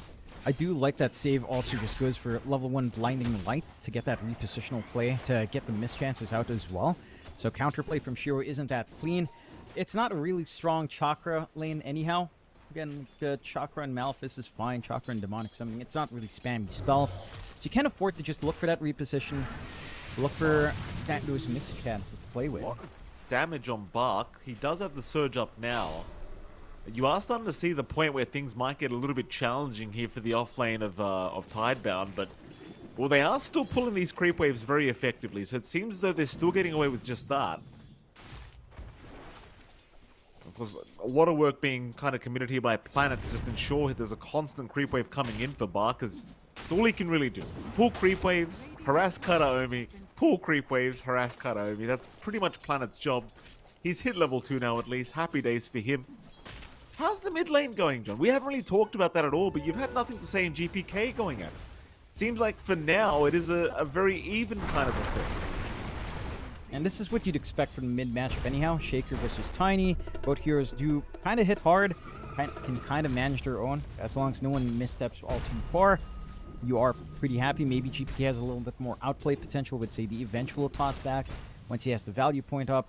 But before then, you're just farming. And rune control is the big part here. Unfortunately, with how tied in the side lanes are, looking for even the 4-minute water rune denial, not going to happen. So if both sides just find these refills every time, then both sides are fine. It's your most stable lane unless something comes in to break that equilibrium. A stable start, though, does mean that GPK is probably slightly better off. Again, he has this potential to tie into the Coddle anytime. There's that global gank attempt that can happen once you have level 6 on the Coddle, and even just Chakra on a Tiny can feel pretty damn amazing if GPK wants to make that movement down to bot at maybe the 6-minute, 7-minute mark. So an even state is pretty favorable. But you're not too unhappy here, there's nothing to say. Top lane. Bit of a chase now on a Kataomi. It looks like Kataomi's still okay for now, but the Iron Shell's really taking him away as Pure going to try for the chase, but he's silenced. Oh, perfect play here from the top side. The team tied. I mean, we're very close call for both these heroes, but they barely make it out. It's that timing we were talking about. Just level 3 on Bach, level 3 on Planet as well. Before the 5-minute mark, during that first night, they're trying to get a rotation out onto mid. They're going to be okay. I said Pure was silenced, by the way. He was silenced, John, but it wouldn't have mattered anyway. He had no real spells to throw out. Seems like he just kind of got burnt out by the Iron Shoals as, whoopsie daisies, nothing to say. Getting tossed back into the tier 1 tower, maybe not anticipating save. To be waiting on the high ground, and he will get punished for it. In fact, he had vision. He had a ward on the high ground spotting out that vision of save, so just not anticipating the avalanche toss combo. Not showing respect again. Just that early tie-in with Chakra now at level 2, the extra bit of mana you have, the lower cooldowns does allow maybe a slight miscalculation out from nothing to say. Evening out the game just a bit for the side of BetBoom. Again, for the side of BetBoom, that kind of kill feels pretty good. Your Tiny gets to ramp up a little bit faster into the 6, into that added damage. Every time I look down to that bottom lane, like, why is it got to be so careful? It just feels like he's always slightly out of position. As Shiro, speaking of out of position, in a spot of danger, might just be dead. Gets a bit of stick charges off. Save, one more hit. Oh, the blood grenade. Perfect aim here from Save. Catching out Shiro's. Now they want Y, but they've got no way to lock him down. Y will be okay, but now the rotation's out from Kataomi as well through the Twin Gate. That's going to be a very quick T1 tower. And for a team... Why's still there, John? Save's going to try and cut him off. Looks like they'll give up. Y will be okay. But that's problematic. 5.5 minutes in, bottom tier 1 tower already gone. Yeah, and as a Tinker, you're not going to feel good. You know, and that's the one tower you want to kind of sit in, spam March, get your farm. It's been a slower game for Y. They've done a great job inside of BetBoom of just controlling that Tinker up. Again, this early blinding light level out from Save did a ton of work in repositioning that bot lane. They're setting their eyes onto mid. Nothing to say would be a very juicy target. They are already in control, right? Like, they get this regen rune up on GPK, and they just continue to kind of coordinate. Like, they know they have to play it fast. They know they have to take care of these early objectives and apply pressure with this kind of draft. Outside of the top lane, they're getting that done across mid and bot quite nicely. It's a little bit of a rougher time for Pure. Chase onto the Night Stalker. Planet is falling quite quickly here to Pure. Gets the Crippling Fear off, but it won't matter. Pure had nothing to really use anyway. It's a nice little pick up here for the Broodmother now. And again, this top lane, it has been pretty difficult for Tidebound. You know, sure, they've been getting those balls off with Planet, but as you're seeing now, it seems as though BetBoom pretty well aware that it's happening, and they're just able to cut him off now on that Night Stalker and just punish him. So I think those pulls that we saw earlier are probably about over now for Planet. It's going to have to find another way. Yeah. And it's also a rougher time for Planet to play in lane anyhow. Daytime comes out, you don't have Dark Ascension, it's still a fair ways off here for your Night Stalker. So you don't have that same presence, you don't have that same sense of durability and trade potential to just kind of work that lane. They have at least managed to secure themselves the stacks here for nothing to say. Getting Slam off and just kind of helping him tank through, get that cold injection into the power treads, into the blink. Still ways off though, despite all these stacks, but progress is being made. And the side of BetBoom, again, outside of top being maybe a little bit slower, kind of offset by that kill they found, they are set to scale up. Like, you have an insane lead coming out from Miaro very early on. Drums already up and running here. to again play with that tempo they've been looking for. GPK has gotten full rune control for the past 2 sets of runes now into the first power rune. Not finding the most aggressive runes, mind you. Just again, regen first into the illusion. But it is giving them much more to play with than NTS, who's again just been forced to jungle and clear out stacks, which he is slowly but surely finding. It's just you're losing a lot of map space to get that done. Mid's constantly shoved in. The 1v1 lane for Pure is very, very much playable. They're looking to dive a little bit further in. They're coming. Planet's already dying. Planet might just be gone. Ice Path gonna land very nicely here from Karaomi, though Wide does save the day with that defense matrix. But they can't really protect this tier 1 mid tower is the big problem. Like, you protect your pos 4 Night Stalker, sure, but what do you do about the tier 1? There's no defending. They just haven't got the levels right now to really stand there and fight against BetBoom, and BetBoom know it. They'll go top lane now, see if they can find another tier 1 tower by the looks of it, maybe even just clear out the camps in that Radiant Triangle. But I think they're going to chase Bark. Bark, he'll go for a run with the Surge, and looks like he is going to make it out. But even with just the Broodmother and Jakiro, you're going to have a pretty easy time in taking care of that tier 1 top tower. And again, it just goes back to how BetBoom had to play this draft. Seeing that Tinker first pick, they played super high tempo. Now Tinker has no safe tower to play with. That early tempo we're talking about with Holy Lock and Barch and Greaves timing, not really coming out. And the March is there, it's being annoying, but it's not really enough to stop this. There's just too much slow, steady push that can come out from BetBoom. They've managed to take control of the map. They've got Recall already up on save. So they can even have that connection with the Spiderlings and the Eidolon. And for the side of Tidebound, again, that blink for NTS still a ways off. You still have a lot of farming to do here on Shiro to be that menace to clear out these plump ups as well. Like Battle Fury still not quite there. You have to wait for the blink afterwards. And, you know, kind of want to take those fights into, say, the first Storm or Roshan. All you can do in Tidebound now is just find farm where you can, because you're not in position to fight. You don't have the auras fully done on Bach. Again, that blink timing for the Shaker isn't quite up. And your support duo can't really set up anything for you if these cores don't have, like, the items necessary to follow up. At the least, it's nighttime. Planet does have Dark Ascension. Maybe you can use that as a launching point, but again, with the state of your farm right now, with what your cores have, it doesn't feel like there's any big connections you can really line up for. Maybe you could play with Iron Shells and a Vac Wall. That's about it. You might just get Black Hole here in Miero. No hesitation. Just pops it as soon as he sees the Surge being committed. And Bark, I mean, you could make the argument at least he gets Black Hole committed, but I think Miero is just... He just wanted a reason to use it. He hasn't had the chance for the last couple levels. And there you go. First Black Hole of the game from Miero. Gonna lead to a kill onto Bark. BetBoom, they are making this game look pretty damn easy right now. In fact, bottom lane may be a fight to break up. Perhaps they can find Karaomi. Dark Ascension has been popped. Problem is GPK is there to help out, plus save. Shiro, he's going to try and chase Karaomi, but they haven't really got too much damage to throw out. Shiro needs to leave the area, but Avalanche is going to land. They'll finally kill Karaomi, but can they get Shiro out of there? I think the answer's no here, John. Shiro is gone. Wai's going to try and TP away.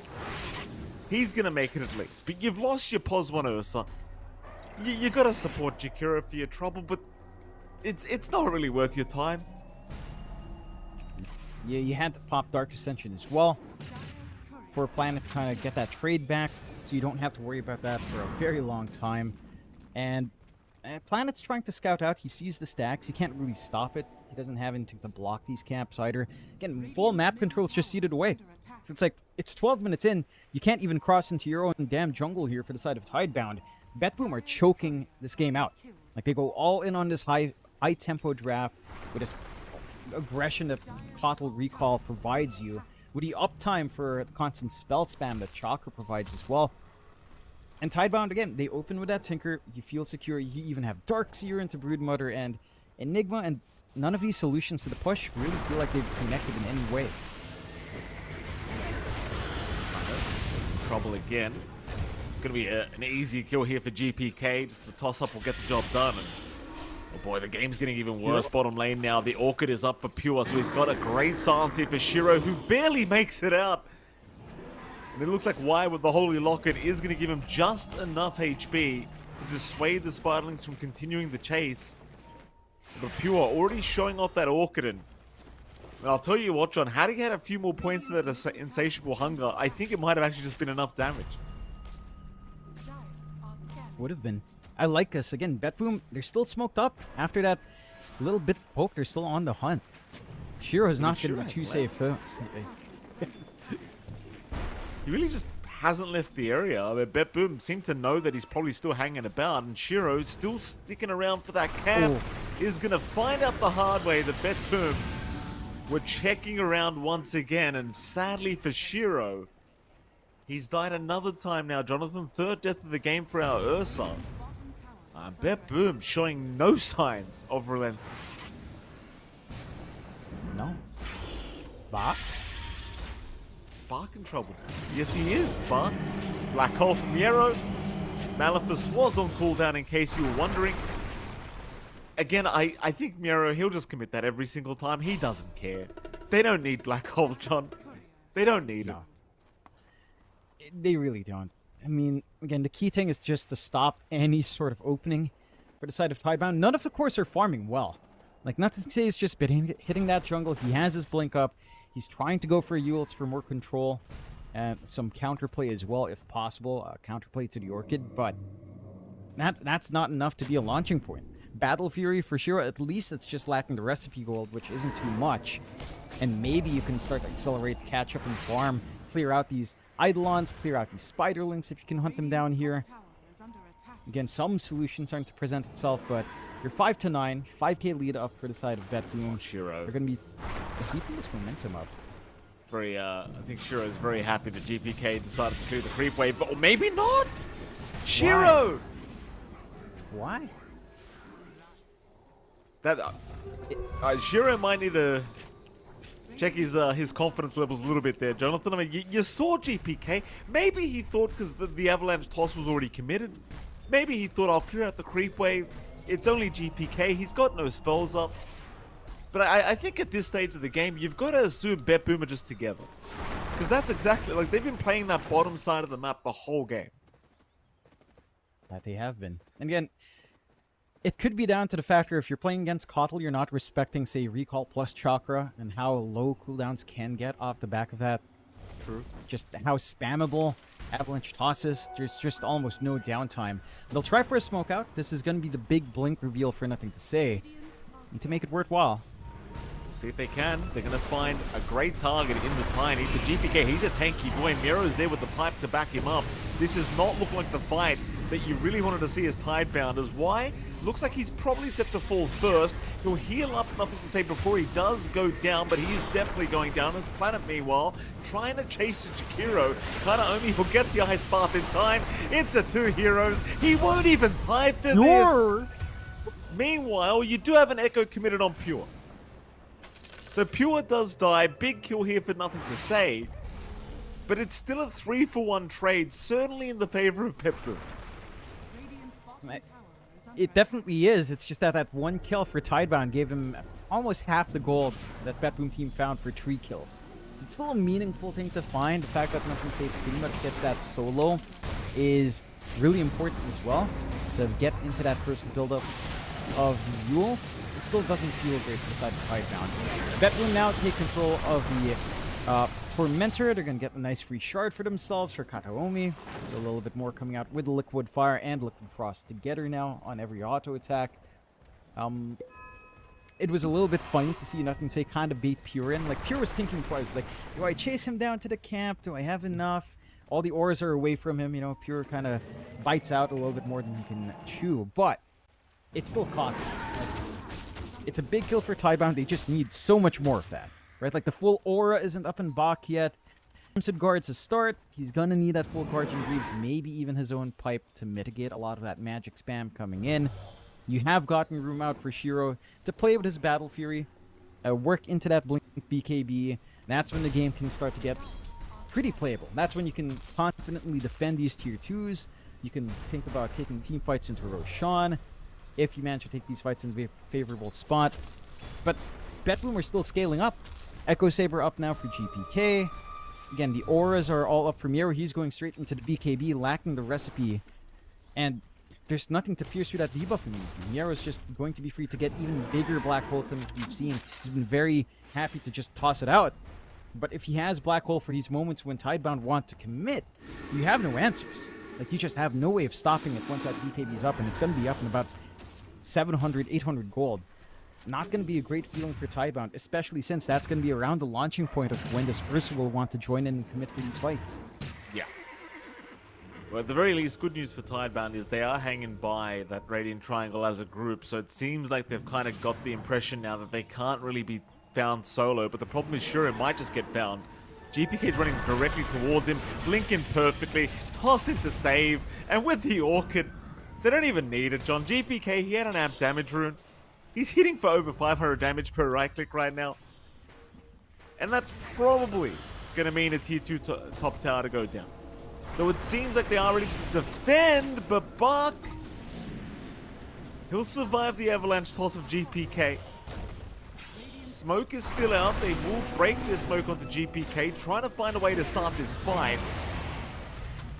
Macro Ice Path already dropped by Kataomi, not really landing on much. Meanwhile, Planet being chased by GPK, but he's going to make it out as GPK did get stuck in a tree line. His Team Tidebound still holding on, spamming those March of the Machines onto that tier 2 tower, and it looks like it might be enough as GPK jumping in again, trying to just chip away at the HP pools of Tidebound. That'd be about it for now. It seems like they're going to have to at least wait for another creep wave to try for that T2 tower. But whether BetBoom actually decide to back off properly or not, well, it looks like they are. Looks like they've had enough for now. I'd say they've done their job, right? Like, they forced a response out, they forced out wall. Not the best position out for Bach, but he was just trying to zone them out from getting that chase into the ramp. Tower's down to 988 HP with really no big commitments out from the side of BetBoom. You could argue maybe Macro Pyre, but Kataomi is just, again, also trying to zone them away from that point of action. Do you see the Roshan start to make his way across? You have that blink up for Shiro. So this is the moment when, again, you want that launching point for the Ursa. You want to try to get a fight out with a hero. Try to get that utility from the blink reveal. See the smoke kick in for Tidebound off the back of that. They still have the slam ready on Nothing to Say. But they don't have the vision to back this up. No one's playing bot. Their one ward on the map is very defensive in that bot cliff. There's no Tormentor to take, as well as it was obviously taking Waldo. Planet. Not like this, Planet. His team is coming from the north, but they're going to be a bit late to the party. They were just trying to get through the twin gates. Planet already down those. Not a great start. Nothing to Say, still having a look for a nice opportunity to echo, and he does commit it, but it doesn't do much. It's half the HP of both supports. GPK, he's going to walk out of there. Kataomi does end up dying. Now the fight starts. That was Miero in with a two-man black hole. Catches two calls with it. Buck should be set to fall, though he is still actually alive. In fact, he'll just surge away. BetBoom, they're losing this team fight. Pure will go down to boot. What? GPK also being chased down. Nothing to Say. Gonna catch him out on the tiny. And save. He's the last piece of the puzzle. An ultra kill for Shiro. Well, what happened there, John? I mean, it was a good idea out for Miero, but you need to catch out Ursa. Right? Like, it's the BKB reveal. It's a two-man black hole after the back wall was already dropped anyhow. The key thing now is just to keep tracking this Ursa. This is their way back in. This is their ticket back into the game for Tidebound. Everything that could go right went right. The reverse Murphy's Law here for Tidebound into Roshan off the back of that. They take it as a very staggered fight. If Planet dies first, it reveals the full position of BetBoom for that gate rotation out. They managed to isolate them out because they're busy kind of pushing in waves, so they're not disciplined in their positioning. Allows this angle in for the slam to actually fly over. Allows the isolation play for Shiro to just run heroes down, reposition himself out before the black hole comes in, and re-engages right after. That was him taking that fight without BKB. BetBoom, they lose their gold lead entirely. You're back in the game now for Tidebound. They still have to maybe take more objectives off the map. The mid-tier one's going to be a hurting point for a while. And they did lose their bot tier 2 earlier on, but they're at the point where this Ursa can actually carry the game for you. Right? Like, the aura play is coming in, Guardian Greaves is up in Bach, plus the Crimson Guard, much harder to kill off these heroes when they are playing around the aura carrier. You're getting into a BKB for nothing to say. You do have the Glimmer Cape at the very least for Y, as he doesn't need to go Guardian Greaves. He can afford to be a little bit poorer here on the Tinker. And that utility is still forming up. For BetBoom, this is where it gets a little bit slow, right? It starts to feel like you might be tied into Black Hole a little bit more than you'd want to be.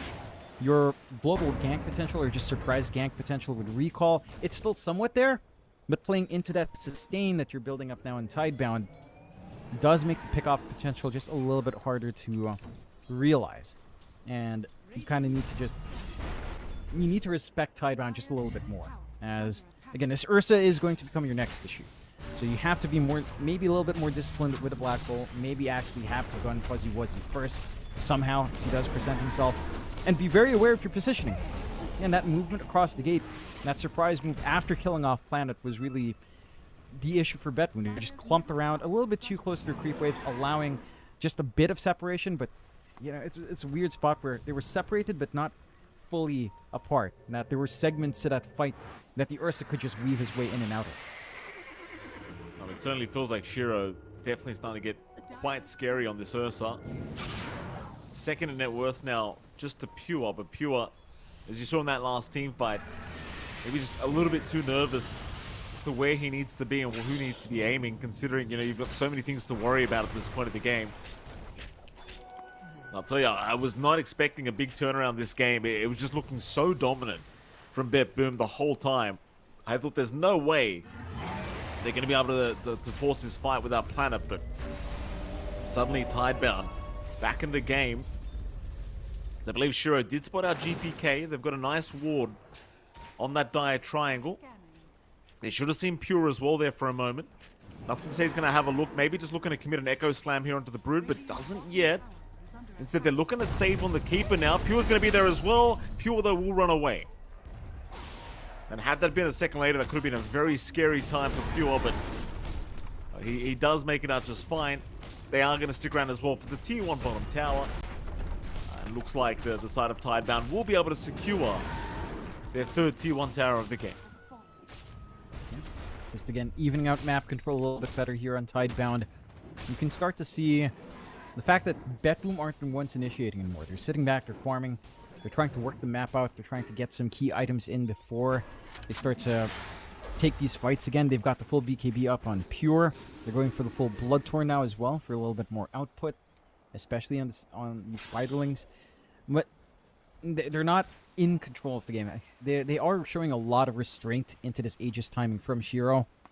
It has led to the point where, yes, your Broodmother is farming up top net worth still, but you have to wonder, will that Broodmother be enough? Because now the issues you were talking about earlier, Mike, play in. You're playing Broodmother into Darkseer, you're playing that into a Tinker with March. Yes, earlier on you were finding answers for why, but those clears for the Spiderlings are there, even with some aura play coming in, even with a pipe up on Miero. You can't just willy-nilly shove out anymore, and that means you're not camping lanes as hard. You're allowing a lot of room to breed for Tidebound. The question now is whether or not your Broodmother can scale the same way as the Ursa does. And it's going to have to boil down to smart team fights here from the side of BetBoom. It's going to have to boil down to the ace in the hole of BKB Black Hole from Miero, which again doesn't have an answer in this game. And that's your one big tool here for BetBoom. The fact that there is no debuff immunity pierce on the side of Tidebound. So it's just a matter of finding that angle, if you can find it at all. As at the moment, Tidebound has been ones roaming around the map. They might be able to start to secure themselves this next Tormentor as well, and they will. So they'll manage to reel in the second, get some more gold flowing out, and get that free shard on their way, getting good use out of the Aegis expiry for Shiro to reset as well. As now you will have to contend with the Warp Flare you were great. joyfully chatting about, Mikey. You like this, the don't best you? spell. It's the best spell in the game, John. This Warp Flare garbage.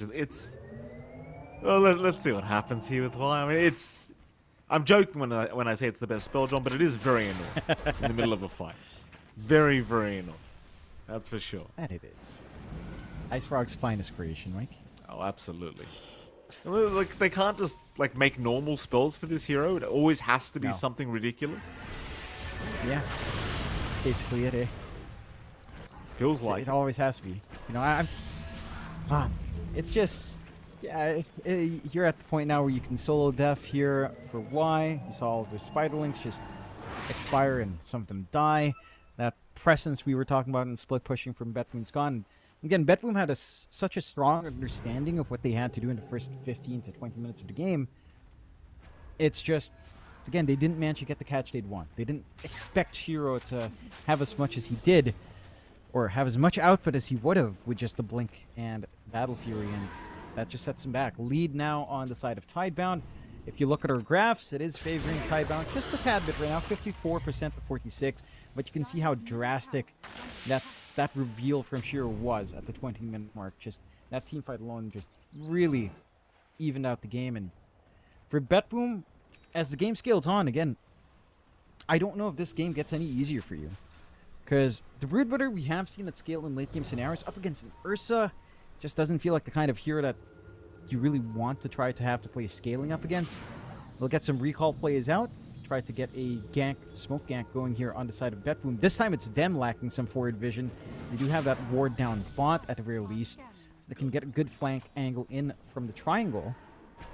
Would be a big opportunity. If you manage to kill off Nothing Say without committing anything too big, it could be a good start to force a 4v5 later on.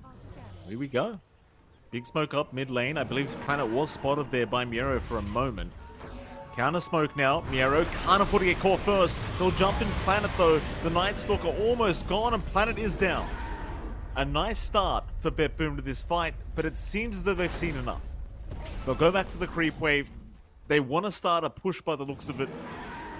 There is a buyback available on Planet and he might just be willing to commit it. Because I don't think Tidebound necessarily want to see this tier 2 mid tower go down.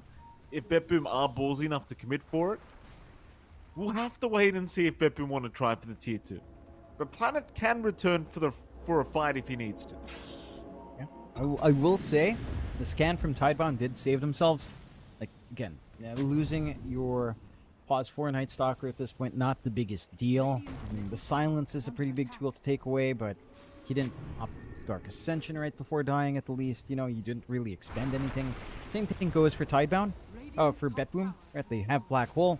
They have everything they could ask for. They find the space to clear out top tier 2 with all these spiderlings spammed out. So you are still shrinking that map down slowly but surely here from the side of Betboom at the very least. And they are keeping up with the farming pace that we are seeing from Tidebound. So, not too bad kind of recovery after that initial fight from Tidebound to kind of get back into game. The key thing now for Tidebound is that next Roshan. Right, like you have the Ursa, the pressure's on you to kind of utilize his ability in the pit. It's kind of down to Tidebound to take a fight right before the objective is back up.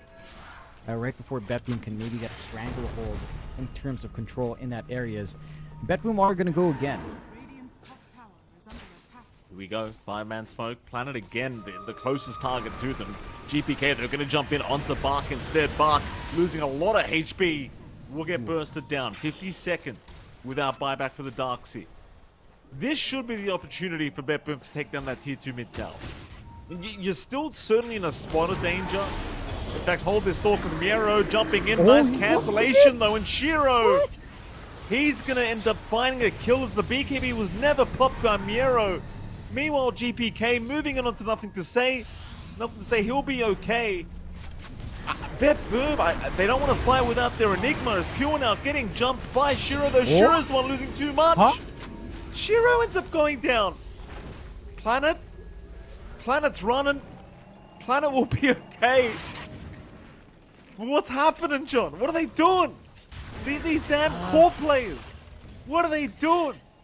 Yeah, mistakes were made, Mikey. You know, Shiro re-engages after his BKB fades away, not showing respect to Betboom. Miero gets antsy, wants to catch Shiro out without popping his BKB. Mistakes were made, Mike. You know, it is what it is. Sometimes you forget to pop BKB, you die. Sometimes you feel like you're not going to die without BKB, and you die. The lead back to Betboom. They will take control of Roshan. This was the big one for Tidebound to have to take to find some tempo into tier 3, shut the map down further. Instead, it's a lifeline now for Betboom. Secondary life up on Pure. You've got some Sanjin Yashis up on 2 of these cores. Some status resist to play with. They're going to be very important. You've got scaling kind of lining up, right, for Pure. slowly but surely, as it is more damage coming in now on that Broodmother as well. For the side of Tidebound, I mean, that fight alone was not the ideal anyhow. Like, Bach not being there, or not quite being there with that wall was already a little bit of a harder situation to consider. You didn't find the angle for Nothing Safe to look for a slam either. And you kind of have to reel in that confidence in Shiro. We've seen it a couple of times, right? Like, especially down bot when he's farming forward. I like that confidence in a core, but sometimes it will cost you. Well, when you do overextend just a tad bit. It finds you big wins. It also costs us some pretty atrocious losses if you're not too careful. Still, game state, despite all of that, still relatively even. 1 to 2k lead for BetBoom. Not the biggest deal in the world. 2 lives on Pure. It is somewhat manageable if you can kind of isolate and kite around this Broodmother. And again, when it comes to high ground defense, well, you've got the Tinker in your side. You've got Y. These waves, getting that full commitment for high ground is going to be tougher to kind of consider anytime soon. Shiro's pretty far forward. Oh, Shiro. I don't know about that, Shiro. He hasn't got any kind of secondary life here. He needs a way to survive this. He'll pop his BKB. He'll go for a run. It looks like Y's the one to sacrifice himself. Why? He got in there with the Holy... In fact, I don't even know if he used the Holy Lock.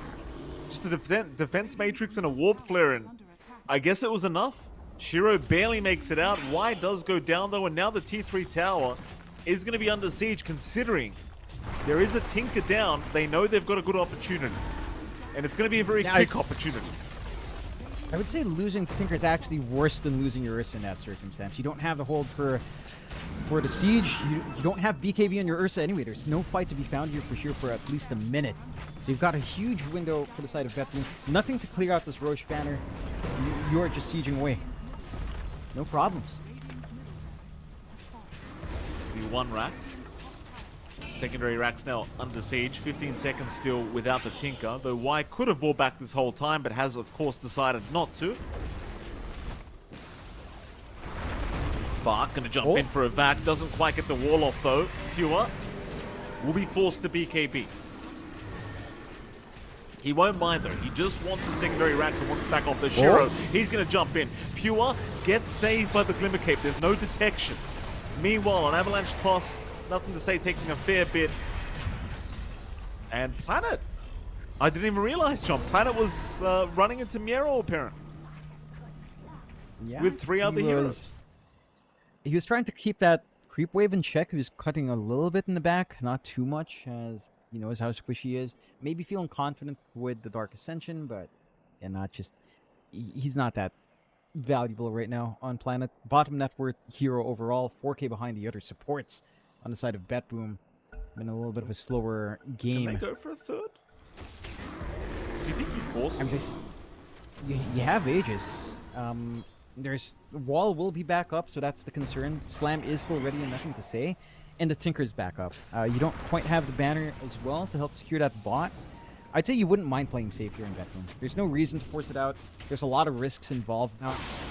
At the least, it's daytime on the respawn with no Dark Ascension, so you don't have to worry about the Night Stalker, but it hasn't felt like you had to worry about that hero for most of this game anyhow. Side of BetBoom, maybe you can find a kill. Oh, jump in, Shiro. He's got a good one. It'll be GPK. Going down. Pure now being chased as well. Does not have a BKB for 30 seconds here on the Broodmother. So Pure has to run the old-fashioned way. But he is pretty fast with those whips. Kanaomi, however, not so much. Big kills now for Tidebound. The Jakiro, who cares about that? You found the core Tiny, and that's all that really matters here. 60 seconds without the Tiny. See what they can get done. It seems like Tidebound probably just going to take the time to secure some more farm. Of course, they did lose quite a bit of net worth in those previous engagements, and they are 2 racks down. So they'll take the chance to just farm up.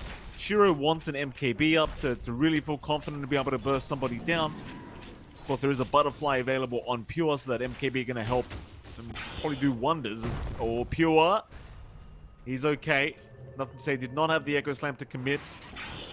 So he just wanted to try and clear out the Spirelings with the Fisher, but it doesn't quite work out. But speaking of Nothing to Say, he does pick up a full Refresher Orb now. So you do have those double Echoes. Miero also having the Aghanim Scepter available on the Black Hole. That's always going to feel very, very nice with the added damage output. So items are coming up as Pure. He's going to lose his Aegis. I believe it was about to expire. That doesn't really matter. He was about just like 2 seconds off from expiring, so time was just right. Getting themselves a free Tormentor as well. Nice solo. You don't waste anything. You're not wasting HP or time of other heroes. Free Shard for save is pretty damn annoying. Recall having 2 charges. Not that it even needed that. So even more reapplications of Chakra on hand. More heroes you can drag in for just global gank potential off the back of 1 hero. It's going to feel really good. Not that it feels like they've needed to do that anyhow. Like, a couple of rotations have paid off. But when you have full map control, you can kind of just find the angles naturally. Maybe it just allows you to farm a little bit more Maximus here. Or maximally farm a little bit more efficiently here. Full Nullifier up now for Pure, as you do get the Sight of Vice running up as well on Y. So some control options presenting itself, which is very key. We've seen some issues in trying to lock a player like Pure down in this match. Tidebound, Betboom, no. I'm going to gun for that smoke. No big objectives to take, but if they do win this team fight, bot will open up. It'll force the buybacks. We'll be able to take that last objective. And for Tidebound, again, they need to kind of play this right. They don't have that full MKB yet in Shiro that you were talking about here. Shiro's very far forward here, John. That's the primary target. They're going to jump in. Black Hole's committed. Miero, he just wants the Ursa ASAP, but he needs a bit of backup in terms of the damage to Palmer because Shiro is still well and truly alive. They'll take rid of Y instead. Miero is down, though. They've lost their Enigma. A 1-for-1 thus far. In they go for more. Nothing to say getting caught out by GPK. Will be okay, but Shiro in the middle of nowhere. Nothing to say. He'll jump in with the double echo, but it's not going to be enough. There was no Spiderlings. There was nothing crowding the area. A full team wipe for Betboom off the back of GPK. A nice attempt by Tidebound, but they threw everything but the kitchen sink eventually, John. It just wasn't enough. Betboom just proving to be positioning too well in that last fight. Here we go again, though. A 2v4 scenario.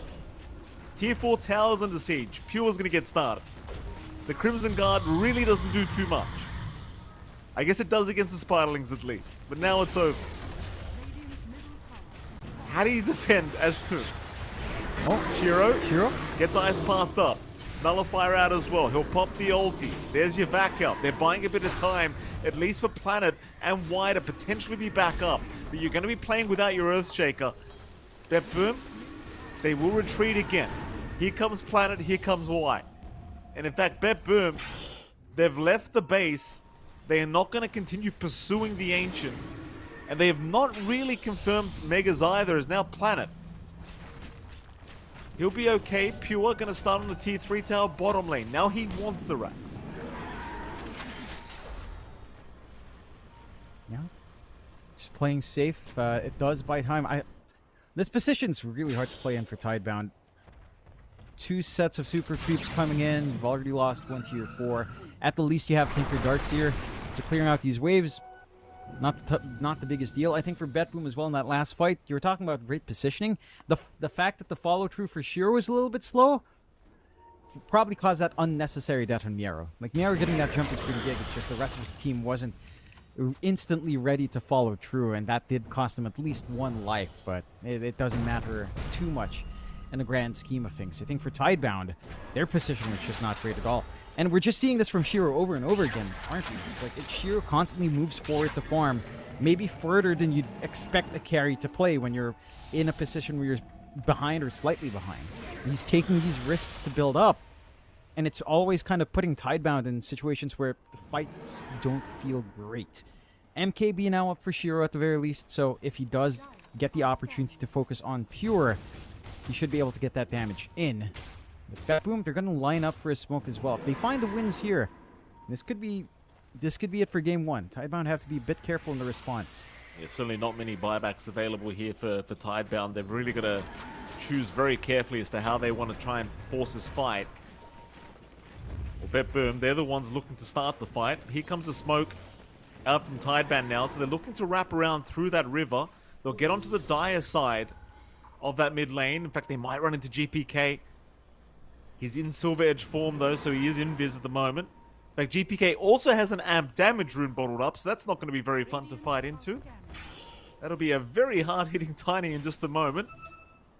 Bepboom will hold the Radiant Triangle instead. Meanwhile, the Spiderlings are just moving into the base. There goes your Dark Ascension from Planet. They find Miero. Miero is committing the black hole, though, and that is... Ooh, actually, Miero just dead. Shiro does find one. GPK could be the next target. A nice back wall out. They want Pure. Pure's going to run to the high ground, though. He'll be okay. Running back in now, looking for Shiro. In comes NTS with the Echo and Pure. What? Pure is down. Shiro's looking for more. Kataomi in trouble, gets an ice path away. Meanwhile, Save also being chased and Pure's going to buy back. Do you back off this Tidebound? Do you try again? If Pure dies a second time, I mean, you probably have access to high ground. But the Ancient, look at the Ancient, Jonathan. It's just, it'll be okay. They'll get there. They'll get there. They've lost a lot of HP in that Ancient, but at least it's going to heal up just a tad bit. Bepboom could actually just look for forces here. He's forced into the fight. Planet in trouble. Is going to be saved by the Glimmer Cape for now, but surely not for long. No, he blinks away. Planet will make it. Pure cannot die. Pure cannot die. He's alright. Ooh. It's just those cheeky bashes coming in from Shiro. You know, you get caught by one of them and suddenly Pure just disappears. It's like a little bit of a magic trick. I do like seeing that our carries are willing to fight hard. And they are trying to take Roshan and Bepboom, but instant smoke out from Tidebound. If they can turn this fight in Roshan, although Shiro is running. Roshan is over. This is horrible timing now for Tidebound as Miero's looking for a black hole. He will commit. Shiro's been caught. He does have his BKB ready to commit and he will turn, but Miero, he gets the refresher off. He'll have a secondary black hole and Shiro is down. No buyback available for the Ursa. And so with that, we'll see if they can defend one last time here, Tidebound. But this Ursa, his buyback is on cooldown at the moment, Jonathan. Not going to be available anytime soon, that's for sure. And as for Bepboom, it should be easy pickings for the Ancient. It should be. There is a slam ready, though. Jump in. Oh! Echo Slam committed. 2 down. One of them was the Aegis, though. Let's see if they can do it again. Pure, he's going to respawn. Meanwhile, nothing to say. Pops his BKB and runs because they're chasing Y instead. Y, he'll jump out of there with the Ogre Seal Totem. Fisher out to block Pure in the Warp Flare. Ensuring Pure cannot chase. But GPK, he's in again. He's got no toss target, though. He needed some help. Here comes Pure. They're jumping in on Y. The Tinker is down. That'll make just going after the Ancient that much easier. Knowing you don't have to mess with this pesky hero. As they will go right after the Ancient here, Pure and GPK, trying to get the job done. Meanwhile, Buck and Planet trying to find a way to defend with nothing to say. They will jump in onto Pure once again, but Pure just mans up, kills off Planet. They're onto the Ancient once again. Nothing to say will go down a boot. More buybacks incoming, but how do you defend? Everyone's just completely ignoring them and just going after the Ancient as Bark will die another time. Pure wants some kills before the game's over. He'll find an Ultra. Can they get a Rampage? They get a GG call, and it seems like they won't get it. Nothing to say. Trying to run. Yours is up. The Ancient is not down. Pure will get the Rampage. Just in the nick of time. There is no denying this man. They will secure a... I mean, I want to say a perfect game one, John. It was far from perfect. A lot of back and forth, but Bepboom, they make it work. That they do. There were some moments of brilliance there from Tidebound, but overall, Bepboom knew the timing they had to play with. They play high tempo. It didn't feel like Tidebound really had a game until Shiro got some big openings, but it was just not enough. Like, they had to play it perfect from that moment forward. Bepboom, just a hard team to play perfect Dota against. Absolutely. Of course, Jonathan, we are going to have to head off to a Game 2 very soon, but we'll head off to a break, and right after that break, we'll be back with Game 2 between Bepboom and Tidebound.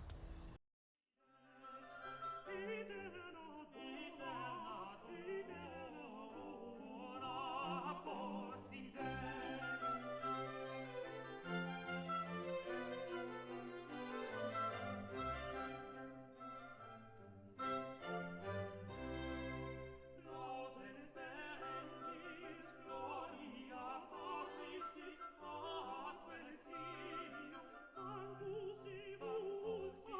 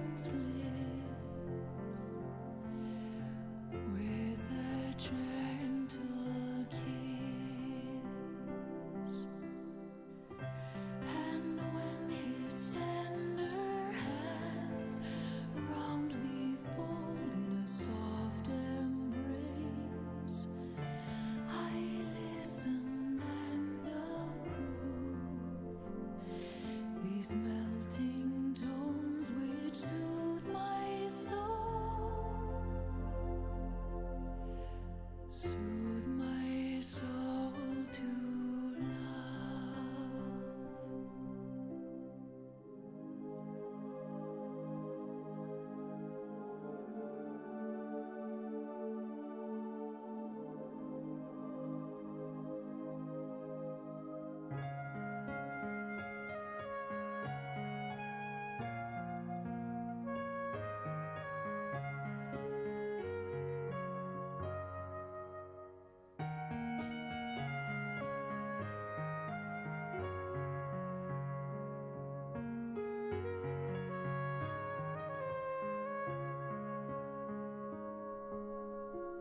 Alive with passions from his breath that flow, healed your music when his breeze to blow. Thus at once the charming minstrel delights with songs and enchanting tune,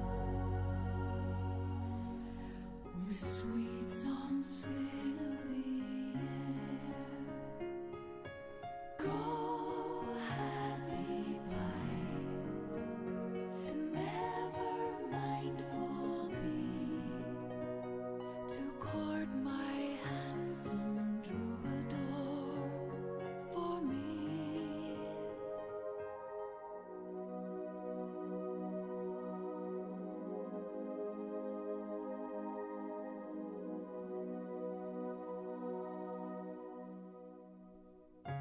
Tell him of all I feel, repeat my love at each melting touch, since to him my loyalty assign. Take thou care to tune his heart, tune his heart to mine.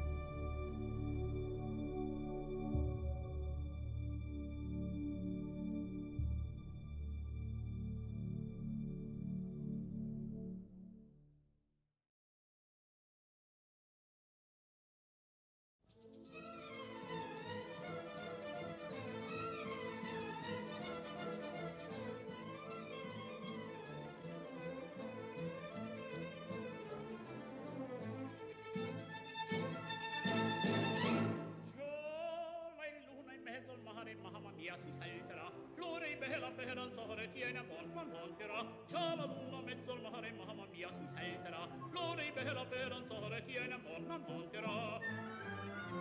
Già la luna mezzo al mare, mamma mia, si salterà, festa in danza quando donna mia la ride qua, un garzon bello giocondo ciascuna toccherà, finché in cielo una stella e la luna splenderà, il più bel con la più bella tutta notte danzerà. Mamma mia, già la luna in mezzo al mare, mamma mia, si salterà, fringe, fringe, fringe, fringe, fringe, fringe, mamma mia, si salterà, fringe, fringe, fringe, fringe, fringe, fringe, mamma mia, si salterà.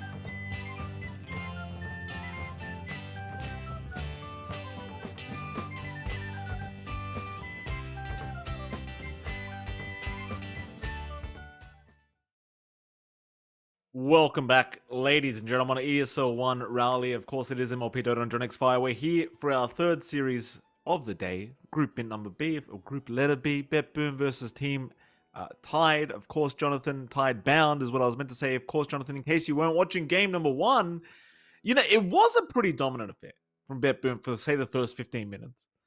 And then Tidebound come around, have one good team fight, and then suddenly the game gets dragged out for, say, what, 40 minutes, 45 minutes.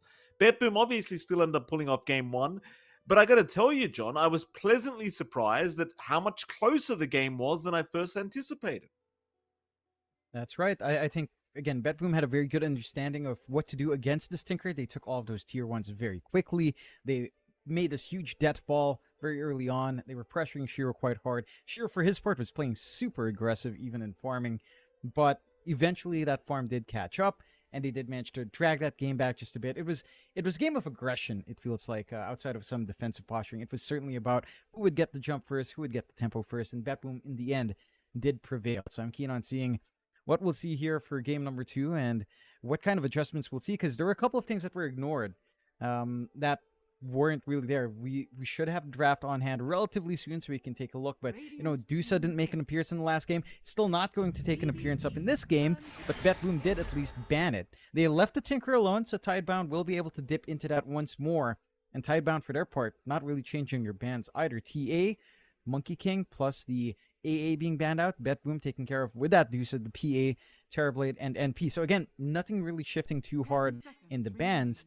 I'm curious if Bet Boom will keep that same idea, no? Will you go back to the summons? Will you just go all in on playing this high tempo, try to run down Tidebound early?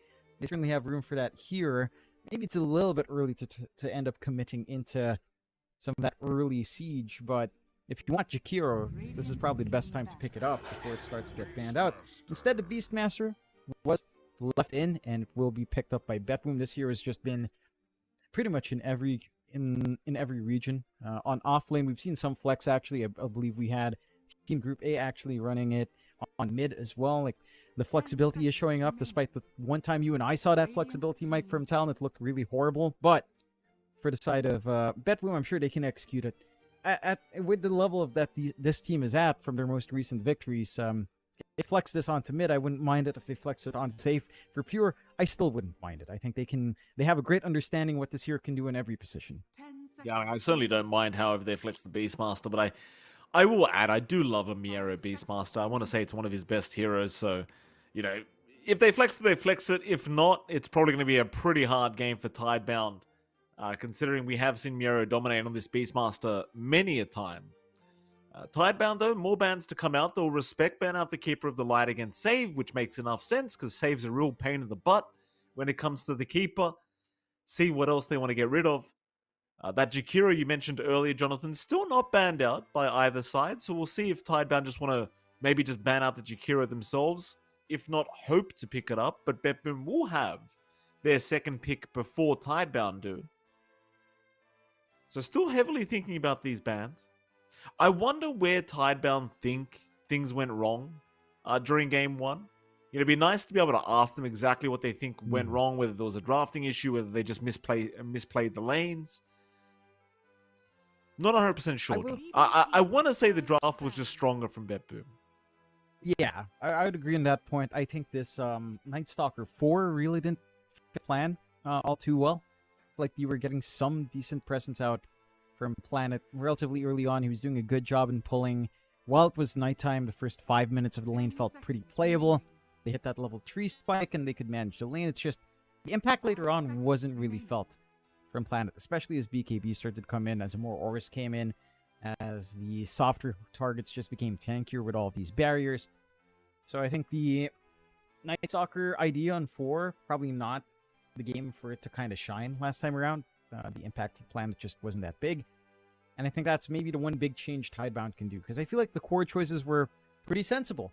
You know, Darkseer into Enigma plus Broodmother makes a lot of sense. Shaker mid against Tiny with the consideration of all of the summons there made a lot of sense as well.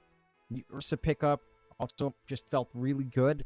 If you could manage to just focus in on these targets, it's just that it felt like, in terms of control, you were really banking on the fact that maybe the side of Bet Boom would kind of be out of position. You'd get one big burst play, and you try to snowball that into others with a numbers advantage. Your hold was all really stuck on nothing to say, and a ton of pressure for the Shaker to kind of deliver on every single front. So, yeah, I think that's maybe some of the issues there for Tidebound. Still, at the very least, you won't have to see that Tiny any longer from GPK. It's been banned out by Tidebound themselves. BetBoom take care of the Gyrocopter to ensure probably if they will run the Miero Beastmaster, you don't have to deal with a Flax. You don't have access to PA as well to kind of play that safe lane against Beastmaster. So this should just be a good time for Miero overall. And, you know, it's pretty open with a Beastmaster up. You don't have the Coddle combo, but stuff like Shakira is still there. Maybe even something like, say, a save Shadow Demon could be pretty decent. Beastmaster Shadow Demon, maybe not the most aggressive lane. There you go, it does get picked up. The saves are pretty important.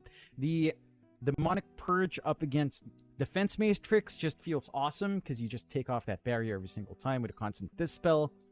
So it is, in a way, a really good way of mitigating that regen, that durability Tinker provides in the middle of these fights.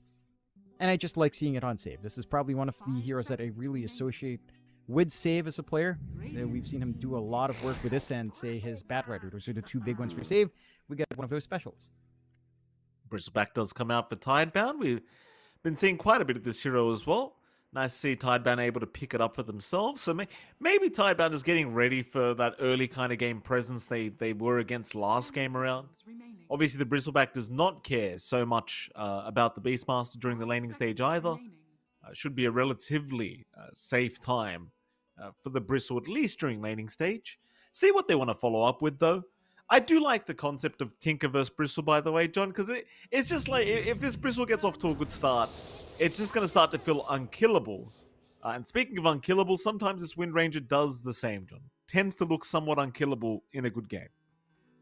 And it can be a little bit awkward into Shadow Demon, so if you don't have anyone else to Demonic Purge, Wind Ranger gets purged up, Wind Run doesn't feel great, and you're just going to be dead. So there are some answers on BetBoom at the very least with their Shadow Demon already there. My concern for Tidebound with a Bristleback is where it's going to lane. Like, you have a lot of flexibility at the moment to kind of decide whether or not it's safe for mid. As you mentioned, they're safe into the Beastmaster. Looks like the best bet. I'm going for Seeing Red there as well. A little bit different from BetBoom, though. They go into Jakiro plus the Kunkka. We have seen a little bit of that Kunkka come out. I believe Shopify played it a while ago for Yopaj. It did not look amazing, but that could just be because Shopify is not in a great spot right now. Could be a little bit better here for BetBoom. This should be our GPK hero on mid. Mind you, I say that, but I do believe, again, some teams have run it on safe, although that tends to be with something like the Keeper of the Light, which you don't have here. So if it is mid, it's fine. It's fine against most matchup. It gives you a good hold in case things go sideways. Tidebound will go into the Clinks. So again, keep some flat flux open. It could run Clink save. It could just be Clinks mid against Kunkka, which is a lane that Clinks feels pretty happy about. Although the Tiger is going to be pretty annoying for a relatively low HP hero, but it is manageable for the Clinks. You can dip into the jungle if things go too bad. This finally gives him a way to tie into the Bristleback with Goo as well. So it does open up the shift for the Bristleback into offlane with Snot Rocket. Flint will just melt through heroes. Bristleback does spray enough goo around. It's going to be easy pickings for the Clink. So I like this from Tidebound. It's a little bit different. It has a lot more tempo than what we were seeing last time, where you needed more and more items. This time, there's a level spike you can play with on this Clinks. You can kind of connect with the Wind Ranger to an extent, even to the Bristleback as well, depending on the facet. And there is more of an early game to play in comparison to Game 1 here for Tidebound. Yeah, it's an interesting draft coming out here from Tidebound. I'm not 100% sure if I like it yet, John, but it is something. It's a very interesting kind of draft, very different from Game 1. This Clinks hero just feels like it can be so hit and miss sometimes. You know, so one game you're completely dominating the enemy, and the other game you're a creep. You know, you never know when it comes to this hero, this old Clinks. I'll tell you what, though, if Tidebound get off to a good start, it could be a pretty devastating game for BetBoom, considering, like, this draft from Tidebound, it just feels like it's got so much tempo once you're off the laning stage. And that it does. I think maybe the one concern is having to play into the Rum buff on the Kunkka, right? Like, that can stall out a fight, and you are kind of playing physical burst at the moment here on the side of Tidebound, at the very least with your draft. So that is one thing to consider. I think if Betboom managed to get maybe a little bit more aura out, say just a mech out on the Shadow Demon, it can cause some complications for that burst. And Guardian Greaves is going to do you wonders here in Betboom if you can kind of get that in one of these heroes. So we'll see what they're expecting to have to contend with. They already banned out the Storm here on Betboom. The side of Tidebound did take care of the Magnus. So they're banning out some pretty open picks. Again, there's a lot of flux on the side of Betboom. They'll take care of the Pango as well. So they're expecting this to be probably something like a safe Clinks off-lane Bristle, or kind of vice versa. You can kind of flip it. And are expecting something mid to contend with. For the side of Tidebound, again, when you look at the Kunkka, normally you see it mid. You could kind of consider it safe as well, although that's a weirder bet, as it's a Tusk to come out. So are we getting mid Wind Ranger or mid Tinker? Interesting question, Jonathan. Very interesting question to raise. I don't know the answer to that. I don't know. Maybe you go mid Tusk, old school. That's not something you tend to see too often. Into Kunkka, it can be fine, and it's probably the one hero that won't care too much about X, right? Like Wind Rangers is gonna feel awful up against X. Tinker really hates X. That's my one concern with kind of going for some like a nothing to say Tinker mid. So maybe a Tusk mid gives you a save. It gives you a big save against the Roar and the X to a certain extent. As a Shadow Demon comes out from Betboom, so a Shadow Fiend comes out for Betboom, so that should just be our pure hero safe, and we will end up with the GPK Beastmaster and Miero on the offlane Kunkka. We do end up with the nothing to say Tinker does come out. All right, nothing to say Tinker. I'm a little bit surprised. Yeah, the last time I think I saw. I mean, last time we saw Core Tinker was like a year ago, Mike, from Yoe on mid, and then it got nerfed to hell, and no one ran at mid again. Yes, so, that's true. I'm not completely sold. I'm wondering what the idea is here. Like, what are you gonna do with this now? Like, I can being very annoying. Don't get me wrong. It might just be the same build up. You know, it might just be this March of the Machines healing madness that we have been seeing from support Tinkers, but it doesn't really feel like you need to play core Tinker to play that role. So I'm now confused. Like, what does MTS do on this Tinker in the mid lane to make it feel like a strong hero? I'm keen on finding out, Mike. Yeah. That's all I'll say. Maybe he can go for like the Blink, Kaya, Yashikaya, Sanj kind of thing. He could still go Holy Locket. He could still go back to like Arcane's mech, but it doesn't feel great for a mid to kind of be just a sustain bot. Mind you, Tinker is probably one of the better ones to kind of go for like an aura mid.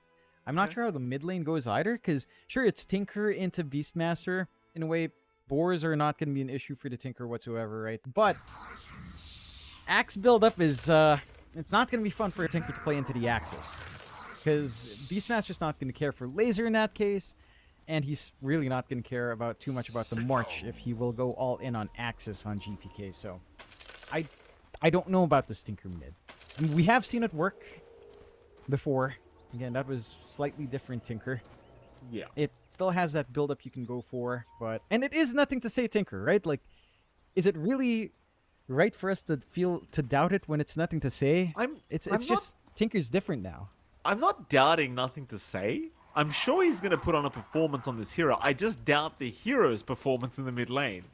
That's where my issue lies. Because I don't know the build-up for nothing to say yet to really feel confident. Obviously, John, you can see he's queued up a blink. So chances are there's a blink coming. We know that. That I can almost guarantee you. There is a blink. But what happens after that for NTS, I don't know. As they are going to run into each other. Smoke on smoke. Betboom not quite backing off, but eventually they will. Save only copying a nasal ghoul, and that's going to be about it. It still looks like they want to maybe force a fight at this top banner rune spot. GPK is also hanging about. But it seems like Tidebound, they are the much more confident team in this position. They will walk away, but there is a 3-for-1 banner rune trade anyway, as Miero was able to swipe one away from Shiro. So you do come out with a better start anyway for Bitboom. Yeah, which is what you want to see. They got themselves a really good start last time as well with all of the bounties, so could have been worse for Tidebound. At the very least, they snag one. We'll take a gander at that mid lane of Say up against GPK first. Beastmaster versus Tinku. Not a mid lane matchup you see too often. Mind you, we have seen a little bit more of that Beastmaster mid. Again, it was ran a while ago in one of the Group A matches. I do recall seeing that, and it did do pretty damn well. You and I, well, I did see this in the Southeast Asian qualifiers for Dream League. It did not look great from Mikado, but Talon was also looking pretty shoddy that day. And this one should be fine. This is a fine match for Beastmaster. The boar is maybe not as effective when you've got Laser and March Fam, but once you have access up to, say, level 2, it starts to feel pretty damn good for GPK. Spam those spells out, Tinker starts to comp it, and you can just kind of melt. It should be pretty straightforward. There's going to be a push threat as well from GPK if he does go like a 3-2-0 build. There is a steady siege that can come out just from the boars around that you will have to kind of camp nothing safe right on mid. From lane, Miero's going to survive. Save now the one in danger, and Miero can't really stand around to help. Save going to try and trade here with Shiro, but Shiro not really taking too much damage from these images.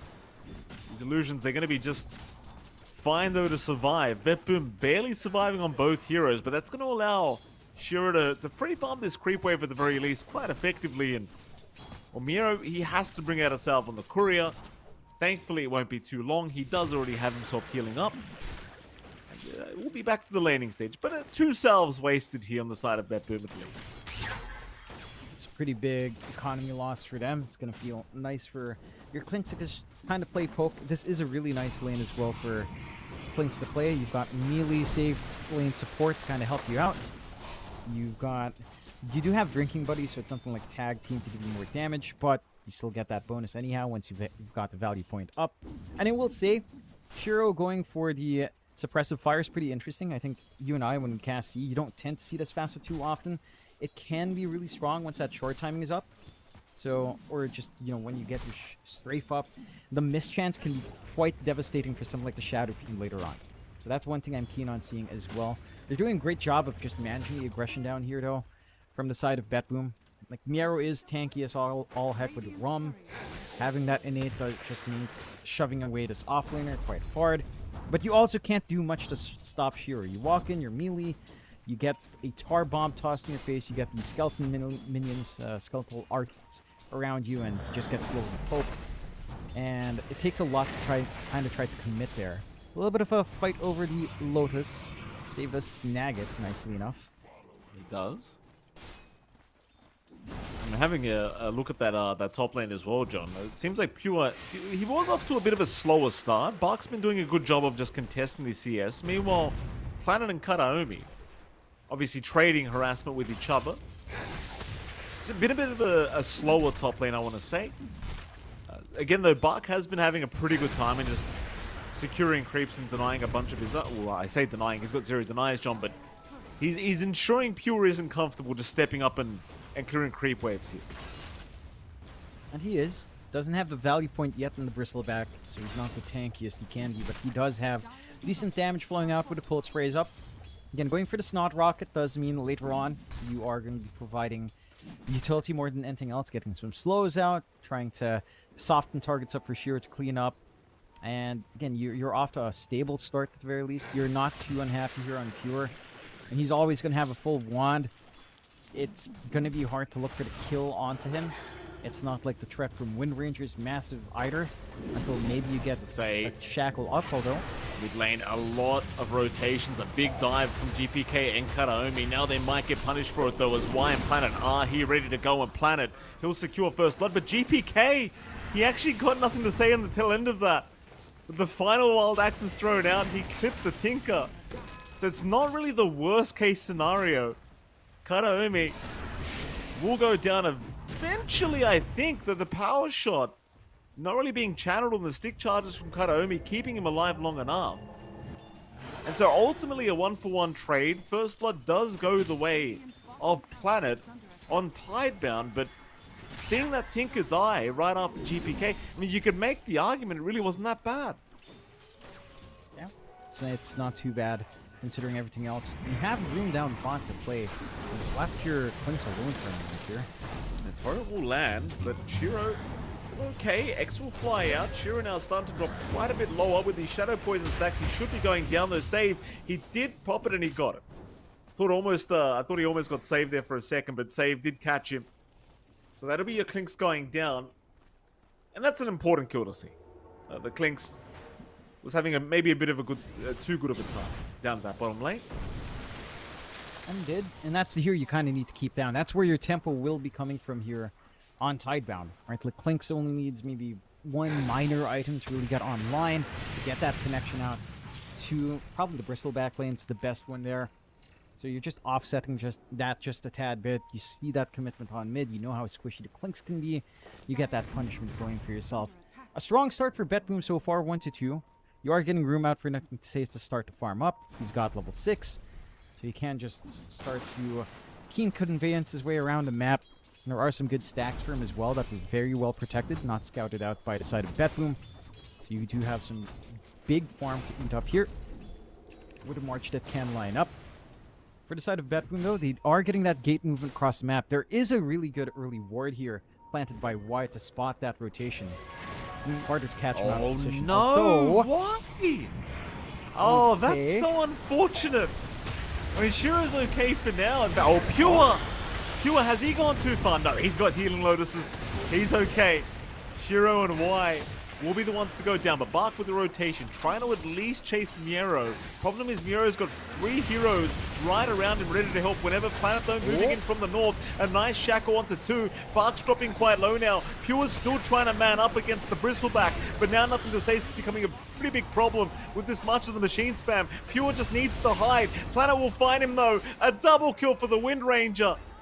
And Tidebound, it seems like they've pulled off the fight. They're chasing for Miero too.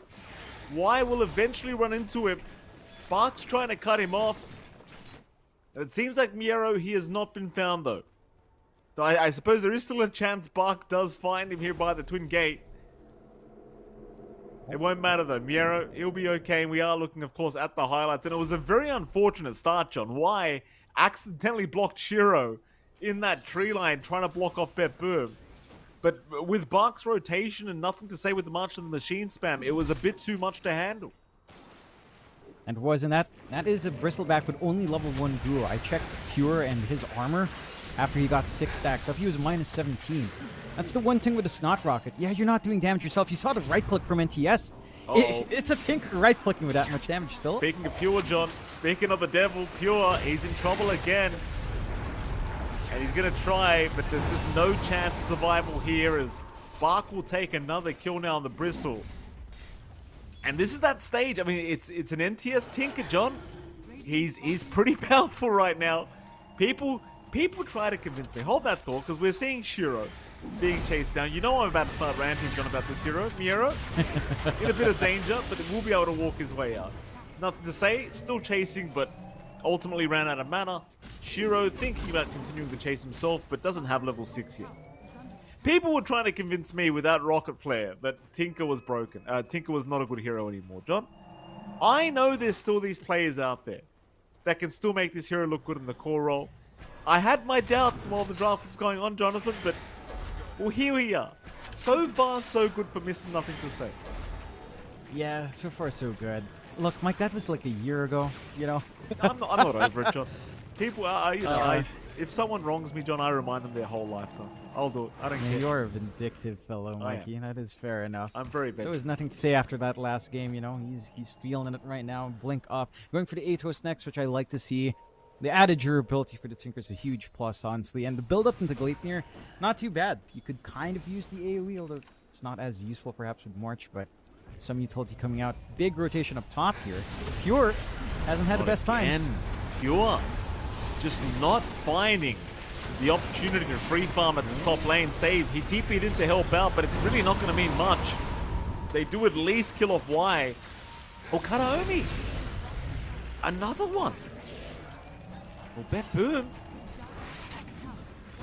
Maybe just getting a little bit too excited here, John, but not really respecting the amount of tempo that that Tidebound can apply right now. And you've seen the last couple of fights, like there's no contesting these guys. Even if you've got the numbers advantage to start, nothing to say comes in and just starts cleaning up. Here comes Miero. I'm not sure what the idea is. He'll give the boat a crack with the torrent, but Bach is a pretty tanky boy right now. And again, with the Tinker coming in, you're going to be perfectly fine. That defense matrix, man, you really can't underestimate it.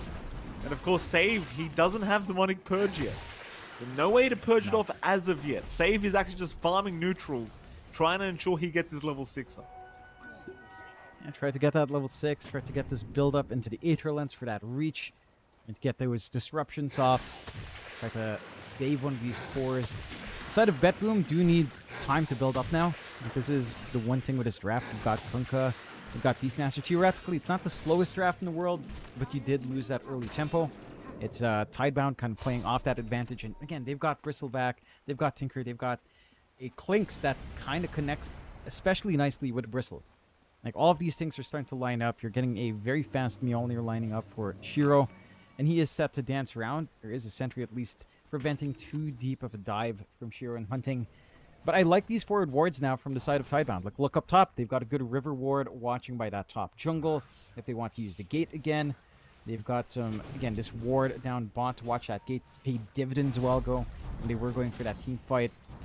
And for the side of Betboom, it's not as aggressive as we were seeing last time. The mid wards are about to fade.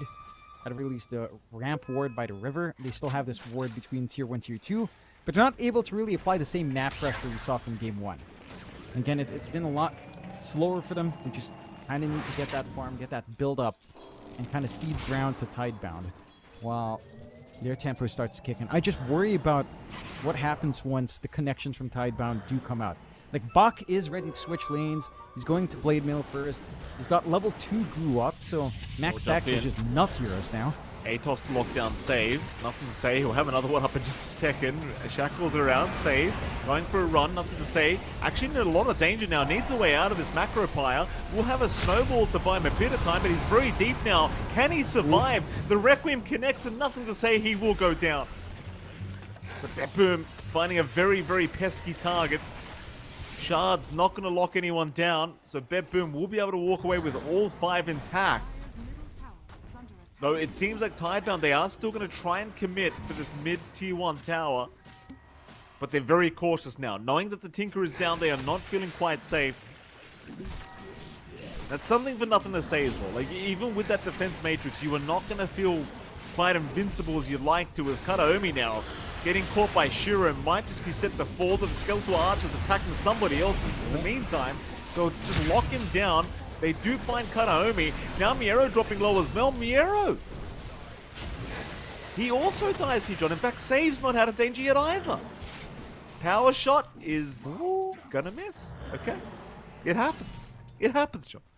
Don't pretend you haven't done that too. No, I'm not.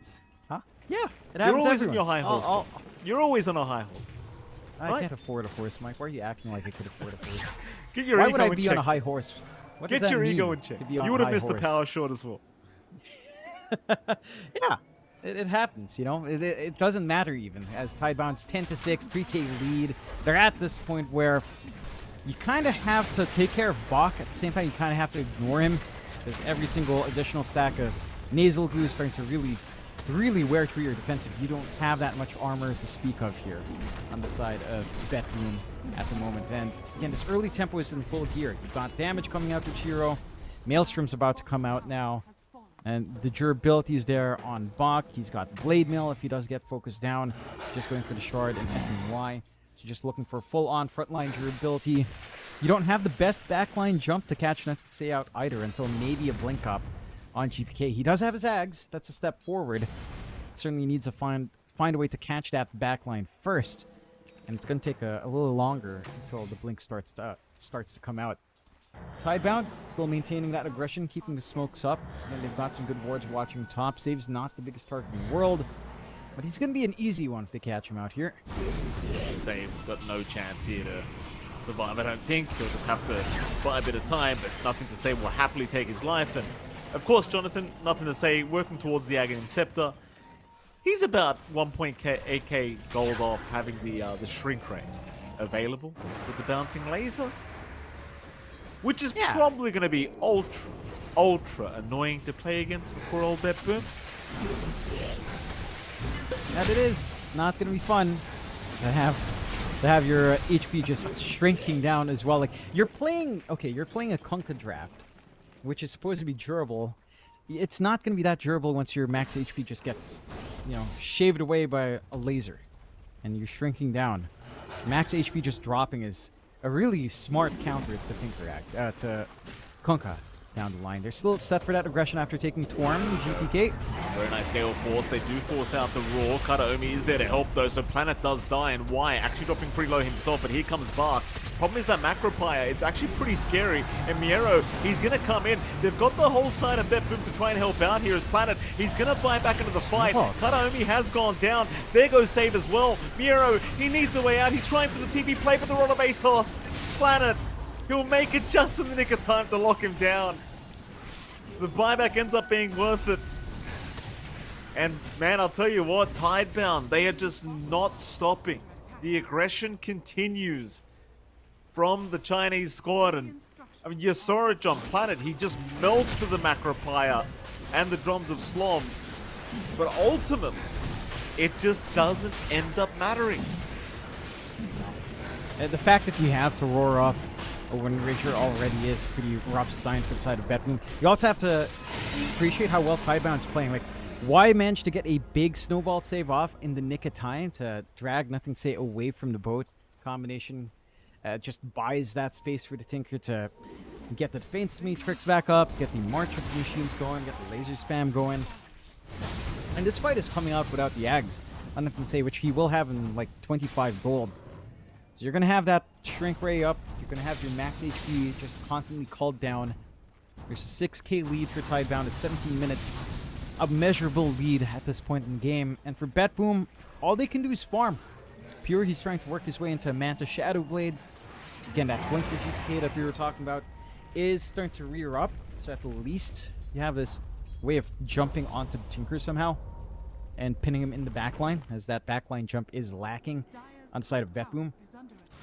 You're going to have the Shard from Yarrow up as well relatively soon, so Tidal Wave to reposition is going to be nice as well. Whether or not it's all enough remains to be seen, as Shiro's just on the hunt. Certainly is. Kataomi. Dropped for now. Shiro dropping low, still has that Aegis.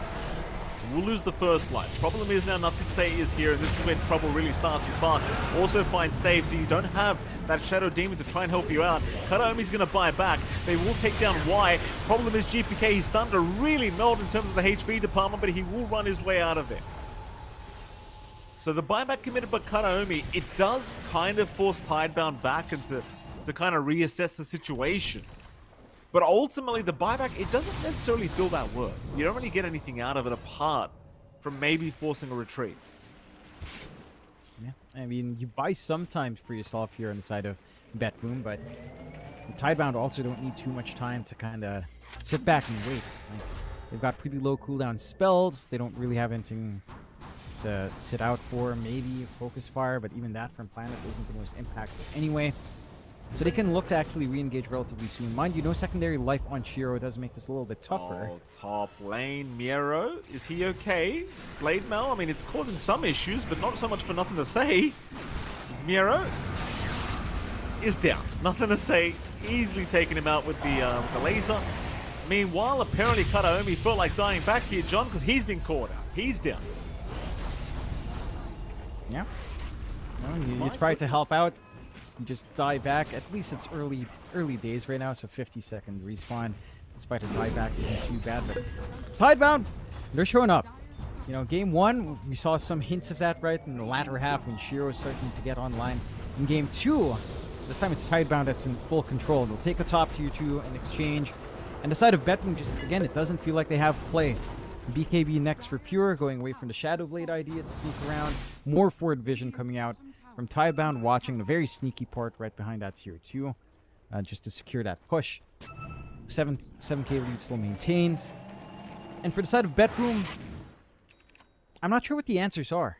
Right, like you're playing durability, but now you're playing into Tinker Ags. So your max HP is going down. It's not like it's not like that's damage that Ghost Ship blocks off with a run buff. It is just straight up your max HP dropping low, so you're a softer target, you're easier to play burst on. Oh, Pure. Pure? Oh, he's been caught off real bad here, Pure. He's going to pop the Requiem, try to buy himself a bit of time, but I don't see it happening here, John. Pure is just melting. Nothing to say, not even bothering to rearm for another laser. He just knows that the guy's dead. My goodness. I mean, you know what, John? I mean, you and I, we had our doubts during the draft for this core Tinker pick, but, well, nothing to say. As usual, Jonathan proves us wrong without saying literally anything. Yeah. It's still a menace. It reminds me of those TI quals with Yoa. This is kind of the performance we're seeing. Except for a little bit more damage, although. Uh-oh. Am I jinxing him? Whoopsie daisies, nothing to say. Is he going to make it out? Torrent's going to land. He's still alive, but no, he's gone. Oh, I've done it, haven't I, Jonathan? GPK, he's in trouble.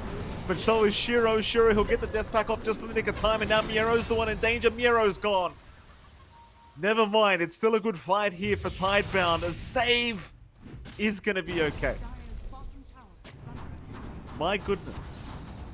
Yeah, got. Yeah, you just all they need to do on the side of BetBoo, Mikey, is for you to talk about nothing to say, and for you to praise him multiple times, you know. And the funny thing is, we were talking about how we used to curse like 9Pandas BetBoom when we cast him. Oh, BetBoom, like with BetBoom, we were by far the worst. We cursed them every time. Yeah, it was atrocious last year, or even the year before as well. These are the kind of casts I'll show my kids one day, John, when they ask why I never praise them. I'll be like, this is why, kids. I don't want to ruin your lives.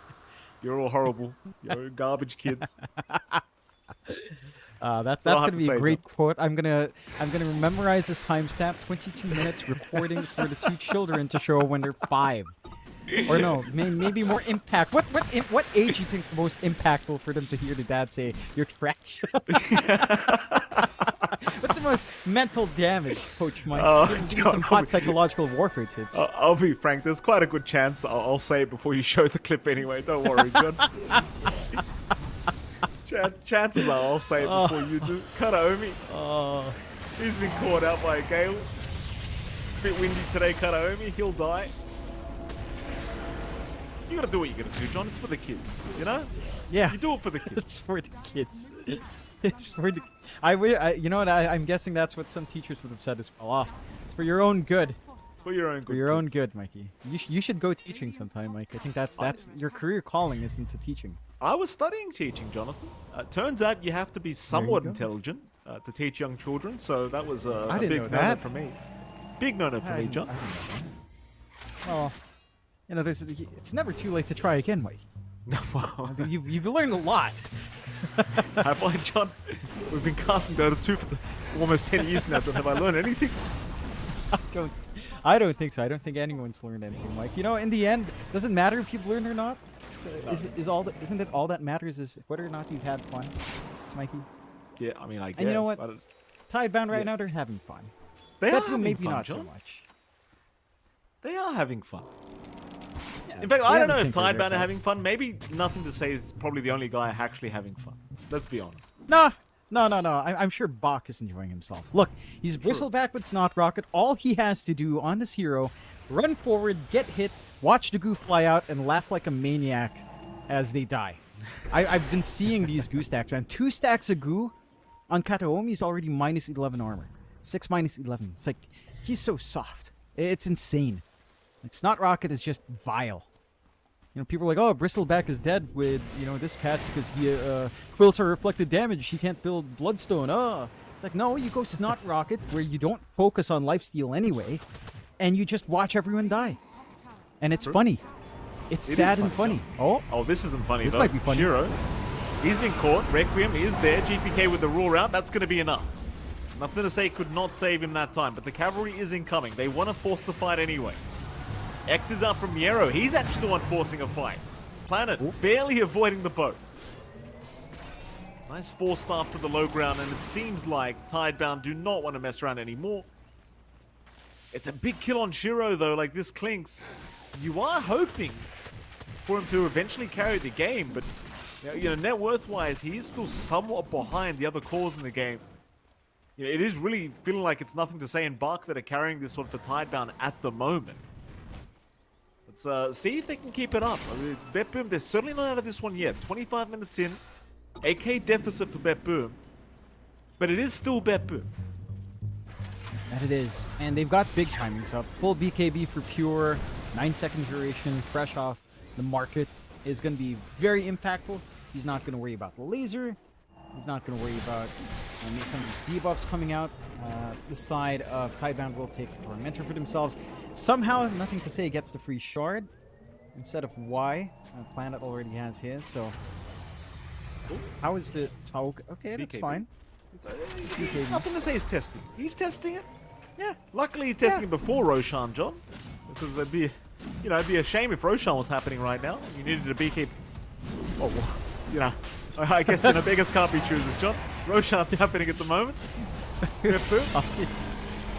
Shut up, John. Trying my best here. You're cursing the man. You know? You're cursing him so hard. Let's say. Mid-sentence and I'm like, oh, maybe I should check the Roshan pit to make sure it's not happening. Yeah. You know, just a little mini-map check even. There it is. Aegis up and Pure with a fresh BKB. They're still 10k behind on BetBoom, but it doesn't feel as hard to play into when you have these tools up. You know, again, these BKBs are just going to cause some issues. You've got GPK with his as well, down to 8, of course. But it starts to stop some of that output, right? Like, the laser's not going to be as annoying. The isolation play you can do is not going to be as annoying. And there is room for BetBoom to actually start to consider a game. Especially as it scales up, right? Like, Save eventually hitting, say, this Ags shard timing, or at least just the Ags and Blink. Well, once you have the double charge on Demonic Purge, Demonic Cleanse, the game becomes so much more manageable overall. Their high ground hold with a Kunkka, and Beastmaster's pretty alright with a Hero on top, but they've got some good AoE hold. BetBoom will actually smoke with a Sage's up, see if they can get a good catch here.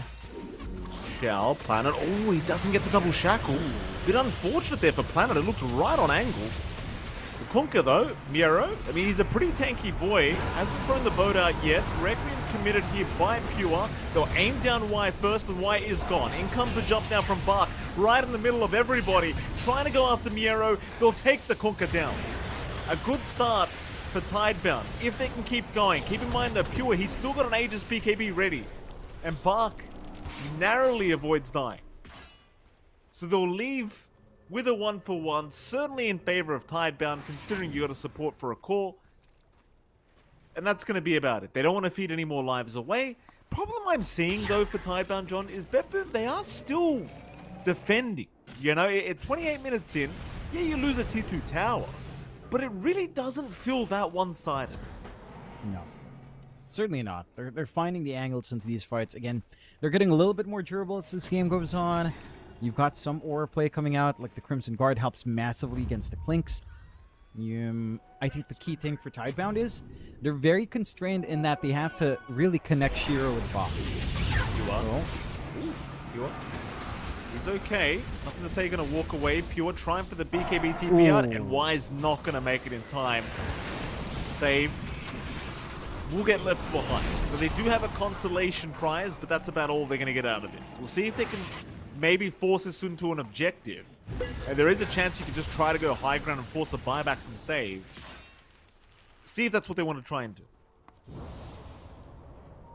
They've got an opportunity. They're going to get a little bit of a shove out down bot. Maybe not the safest play.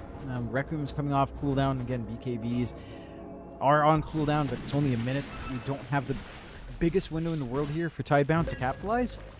At the same time, BetBoom with the Aegis is also not getting much, right? Like, tier 1 top is still standing. They're not able to just kind of shove that in. We've got the steady siege coming in with Bach. He's got some good right-click damage to kind of leverage. Fortify already forced out at one time. And that tier 3 is still set to fall. You need to find an angle out here inside of BetBoom. With the Shadow Blade up in Pure, perhaps you can bank on this. Jump in, Roar is out, they've got Y. That's a good start. Can they deal with Bark, though? Bark with the BKB, happy to just go at war with Miero, but Miero is surviving through it just fine. He's a very tanky Kunkka. Doesn't even bother consuming boat yet either. And that's going to be it. Y going down is more than enough to force them back on the side of Tidebound. Yeah. And they've managed to shove in decently into this tier 3 mid, right? Down to 300 HP. That's them playing into the Aegis as well. So they are getting a lot actually against that. Pure will at least sneak out a mid tier 1, which has overstayed its welcome at half an hour in. But the Aegis only has 40 seconds left. There's not much of a window for Pure to play. In fact, he has to be a little bit cautious being this far forward here. Well, he's very far forward. Pure does juke out the Rod of Atos very nicely with the Manta, but the Gale is just dragging him back. Pure! He's going to lose the Aegis.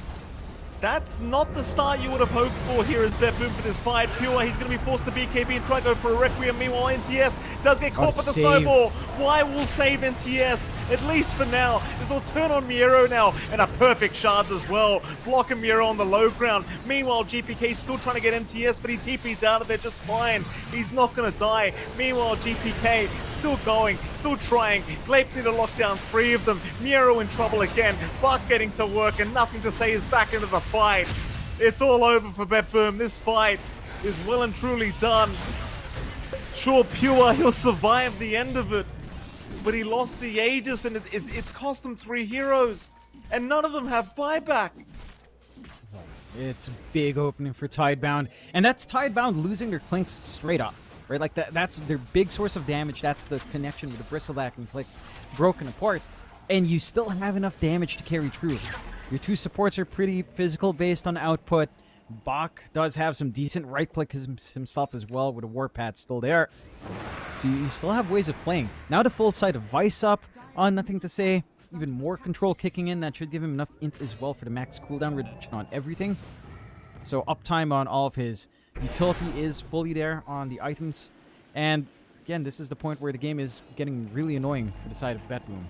Silver Edge is going to be up and Pure. You have the break mechanic to deal with Bach and all of those goos flying around in the middle of these engagements, at least.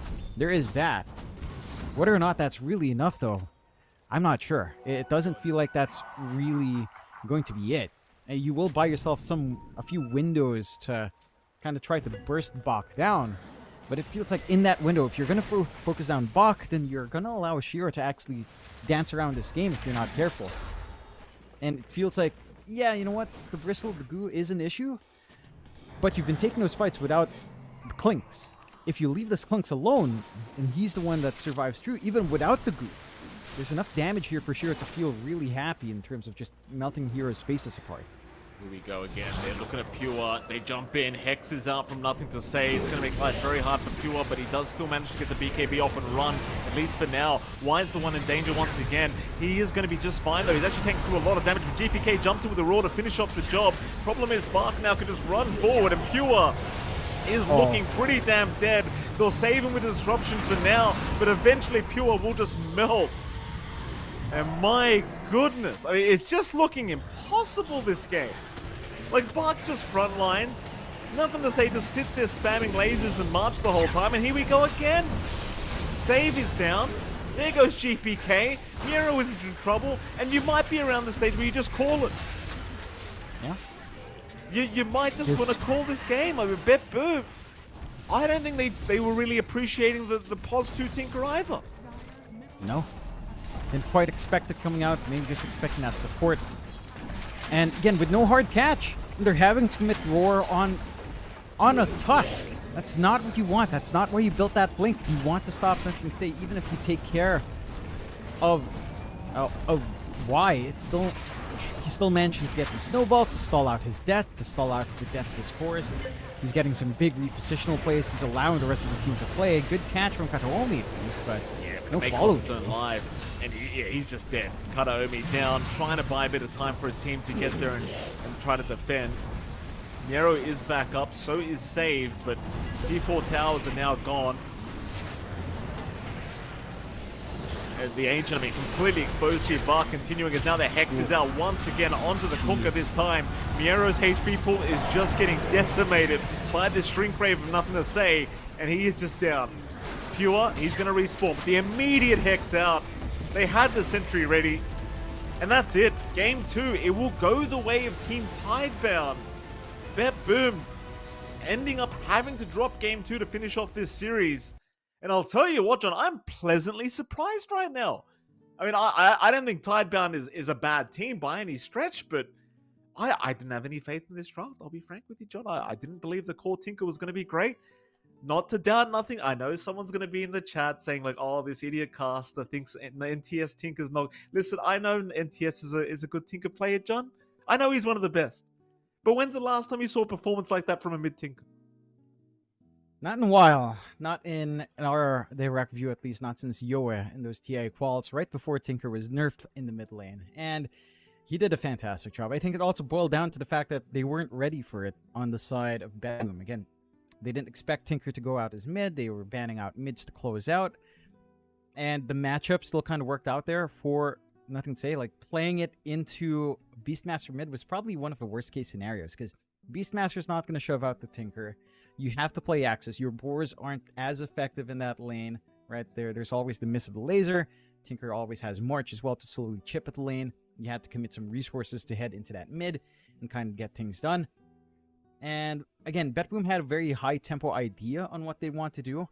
It just doesn't quite connect. I think the big issue in my view here is that Miero's Kunkka really didn't achieve much. He didn't feel tanky. It didn't feel like the Rum buff was really providing that much durability out here for the side of BetBoom whatsoever. And this Kunkka hero, at least in the games we've watched, it has not felt good. So I think that's something that they'll have to take a look back when they go to their next series. For the side of Tidebound, it's a pretty good story, right? Like, we were talking about the history between Tidebound and BetBoom. Last time they faced off, it was a 2-0 in favor of BetBoom. They managed to get a 1-1 in this 2-game series, so they're not going to be able to settle that, with a third game, but it sets a good foundation for Tidebound, and, a decent enough foundation there for BetBoom as well to come into this group stage. Yeah, I mean, absolutely. And I think if you're Team Tidebound, you'd be pretty happy being able to secure a game off BetBoom. And I mean, even game one, there was a point in that game one, which I probably will ask about in hopefully an interview coming up, John. But even in game one, it felt like there was a team fighter. I think it was around 21 minutes into the game where it really started to feel like Team Tidebound were going to just completely turn the game on its head. Thankfully, for BetBoom's sake, they still managed to pull off that game one victory. But this series honestly felt like it could have easily ended up being a 2-0. Had that game one gone the way it should have, I suppose. Yeah, again, it was down to the fact that it felt like BetBoom just, again, weren't quite ready for the Tinker. And I will say Bristleback has looked pretty spectacular. I feel like Snot Rocket is certainly getting the limelight it deserves now. The minus armor is doing a ton of work early on. Again, like 2 stacks on Pure early on was like minus armor or something. It's something dumb, and he had like a total of 10 armor. It's just really easy to clean up all of these heroes. It really connected well with his Clinks, which also isn't the most common hero in the world that we see here. We don't tend to see a lot of Clinks. It had that synergy all lined up quite nicely for them to play with, and they got that tempo going. It was a very different story from game one, where all of the tempo was on BetBoom with his high pressure push kind of lineup. And this time it was Tidebound dictating that early pace and just kind of setting things up. I don't think BetBoom should be too shaken in how they played at. There were a couple of things that were a little bit slipperier for sure in comparison to how tight game one was. But again, it did feel like if there's one thing to take away for them in preparation for the rest of their series, it's maybe some of the ideas, especially for Miero. Again, I don't think the Kunkka was the hottest pick. I think the ideal for that has been with Kotl, with Chakra, and you obviously didn't have access to that in this game. No, absolutely not. Look on the bright side for BetBoom, Jonathan. Maybe they drop game 2 on purpose so they don't have to speak to us. Because I'll tell you what, Save had a horrible time having to speak to me that last LAN we're in. I can't even remember. I think it was Thailand. He did not appreciate speaking to me. I believe we have an interview incoming, John X Fire, unless I've misheard, which I probably have, knowing me. We are still waiting. See, I have missed. See, this is what I'm saying, John. You get 2 kids, suddenly you're old. Nothing works the same. My knees hurt. I can't hear. I can't remember anything. It's horrible. It's horrible. Aging is a process, Michael Phoenix. It is what it is. It's all about your outlook, You just need to be optimistic, Mike. You need to take things in stride. It's just another day. Every day is full of joy, I'm sure, for you. And you try being optimistic with two kids under 2 years old, John. Let's see how happy you I'm are not every gonna time be, you wake I'll up. never have to deal with that, Mikey. Let me tell you, that's never gonna happen. So there you go. That's a life experience for you, not for me. I can't afford it. Good on you for in these trying times to have 2 children back to back. A brave move, Mike Lafitte. Very brave. Yeah, I'll tell you. Brave is one way to put it, John. Stupid is another way to put it, I think. Yeah, it was definitely a choice of some sort. Anyway, going on. I mean, what's our next series? I believe we have Tidebound coming in again on this stream. That's going to be up Heroic, against I believe. Heroic. Very nice. That should be exciting. I mean, I'd say, and I hate presuming things, Jonathan, because I tend to presume things very incorrectly most of the time, but I would say, considering the way they played this series, Tidebound might be looking to be the favorites going in against Heroic. I would say that even without looking at this series. Again, Tidebound did place third in Fissure Universe 4. They look pretty amazing. I think their improvement has been consistent. We haven't seen much of Heroic. And, they didn't make it through, I believe, what was it? Dream League 26 qualifiers weren't the hottest. So I'd say Tidebound would look good. We'll see, as maybe this time around we should get that interview underway soon. Yeah, I believe we do have an interview on the way. I believe it's with the lovely Bach as well, who is currently waiting for us. Let's have a look. And it is Mr. Bach. Bach, congratulations, sir, on your Game 2 victory up against Bet Boom. How the hell are you doing?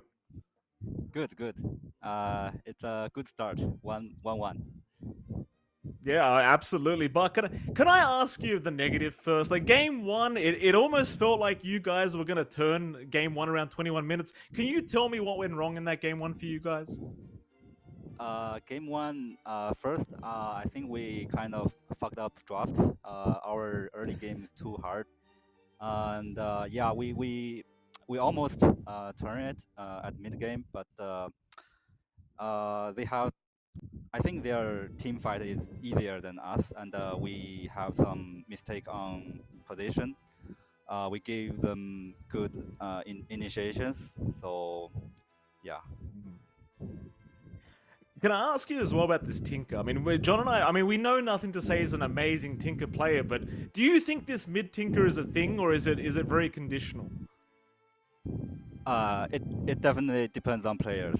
Like some teams. Okay. They just can't play Tinker. Yeah. Okay, fair enough. Go on, John. All right, Bach, I'm curious, you guys have looked hot in the past tournaments, at least the most recent one before coming into this one. What do you feel like is the one big thing that changed? Because I think the start of the year was maybe a little bit more touch and go. You guys look amazing coming into the start for Raleigh. And again, your most recent tournament looked great. What changed for Team Tidebound as the year has gone on? I think there are like a lot of effects, and it's like step by step. It's not suddenly growing. So it's like game understanding, communication, and yeah, also draft. Like you have to be a little bit better and better in every aspect to win tournament. Fair enough. And I'm curious now, what's the expectations then? It's taking it step by step. What's the expectations for you guys after that performance in another tournament coming into Raleigh? Do you guys have that? You guys have that big want to win, or is it a little bit more cool, calm, collected, step by step here? This tournament is quite important, but we also have to focus on group stage first, like survive through group stage, because now teams have different heroes than previous tournament. It's different first pick, different style, so we have to learn in tournament. Fair enough. And you know what? We've got you guys lined up for one more, right? We've got this chance for back-to-back. You're up against Heroic next. What's the mood on that one before we kick it off? Sorry? What's the vibe going in, up against Heroic? You guys feeling confident about that one, or is it's again just calm, step by step? I don't know. Let's see. Let's see, indeed. Before we let you guys go, Jack, what are you doing there? You look very handsome, by the way. Jack, what are you doing in the camera shot? Oh, thank you. So I was supposed to translate, but obviously Bach don't need that. So but He's Bach said speaking you perfect just English. stand here and be my support. You know. Yeah. So I'm, Well, I'm just here to help out. You're doing a great job, Jack. You look great. Well, you. thank you, boys, for the interview. We'll speak to you guys again next time, and good luck with your next series. Okay, thank you. Bye. Thank you. Bye-bye. Bye. Well, there you go, Jonathan. Look, you and I, we like Jack. Jack's a great guy. We Yeah. love Jack. But I've never seen, a guy working less than Jack did in that camera shot. My goodness, Jack was doing nothing. I mean, You know what? he was doing Jack crap, Jonathan. Excuse the pun. He was doing nothing. Jack I think it's so funny because we have our interviews with Jin, which end up being Jin actually working, and then we have this with Jack, which was amazing because I loved it. You get the good vibes from Bach just hanging around with Jack, and then Jack's just there looking pretty. It's good to see our different translators and their different styles, Mike. It's fun. I love that. I love the fact that Jin will literally have to do all parts of the interview, and Jack will just come in. He just stand there, look really pretty, look nice, smile once upon a time, hug his teammate. It's great. It's great. Where is Jin? Is Jin even there? Well, we'll find out eventually, I'm sure. I don't care, John. I don't care about Jin that much, but it's nice to watch him suffer sometimes, Just to watch him, I ask how they're doing, and then it takes 10 minutes for him to ask the same question. I don't believe he's translating exactly what I'm saying, John. I'm pretty sure he's just asking his own questions at this point. It takes him way too damn long. It can't be that complicated. I don't know Mandarin, John, but it can't be that damn complicated. No, I don't think so. And I think the worst part is, how I ask a question with a question with a question? I think that's the worst part. And I think that's the one that kills Jin the most. He's too kind to tell me, John, stop asking like 3 questions in one go. But I keep doing it. And, he keeps having to do his job. But God bless you, Jin. He's a patient man, wherever he is. Yeah, he absolutely is.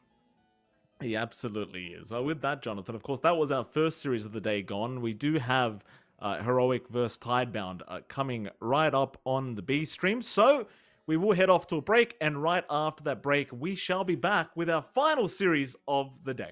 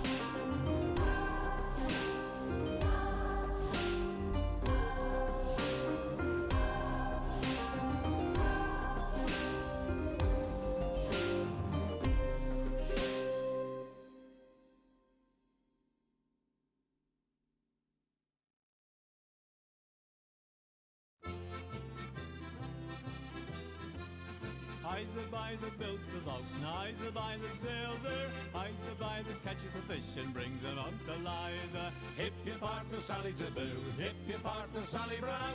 Fogo, Twillingate, Morton's Harbour, all around the circle. Sods and rind, a covey of flake, cake and tea for supper. Codfish in the spring of the year, fried in maggoty butter.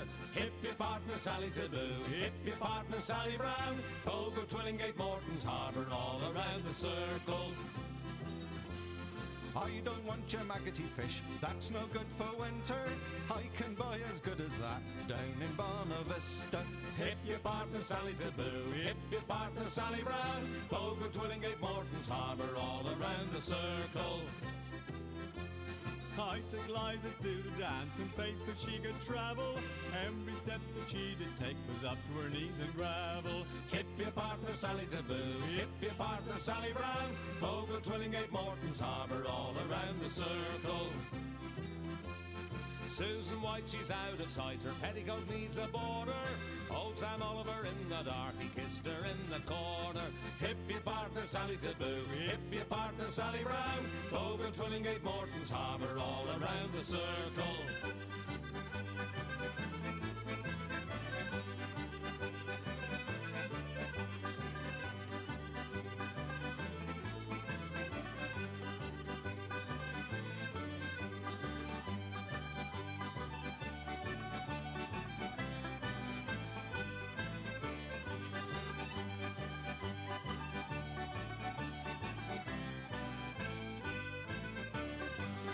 I's the boy that builds the boat, and I's the boy that sails her. I's the boy that catches the fish and brings them out to Liza.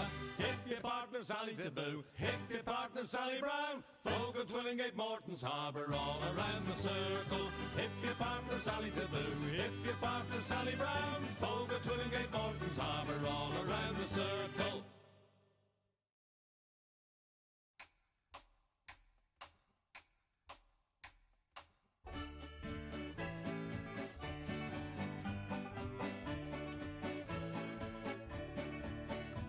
My grandfather's clock was too large for the shelf, so it stood 90 years on the floor.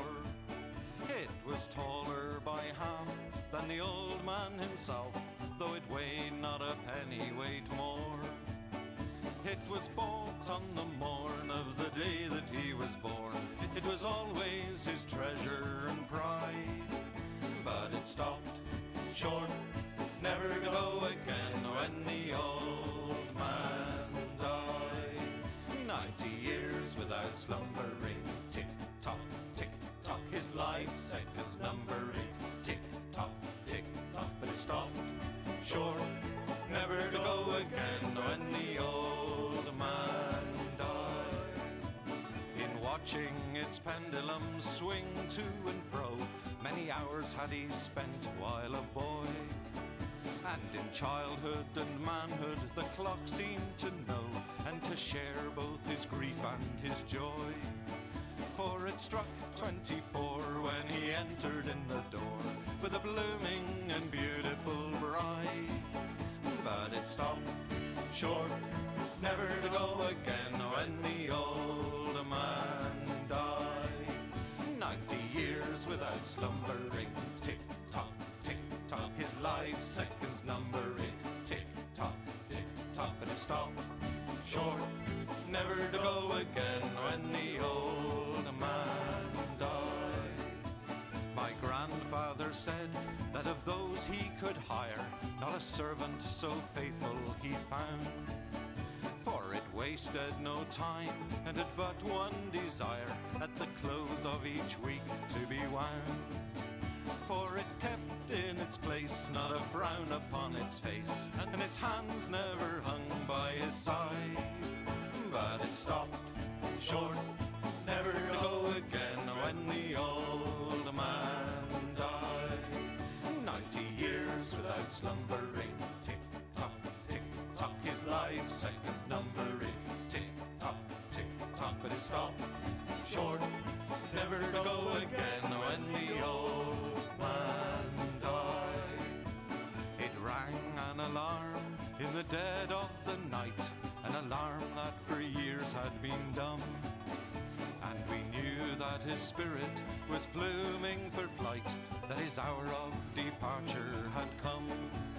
Still the clock kept its time with a soft and muffled chime, as we silently stood by his side. But it stopped short, never to go again, when the old man died.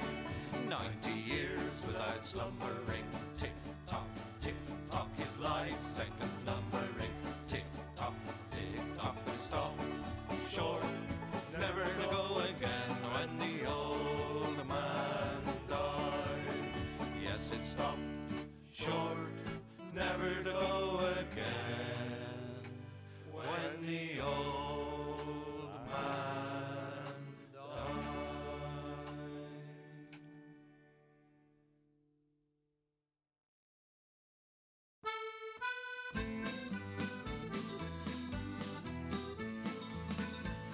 As I was going to Derby, 'twas on a market day, I spied the biggest rancer that ever was fed on hay. And indeed, lads, it's true, lads, I never was known to lie.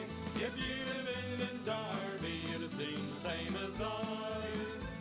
His rammy had full hooves, sir, and on them he did stand, and every step he took, sir, it covered an acre of land. And indeed, lads, it's true, lads, I never was known to lie. If you'd have been in Derby, you'd have seen the same as I. The wool that grew upon him, sir, made 50 packs complete, and that was sent to Flanders to clothe the British fleet. And indeed, lads, it's true, lads, I never was known to lie. If you'd have been in Derby, you'd have seen the same as I. The tail was 50 yards, sir, as near as I can tell,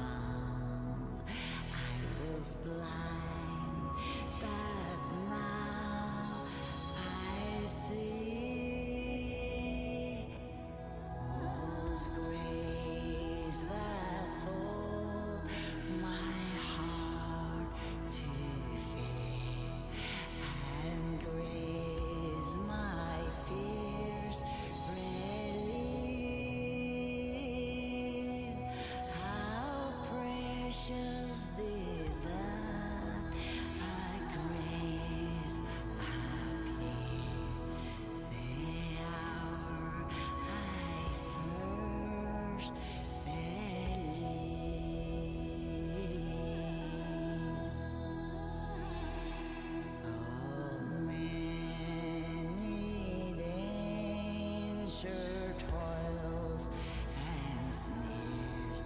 We have already come.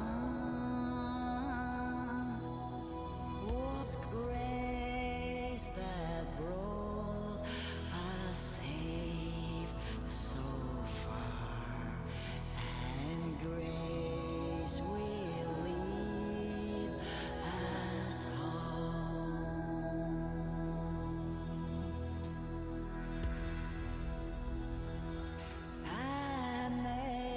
Amazing grace, amazing grace, amazing grace, our Lord.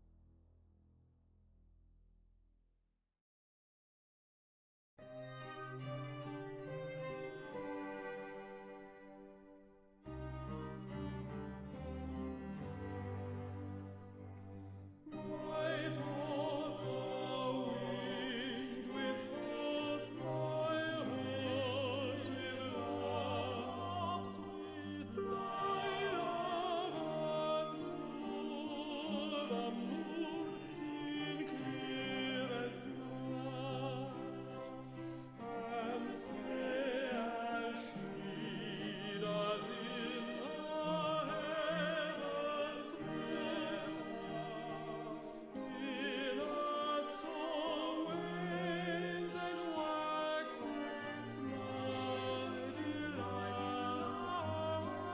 and whisper softly into her ears. Hope often hangs the head and thus shed, and in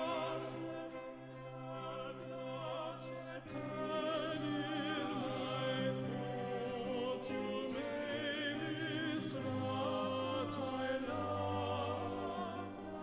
If you mistrust my love, you do blame.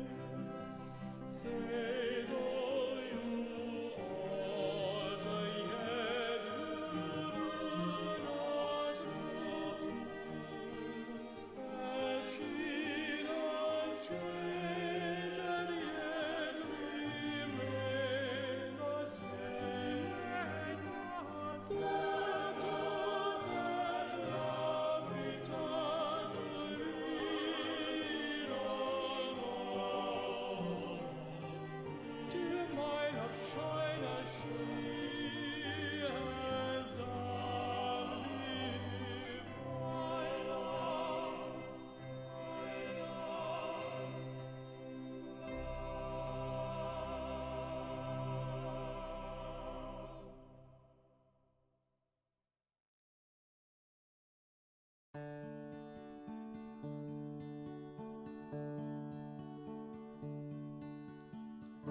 A fond kiss, and then we sever.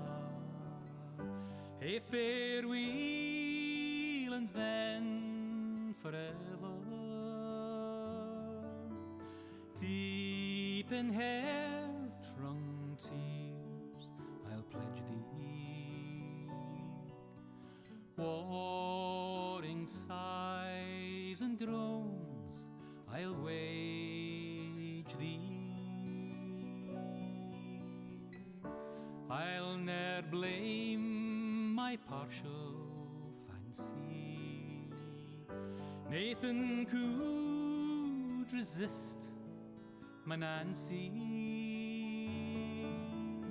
but to see her is to love her.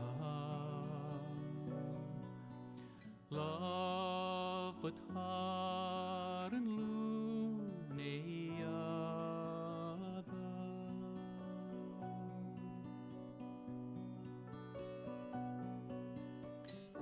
Who shall say that fortune grieves him, while the star of hope she leaves him? Meany cheer for twinkle lights me, dark despair around benight me.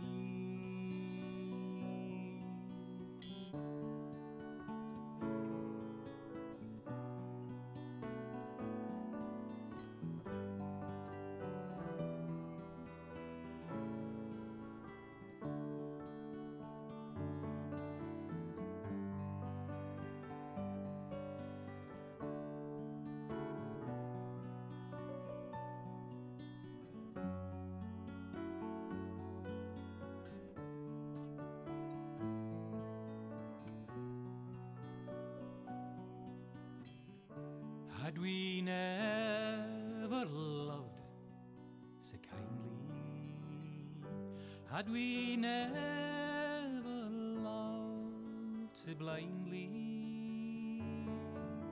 never met or never parted, we would never been broken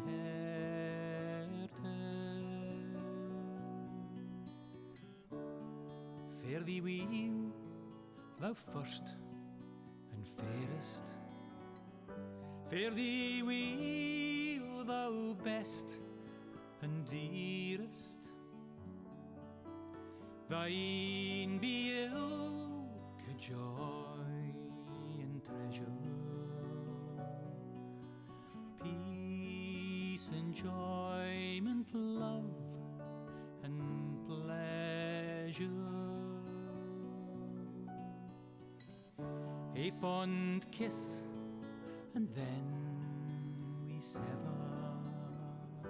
A farewell, alas, forever.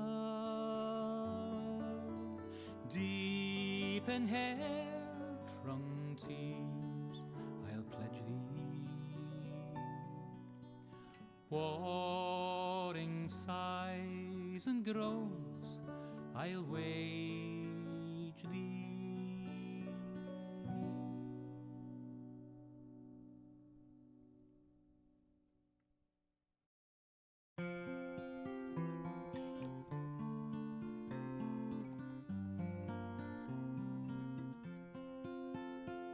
Should old acquaintance be forgot and never brought to mind? Should old acquaintance be forgot and old lang syne? For old lang syne, my Joe, for old lang syne, we'll take a cup o' kindness yet for old lang syne. We twa hae paddled in the burn fae morning sun till dine. We've wandered mony a weary fit sin old lang syne.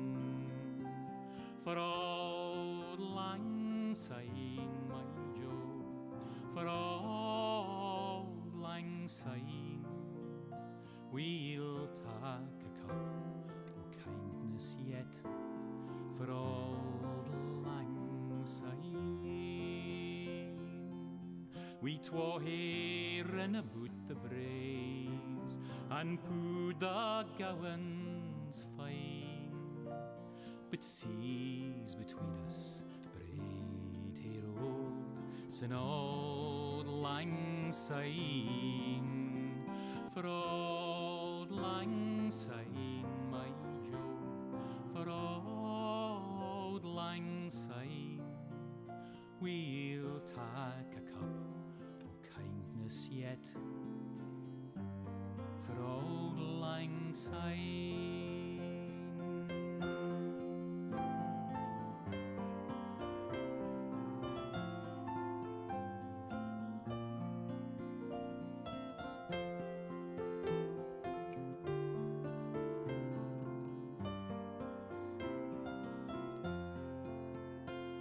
And surely you'll be your pint stout, as surely I'll be mine. We'll tak a recht good wally wacht for old lang syne, for old lang syne, my Joe, for old lang syne. We'll take a cup of kindness yet for old lang syne. So here's a hand, my trusty fear, and gie's a hand o' thine.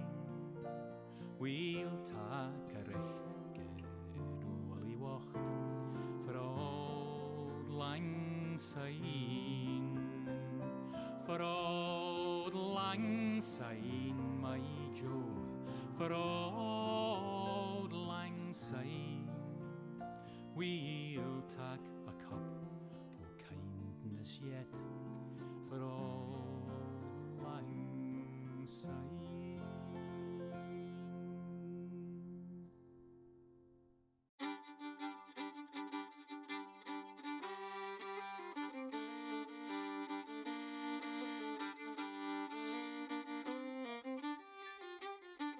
There were two little sisters a walking alone, hey, the gay and the grinding. Two little sisters a walking alone by the bonny, bonny bowls of London. And the eldest pushed her sister in, hey, the gay and the grinding. Pushed her sister into the stream by the bonny, bonny bowls of London. Oh, she pushed her in and she watched her down, hey, the gay and the grinding. Watched her body floating down by the bonny, bonny bowls of London. Oh, they laid her out on the bank to die, hey, the gay and the grinding. Forward the fiddle came riding by the bonny, bonny bowls of London. And he made some strings from this yellow hair, hey, the gay and the grinding. Made some strings from this yellow hair by the bonny, bonny bowls of London. And he made fiddle pegs from a long finger bone, hey, the gay and the grinding. Made fiddle pegs from a long finger bone by the bonny, bonny bowls of London. And he made a fiddle out of her breastbone, hey, the gay and the grinding. Sound would pierce the heart of a stone by the bonny, bonny bowls of London. But the only tune that the fiddle would play was Ho, the bowls of London. The only tune the fiddle would play was the bonny, bonny bowls of London.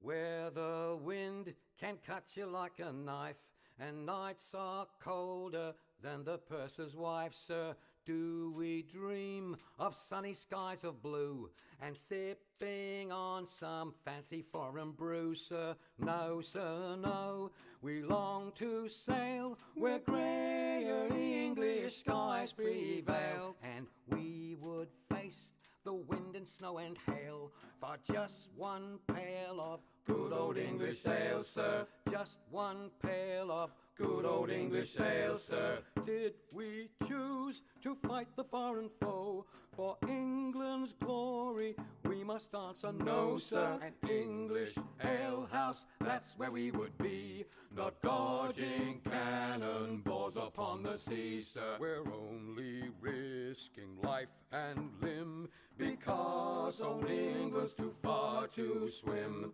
But we would chance an iron arm or leg for just one keg of good old English ale, sir. Just one keg of good old English ale, sir. Many days and many lonely nights without one woman hoving into sight, sir. Now it won't be long till we see our wives and sweethearts lined up on the quay, sir, with their arms all open wide. But we will push them gently aside, for they will have to wait for us until we've had our fill of good old English ale, sir. Had our fill of good old English ale, sir.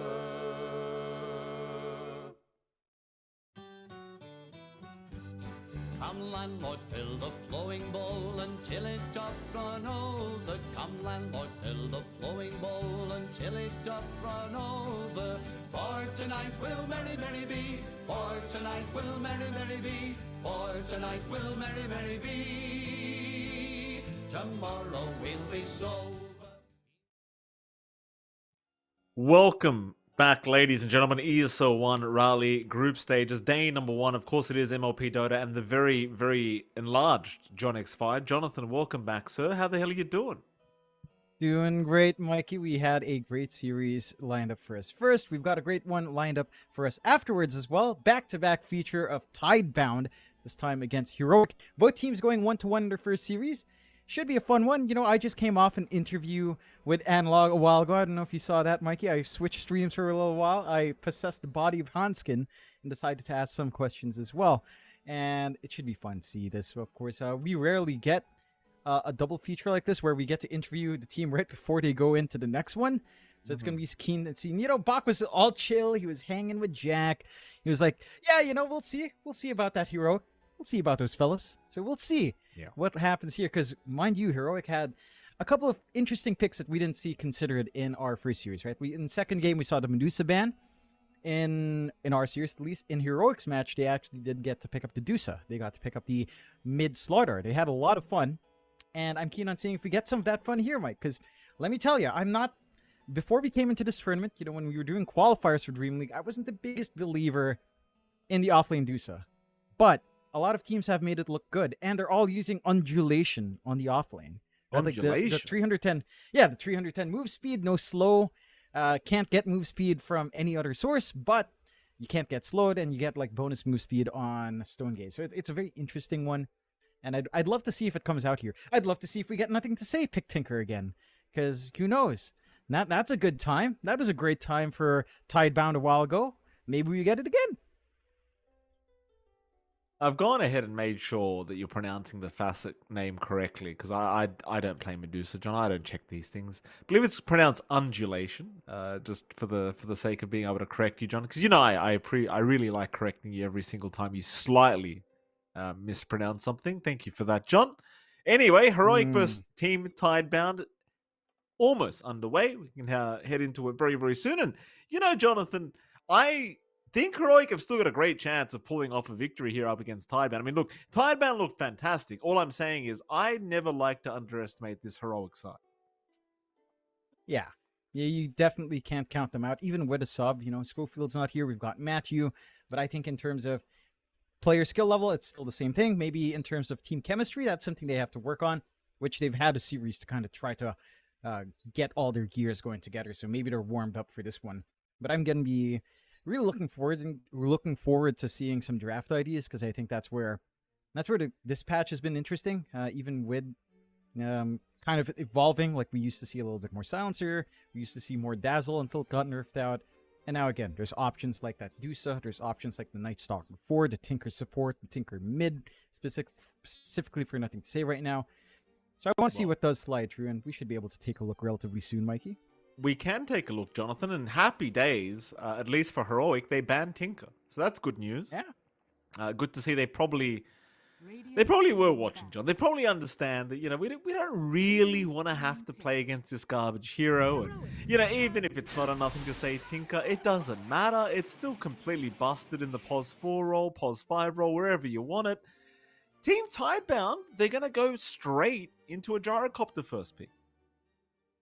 Yeah, it's nice and safe. It's flexible as well. You can run it support still.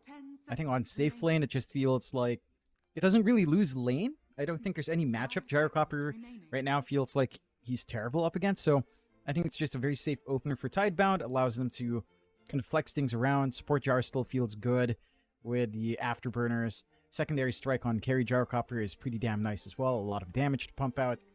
And I think they've got all their bases covered. What I am a little bit surprised by is that Dusa not being banned. Dusa will get picked. Heroic can run that off lane. We still have been seeing some safe lane as well, so Yuma can kind of go into that if he'd want. I think yeah, Dusa just feels really tanky. I hate playing against this hero. If you have a draft that doesn't really deal with mana, or it doesn't really kind of try to kite around this Dusa, try to get chain stuns, try to just provide ways of kiting her around, preventing her from feeling comfy, then it feels chaotic up against Medusa, right? Especially, again, in the value that Medusa has in draft. We were talking about the flexibility in Gyrocopter. I think that flex in Dusa is much more impactful, right? Because Gyrocopter 5 can sometimes feel underwhelming. Dusa on 1 and 3 is effective no matter what. Like, both positions feel really good for the hero, depending on how the game matches up for it. So I just rate Dusa first pick a little bit higher than Gyro. I'm surprised Tidebound didn't gun for the Dusa themselves, actually. Yeah, I tend to agree with that. I don't think... I definitely prefer Dusa over Gyrocopter, but see what else they've got down the line for these drafts.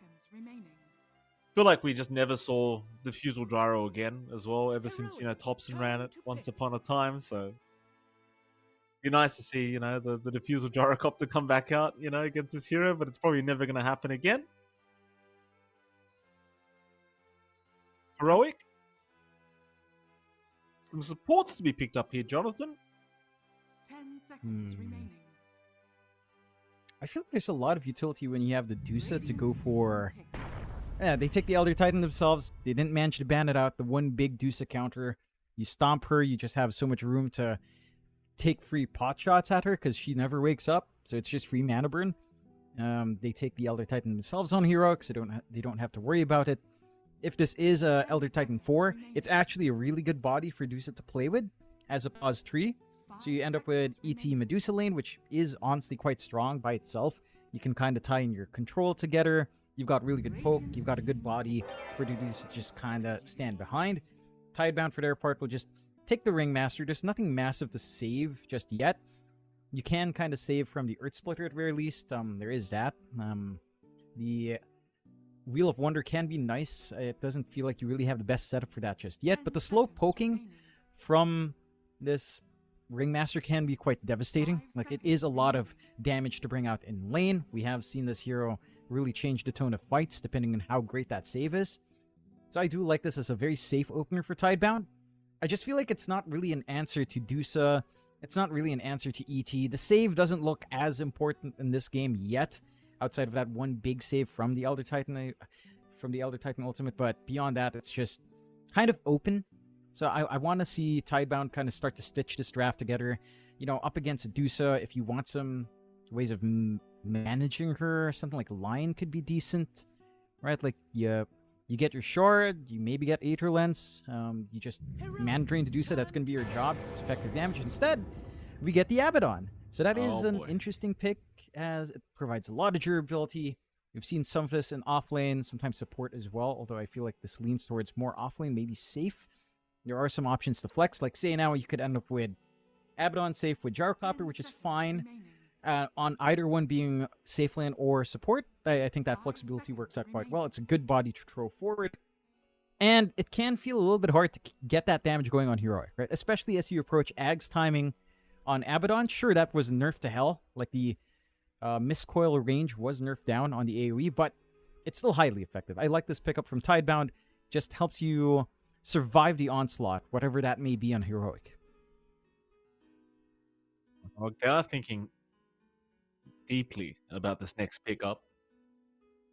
And it should be a relatively challenging game for the side of Heroic. If Tidebound perform like they did last series, which I'm sure they will, if not better.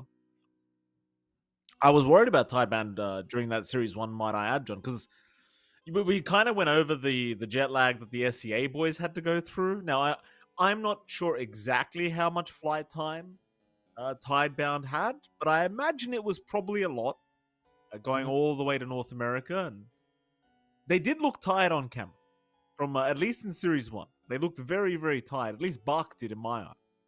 But they sure didn't play like they were tired. No. They got amped up. You know, especially in that interview, Bach was just chilling. You know, always good to see. Letting the interviewer just stay there, get paid, and not do his job. Always nice. Yeah. It would have been a pretty long flight, though, I'd imagine, out of China. Oh, yeah. Would not be the quickest one. There's no way to route that fast. It would be at least maybe, at minimum, if it's direct, maybe around, I don't know, 18 hours. I want to say 15 to 18 at minimum. You're probably having layovers as well, so it's a bunch of switching. It's a long journey. Still, long time to pick for Heroic, and they do end up with the Shadow Demon on their side, so they have the Medusa Illusions to play with, which are really tanky and annoying, especially considering the fact that instant burst on illusions aren't really there on Tidebound, as they are locking in probably either Gyrocopter or the Abaddon supports, or you're likely already having 2 supports on hand, unless they do some really hard flex here. Pick something else in support at this point, lock in a core Abaddon and Gyrocopter. That could be one way to go. Heroic do pick up the Sand King, and the Sand King does have a few lanes to go into. You know, mid lane Sand King can still work depending on the matchup. Off lane Sand King can still kind of pan out as well, and you can shift the Medusa onto safe lane, again, keeping your options open here on the side of Heroic. But I like the Sand King, right? Like, you're playing with a lot of this AoE control. You're playing with the Gorgon's Grasp, of course, as your one big hold. You can kind of use your Sand King to set up that grasp. You have a lot of damage coming in to a nice tight AoE. Tidebound will just go for the Mars now. So this is a very stable Bach pickup if you want to run it offlane. It could also be mid to match up against the Sand King. Spear back on Sand King kind of feels great. Just knock him away from lane. It's a melee matchup as well, where Stinger is kind of annoying, but you can play with God's Rebuke as well here for NTS. So they're also leaving it quite open on Tidebound, and I like seeing that. You know, there's a lot of flexibility coming into these last set of picks. It does look like Tidebound's expecting a safe lane. They ban out the Sven, so they're expecting just Medusa to get committed onto the off lane, and for them to commit for the Sand King mid. But again, you can still kind of flex. Heroic, for their part, don't expect the Mars mid. So they are expecting Bach to just play this. They ban out the Storm. There's still stuff like Ember, Puck, Quap are in the picture here. We've seen a little bit more OD, Mike, and of course Slaughter is still on hand as well, if Heroic kind of want to take care of that here. 10 seconds remaining. Find out if they do. 5 seconds remaining. Final bans to come. Heroic, they do ban out that mid Slaughter. Fair enough. If there was ever a patch Slaughter was going to be good in it, it's certainly this one. Team Tidebound.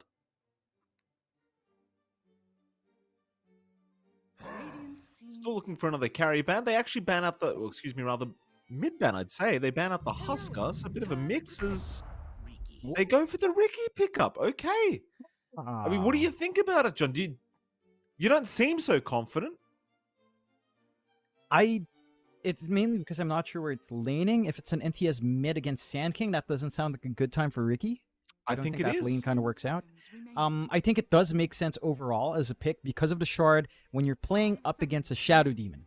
It makes a lot of sense against Shadow Demon when you get that shard. Shadow Demon saves no one, right? He's not going to get his saves as long as they're in the smoke screen. I believe you're just not able to do anything. You're not going to be able to disrupt. You're not going to be able to force staff. You're not going to be able to Glimmer Cape someone out of danger. And that ties in really nicely with this Mars. I think the AoE damage Tidebound has, the AoE control they have with Arena plus, say, secondary strikes calldown is pretty terrifying from Tidebound. So I like it. I'm just not sure how it does in lane. I don't think it does that well against Sand King. Heroic will just go into the Morphling, so they really tie in their draft with a strong win condition coming out from Yuma. And yeah, they just run the analog Sand King. We do get the NTS Ricky. This is not a matchup that feels great. You can kind of play it. You can backstab in. You can try to dodge out when you see that commitment come in. You can tricks of the trade away from Stinger or Burrow Strike. It's not that great, though. I mean, it doesn't feel amazing. And I feel like that's the one thing with Ricky. We've seen Ricky mid a couple of times now where theoretically the shard should be amazing, right? Especially in this game up against Shadow Demon, it should be fantastic. But when we've seen it come out, it just hasn't felt that way. Like if your timing for Diffusal's thrown off, the hero doesn't really feel like it has impact. You have to kind of connect your aggression with Ringmaster and Abaddon as your supports to connect with. Maybe you have a better time running into with Bach with all of those heroes, but trying to catch out the Morphling can be a little bit rough. You have to be perfect with your control, and the smoke screen you have to have the value point up. So I'm not fully convinced, but last time around, nothing to say, it took Tinker, and he owned with it. Just in the last game we were watching, so maybe he shows us how the Ricky mid is actually played, and Rex face here. I mean, the thing is, like, once you drop that smoke screen on top of this Medusa, it does start to feel like she's not doing much. It might just be the idea, like, this Medusa dropped the smoke screen, she just kind of doesn't do anything, we get some mana drain going, we kind of deal with her. Even against the Morph, you'd have to argue the smoke screen is going to be pretty effective. I mean, the laning stage, though, I definitely agree, should be pretty awkward, for nothing to say against a mid-Sand King of all things, but we'll wait and see. Game number 1 between Heroic and Tidebound set to get underway now. I love the fact that we're in a patch that seems to have a lot of versatility, Jonathan, when it comes to drafts, right? We haven't gotten to that stage yet where it's Luna and TB every game yet. It's amazing. Yeah, not quite, not yet. There is still room for experimentation. I do feel like all the clamor pros had, all the clamor certain people had about not being able to track pro games. It's a big part of that as well, because you come in, all you know is what you take from what you experience in your pubs and your scrims, but it does allow pro players to kind of pocket some picks themselves, bring out some untested stuff. Like, again, nothing to say in his Tinker. Maybe in your pub experience. How do you feel about that? By the way, I feel like it's horrible. It's horrible for me as an analyst in particular, because there's some teams where there's just no data. They have no tournaments for 3 months. You need Dota Pro Tracker. At the same time, as a viewer, yeah. Or it's a positive because now you've got a perfect excuse, John, for being wrong. It's just, there's that. How can I be right, guys? I can't watch any replays. Yeah, how do you expect me to know what I'm talking about? And it's perfect as a viewer. I think it's way better for the game in terms of a viewing experience when you don't have that spoiled. Teams can't optimize by stats from what they see in games. You have to actually, get a vibe for what you play in your game. You have room to experiment. You have room to bring out some pocket picks, and I think that's something that we've kind of missed in Pro Dota for a while. It's been gone for a while. It has been gone for a while, and I agree, because if you think about any other sport, chances are you're not going to see what them practicing, right? You know what I mean? Like, in basketball or whatever, you're not going to see them practicing. You're not going to know what they're up to. So it's, I like it. I actually think it's a good change. Maybe not for you, John, but for me, it's great. I love it. Oh, yeah. Yeah, I mean, look, I have an excuse. I haven't pulled out that card yet, Mikey. We'll pull that out when the time comes. It's a fantastic excuse because it's right. And, you can kind of work at. Taking a look at the lanes, it's all Gander at mid. Up top, there's some good aggression that can come out here. For the side of, for both sides, you have some decent poke again coming out for the planet. I hate Ringmaster to my entire core. Impalement Arts is just dumb. Like, this damage outfit does scaling damage at level 1, very cheap mana. It has charges for whatever reason. It's so dumb. Like, look at KJ. King Jungles is just less than half HP from what? Right-click pokes and a couple of pokes from Impalement Hearts. That's crazy. It kind of reminds me a little bit of when support techies was strong. Like, you just throw a sticky bomb and then you have unlimited right-click for like the next 3-4 seconds. And there's just nothing they can do about it. Like that's what this hero feels like with Empowerment Arts at level 1. I mean, once you get up a few levels, it doesn't feel anywhere near as strong. But level 1, it does feel kind of dumb. Like, you just can't contest it. It is. It is so dumb. I'd say, you say that, I feel like it just means, it just stays as a thorn on your side for almost the entire game. Even when I play against this crap, like into late game, I'm like, God, we're 30 minutes into a game. I still hate the living guts out of Ringmaster. I get poked once. I'm like, there goes a big chunk of my HP for no good reason. You know, scaling damage, percent-based HP damage. It makes a lot of sense into Yuma, right? Like, this is going to be a really nice use of poke onto Yuma. If he's not careful, he'll just keep going, and that's something to be aware of.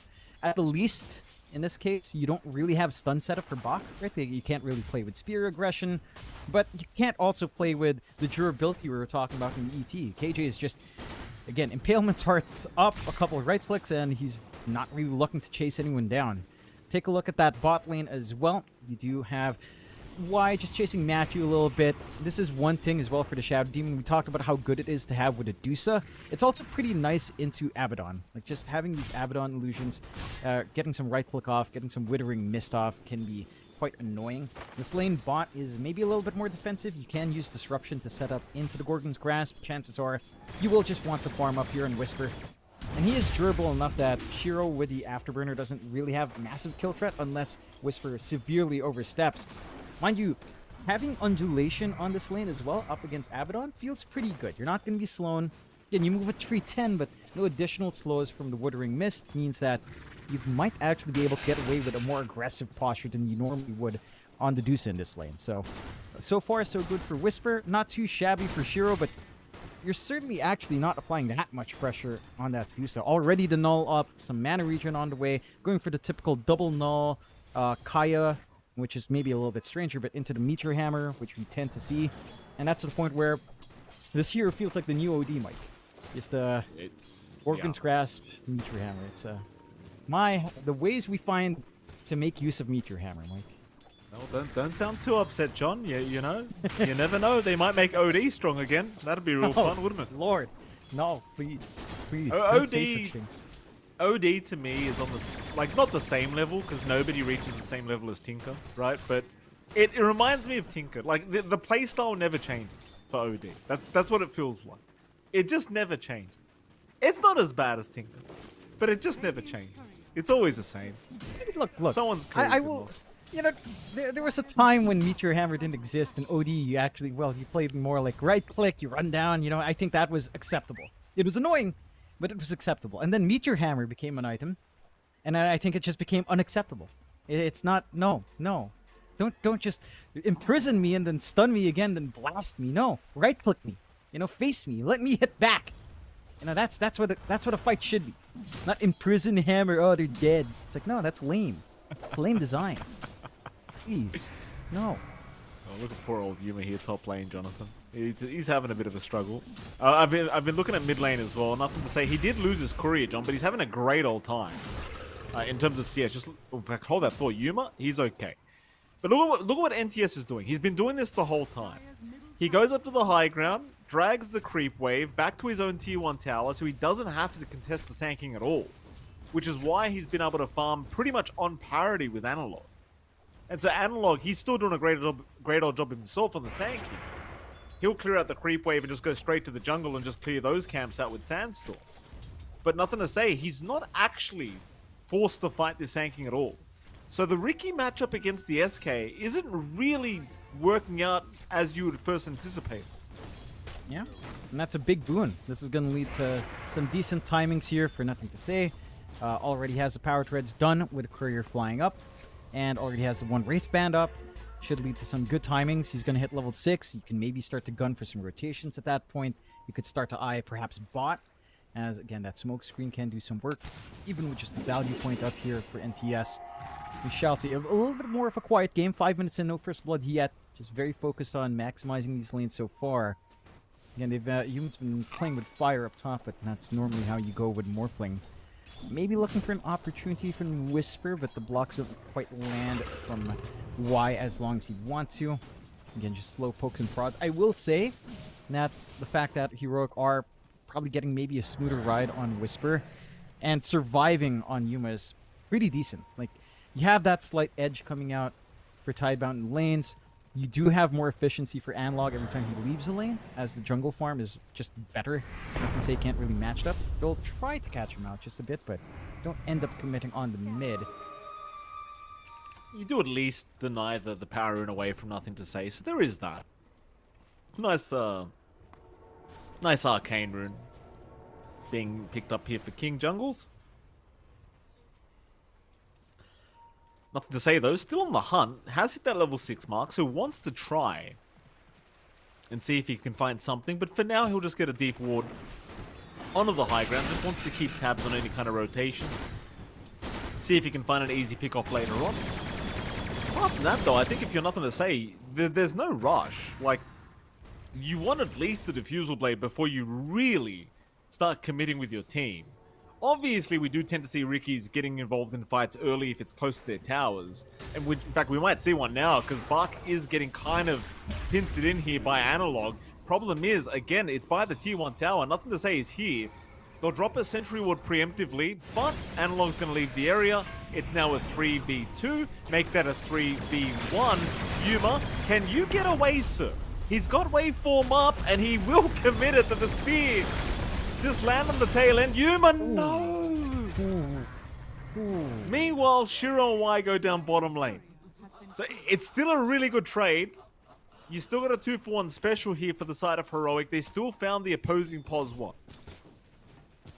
I suppose in fairness to Yuma, there's not much he could have done.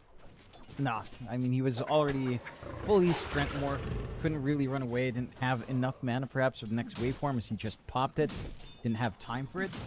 So really good movement out from Nothing to Say, maybe a bit hasty from Hero to retreat. Getting the 2 kills down bot is big, but Nothing to Say, finding that pickoff is probably a little bit more important in terms of what it does for this early game. Because that is already the full Blade of Alacrity flying out, that's going to be the Diffusal just that much quicker. A Gyrocopter, Shiro's just going to be able to farm up anyhow. That kill on Dusa is nice as Nothing to Say is poking again. Yeah, there's that point, again, without the Diffusal even, where you can just start picking off supports very quickly, but they cannot quite get that one. KJ, barely surviving off the back of the disruption of Matthew. But it's certainly not a very nice sign for KJ. Like, he's stuck at level 4 at the moment, and mind you, we are only 8.5 minutes in, but you are already at the stage where this Ricky's going to be a pretty big pain in your backside if you are a support. And it will be. I think the key thing for Heroic as well is it's a little bit early, but they have to think about the 15-minute mark. They can't afford to give away the tormentor. Matthew. Bye-bye. With the smoke screen there, he'll buy himself a spot of time, but he'll cop the whip from Planet. Planet, of course, will die along with him. But it's still a nice pickup here for the side of the Radiant, and again, Nothing to Say being in all these little engagements, John. It's just more gold racking up. He's still hitting creeps very nicely. Diffusal Blade not really that far off now. No. Again, if you look at the sacrifice of bot lane for that, it's really worthwhile. Shiro, he's still up there, number 3 in net worth overall. Still ahead of Whisper by a marginal amount, to be fair. Whisper also, again, going for the offlane, so you don't need to get a split shot, but he can farm with the Mystic Snakes anyhow. That farm is still flowing the Kaya into the Meteor Hammer, not too far off, just lacking the recipe for both. So you're going to hit some key spikes as well on Heroic. 2 to 3 start, relatively even game. Maybe a little bit sharper on Heroic, but that tempo for Tidebound isn't really shut out either. They're only about 380 gold away from Diffusal. Yeah, they're coming, but it seems like Yuma... He saw it anyway. They have an Observer Ward by the Twin Gate. Didn't spot that out the first time, but there you go. Doesn't really matter. It seems like Tidebound are looking for that tier 1 top tower. The bottom tier 1 for now is going to remain quite safe because you've only got Whisper there on the Medusa. He's not going to be able to push it that quickly. It seems like Heroic are completely okay with allowing this tier 1 top tower to fall. And even if they're not okay, John, it doesn't really feel like they can do much about it. They've just got to they've got to watch it go down. I like that steady play out from Tidebound. They just have this sense for the aggression. The side of Heroic, they have to kind of sit back and farm a bit more. Analog already has his blink up. And again, that Meteor Hammer we were talking about, fully done on Whisper. So he can now solo push, as the Dusa can kind of supplement for herself. You've also got the mana regen amp, which always feels good, of course. Just a little bit more to play with the double nulls up. The Blade Mail pickup for Whisper is maybe a break from what we've seen. I think it's been a very standard build-up for the most part, but Blade Mail a little less so. Smoke out from Heroic, trying to see some play with that blink on Analog. It's just that no one's here. Vision from... Oh, Bot lane, Whisper. He'll pop the Stone Gaze, but the arena is going to lock him down, so it won't really matter at all. And well, naturally, Whisper, he's out of mana. He is down, nice and easy. Bark to secure that kill on the Mars. It really wasn't a problem. Nothing to say now with the Diffusal Blade up. Going to be more than happy to just continue hunting around, unless he gets caught mid. They won't see him in the Sentry Vision, not that time around anyway. And quite frankly, with the Diffusal Blade, they may not really want to fight him at the moment. Mind you, Analog does have his full blink up. So you do have some very nice initiation now for your Sankey. Question is, when are they going to be able to use it? I mean, they tried with that smoke a while ago. They don't have the vision to supplement an aggressive move. They don't really have deep wards. The side of Tidebound has a little more deep wards, although it's expiring on that mid, but they had a good ramp. You were a little bit forward in Whisper. You were presenting yourself as a target. No such mistakes being made by Tidebound yet. They are just kind of standing within their side of the river. Nothing to say is crossing, wanting to make use of that haste and diffusal. I don't think he has enough in the tank to really kill off Numa unless he kind of smoke screens fast and maybe has additional control, but you are ways off from Planet kind of helping keeping up there. This tempo, again, is kind of nice, although... Nothing to say. He's got tabs on Numa at the moment. Just needs maybe a +1, maybe a +2, but I think one core should be enough. Bark is on the way. Planet is behind Bark. They're still waiting for Yuma to show. Now underneath the T2 tower. Can they burst him down quick enough, though? What a patience. Jump is there. Smokescreen is out, but no. The counter play. Analog is here and ready to go. He won't really find too much, though. Just a quick Burrow Strike. Chase is still on for Bark and Planet, but both are on their way out. Nothing to say. Also juking out the Sand King. Not getting hit by the Dust of Analog will be okay. But at the very least, they do protect Yuma's life. So you don't lose anything here for Heroic, which is probably some good news. Though I say that Yuma is still being watched by Nothing to Say, but he drops a sentry, and there you go. Nothing to say, he will thankfully back his way out of it. And that's a lot of commitment to keep track of this rookie. A sentry there, a sentry right by the river crossing area, right by the tier 2, just to ensure no shenanigans come in here from the rookie. It's a lot of time to surrender, though, on the side of Heroic. Like, it's free time for Shiro.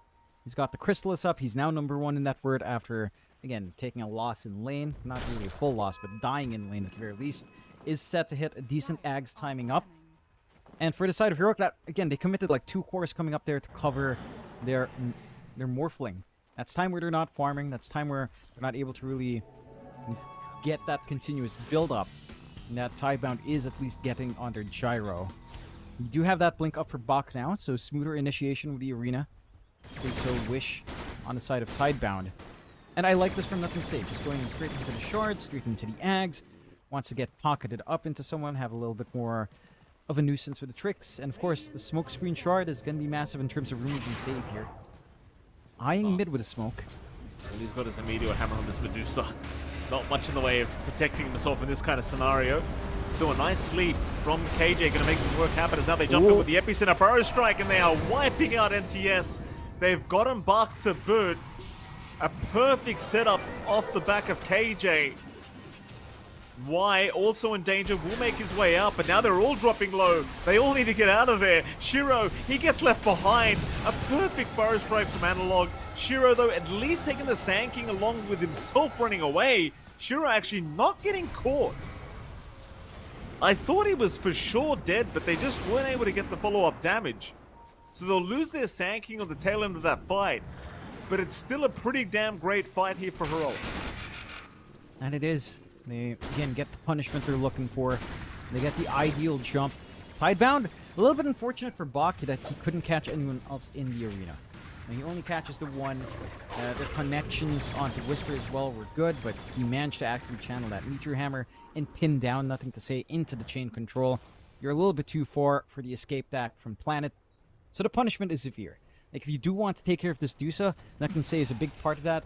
This is the hero that you kind of need to follow through from the initiation of Bach. He just didn't quite line up there. You also have to give props to Planet. He utilized the Strongman Tonic really well to give that extra bit of durability out to Shiro. Just enough for him to survive some incoming right clicks, incoming Mystic Snake with no bounces on him. And this Gyrocopter is just set to become a beast. Again, still top net worth. Ags pretty much just one part away. Just the Staff of Wizardry left to farm up. And that's going to be some crazy timing. You already have... It's Power Treads, Falcon Blade, Chrysalis, and Ags maybe by about the 17-minute mark. Not the quickest in the world, but certainly one that's very nice to play in terms of tempo. And for the side of Heroic, I mean, you've got a Morphin. He's got the Vlads, he's got the Yashi, he's going into Manta. Probably needs the Dragonlance to get some stat padding to feel comfy as they jump more. Dude, bottom lane. They've got themselves a nice King kill, and they'll take it. That's a big one. Yeah, Analog, he was the top net worth on Heroic's end of things. He'll be overtaken by Yuma now. And of course, the top net worth of the whole game at the moment is Shiro on the Gyrocopter, who's yet to finish his Aghanim Scepter.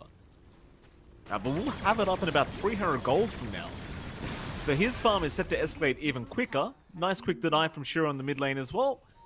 But I think Heroic will be pretty happy with the fact that they've actually found a way to take the mid-tier 1 tower down. And that'll be about it. Heroic, back to the drawing board, back to farming. Tidebound, they don't seem too concerned at the moment. I think as long as Shiro's got the space to hit creeps, they'll be more than happy to just sit back and try to find a pick-off here and there. Yeah, no need to be too concerned. I think the side of Heroic, they've got the pressure to play a little bit quicker. You've got this early timing in your Sand King with a blink. You've got all this hold. You've got this durability ready to go on Whisper as well. And they are clumping up for the smoke. No vision to detect that from Tidebound. They've got a good clean angle for themselves coming out here. You don't have the full Manta on Yuma. There's a minor risk here. But they know Arena's down for a little bit longer. Bach's not even in that area to take this fight. Here we go. See if they can make this one work. Oh, Shrine... Torment is being taken as well. This is a horrible timing for it if I've ever seen one. Like, they've got to heal up very, very quickly. Because Heroic, they're coming. Wards are down. And look, no! He misses the burrow, but it won't matter. He had the Yule Scepter. He'll cancel Shiro's TP, but the Arena... Oh, it's perfect! It's perfect! Shiro, though, surely goes down, but he's still going. He is still going, finally dropping. I feel like that really shouldn't have worked out the way it did. At the very least, Heroic still winning the team fight, as they should have. Planet, nice tune. We'll be okay to run out of it. You gotta love all those Dark Carnival souvenirs, the Funhouse Mirror Dodge coming in. Don't. I really don't. I hate this hero. With every fiber in my being, just like I hate Shadow Shaman. Still, to this day, despite him losing Cluster Cluck innately, you know, the AoE version and the hexing allies, it's still insane. Still, outside of point, the big thing that kind of broke that for Heroic was the fact that Bach went through the gate. You know, he was hanging in the wrong part of the map like we were saying, but it connected into that gate movement well. Managed to salvage it. They isolate out. They catch Yuma before he can attribute shift. They get the chain sense off before he can start shifting away. And that just left this Morphling as a sitting duck. Again, no dodge plays just yet from Yuma. Does have the Manta Gold now. Might have been better off waiting for that before forcing a fight. The one big blessing for Heroic is that Whisper did soak a lot of that gold up. Did soak a lot of that EXP as he survives through. The durability of this Medusa is insane. And that's going to lead into that Blatner coming out shortly. The wider AoE on the Gorgon's Grasp. The slightly bigger AoE on Stone Gaze is going to feel great. Straight into Ashivas for even more durability. And the answers from Tidebound for the Dusa question still isn't quite there. Right? The simplest thing you have is Diffusal and nothing to say. I think the key factor actually killing off the Dusa is probably control. Because the key thing is when you're playing against Undulation, it's you can't slow her down. You have to commit fully for holds, and you don't have the most amazing set of holds out here from Tidebound. You have Homing Missile and Spearback. It's basically it for stuns, and if you can't kill Whisper in those two stun windows, then the best thing you can do is just try to ignore him, because he doesn't have that much damage. That's the one blessing. Mind you, he has a lot of magical damage with Mystic Snake and how clumped up these fights are. So you might be better off just waiting for some debuff immunity on your end as well. Tidebound, we shall see. Despite that, it's still a relatively even game. 8-9. Slight lead at 2k for Tidebound. Analog is in the same spot he was picked off in, but he does have sentries to watch this time around, so not going to be fully punished for that. And you do have some good forward vision here with a ward right by the Lotus Pool. But the big issue still is that Shiro just isn't under pressure. Ags is up, BKB not too far off. Can start to think about the Chrysalis afterwards. Can maybe consider some lifesteal into that point, or Scotty as well. Doesn't feel too shabby here for Shiro. And the path into all of those items is very, very straightforward here. That it is. It's a very close game. Just a slight net worth lead for Tidebound, but the game is still very close between these two sides. Now, Yuma still free farming at the moment. Not too concerned here for the Morphling's sake. I mean, Shiro's just farming that much faster on the Gyrocopter. Looks like he's got his full BKB on the way now on the Gyro. The thing is, the next fight with that BKB probably going to be a lot more challenging for the side of Heroic, as it feels like most of the problems coming in for Shiro is basically for Analog. Like, Analog's just jumping in with a full epicenter channel, and it is making life very hard for this Gyrocopter to be able to survive. But the BKB, though, you're probably not going to have too many issues here up against the Sand King.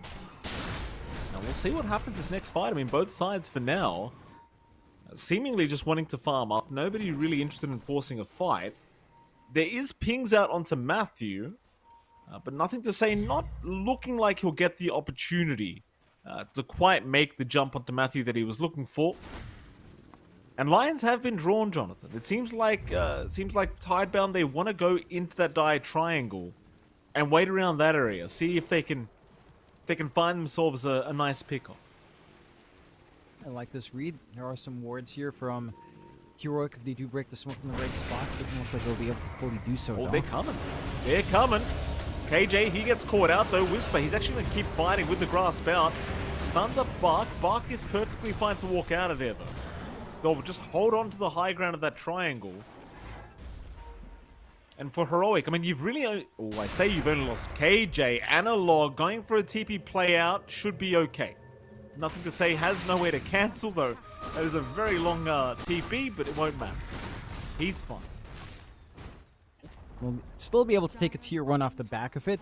You would want bigger kills coming out from Tidebound. I think in that sense, Heroic's still fairly satisfied. You didn't lose your Dusa. You're getting some stable farm out for Yuma. You've got your own BKB timings lining up now. Recipe lacking for Yuma, still a ways off from that. But you've also got the BKB for Analog not too far off now. So you've got your own BKBs to counteract the BKBs on Tidebound. Shiro, for his part, does go for the Revenant's Brooch on the Gyro, so wanting the cheaper option for some early damage. It does scale well, mind you. It's not like anyone's going for a pipe anytime soon. So you do have some pretty relevant output, especially onto the Morphling. Like, he is reliant on his base Agi armor. Not going to feel as great into this full Brooch up on Shiro. Just need to see if they can leverage that. Looking for the same swing around angle into the triangle once more. Much better target as well. Analog is going to be standing there. Rotobatos to lock him down. Spear as well. And with that, Analog cannot survive it. He is gone. Whisper will be forced to cancel his TP to the outpost to boot. Because they're still hunting around with these impalement arts, trying to see if they can find another target, but they cannot. So instead, the target will be the tier 1 mid tower, of course. And you are approaching the point where it starts to really feel like Tidebound might start to take over. Again, considering how much Shiro has farmed up on this Gyrocopter now, and the fact that they are probably going to start looking for Roshan very soon, if not right now. They've got clear options here on the side of Tidebound for Heroic. I think that it's fine for them to kind of take it slow. Again, they've got some good scaling with Morphling here. They've got the full BKB up on Yuma. You've got a lot more utility that Whisper can go into. I think after something like this Ghost Scepter, something like the Sight of Vice is going to be massive for Dusa if she can work her way into that. And giving her a ton of EHP to play with. There's also Growth for Analog down the line. Shiva's being formed up now for him as well. Smoke out from Heroic. They do have all their big spells ready. They just need to connect. Mind you, you're playing into a Ricky with Ags up if Nakate will want to join in, so he has a lot of ways of dodging out. And they are on a high ground position here for Tidebound to break the smoke.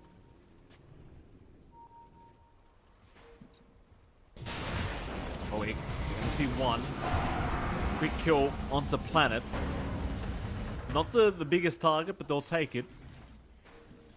Of course, Roshan's still available for either side. They'll even find Planet's courier with the 8th lens recipe, which is quite nice. But they will lose a bottom tower. Rather, a top tower goes down here for the side of Heroic. And now, mid lane, Analog being chased down. Jeez. Gonna cancel the epicenter for now. Scary times against Shiro is just doing so much damage on this gyrocopter. Heroic, they are going to back off to the high ground of their own jungle. Lines being drawn out back towards the Radiant Triangle, so it seems like Heroic want to try and get back into that same position in that Radiant Triangle. Again, Roshan is the main objective for both sides at the moment. Very important to not lose your positioning. Here we go again. Planet's in the same position. He may get caught another time, but a nice bounce away. And the escape act is going to allow him a way out as they do try to force the fight now. Arena is down. They've caught one in the form of a Sand King. And Analog, he cannot be saved in that smoke screen. Meanwhile, Matthew also in trouble, will barely walk away with his Ghost Scepter. Yuma, he's going to go into that gyrocopter with the Black Cannon, trying to fight back here, but it's not really working out as they would have liked. Spark is still just frontlining for them. Whisper also in a lot of danger. However, now the turnaround is here. Yuma trying to jump back in. We'll find Shiro perhaps. The Shiro will run his way out. And it seems like nobody else is actually going to die.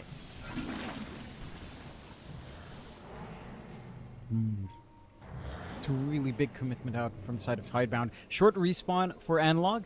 See, when he does come back in, they have the epicenter advantage. BKBs are on cooldown now on Tidebound as well. There's a small window for Heroic to try to force something out. And you're seeing some issues here, right? Like, again, we've talked about this, but when Whisper steps in, you can't do anything about this Dusa. Stone Gaze cuts off your fight. Gorgon's Grasp constantly getting thrown out just stops that as well with a Meteor Hammer. Your damage out on Nothing to Say isn't really enough to even melt through some of these supports. Like, KJ is really tanky. Matthew has some ways of dodging out if you don't smoke screen committal on the Shadow Demon as well. So there's always a couple of things you have to watch out for in backline. And it does feel like once you commit the arena initiation from Bach, you don't really have much else in follow-up control just yet on the side of Tidebound. You are seeing Shiro go for the Satanic, which is almost done, into the Diffusal and Disperser. So he is going back for Diffusal, Gyro Mikey. You do get your wish. It does make its reappearance up against Sedusa. Whether or not that's enough, though, I'm not entirely sure. The issue is you can't stand... It's not that you can't hit and kill Whisper. It's just that you can't stand and hit Whisper without dying. Because Yuma's there, because he can turn into Gyrocopter, because there's so much damage output. You might be better served by a Scotty to actually just scare off that Morphling a little bit more. We'll see if that Disperser play will come in handy, though, as at least it provides some follow-through for when Nothing to Say jumps in as well, trying to focus on something like the Deuce in the middle of these fights.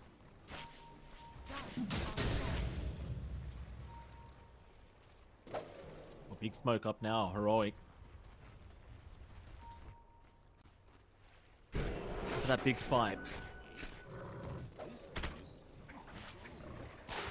Wrapping through that dire triangle now, Heroic. They could run into Bark first. Bark just hanging around that bottom Roshan pit at the moment. Analog just about to walk into him. Decides to go north instead, though. Planet breaks the smoke of KJ and Analog. So now they know exactly where Heroic are. And Heroic, I don't think, want to force this fight any longer. It does not look great for them. And Roshan's decided he's going to move now as well. So, both sides still just posturing around the Roshan pit, trying to give themselves the best opportunity at taking out Roshan.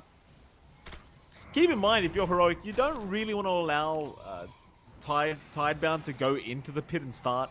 Because naturally, John Shiro's got that serrated Shiv that I always talk about, and it's going to mean he's going to make a quick work of Roshan. Because why not? Yeah. I love it. A neutral that helps you take a big objective. Very nice. Who decided he gives a flat 200 against Roshan? That's a bit much, isn't it? Yeah, I think because if he had the 8% of target HP, it would feel kind of crazy on Roche. Still, jump in. They got Whisper on the arena. It's actually going to block the way. It looks bad, but I think this is actually a pretty decent arena. It split up the fight. Problem is the Echo Stomp that came in did put an end to the fight completely. And now, naturally with the arena down, Heroic, they want to try and go for the fight themselves, jumping it onto Shiro. They found the big target. Shiro, he's going to be BKBing up and trying to man-fight this one. Is he going to be able to make it happen? The Earth Splitter does a lot of damage. Shiro just trying to run away, but the Stomp is there again. He's locked down. Shiro, though, he's still alive. He's got Satanic back up and ready to go. He can keep going. Oh. Meanwhile, Yuma's gone. Oh, and now they're on to Whisper. Whisper will kill off Planet, but he's all by himself now. I don't think there's anywhere left to go. Nice stomp from KJ. It's just not going to make the difference as Bark will chase him down, though he misses the spear. So at least KJ gets out of there, but another big team fight win for Tidebound. And I mean, that was without the arena, John. The arena was committed in the previous fight. They didn't have it. And they played that smart on the side of Tidebound, right? Like, they knew that they couldn't focus down to do so. Even if you isolate her, she's really not what you have to go for first. You have to go for everything else around it. And Yuma gets a little bit trigger happy. Doesn't respect the control once the BKB fades away. Caught in the middle, gets really aggressive with a waveform forward. And again, he's underestimating the damage output of Shiro onto him. This Revenant's Brooch pickup into the Morphling is working wonders. Because this guy has like 34 armor without any plus armor. Matthew? Yeah, he kind of just jumped in. Matthew, I mean, I guess it's worth trying the Roshan still. You know, it's just a support life anyway. You may as well give it a crack, but sadly it doesn't work out for him. Shiro will still be able to pick up the Aegis for himself on this Gyrocopter. And he's going straight for the Disperser, which makes enough sense. It's making matters worse and worse here for the side of Heroic. And onto the tier 2 mid tower they'll go. It looks like Whisper's going to be around to try and defend this one, but it's not going to be that easy, I don't think. No. It's going to be a little bit rough. I feel like your team fight's still really strong on Heroic. You just have to play off of Whisper. The fact that Whisper was jumped, the arena cutting them off is what cost them. If they managed to take that fight in the triangle without the arena blocking them, I think that would have been a very different story, of course. Even though it looked awkward from Bach, it still worked out.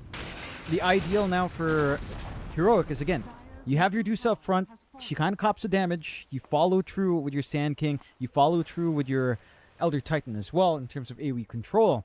And give the room out for Yuma to actually change into that Gyrocopter, get his own damage out. He has his own Revenant's Brooch to pierce through the high armor that you do have on the side of Tidebound.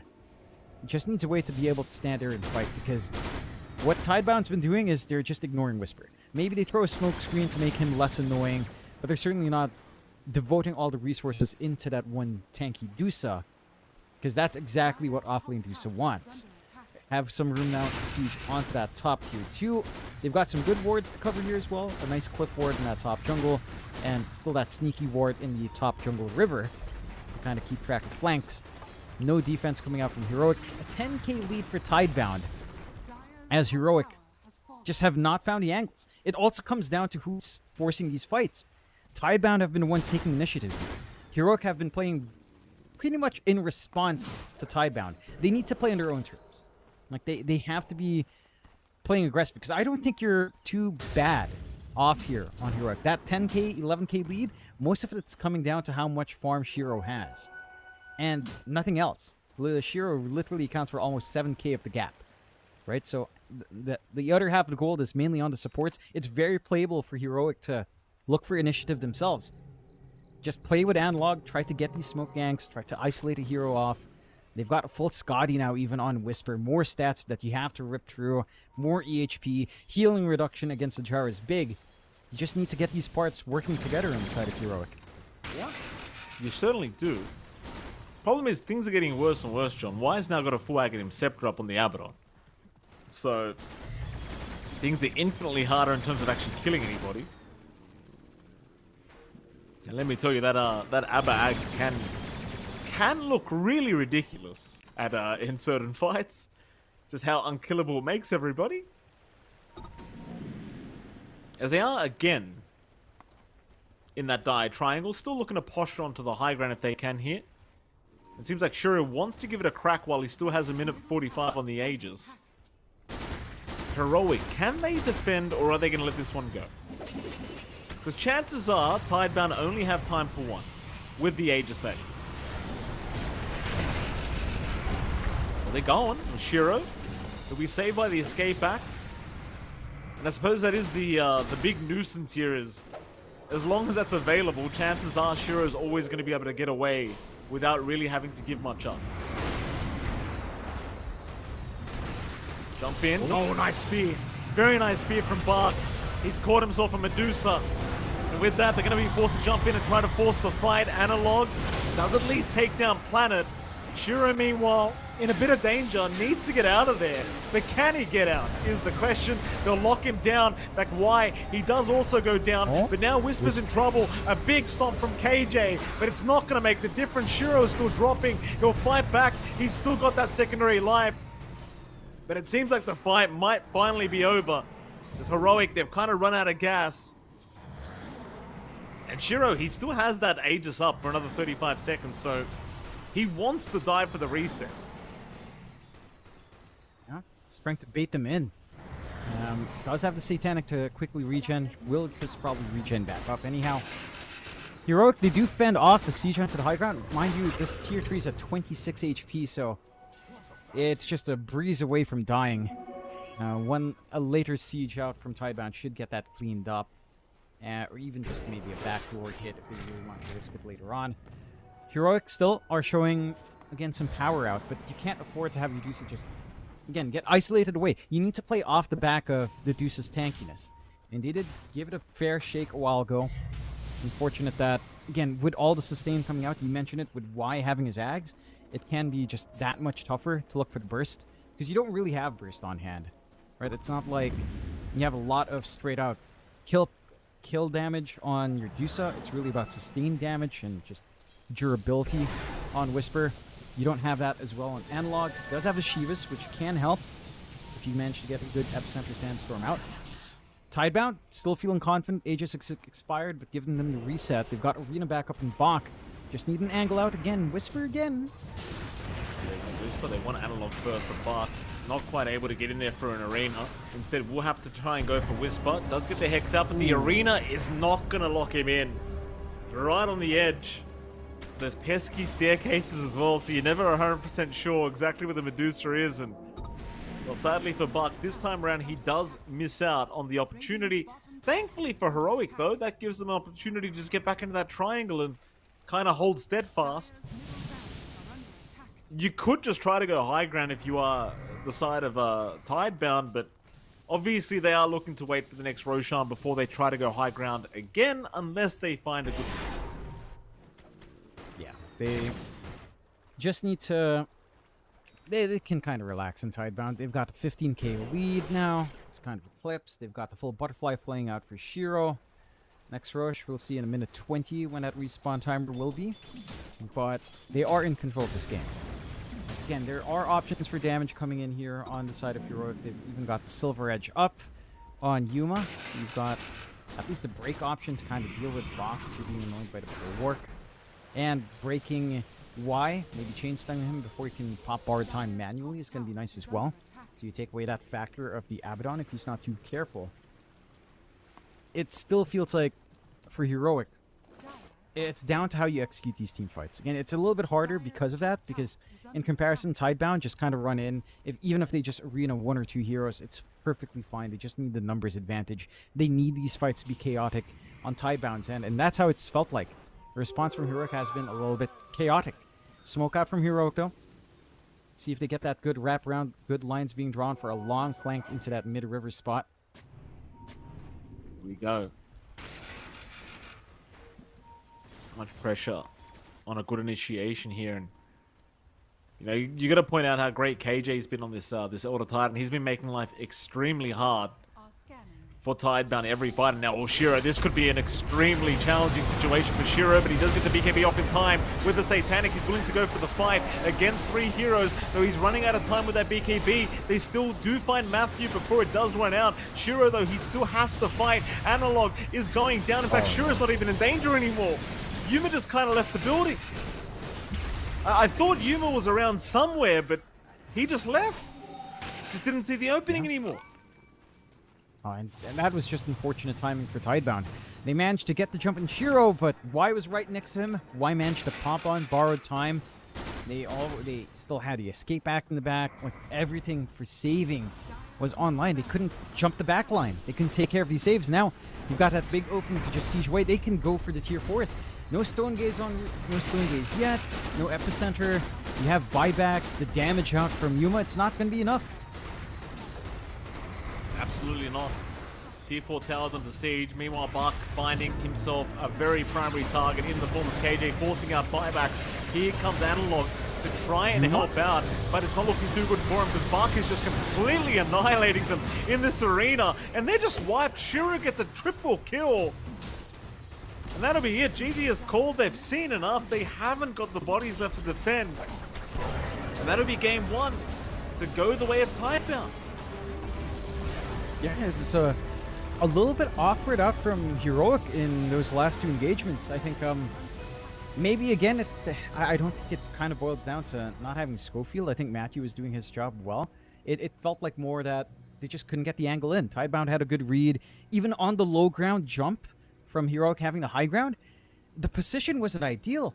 Like, they're not able to find the angles they'd want to take in these fights. And in the end, that overwhelming healing, that overwhelming durability coming out on the gyrocopter in this case was just a little bit too much. Even with the durability on Whisper, they couldn't leverage it in the way they need to here on Heroic. No, they absolutely could not. Props to, again, Tidebound, who have been looking bloody fantastic so far, Jonathan, from the games we've seen. Of course, this is still day 1, but I'd say they only have up to go from here, right? Consider, again, they're probably jet-lagged right now. They're probably tired. But so far, so good for this Chinese squad. And well, if you're Heroic, obviously back to the drawing board before you get into game number 2, but well, you've got to sort something out, Jonathan. With that, we do get to go to a break, and of course, right after that break, we'll be back with game 2 between Tidebound and, of course, Heroic, and we'll see what Heroic has up their sleeve for our second game. We'll see you soon. And he made fiddle pegs from a long finger bone. Hey, the gay and the grinding. Made fiddle pegs from a long finger bone by the bonny, bonny bowls of London. And he made a fiddle out of her breastbone. Hey, the gay and the grinding. Sound would pierce the heart of a stone by the bonny, bonny bowls of London. But the only tune that the fiddle would play was Ho, the bowls of London. The only tune the fiddle would play was the bonny, bonny bowls of London. Where the wind can cut you like a knife, and nights are colder than the purser's wife, sir. Do we dream of sunny skies of blue and sipping on some fancy foreign brew, sir? No, sir, no. We long to sail where greyer English skies prevail, and we would face the wind and snow and hail for just one pail of good old English ale, sir. Just one pail of good old English ale, sir. Did we choose to fight the foreign foe for England's glory? We must answer no, sir. An English ale house, that's where we would be, not dodging cannonballs upon the sea, sir. We're only risking life and limb because old England's too far to swim. But we would chance an iron arm or leg for just one keg of good old English ale, sir. Just one keg of good old English ale, sir. Many days and many lonely nights without one woman hoving into sight, sir. Now it won't be long till we see our wives and sweethearts lined up on the quay, sir, with their arms all open wide. But we will push them gently aside, for they will have to wait for us until we've had our fill of good old English ale, sir. Had our fill of good old English ale, sir.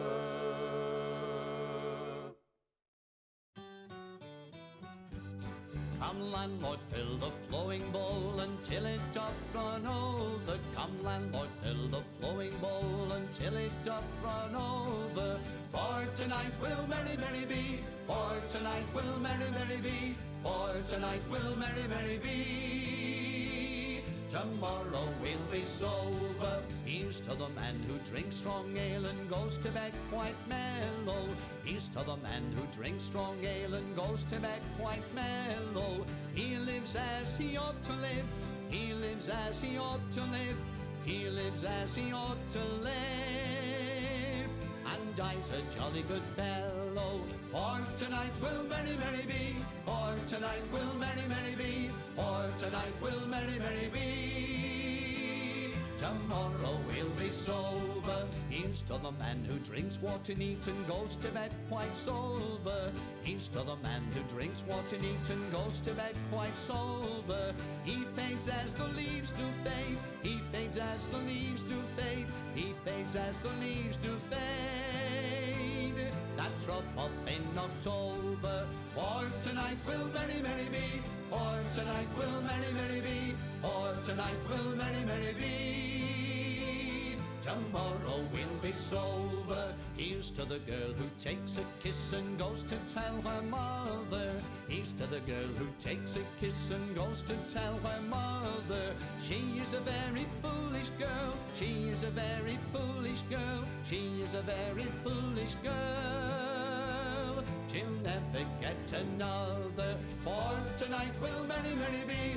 For tonight will merry, merry be. For tonight will merry, merry be. Tomorrow we'll be sober. Here's to the girl who takes a kiss and comes back for another. Here's to the girl who takes a kiss and comes back for another. She is a boon to all mankind. She is a boon to all mankind. She is a boon to all mankind.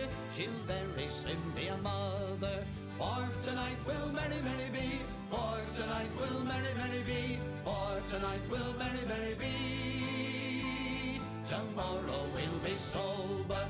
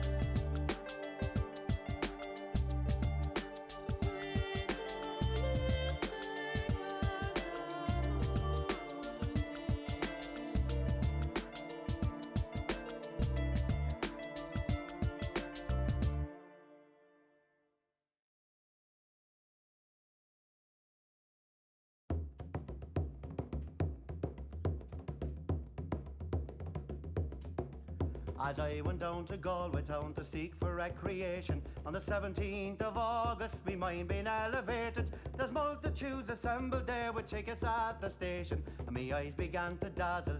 I'm going to see the races with me whack, fall the two, fall the tittery and dame.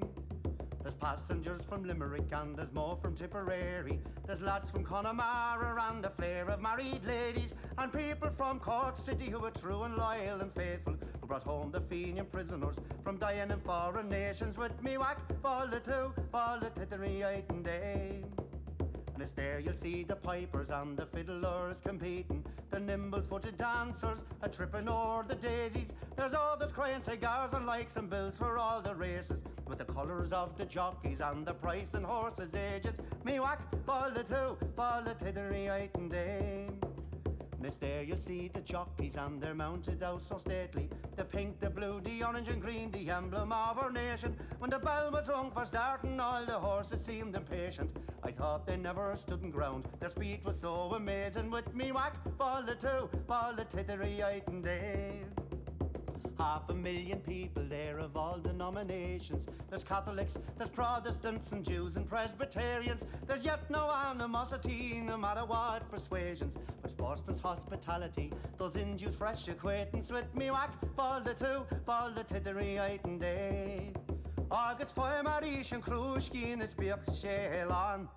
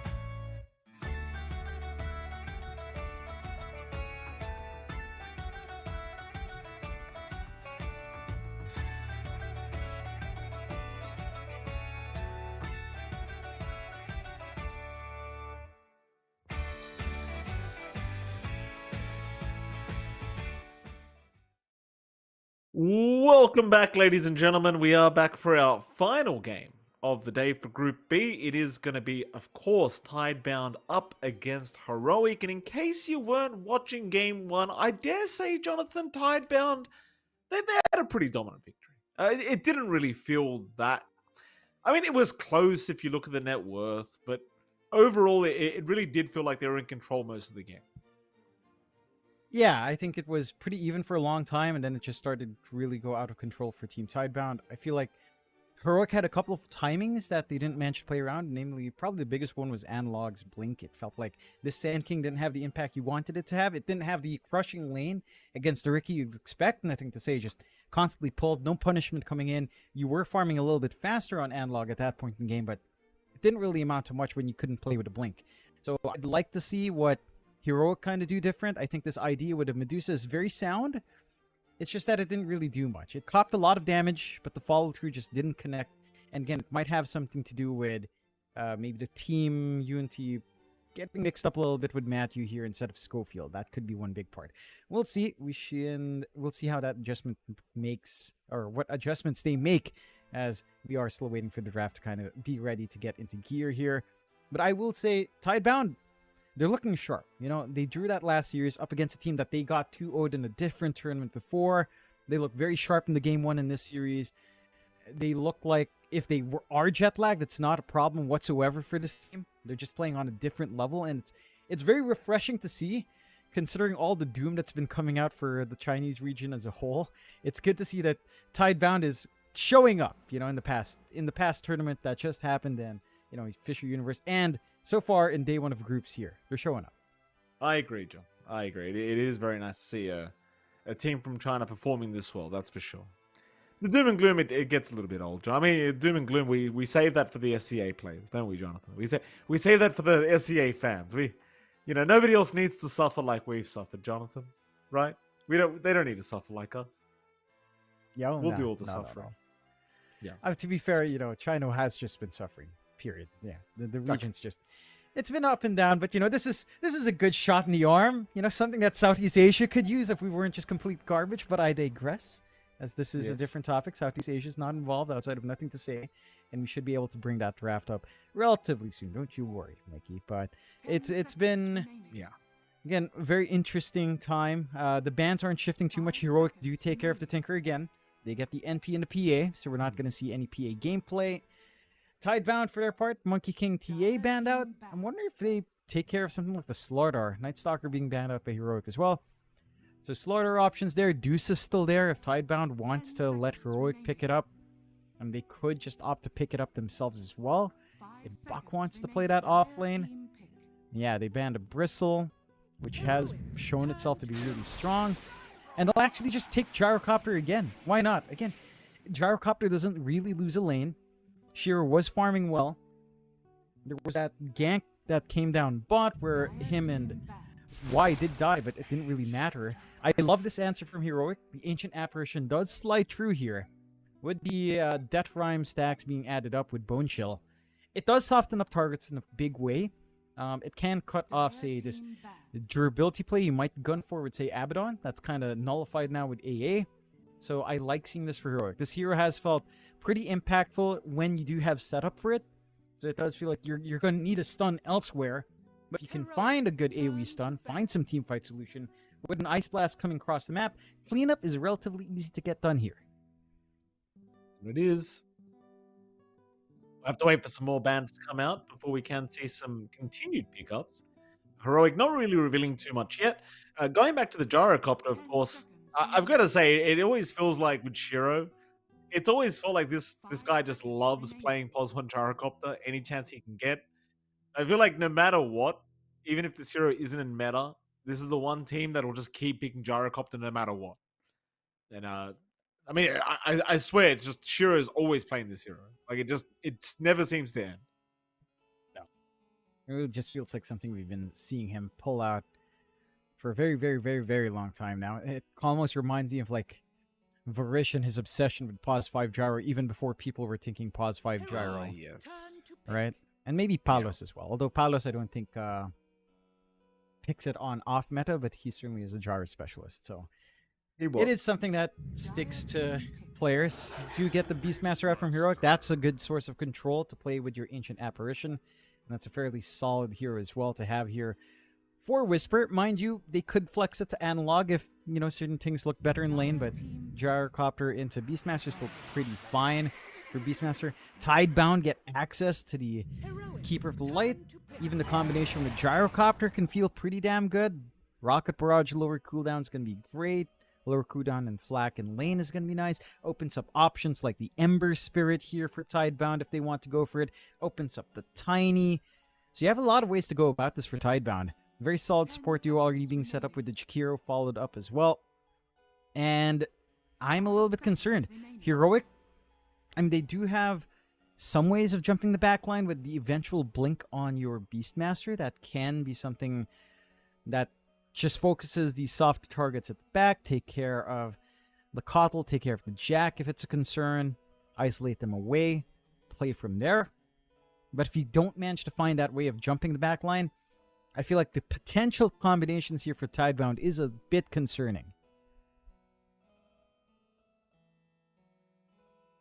Heroic. See what the responses are.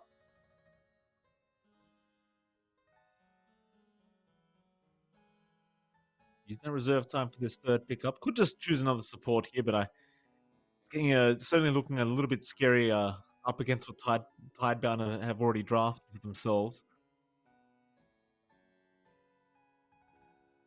I do appreciate that the coddle's back in the meta now. Just that chakra magic cooldown reduction is just so ridiculous. You know, always has Yeah. been.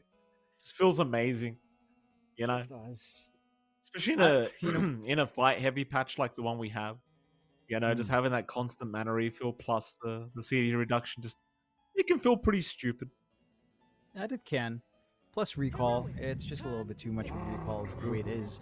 You know what I would say? Tidebound could gun for a nothing to say mid Kunkka with a Kotl. I think you could probably force that out if you want to. It plays nicely into AA just because the damage reduction debuff is a pretty nice way to provide some durability as you get Ice Blasted. It's still not ideal to get Ice Blasted, but at least you have the Rum buff for you. So it could be one way for Tidebound if they want to go into that. Heroic do pick up the Magnus. Again, that the backline jump is opening itself up here. And that could be our mid for Analog. Could still be a safe lane for Yuma as well. Very open for them to kind of decide. Heck, there's some funky stuff you can do as they go for the Tiny. So now it should just be hammered in. I mean, I say hammered in. You could run Magnus 1. You could run Tiny 1. You could run Beastmaster 1 as well. So there's a lot of flex here as Tidebound take the Medusa themselves. Bach decides to bring it out. Now you have to contend with Medusa Kotl. Natural mana top-ups, lower cooldown Snake, lower cooldown Gorgon's Grasp. That is not going to be fun to play into here, Mikey. No, I don't think it will be, John. I don't think it will be. Let's see how they're going to do here. Final bans to come. The AM ban, of course, being made by Tidebound. Fair enough. The one scenario where I always accept the anti-mage ban against the Medusa. Apart from that, I don't understand why you'd give away a free win. A heroic final ban to come. And they're taking care of the big mid Storm. You probably take care of Ember here because, again, you don't want to deal with Chakra, Sleight of Fist, perhaps. But, again, I'm still concerned about potentially getting out this Kunkka. I feel like that could be the way they go because, you know, you think of Nothing to Say, you think of Tinker, you think of Kunkka. Kunkka with Kotl is probably one of the more acceptable ways to run the Kunkka considering its state right now. And there you go. They banned the Kunkka, so they do leave the Ember. It's pick your poison, right? Do you want double Tidebringer or do you want double Sleight of Fist? And they're like, all right, we'll just deal with a Sleight of Fist. At least he doesn't have a Rum buff. But I don't know if you have enough hold. You're going to have to pick a support that can help pin that down to connect with, say, your Tiny, to connect with your Mag, so that there's not as much pressure on your Beastmaster to roar out. We'll have to see, as Tidebound will just probably ban out a support. I don't think... Maybe they can go for some flex here, run a Matthew Tiny. We've seen that before. And just ban out a mid or safe for Tidebound. It is still relatively open in that sense. We shall see.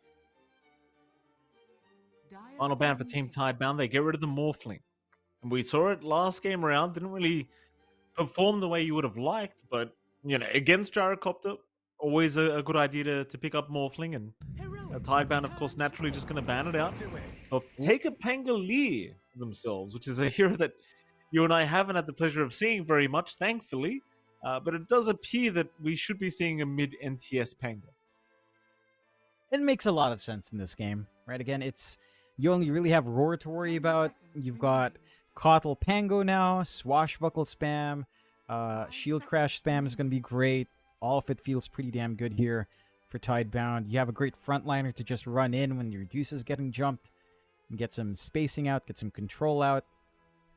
It's a pretty smooth ride in most matchups. Like if you're expecting mid Magnus, Pangolier plays well. Mid Tiny, Pangolier plays well.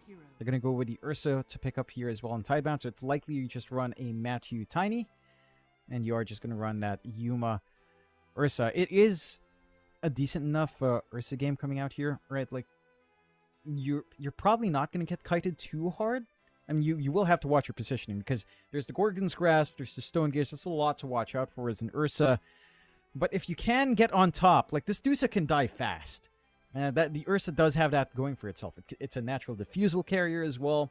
You can go Battle Fury diffusal with Blink, and it still works out for the Ursa. My question is maybe, you know, there's a risk that you're going a little bit too all in to counteract Bach, and in the end, do you really have to care about the Dusa that much when you've got this gyrocopter that's been running down, when you've got this Keeper of the Light that will constantly blind and kite around the Ursa? It's not going to be the smoothest ride. Like, it does make sense, again, to just jump the Dusa, maybe even jump the Pango. But with all the ways you have of kiting around here in Tidebound, I don't know if Yuma's going to be able to find these angles all too easily to get that impact in this game. I think it will be a bit of a challenge here for Heroic, Jonathan, but you at least want to tie up the series 1-1. Again, final series of the day, final best of 2. See if we can force a 1-1 here between these two sides, or Team Tidebound are going to have a very, very nice sleep tonight. I want to say, Jonathan, if they end off with a 2-0, I'd argue they're probably going to be very, very happy. We'll see. Game number 2, almost underway between these two sides. Wonder how everyone's finding Raleigh as well, by the way, John. Obviously, you and I have never had the pleasure of being in the United States of America. No, it's so sad. You know, I'd love to head down to America, have a Dr. Pepper. Do as you a good remember? friend Neff would say. Yeah, I feel comfortable telling this story because I feel like we got ripped off straight up.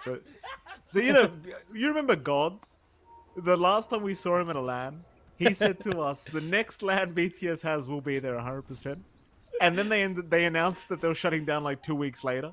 And I'm like, yeah, that's bro, right. why you gotta do us like that, Parker? Yeah, I mean, look.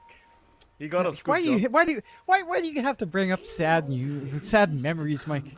He got I us still good. mourn. He's a prankster, that man. He is. Good old Parker. I miss him. But man, you make me sad thinking back about that. Like, you know?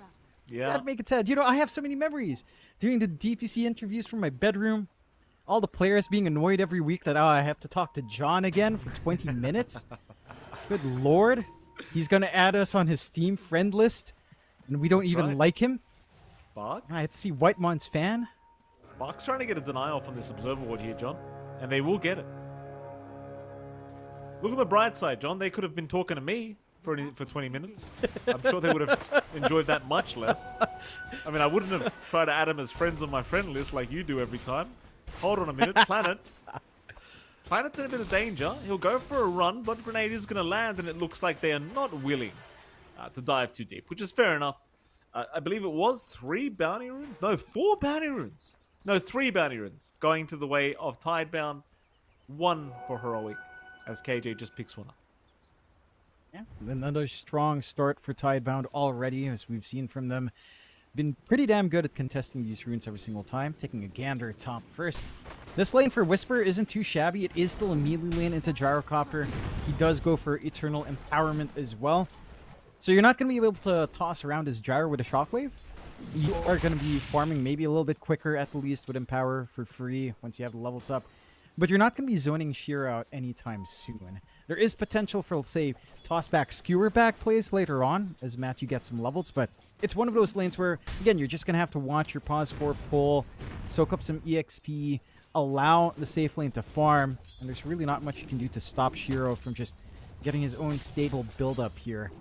So the Gyro will farm. At least you'll get some EXP and gold going your way as well on the side of Heroic. Down bot, you do have that Ursa lane lined up for Yuma, along with KJ on his side, into the Medusa and the Coddle. Again, there is some good aggression that can come in, theoretically, if you can maybe get a cold feed off or trade with Chilling Touch.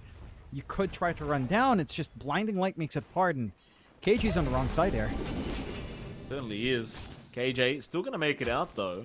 It's actually Planet that was in more danger because Yuma just wanted to chase him down, but now Yuma has to give up because the creep wave is just underneath his T1. Had no Earthshock to try and really commit for the kill properly. And so, a lot of action down in this bottom lane. No kills as of yet. But it sure feels like it's coming soon. It does. You have to really respect just the repositional kiting that you can get done. The nuisance that is Blinding Light and the mischance for someone like the Ursa can make it really tough to just even play the lane or the farm. The one good bit of news here for Heroic is that mid lane is shaping up really strong here for Analog. You do have that mid Beastmaster coming out into the Pangolier lane. It's pretty fine. You're just spamming out axes. You've got the value point in the boar. but for nothing to say, it's a lot tougher for him to just step up. He is going to lose out the mana trade war. It's a lot cheaper for Analog to start stacking this damage up. And it's going to boil down to how well can he use. 2-minute runes are just all going the way of Analog already, denying one, picking one up for himself, so you're already slightly behind in that sense for nothing to say. And if he's not careful with Boar Micro, same thing could happen at 4 minutes. And if you don't get your bottle topped up at all for nothing to say, this just becomes an untenable lane if he's not careful. That does. Analog having a very good time on that Beastmaster right now, 17-3.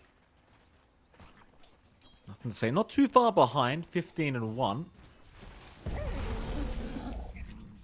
Yeah, first blood yet to be drawn. It's like Yuma's having a grand old time down to that bottom lane, but so is Bark. No real fear here for Bark as long as Planet's behind him with that Chakra Magic ready. Obviously, level 1 not the greatest, but once you hit that level 2 mark, Bark will be feeling a lot safer with that Chakra Magic. Yuma doesn't seem too concerned though. Obviously, they already tried for the chase down early on for the first blood attempt, but it just didn't pan out. At this point, you might feel like it's probably a bit too late, but Yuma, he can still try to harass. Mid lane, nothing to say. Trying to find a water room, but there's just so many heroes coming in, and it's going to have to be denied off by Planet anyway. Matthew did hold the other one though, so there is still a water room for Analog to take.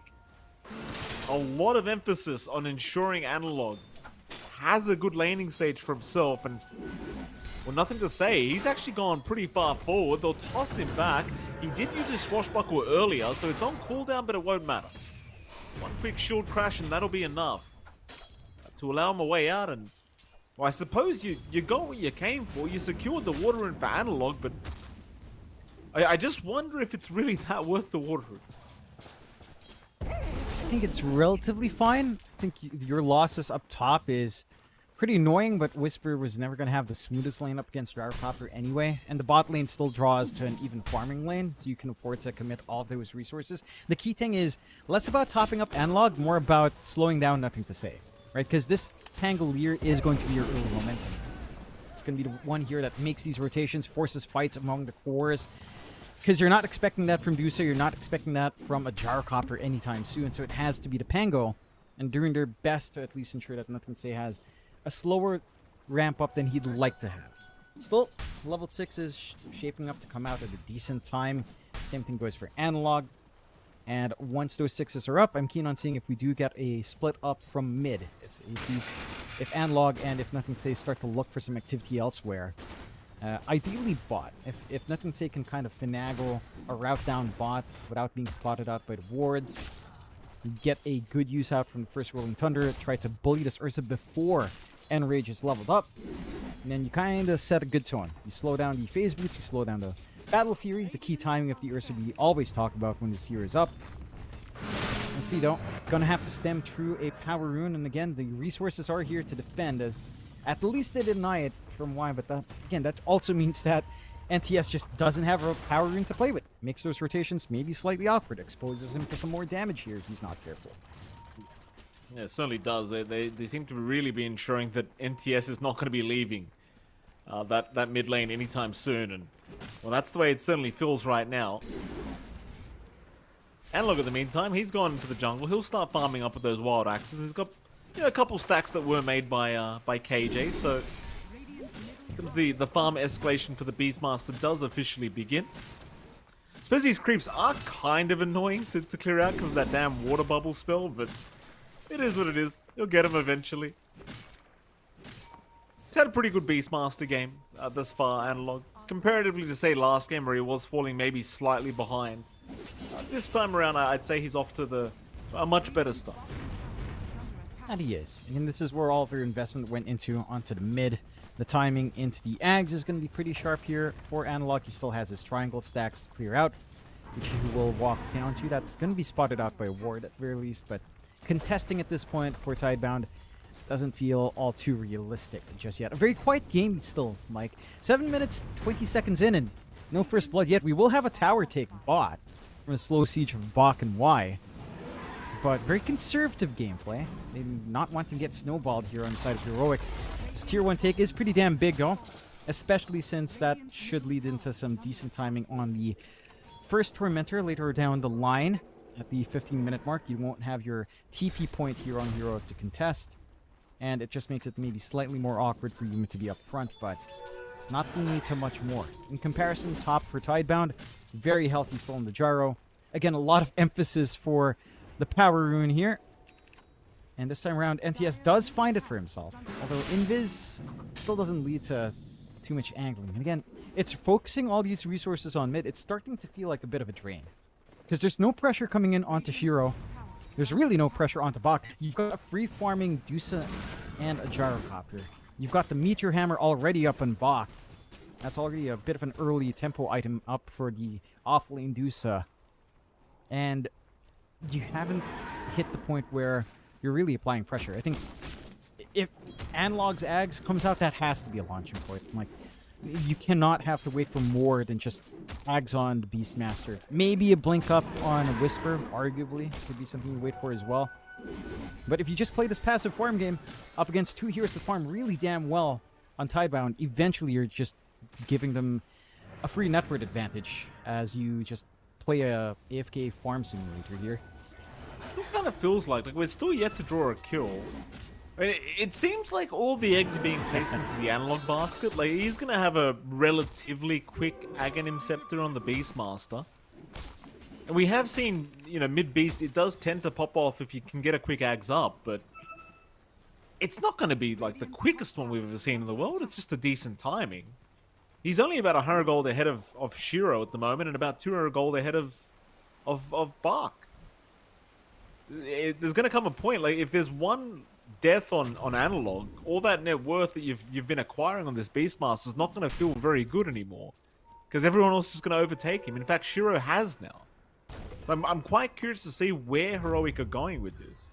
There's your smoke up now. This is prior to the Ags up on analog. It seems like they kind of just want to get something for all this time being committed, and they've maybe just realized that First Blood is still available. Planet will get roared up. They just want a quick one, and they'll take it. Analog will be very happy with that. That is a very good timing as well. 10 minutes for First Blood. Right around the marker of that. So, perfect timing. I don't think we've ever seen that. But there you go. It's level 6. That's the thing they were waiting for. Just level 6 on KJ to guarantee a kill. Fair enough. Accelerates that Ags timing you've been rambling about here on the Beastmaster. The same points you mentioned still stand, though. It's not the big kill you're looking for.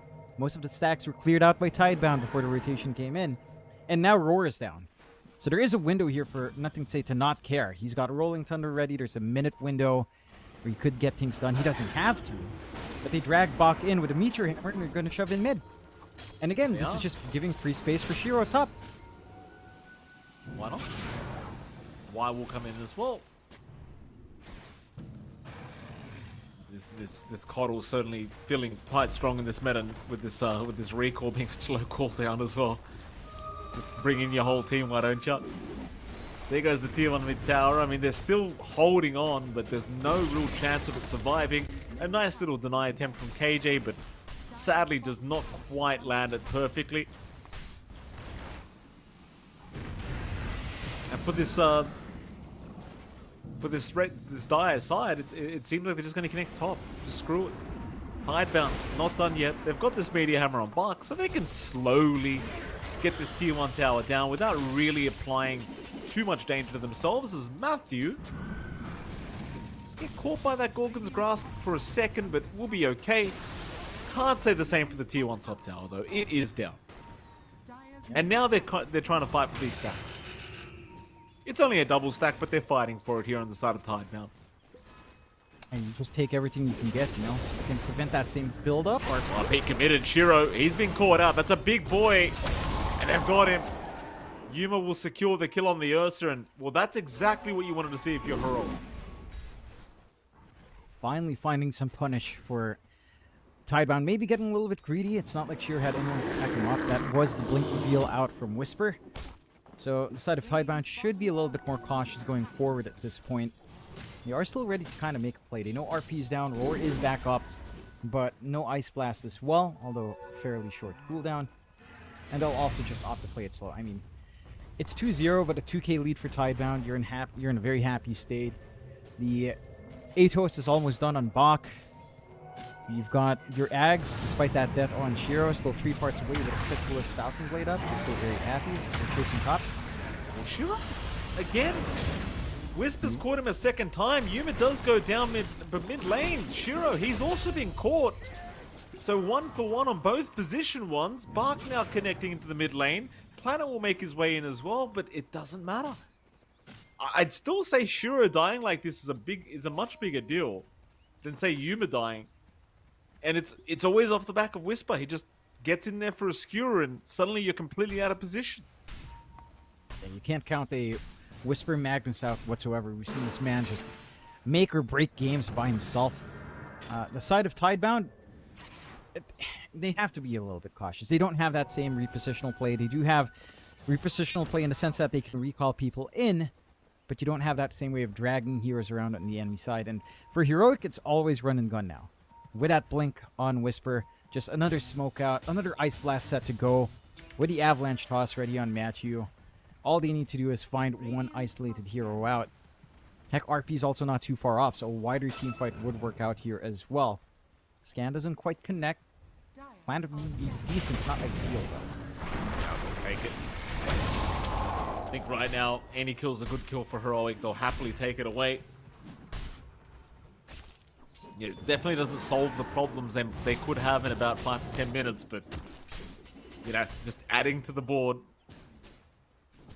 And nothing else is happening, quite frankly, John. Like, Tidebound are playing very defensively their side of the map this time around, and I think for Heroic, it's kind of one of those games where you could just try and trust that Yuma will be able to eventually outscale the opposing side on the Ursa, especially considering you do have an empowered Ursa that you're playing with, but yeah, I mean, I still have my doubts. Whisper? I just think with the way the game is going, you don't really have much of a choice but to aim whoever's just showing on the map. And speaking of, Whisper, turns out he was showing underneath the Observer Ward there, John, so they took him out. A little bit of a long chase. Did manage to snag a Lotus for himself at the very least, but you are seeing some of that utility from the Kotl kick in. Just recalling heroes around. A bit of a clump up bot from the side of Heroic, and they're setting up for the Tormentor. Without Whisper around, can be a bit tough. Again, with their tier 1 gone, Whisper doesn't have a safe TP point to access. They get a good scan as well from Tidebound, so they can contest this fine.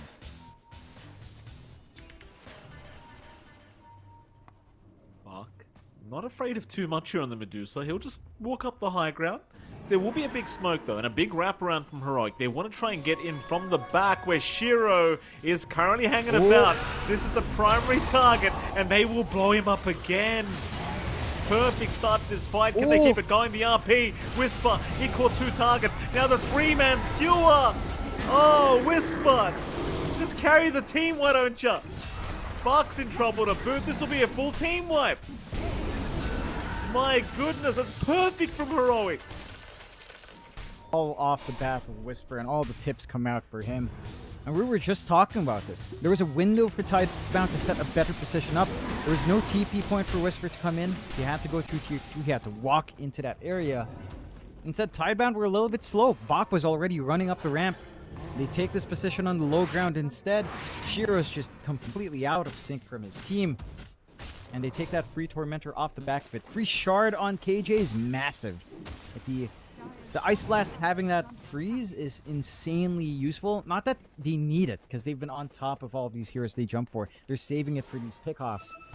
And for Tidebound now, they're 4K behind. Heroic have done great work in just reeling in the potential aggression for Tidebound. It feels like there's a massive damage issue in Tidebound. Like, Bach's able to tank true. You've got some output from NTS, but you're not there yet with Shiro. His Ag's still 1 part away, which isn't too bad, all things considered. He's still number 2 in net worth, despite all these back-to-back deaths he's suffered. But it doesn't feel like you have a game to play just yet on Tidebound. You need some damage on this gyro. You need some durability on this gyro.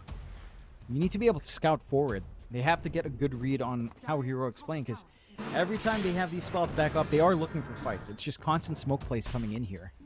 Heck, sometimes, again, they don't even need it. Sometimes all you need is to skewer back. And Whisper's shown multiple times over in this game that can be enough by itself.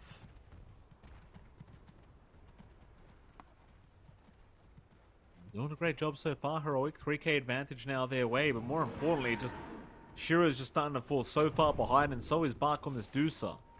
In fact, they might go again. Bark's showing in that mid lane. He may not know it, but he's underneath a bit of vision here. They won't be able to get the skill back play for Whisper. He doesn't see the opportunity.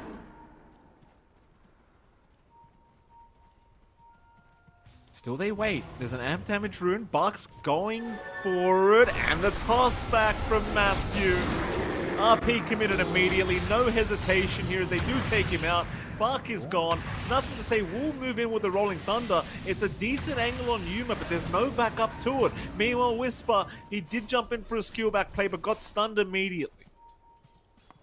Still, they got the Bark Medusa. You'll be more than happy with that. And Yuma, he sees the opportunity now to just up Roshan. He's got an amp damage after all. With no Rolling Thunder to be scared of, there's just no way you come into this one for Tidebound. It's a high risk. NTS isn't even in the area. Free Rosh for the side of Heroic, which is to be expected in an Ursa game. Yuma's gonna catapult himself to number 2 in net worth overall. And the side of Tidebound, they're the ones that kind of need to hang back and farm up a little bit more. Like Shiro needs some damage.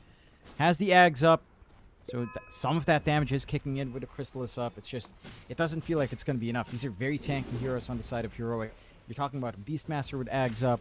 You're talking about a Magnus with the BKB almost completed now. And an Ursa with 2 lives. None of these heroes are particularly easy to kind of take control of, as Whisper again. Yeah, we've got Whisper again catching Y this time in the mid lane. Just fishing at the moment as KJ catching nothing to say to boot. My goodness, just all across the map. Kills happening here for Heroic. It's so scary as well, because with this Tiny and this AA combination, like an Avalanche Toss plus an Ice Blast, it just deletes people. Even Cores, like nothing to say, just getting blown up off that combination. Yeah. Not even having to commit Roar out from Analog is huge. They know Box probably alone right now. Got an opportunity here for the Deuce. A little bit tankier. Not the easiest thing to burst down, but in isolation, certainly very much feasible. Don't gun for it in the end. Instead, they set up a nice forward ward by the ramp onto the tier 2. By the Ancient in the triangle. Pretty good spot to just catch heroes off guard again. And for Tidebound, they had some ideas for this Kotl. I was expecting more impact from the connection with Planet and nothing to say. It's just, it's not there. We're not really seeing double swash. Not seeing double shield crash. He's going to get caught. Of course, Whisper once again catching another quick kill. And Heroic, they can certainly just look towards that bottom tier 1. There's no rule. I don't think there's any threat right now, John. They've got everything up. They're ready to go. If anything, they're just waiting for someone else to show down at that bottom lane for a team fight attempt. Whisper's going to start hunting. Nothing to say will show himself, but realizes that they are probably waiting. And yeah, I mean, Heroic, they're kind of ignoring the objective altogether, just wanting to go for a fight. But it seems like Yuma will finally move up and just take the tier 1 tower. Nothing else to be taken. Just clear it out. If the side of Tidebound don't want to fight into you, I mean, you can just take these objectives, maximize this Aegis as much as possible in terms of map control. Tidebound, I'm trying to play that farm game. It's going to be a BKB for sure next for some of that durability and presence. You have a rules up with Box and Soldiers. They catch one more here. They certainly do. Nothing to say. We'll still be able to run away, though. He's okay with that Rolling Thunder. Analog was not really around to commit the Roar out, it seems, so instead, it's into the mid-tier 1. That'll be a nice quick tower here thanks to Yuma. BKB up now as well on the Ursa. I mean, they are just getting so far on their cause here for Heroic. And you can tell Yuma, he just wants to fight as Bark does get spotted out. He'll throw a Rod of Atos at himself onto Whisper just to ensure Whisper can't go for a skill back play again. But even Matthew just waiting on the high ground of that Dire Triangle for a toss back play.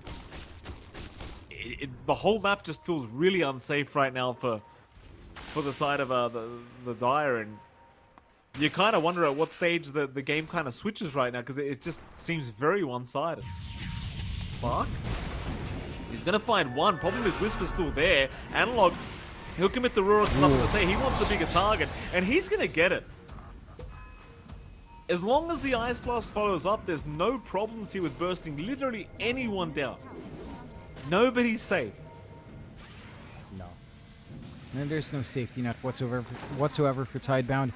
It looked like a pretty good start to split with Bach isn't the easiest one, but nothing to say. Just he has no durability. He has nothing defensive. He went for, again, straight up Diffusal into Blink. He's going for the Ags. Not that he'd want to go BKB anyhow, but it could help the cause at the very least. Trying to poke Yuma, but he still has his BKB. So really not, and his Aegis, so it's not really a safe bet. What you have to do on Tidebound is just kind of hope that Shiro can just carry this game, right? Like that's literally it. Hope that the Gyrocopter is going to be enough, because it's going to be a BKB, it's going to be an SNY here for Shiro. Probably a decent enough game for a Revenant's Brooch again, considering the high armor in these heroes, although Ursa doesn't have much armor in comparison, so you could make an argument for Data. But I'm not sure. It's 14-2, a 9k lead for Heroic. They've got control of the map. They literally have nothing to worry about. And for the side of Tidebound, again, with this Dusa, with the way it works now on the offlane, it's all about utility. You're not really able to connect with Bot. Like, you're not able to utilize the area denial of Stone Gaze, the area control of the grass, tie that in with your Pangolier. These teamfights have just felt flat. Looking at Shiro. He's not looking too healthy, John. It's a pretty sad death there for Shiro's now an RP as well committed. Nothing to say caught. My goodness, Bach tossed back into the loving arms of Yuma, who's trying not to look at Bach at the moment. Avalanche is going to lock him down on the Medusa. Whisper, they're just tossing him around now. It's just, they're just tossing him around like a ball. Poor old Bach. He just can't get anything done, this poor bloke. No. No. He's just melting. And I mean, at this point, 17-2, 12k behind. Your team fight potential on Tidebound is somewhat there as they find one more planet. They sure do, John.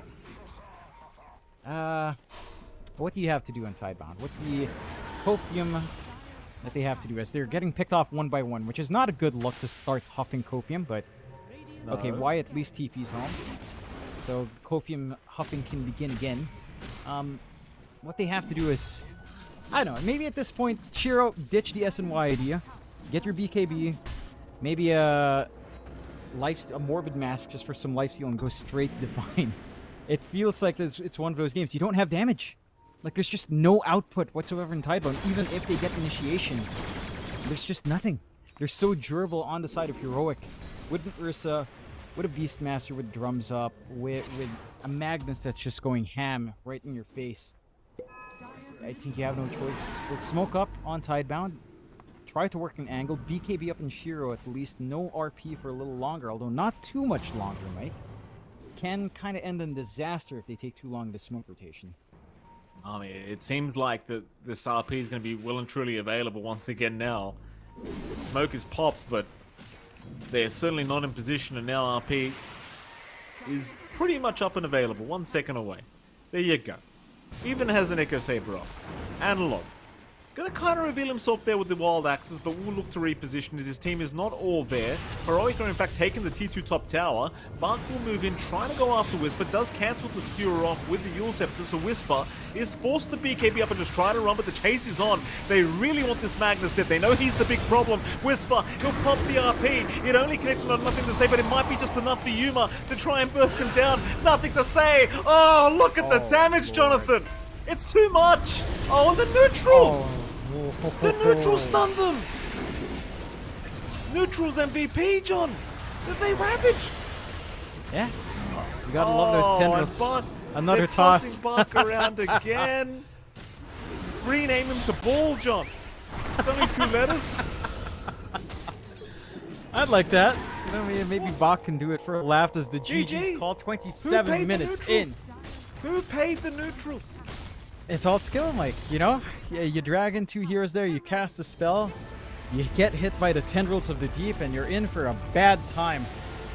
Tidebound, you know, they go for that Dusa, they tried to make it work after playing against it on Heroic and managing to find a way to work the Dusa against them.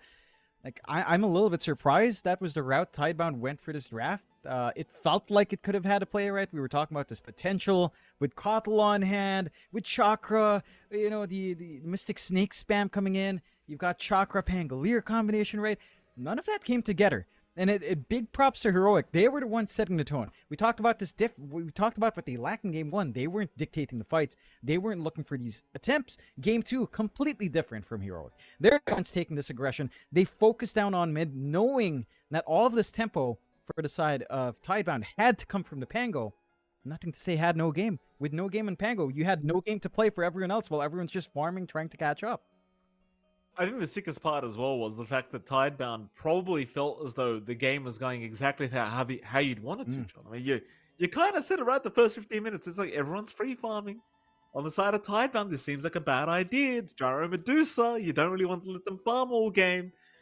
Turns out, apparently Tidebound not being aggressive against Heroic was the key to Heroic success.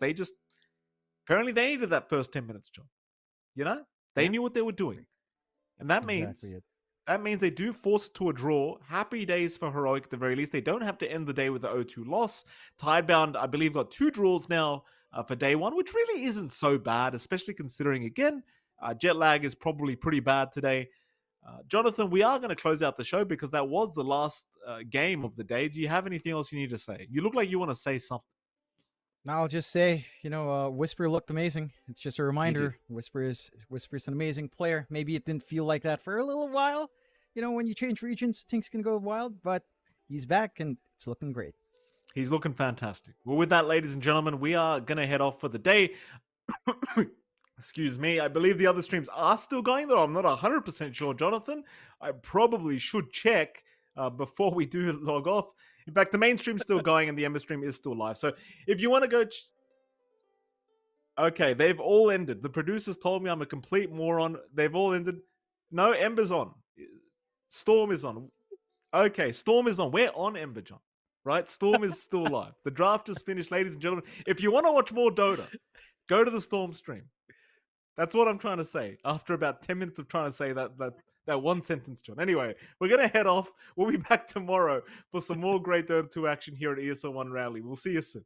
Bye-bye. For auld lang syne, we'll take a cup o' kindness yet. For auld lang syne, we twa hae paddled in the burn, fae morning sun till dine. We've wandered mony a weary fit sin auld lang syne. For auld lang syne, my Jo, for auld lang syne, we'll take a cup o' kindness yet. For auld lang syne, we twa hae rin aboot the braes and pooed the gowans fine, but seas between us braid hae rolled sin auld lang syne. For auld lang syne, my Jo, for auld lang syne, we'll take a cup o' kindness yet. For auld lang syne.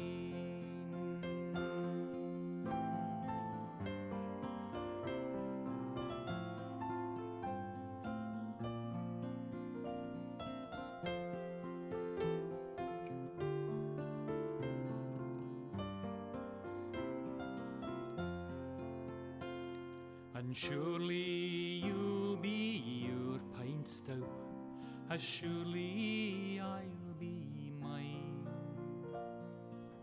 We'll take a recht good wally wacht for auld lang syne.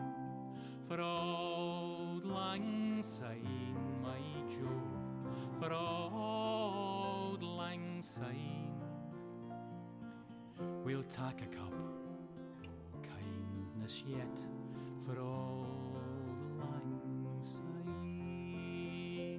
So here's a hand, my trusty fear, and gie's a hand o' thine. We'll tak a recht gerolig wacht for auld lang syne. For auld lang syne, my Joe, for auld lang syne. We'll tak a cup o' kindness yet for auld lang syne.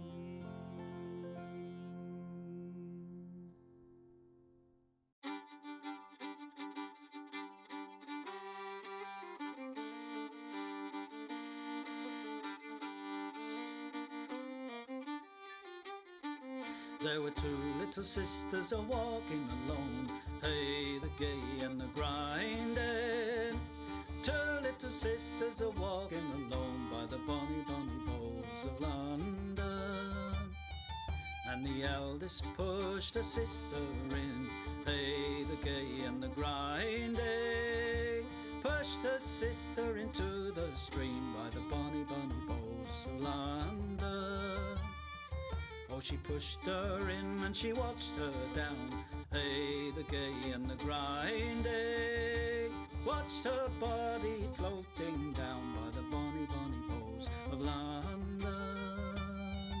Oh, they laid her out on the bank to die, hey, the gay and the grinding. For with the fiddle came riding by the bonny, bonny bowls of London. And he made some strings from this yellow hair, hey, the gay and the grinding. Made some strings from this yellow hair by the bonny, bonny bowls of London. And he made fiddle pegs from a long finger bone, hey, the gay and the grinding. Made fiddle pegs from a long finger bone by the bonny, bonny bowls of London. And he made a fiddle out of her breastbone, hey, the gay and the grinding. Sound would pierce the heart of a stone by the bonny, bonny bowls of London. But the only tune that the fiddle would play was Ho, the bowls of London. The only tune the fiddle would play was the bonny, bonny bowls of London.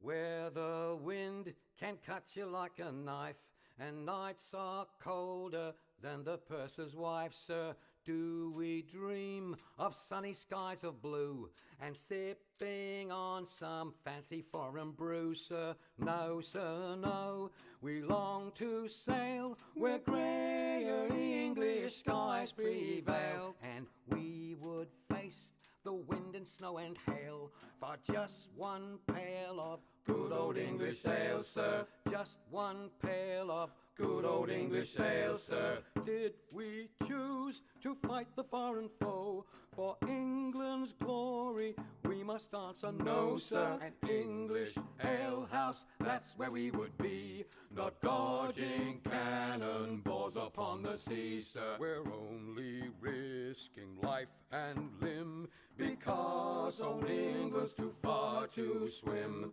But we would chance an iron arm or leg for just one keg of good old English ale, sir. Just one keg of good old English ale, sir. Many days and many lonely nights without one woman hoving into sight, sir. Now it won't be long till we see our wives and sweethearts lined up on the quay, sir, with their arms all open wide. But we will push them gently aside, for they will have to wait for us until we've had our fill of good old English ale, sir.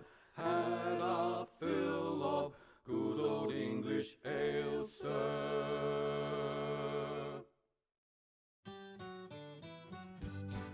Come landlord, fill the flowing bowl until it doth run over. Come landlord, fill the flowing bowl until it doth run over. For tonight will merry, merry be. For tonight will merry, merry be. For tonight will merry, merry be.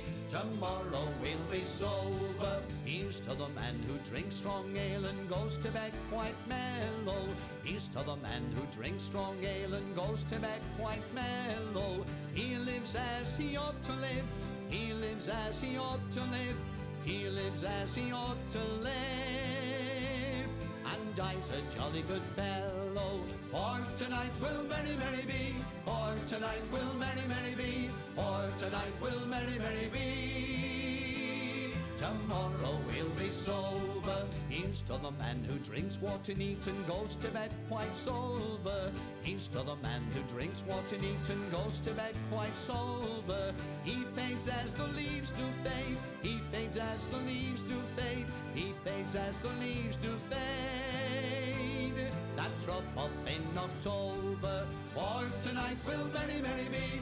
For tonight will merry, merry be. For tonight will merry, merry be. Tomorrow we'll be sober. Here's to the girl who takes a kiss and goes to tell her mother. Here's to the girl who takes a kiss and goes to tell her mother. She is a very foolish girl. She is a very foolish girl. She is a very foolish girl. She'll never get another. For tonight will merry, merry be. For tonight will merry, merry be.